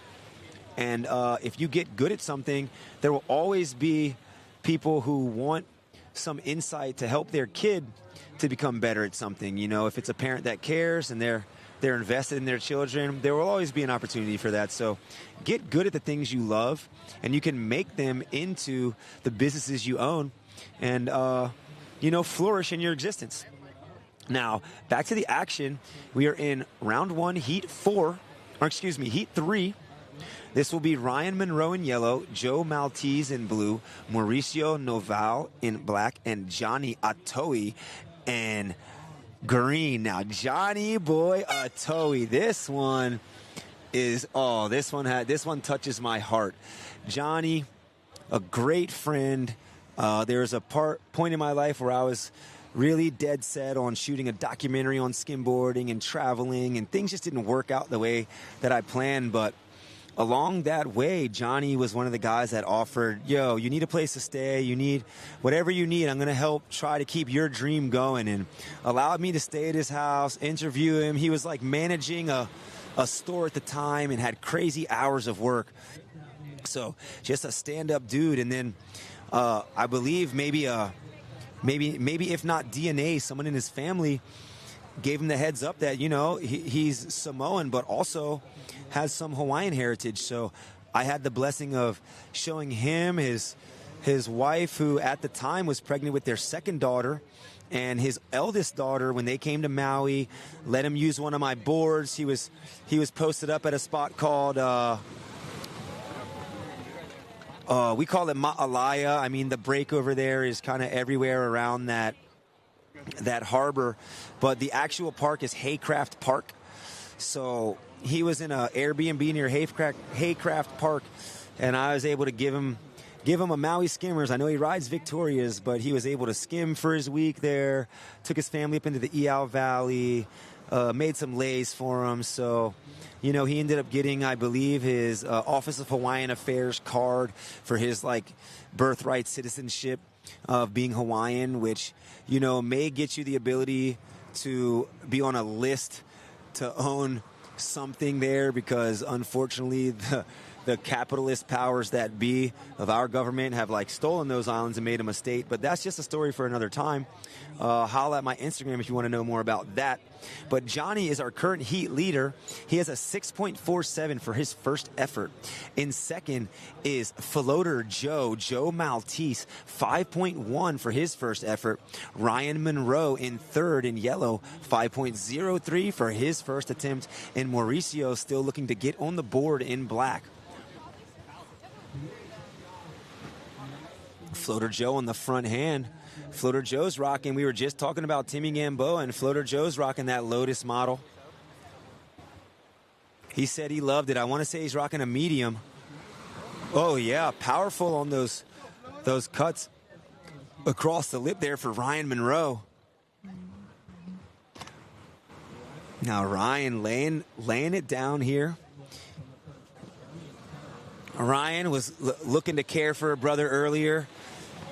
He happens to be in a Skim couple relationship. Better half Jacqueline Coder and Brian Monroe ripping. He is in second place right now, but he had to come check up on a brother with the rib action. You know, and like I said, all the bros always looking out for each other, even the ladies. So just so awesome to be a part of this whole scene here. And, you know, my hope is that all of you all in the live that may have never been to a Skim contest, just make it to one, whether you want to be involved and actually compete or if you just want to be there, because it's a great place to learn. You know, you watch how other people approach a wave. You watch people in the free skim sessions on the side of the contest area. You watch the best competitors as they advance through these heats, and you get to kind of look at what approach they're taking. You know, what moves are they pulling out of their bag? Because like Gio was saying earlier, nowadays a lot of things are instant. You know, and everybody wants to get the clip and post it immediately.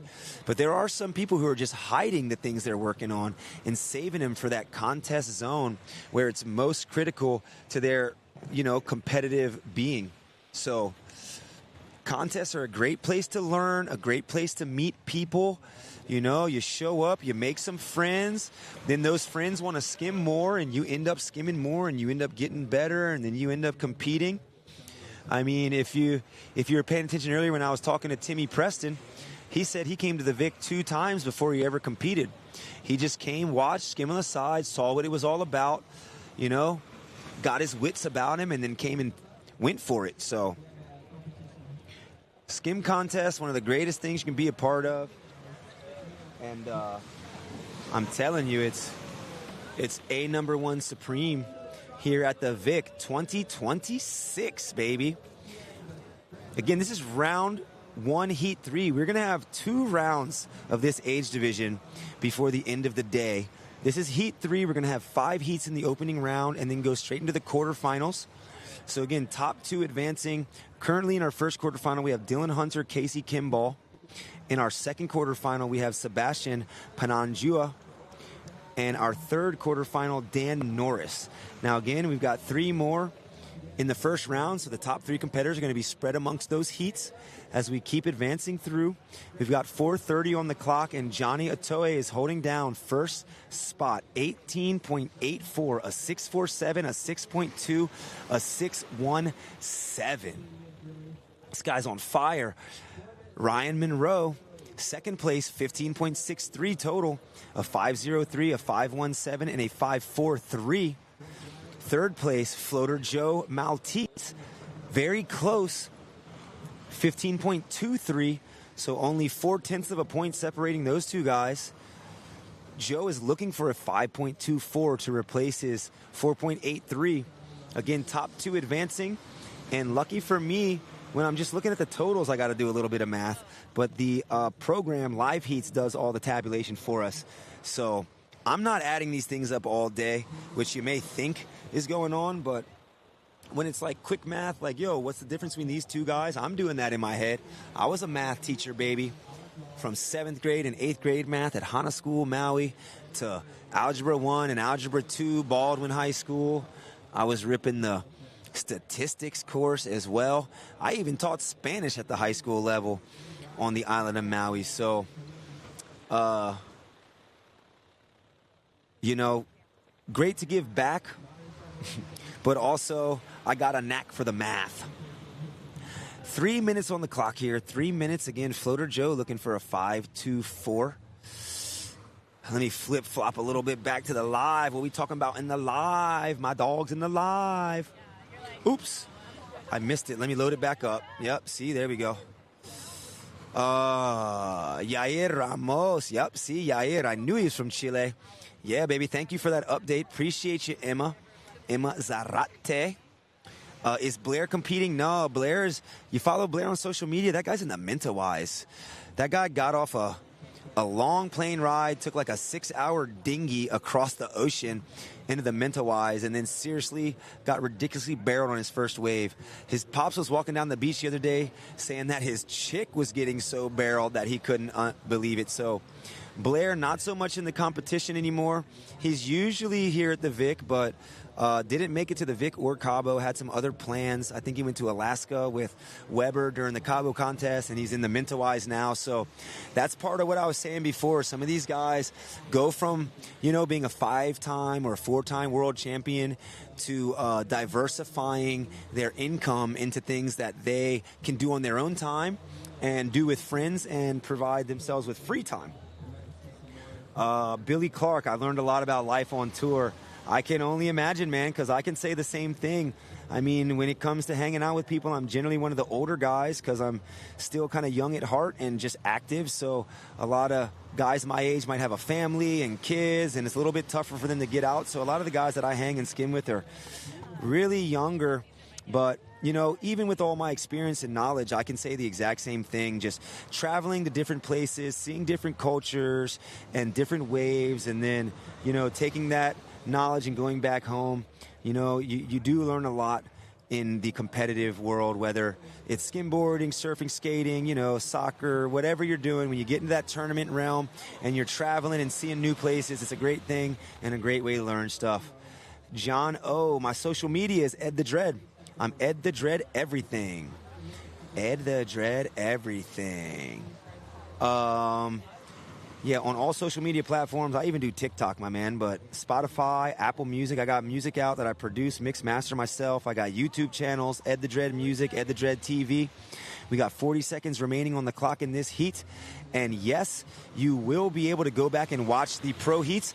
Once the event is over for the day and the live stream concludes, it is then uploaded to the cloud space that YouTube has and becomes just a video, an 8-hour video on the VIC channel. So once we conclude these 30 to 39 heats, the video will then become the live stream will become a video, and you can go back and rewind. I haven't really tried it because I'm usually here talking on the mic, but I feel as though you may be able just to pull the time scroller all the way back on this video that is running currently. So give that a shot if you haven't already. And if that doesn't work for you, then definitely by later this evening, once the whole thing uploads, and it's like an 8-hour video, so it might take a while. But once that thing gets uploaded, you'll be able to watch this whole day and zoom through anything you want to see, rewind anything you want to see. I think you can even look at the live chat comments if you click on some certain thing there in the YouTube. So just a really cool addition to the professional skimboarding realm. And like I've said a million times, I'm very, very excited and stoked to be a part of it. Hopefully I'm keeping y'all excited as well. Now, Johnny Atoe was top of that heat, followed by Ryan Monroe, and those two are going to be advancing. It doesn't look like there's any more scores left to come through, so we're now looking for the start of round 1, heat 4. This is going to be Alec Welsh in yellow, Alexander Godding in blue, Nicholas Ramirez in black, and our man, 50 grand, Kyle Wilcox in green. I love it. So good to see Kyle out here. This guy's transplant from the East Coast. I want to say Wilmington, North Carolina, maybe, but just had so many good times on the East Coast with that guy. And then I've been living the island life and, just got back into competitive skimboarding on the tour like 2.5 years ago. And just to see him out here flourishing, he's got dog, wife, kid now, but significant other gives him the time in the day to go get an hour or two of skimming with the boys in the morning. So great to see him down here at the contest area, and big up to the better half for allowing that to happen. I spoke briefly a little bit earlier about, never really dating anyone outside of the competitive athleticism realm, because it's hard to find someone that understands that quirky part about you. That itch that you have to fill every day, whether it's, I'm just driving with a soccer ball in my trunk and pulling over at any random game on the side of the road, or having your skimboard in your trunk every day and just having to go check the waves multiple times and pay for the Surfline yearly membership. And, you know, it might be pretty difficult for some people to understand that if you're not directly involved in it yourself. So pretty awesome to see that Kyle got that freedom in the family that he's built here in Laguna Beach. So shout out to Kyle and the family at home if you're watching. He is currently the heat leader. 5.53 is his single wave score. Competitor in blue, Alex Godding, he is currently in second with a single wave score of a 5.13. Alec Welsh taking his first slide there. Up and out over some deeper water. Not a lot offered to him as far as wave riding. So I can beg to say that score's not going to be in the 5 range. 3.67 it comes in at. So, you know, I know a little something about what I'm talking about. Now, Nick got his first wave on the board. Big spray off the lip of that wave and a complete ride. Oh, as we see green Wilcox. I had to think about that because he's rocking the mullet now. Mullets are so popular. It's crazy. When I was younger, that was child abuse. If your parent lets you come out of the house with a mullet on, they might call CPS. Hey, Protective Services, come get this kid. He's looking like Joe Dierte. But now, man, I had a friend visit me from Texas just a week ago. That guy rolled up with what is called a skullet. He had full shaved head with the mullet. I wouldn't even call it a tail. It's like a drapery. The mullet drapery across the back of the neck. So Wilcox, I had to really check the color there. Oh, hard to laugh with the rib, but cracking myself up over here with that mullet. And listen, my dad's probably not tuning in, but my dad rocked a mullet for like 15 years. The only thing that saved him was how cool he was, because if he wasn't a cool dude, I can guarantee you everybody in middle school would have been making fun of him, or at least me for that matter. We saw a little bit of danger zone there from Blue and Black sharing that wave. Blue getting the better of that exchange as he wrapped it back to the beach, but Black, or I'm sorry, Yellow, oh, tough to turn the body now. Yellow getting a little board shoot out there is like danger zone. Could have got a rail to the side, and I can tell you right now, that's not how you want to ride today. Nicholas having a look here on the backhand. Ooh, big extension of the body, but just getting that rail undone there. Maybe a little bit too much oomph in it and just not enough rail engaged, slipping out from under him. Godding, nice. Big turn from Godding. That is a well-completed ride from Alexander Godding in blue. I've seen him out here ripping the contest area, getting his practice in. He was definitely putting in the hours yesterday. I started off trying cider all morning, then came here, and by the time I was cooked, he was still going. So great to see from our older competitors just getting it going, whether it's contest time or time to practice. And I mean, there's something to be said about the people that come and, you know, lay it on the line in the contest area before the event. You know, it's very common like that night before to be there, but getting that thing for the week before and then still having the legs to compete, what a blessing. Sick one from Alexander there.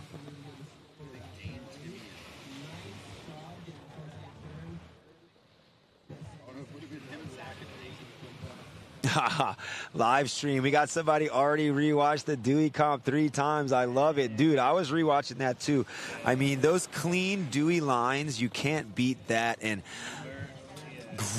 Newbert pulling the Newbert coming from first contest. So many just epic, you know, and because we're all friends, it's always smiles, you know. It's not like a Andy Irons and Kelly Slater, like just raw brute forcing each other.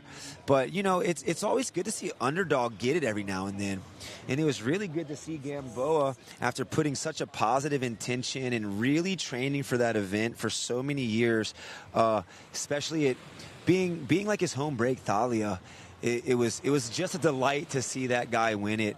But yo, I have definitely watched those heats over and over, because the technical skimming that was going on, you know, this is a lot more barrel riding. You know, these waves are huge, and the judges really want to see you hit that lip and or get that early turn and just get that driving ride down the line with the cover-up. Whereas on the East Coast, you will get some cover-ups and you'll get some drives down the line under the hood. But the majority of the contest is going to come down to trick out, trick on lip, trick back in. And dudes like Dane Cameron, Mason Broussard, Sean Newbert, Timmy Gamboa, Joao Lucas, highest first wave of any heat. In the quarterfinal, he did tray shove or 540 shove straight out to the lip and just big 180 straight into the flats. So Dewey, a super exciting contest. And, you know, I was blessed to win the Nick Gruber Award. And like we were saying there, Nick was just watching down on us and providing us because the forecast wasn't like that. The forecast was a bit of rain, maybe 60-70% rain and variable wind, but the wind stayed south-southwest or more west-southwest and then went straight west for the final day of the event. So just such an amazing time there. That's the contest that I grew up going to, so it's just always a great time to go back there and be a part of that scene. I mean, if you can, you got to get to these two places. I would say Aliso Beach Park. You know, you have to get to Aliso if you skimboard, and you have to get over to Dewey because it's a 1 mile stretch of nothing but skimmers. There's not another place where you see all the kids with electric bikes and a skimboard on the rack, walking down the beach with a skimboard. You go out to check the brake, and right on the street you're walking out from is firing, and you look up 2 blocks down the road, there's 6 Groms skimming. 2 blocks the other direction, there's 6 ladies skimming, and just everybody is involved in it. All the local businesses really support skimming, and most of them are like older people that skimmed in their youth. So Dewey and South Laguna, 2 places you got to get to if you're just a lover of skimboarding. We are 2 minutes left in this heat here. Will Cox still holding down that pole position. Gotta love it. 17.03 for Will Cox. Alexander Godding, second place, 15.56. Nicholas Ramirez in third, 13.04. Ramirez is looking for a 6.19 to move into advancing position as the clock's winding down. Alec Walsh, 12.64. He is in need of a 6.59. Right, definitely doable. But if you look at their previous scores, those guys are probably in the want to replace 2 scores realm. You know, get rid of one of these low 4s or high 3s and get that thing in a mid-range 5. But we've got 1 minute on the clock, so this is going to be a battle against the clock for these 2 guys, Nicholas and Alec. And we'll see if Mother Ocean sends them anything. I mean, I see a couple lines here on the south end of the contest area, but we'll see if anybody makes a walk down there to give it a look. And that was very smooth. Oh my gosh, just uncompleted from Nick, but really drawn out turn, nice and smooth, not quite making the open wave face, so just opting for that air down to the flat and not able to regain his footing back up the beach. But a solid effort there from our competitor in black. You know, that front side maneuver is just a bit harder. You know, it's a blind look over the shoulder.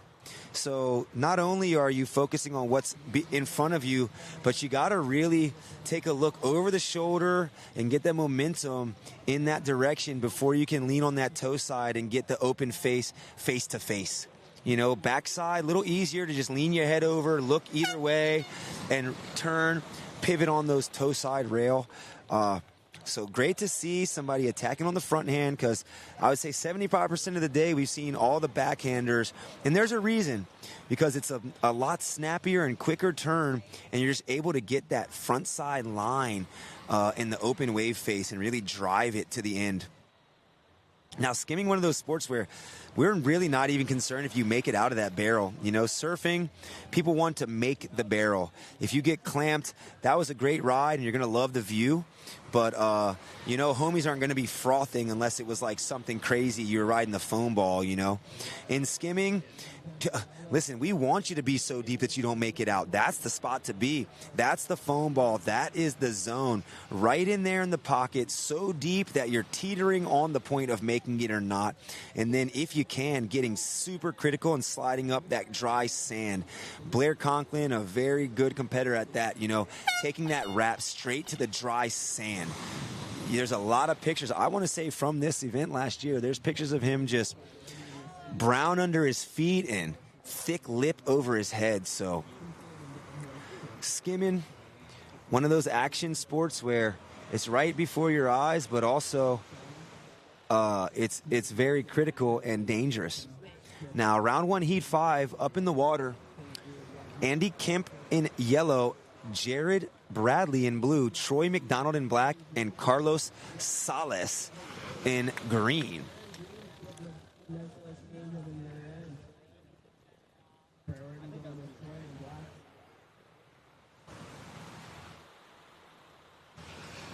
All right, now bear with me if you're watching live. My live heats is kind of acting funny, so I'm going to wait for that thing to refresh.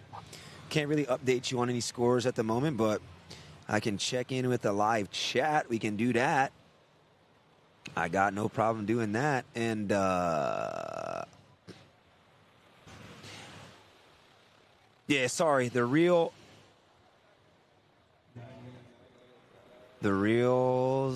South Florida Jets fan. Oh, I had to think about that. Real South Florida Jets fan. Cool. Yeah, sorry about that. 1 hour back scrolling is a pretty decent amount of time, but it's probably just has to do with just the amount of bandwidth and everything that's being used here. Once it's over, yeah, please go back and watch it because it was very exciting. When you watch round 2, heat 5, you can watch me get my ribs crushed. Ooh, if it doesn't look too critical, it was super critical, but so much good skimming from the pros today. I mean, Joao Lucas putting on a show. Timmy Gamboa putting on a show. Beak Dog putting on a show. So, legends of the skim game getting out there today and just landing on the line for multiple rounds. I believe one of the gnarliest heats was Sears, Stinnett, and Cameron all in one heat in the second or third round. And, that could be a final any day on earth. And it was like the second or third round here at the VIC. So definitely give the pros a look. You're going to see a lot less technical skimboarding or technical maneuvers than you would see at that Dewey contest, but you will definitely see some proper wrap barrels and, textbook skimboarding from those that live and breathe this sport.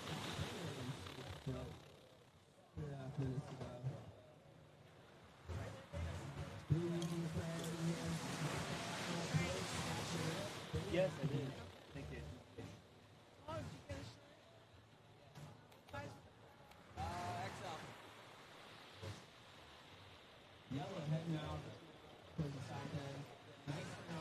Oh, yeah. Oh. Danger zone. Danger zone for Tiki in the yellow. That was sick. The initial maneuver, though, like I said, he's got that front side quick snapping, a little bit gougy turn to set himself up for that big backside slap with no hands.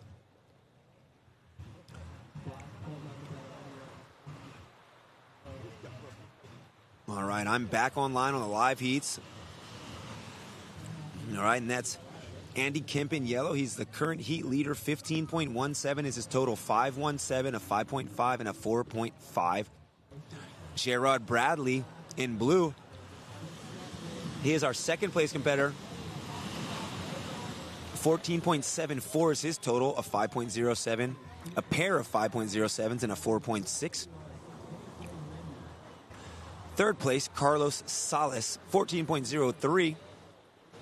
A 5.17, a 4.73, and a 4.13. And boom, just like that, 5.97 for Troy McDonald's last effort. And he is now in first place. He has his 3 waves under his feet, and he is looking to better a 4.4, currently with a 4.23, a 4.97, and a 4.4 to boot. He is in the lead by 0.43. We got 5:30 on the clock.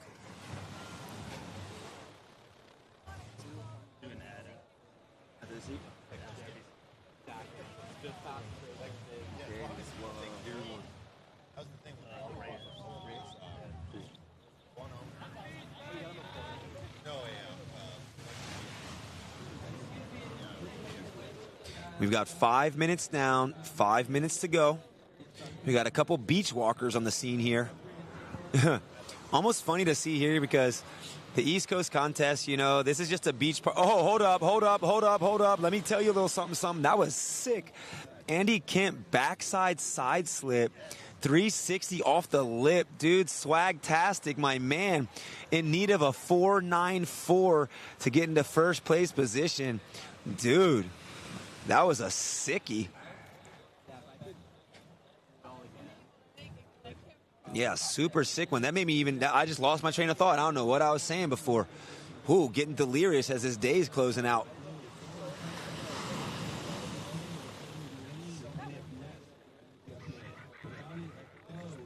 Yeah, so we are going to be moving into the quarterfinals next. We have our 4 quarterfinalists for the first heat. Johnny Atoe, or Ato. I'm going with the island pronunciation Maka'olelo, Hawaii, where the phonetic sound of all these vowels is going to play out. So A-to-e.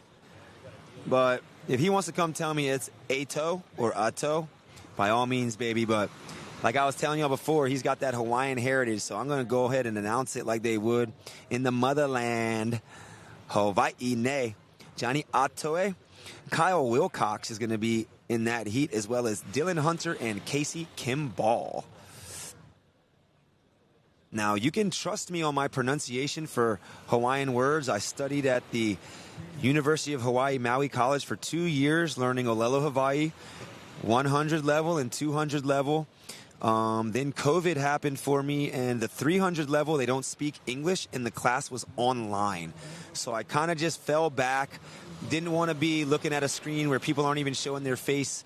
You know, if you're only speaking the language, you got to be like looking at lips and really, really, you know, diving into it. But I can speak elementary level and pronounce everything pretty well. Although if I went out there and I said the Olelo in front of any local brothers, they look at me and go, "Oh, you so haole, you sound haole." But we trying to keep the culture alive, so it is what it is. Now, 2:45 on the clock here. Andy Kemp holding down that pole position. 5.5 for that backside side slip to blasting the lip 360. He now has a 16.67, but it is splitting hairs between him and second place Troy McDonald. 0.3 of the point dividing them. 16.37 for Troy.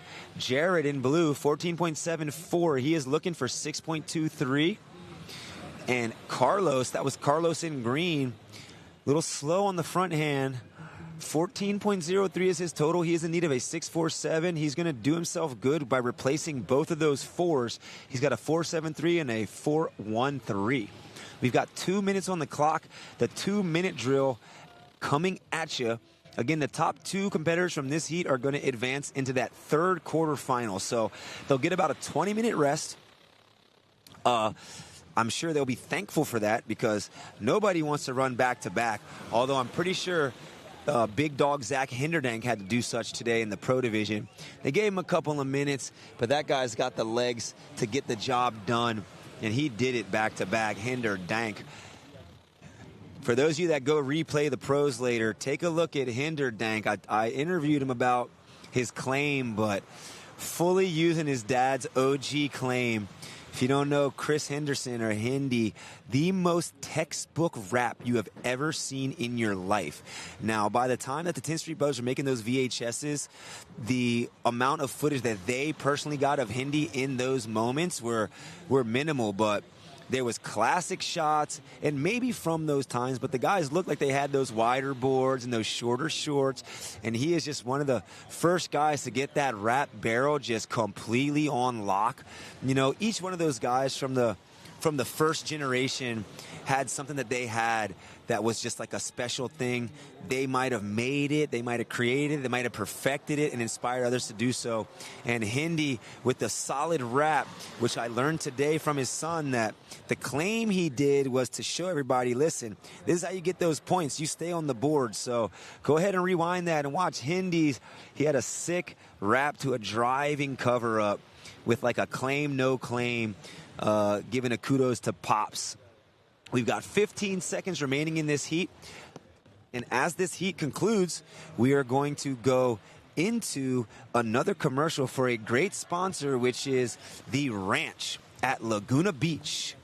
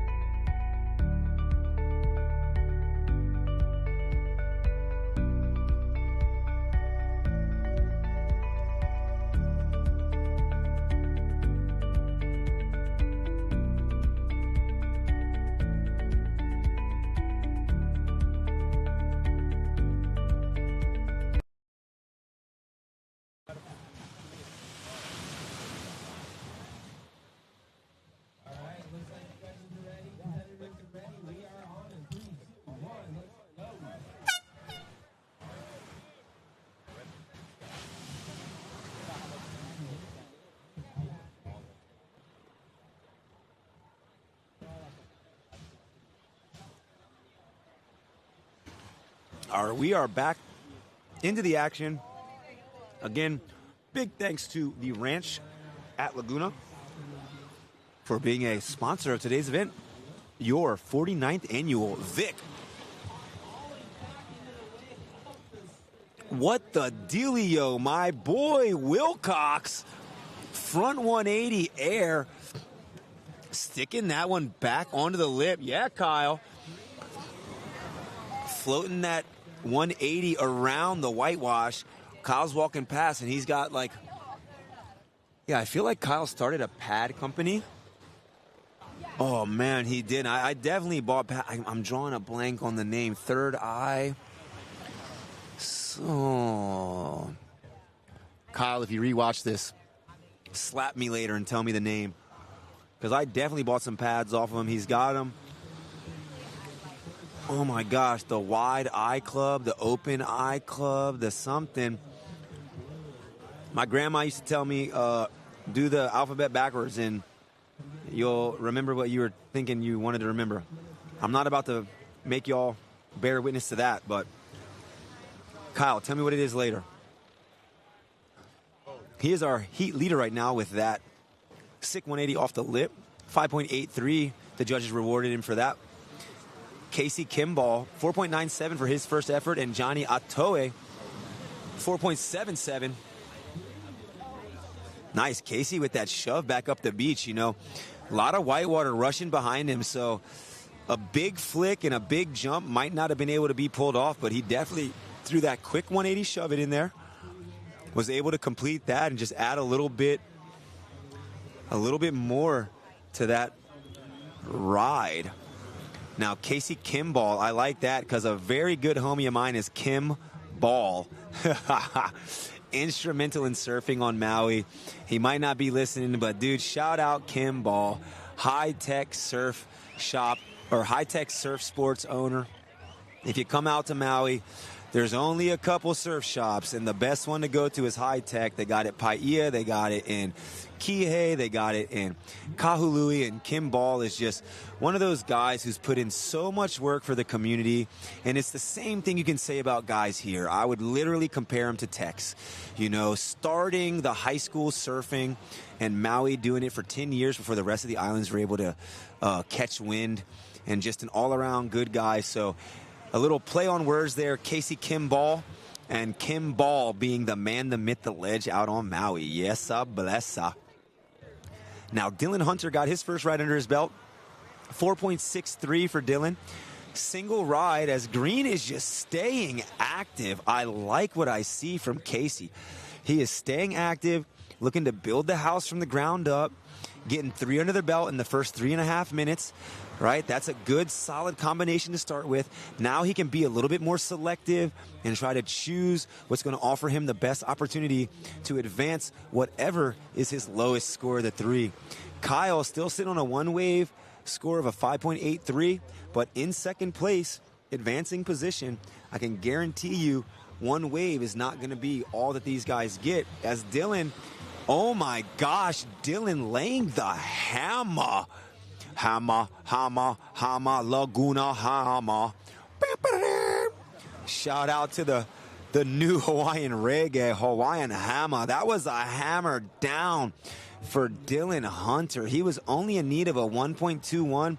I got this weird feeling that my live heats is frozen again, so let me try refresh this thing on my phone and take a look at that score, because, wow, that was a real bash on the lip there.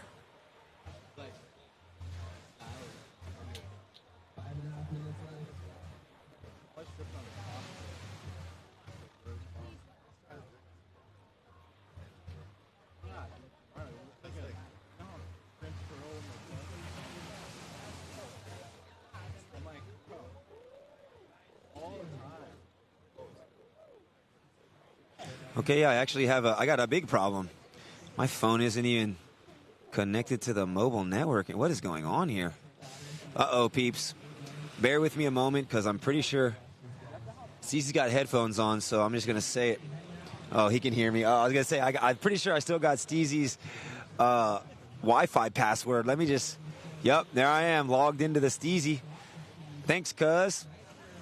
And I'm back. Okay, we're in quarterfinal action. There's 4:45 on the clock, and Dylan is now our heat leader. Yeah, so Black getting that. Oh, wow, big airdrop from Atoa. You could hear that one from a mile away. I love it. That means it's critical. When you're hitting that sand and you're stomping bolts, if you will, on a skimboard, you can hear it, and that was loud and proud for Atoe. We got shared wave here. Backside hit to an alley-oop 360 for Black, and big spray for Green. Wow, 4:15 on the clock as Dylan Hunter is looking to better a 4.77 with that last effort. He's currently in first place, and that will do it. 5.2. He now has 16.34 as his total. Kyle Wilcox is in second, 15.59, a 5.23, a 4.53, a 5.83. And Casey Kimball, very close, 15.51. He is in need of a 5.06 to move into advancing position, but only 8/100ths of a point separating he and Kyle Wilcox. Johnny Atoe holding down that fourth place. Only 2 waves under his belt. He's got a 4.77 and a 5.53, giving him a 10.3 total. He needs a 5.3. He needs 5.3 to move into advancing position as Kyle Wilcox looks to wrap his way into the semifinals. Kyle, low score was a 4.53, and he switched that thing upside down to a 6-point ride for that last effort. Speeding down the line here on this one. Wow. Much smaller inside ride there. You know, kind of just a speed turn off the top, but so much speed that Trey Shove had a lot of flick, just not able to stick it to the sand there for Dylan Hunter. This is Casey Kimball. Couple of pumps there. Up and over that one, not able to hold on as Atoe frontside hack. Hackety hack, don't talk back. Atoe in need of a 5.29. 5.4 for that wave, and Atoe has just worked his way up from 4th place. Wow, 4 waves for Johnny. He had a 4.53 and a 5.83, and he now has replaced it with 4.523 and 6.0. 16.53 is his total, and he is in second place with 2 minutes on the clock. 2 minutes remaining here in our quarterfinal Heat 1 action, 30-39 division. I'm going to log back into this YouTube action, see who we got in the live chat, because I like to keep update with that. Yes, yes.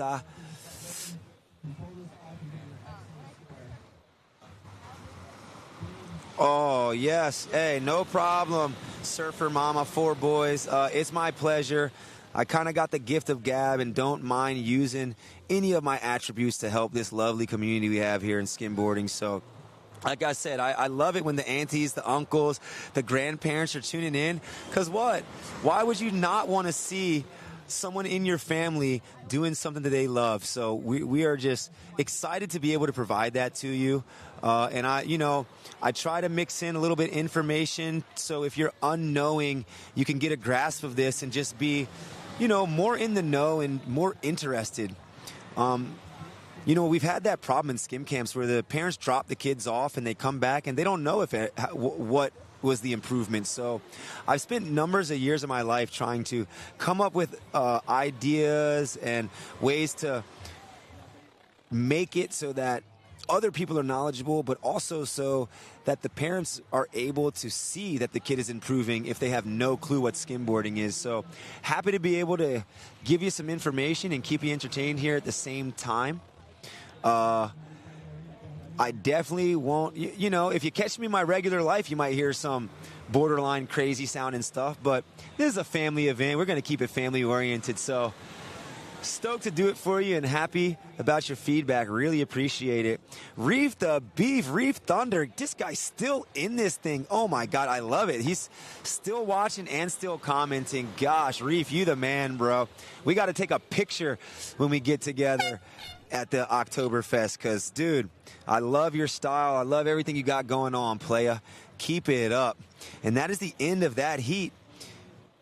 We are going to move into a commercial for a sponsor of this event, Vissla. Shout out to Vissla. We'll be back momentarily.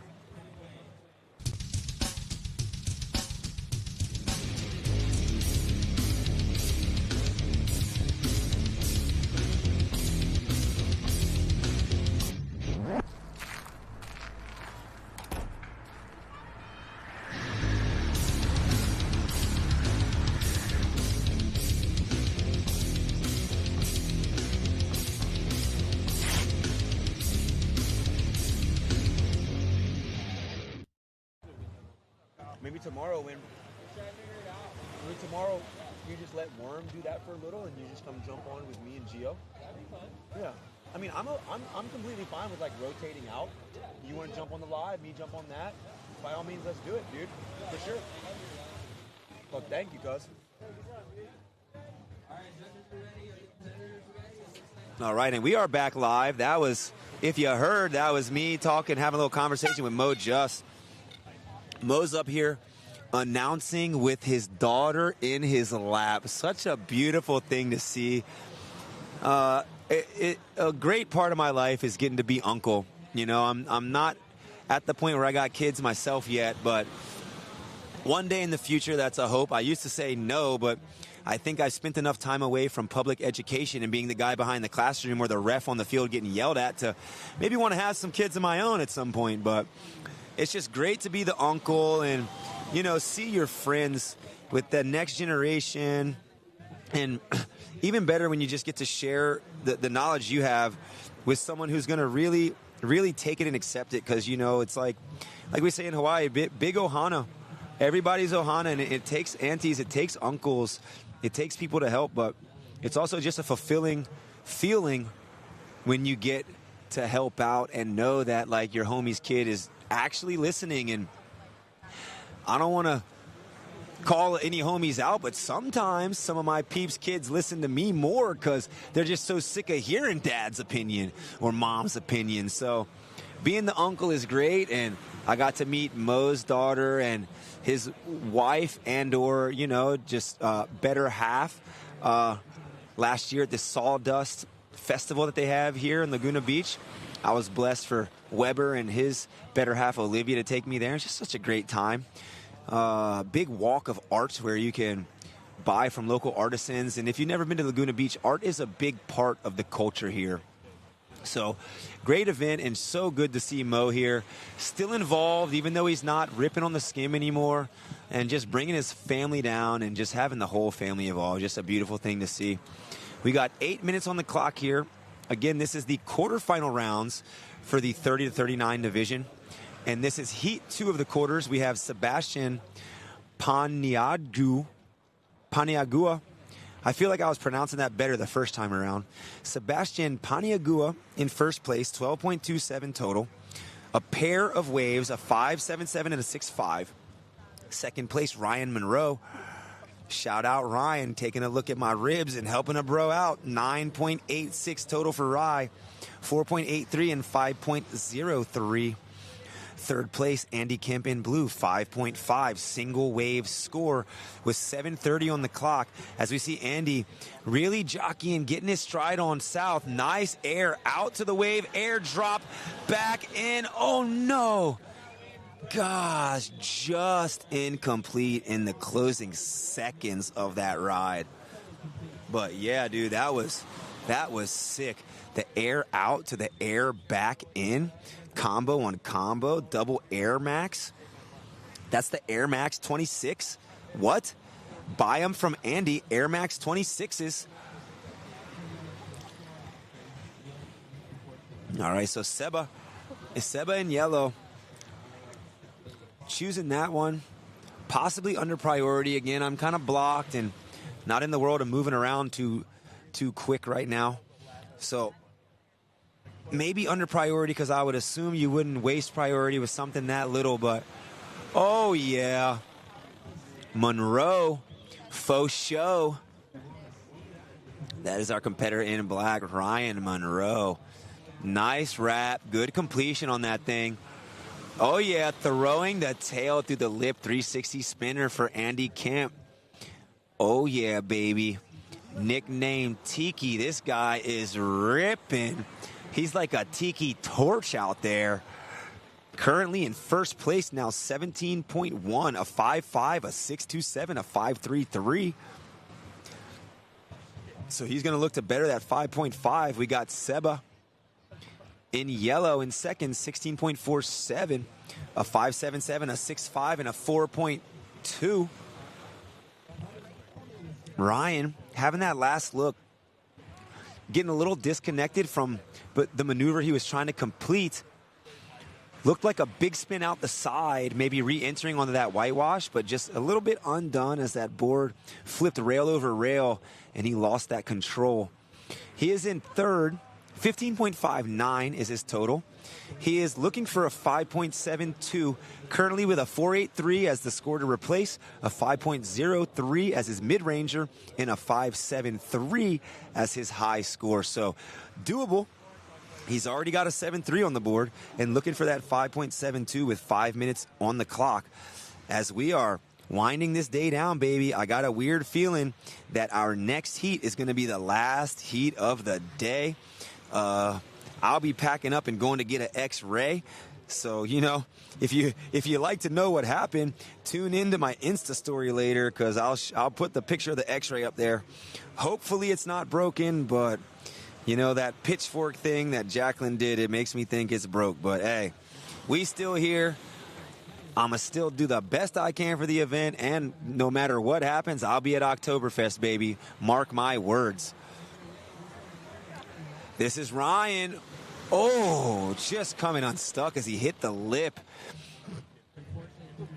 All right, Seba regaining first place position. Last wave clocking in at 5.17. He now has a total of 17.44 and is in the lead by 34 100ths of a point, or 0.34 for those of you that are not, fluent in fraction.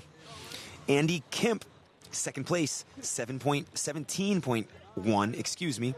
He's still sitting on a 3-wave score, so the more patient competitor in this heat, as Seba and Ryan are both 5 waves under their belt, or under their feet, should I say. Ryan, again, looking for a 6.34.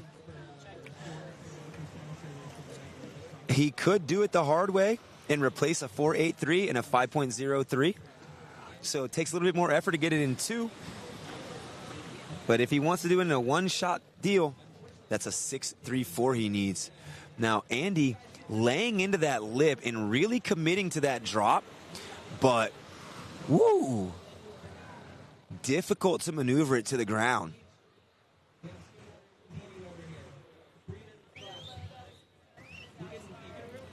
Wow, I tell you what, I'm looking at the website of one of the event sponsors, and Amber Torrealba, I love the slogan on the website. For the ones who show up every day, even when no one is watching. That is legit. Because that's what it takes. That's what it takes to be good at anything. What are you doing when no one's watching? Are you sitting on your tuchus at home on the couch eating Pringles? Or are you outside grinding? You know, Kobe Bryant, the Black Mamba, was one of those dudes he wouldn't even pass the ball to a guy on the court after how much he saw that the person was training. He's like, I'm in the gym 6 times a day. You're there for 2 hours? Bro, come on. So when no one's watching, what are you doing? And I got this crazy feeling that there's a lot of skimboarders out here that are putting in those hours and those days when no one's there, and they're just laying it down. Yes, finally keeping his feet on the board on that one. That was sick from Andy Kemp. 180 off the lift, straight to the flat, little 180 spinner. We'll call it a revert back around. Kind of a hand drag, but it looked super stylish to me. Keeping his feet connected to that board. Looking for that full completion of ride. 17.44 is Kemp's total now with a 5.67, the score for that last ride. Serious wrap to cover up for Seba. He is looking to replace a 5.5 to better his lead amongst the rest of the competition in Ryan Monroe. Having a look multiple times, but still searching for a 6.68. Andy must have heard me. He is like, what? You said I didn't have a lot of waves? That guy just ripped through 3 waves in the last minute. We got a minute 20 remaining, and he's bettering his score as we speak.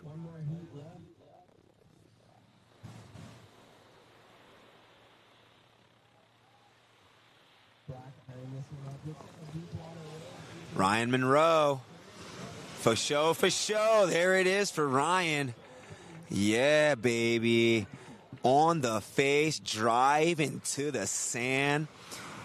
That was a 5.67. Like I said, it's probably better off, a little bit easier for him to replace 2 scores. He replaced that first one. Now he just needs a 6.05. Oh, wow. I didn't even see it. Gio in my way. Oh, no. Dang, but the way the crowd reacted, I can tell you that was going to be a sick one. We've got 30 seconds remaining in this heat, and at the end of this 30, we're going to jump into a commercial for our sponsor that I touched base on just a minute ago. Again, No One, the brand owned by Amber Torrey Alba, showcasing the females of Skim for the ones who show up every day, even when no one is watching. Yellow and blue unofficially advancing from this heat. We will be right back.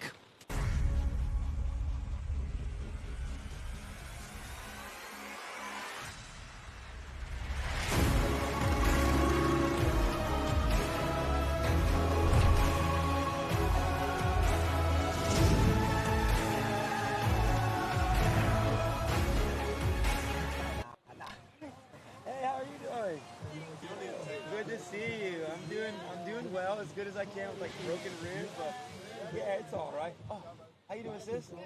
Yeah, amazing.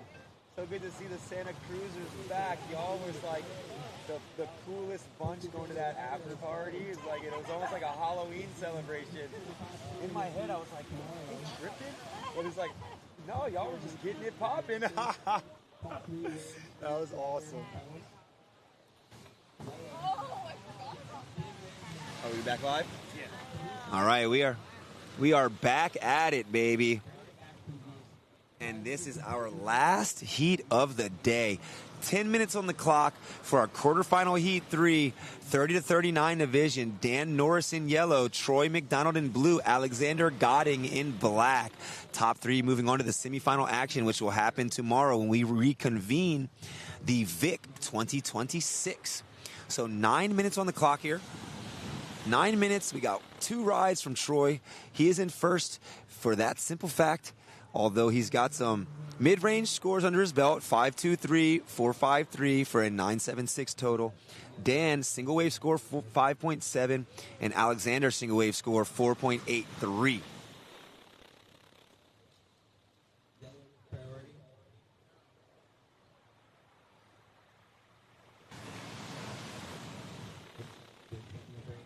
Yeah, I like that. James Coder in the chat. Let's go, Ryan. Yeah, baby. See, I told everybody it's a family affair. Come on now. That's got to be Jacqueline's dad, brother, uncle. I don't want to, just assume. But with that last name, let's go, Ryan. Repping for, that's the bag or the the Hab, the husband and boyfriend of Skim. The Habs. Ooh, see? Sweet tea in the chat. Will the full stream be up on YouTube? Yes. You know, unfortunately, you were late to watching, but we will have the whole stream up to be watched at the end of the day. So, yeah, what generally happens with these live streams is they'll be on for, say, 8 hours of the day.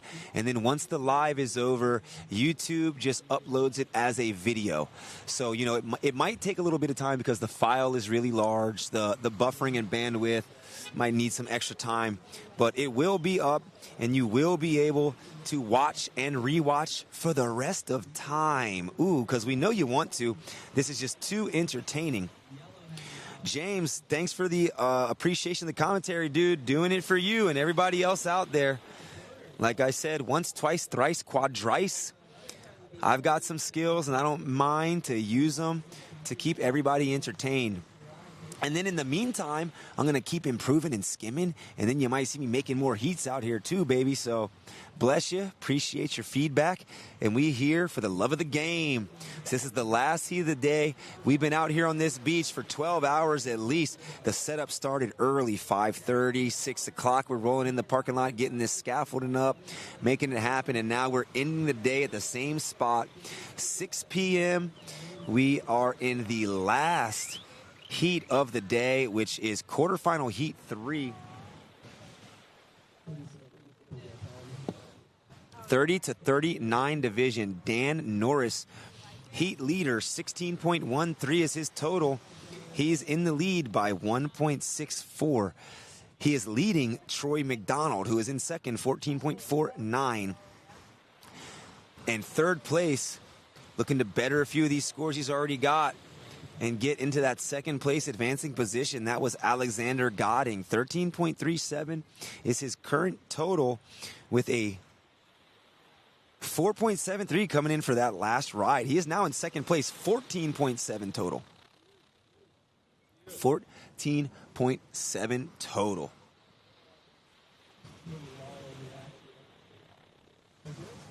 Johnny, come on over for a second. Oh, man, that last heat was so close, my man. Yeah. You know, might not have turned out how you wanted, but so good to see you out there. How does it feel to be out there competing? Man, it's good to be out there with all, you know, all those are homies right there. So that was, you know, we're rooting for each other. That was nice. Good to see. I haven't seen Dylan in like 12 to 15 years. Wow. So he's, 31 now? So he was 15. Yo, that is crazy. And yeah, time flies, huh? Dude, time flies, and I'll be moving up to like 40, not next year, but the year after. So yeah, well, come on up, bro. I'm 42. Don't even talk to me about it. I got to warm up for 30 minutes before the heat even starts. Yeah, I had the back-to-back heat, like I think one heat apart, then I already started feeling tight. So I was like, yeah. Oh, no. No, but you were killing, dude. It's so good to see you out there laying it onto the lip. I was talking about, you know, your time out on Maui, and I think what I asked you to comment or slap me in the head about, because I hear Mo over here saying Johnny Ato, and I'm like, we got what are we going to pronounce this like we in the islands, Atoe, or what? It's Atoe. Everyone gets it, you know, they say Ato because that's what it looks like. But yeah. You pronounce every single vowel, Atoe. There you go, baby. So I told you, Dred was right. I studied the language. I know what's going on here. Perfect. Well, thank you for your time, man, and so good to see you here. You know, hopefully, are you coming back tomorrow to hang? I'll be back tomorrow. You going to bring the fam? We'll see. Okay, we'll see. okay. I know McKenna wants to see you. Yeah, I would love. Come on. She got bummed because I FaceTimed her. She's like, "Where's Ed?" I'm like, "He's on the podcast." Yeah, Uncle's trying to hang. Uncle's trying to hang. She drew me a picture that I still have on my wall. That stick figure. It was on the wall in my classroom as a teacher, and everybody would be like, "What is that?" And I'm like, "That's my niece's picture. Give me a break." Yeah, she still talks about you, dude. She loves you. Yeah, well, the feeling's mutual, man. So hopefully I get to see her tomorrow. If not, it's all good. You'll be back here. Love you, Johnny. This guy, living legend, Johnny Atoe, freaking representing Southern California, Victoria Skimboards, and just being a great guy. Ooh, guess on the top 3 pros for tomorrow? You know, that's been a question that we've had in the live chat all day. We've had a couple of different answers. I think Gio actually said that he'd be willing to give like a IC hat or IC shades to anyone who gets the top 3 correct. I'm not sure if he wants you to be 1, 2, and 3 in that order correct, or just these are who the top 3 people are. But I mean, for me, it's I honestly am going to have to see what tomorrow brings. You know, everybody's skimming really, really well, and we'll see what the conditions look like, if it might be a little better for some goofy footers or regular footers or whatever. I'm telling you,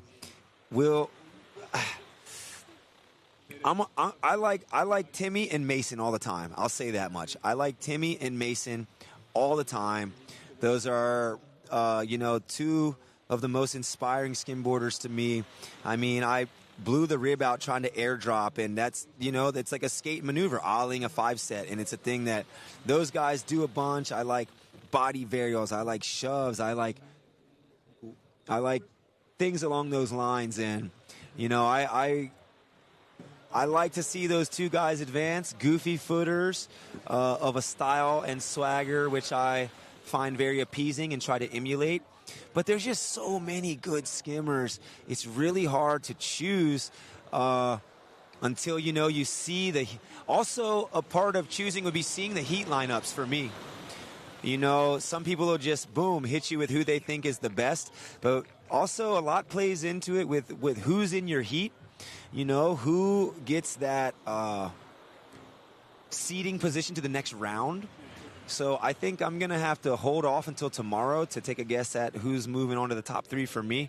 But I'm always wanting to see the skatey/surfy styles, because a lot of guys have surf style, but not many have skatey style. Like John Ackerman's another person I throw into that realm. Just full-on skate style. Tim Fulton.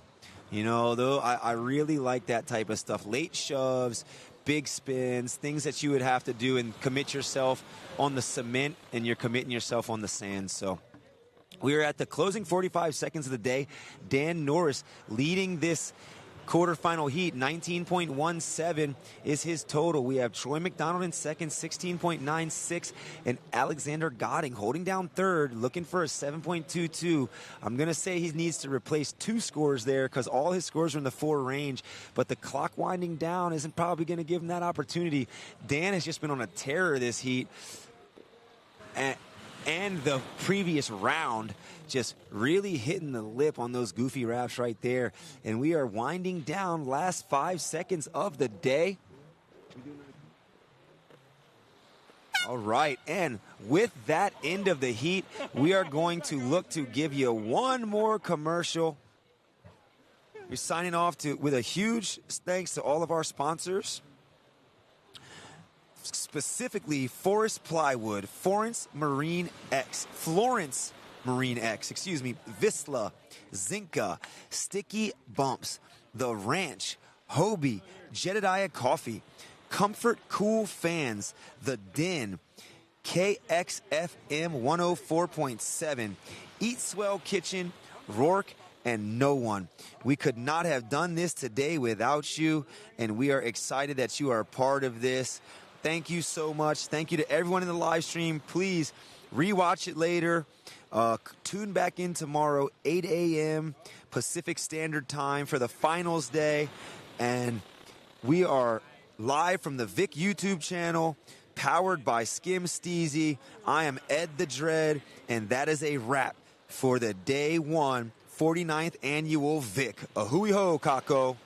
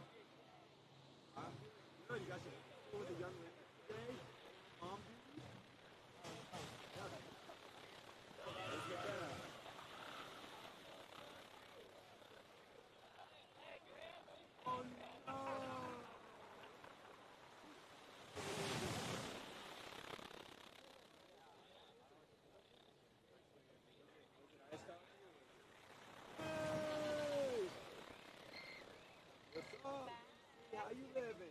Kill it, Steez. Yeah, I'm putting on a loop. He was in her tummy. Yeah, it's a new one. Come here, say hi.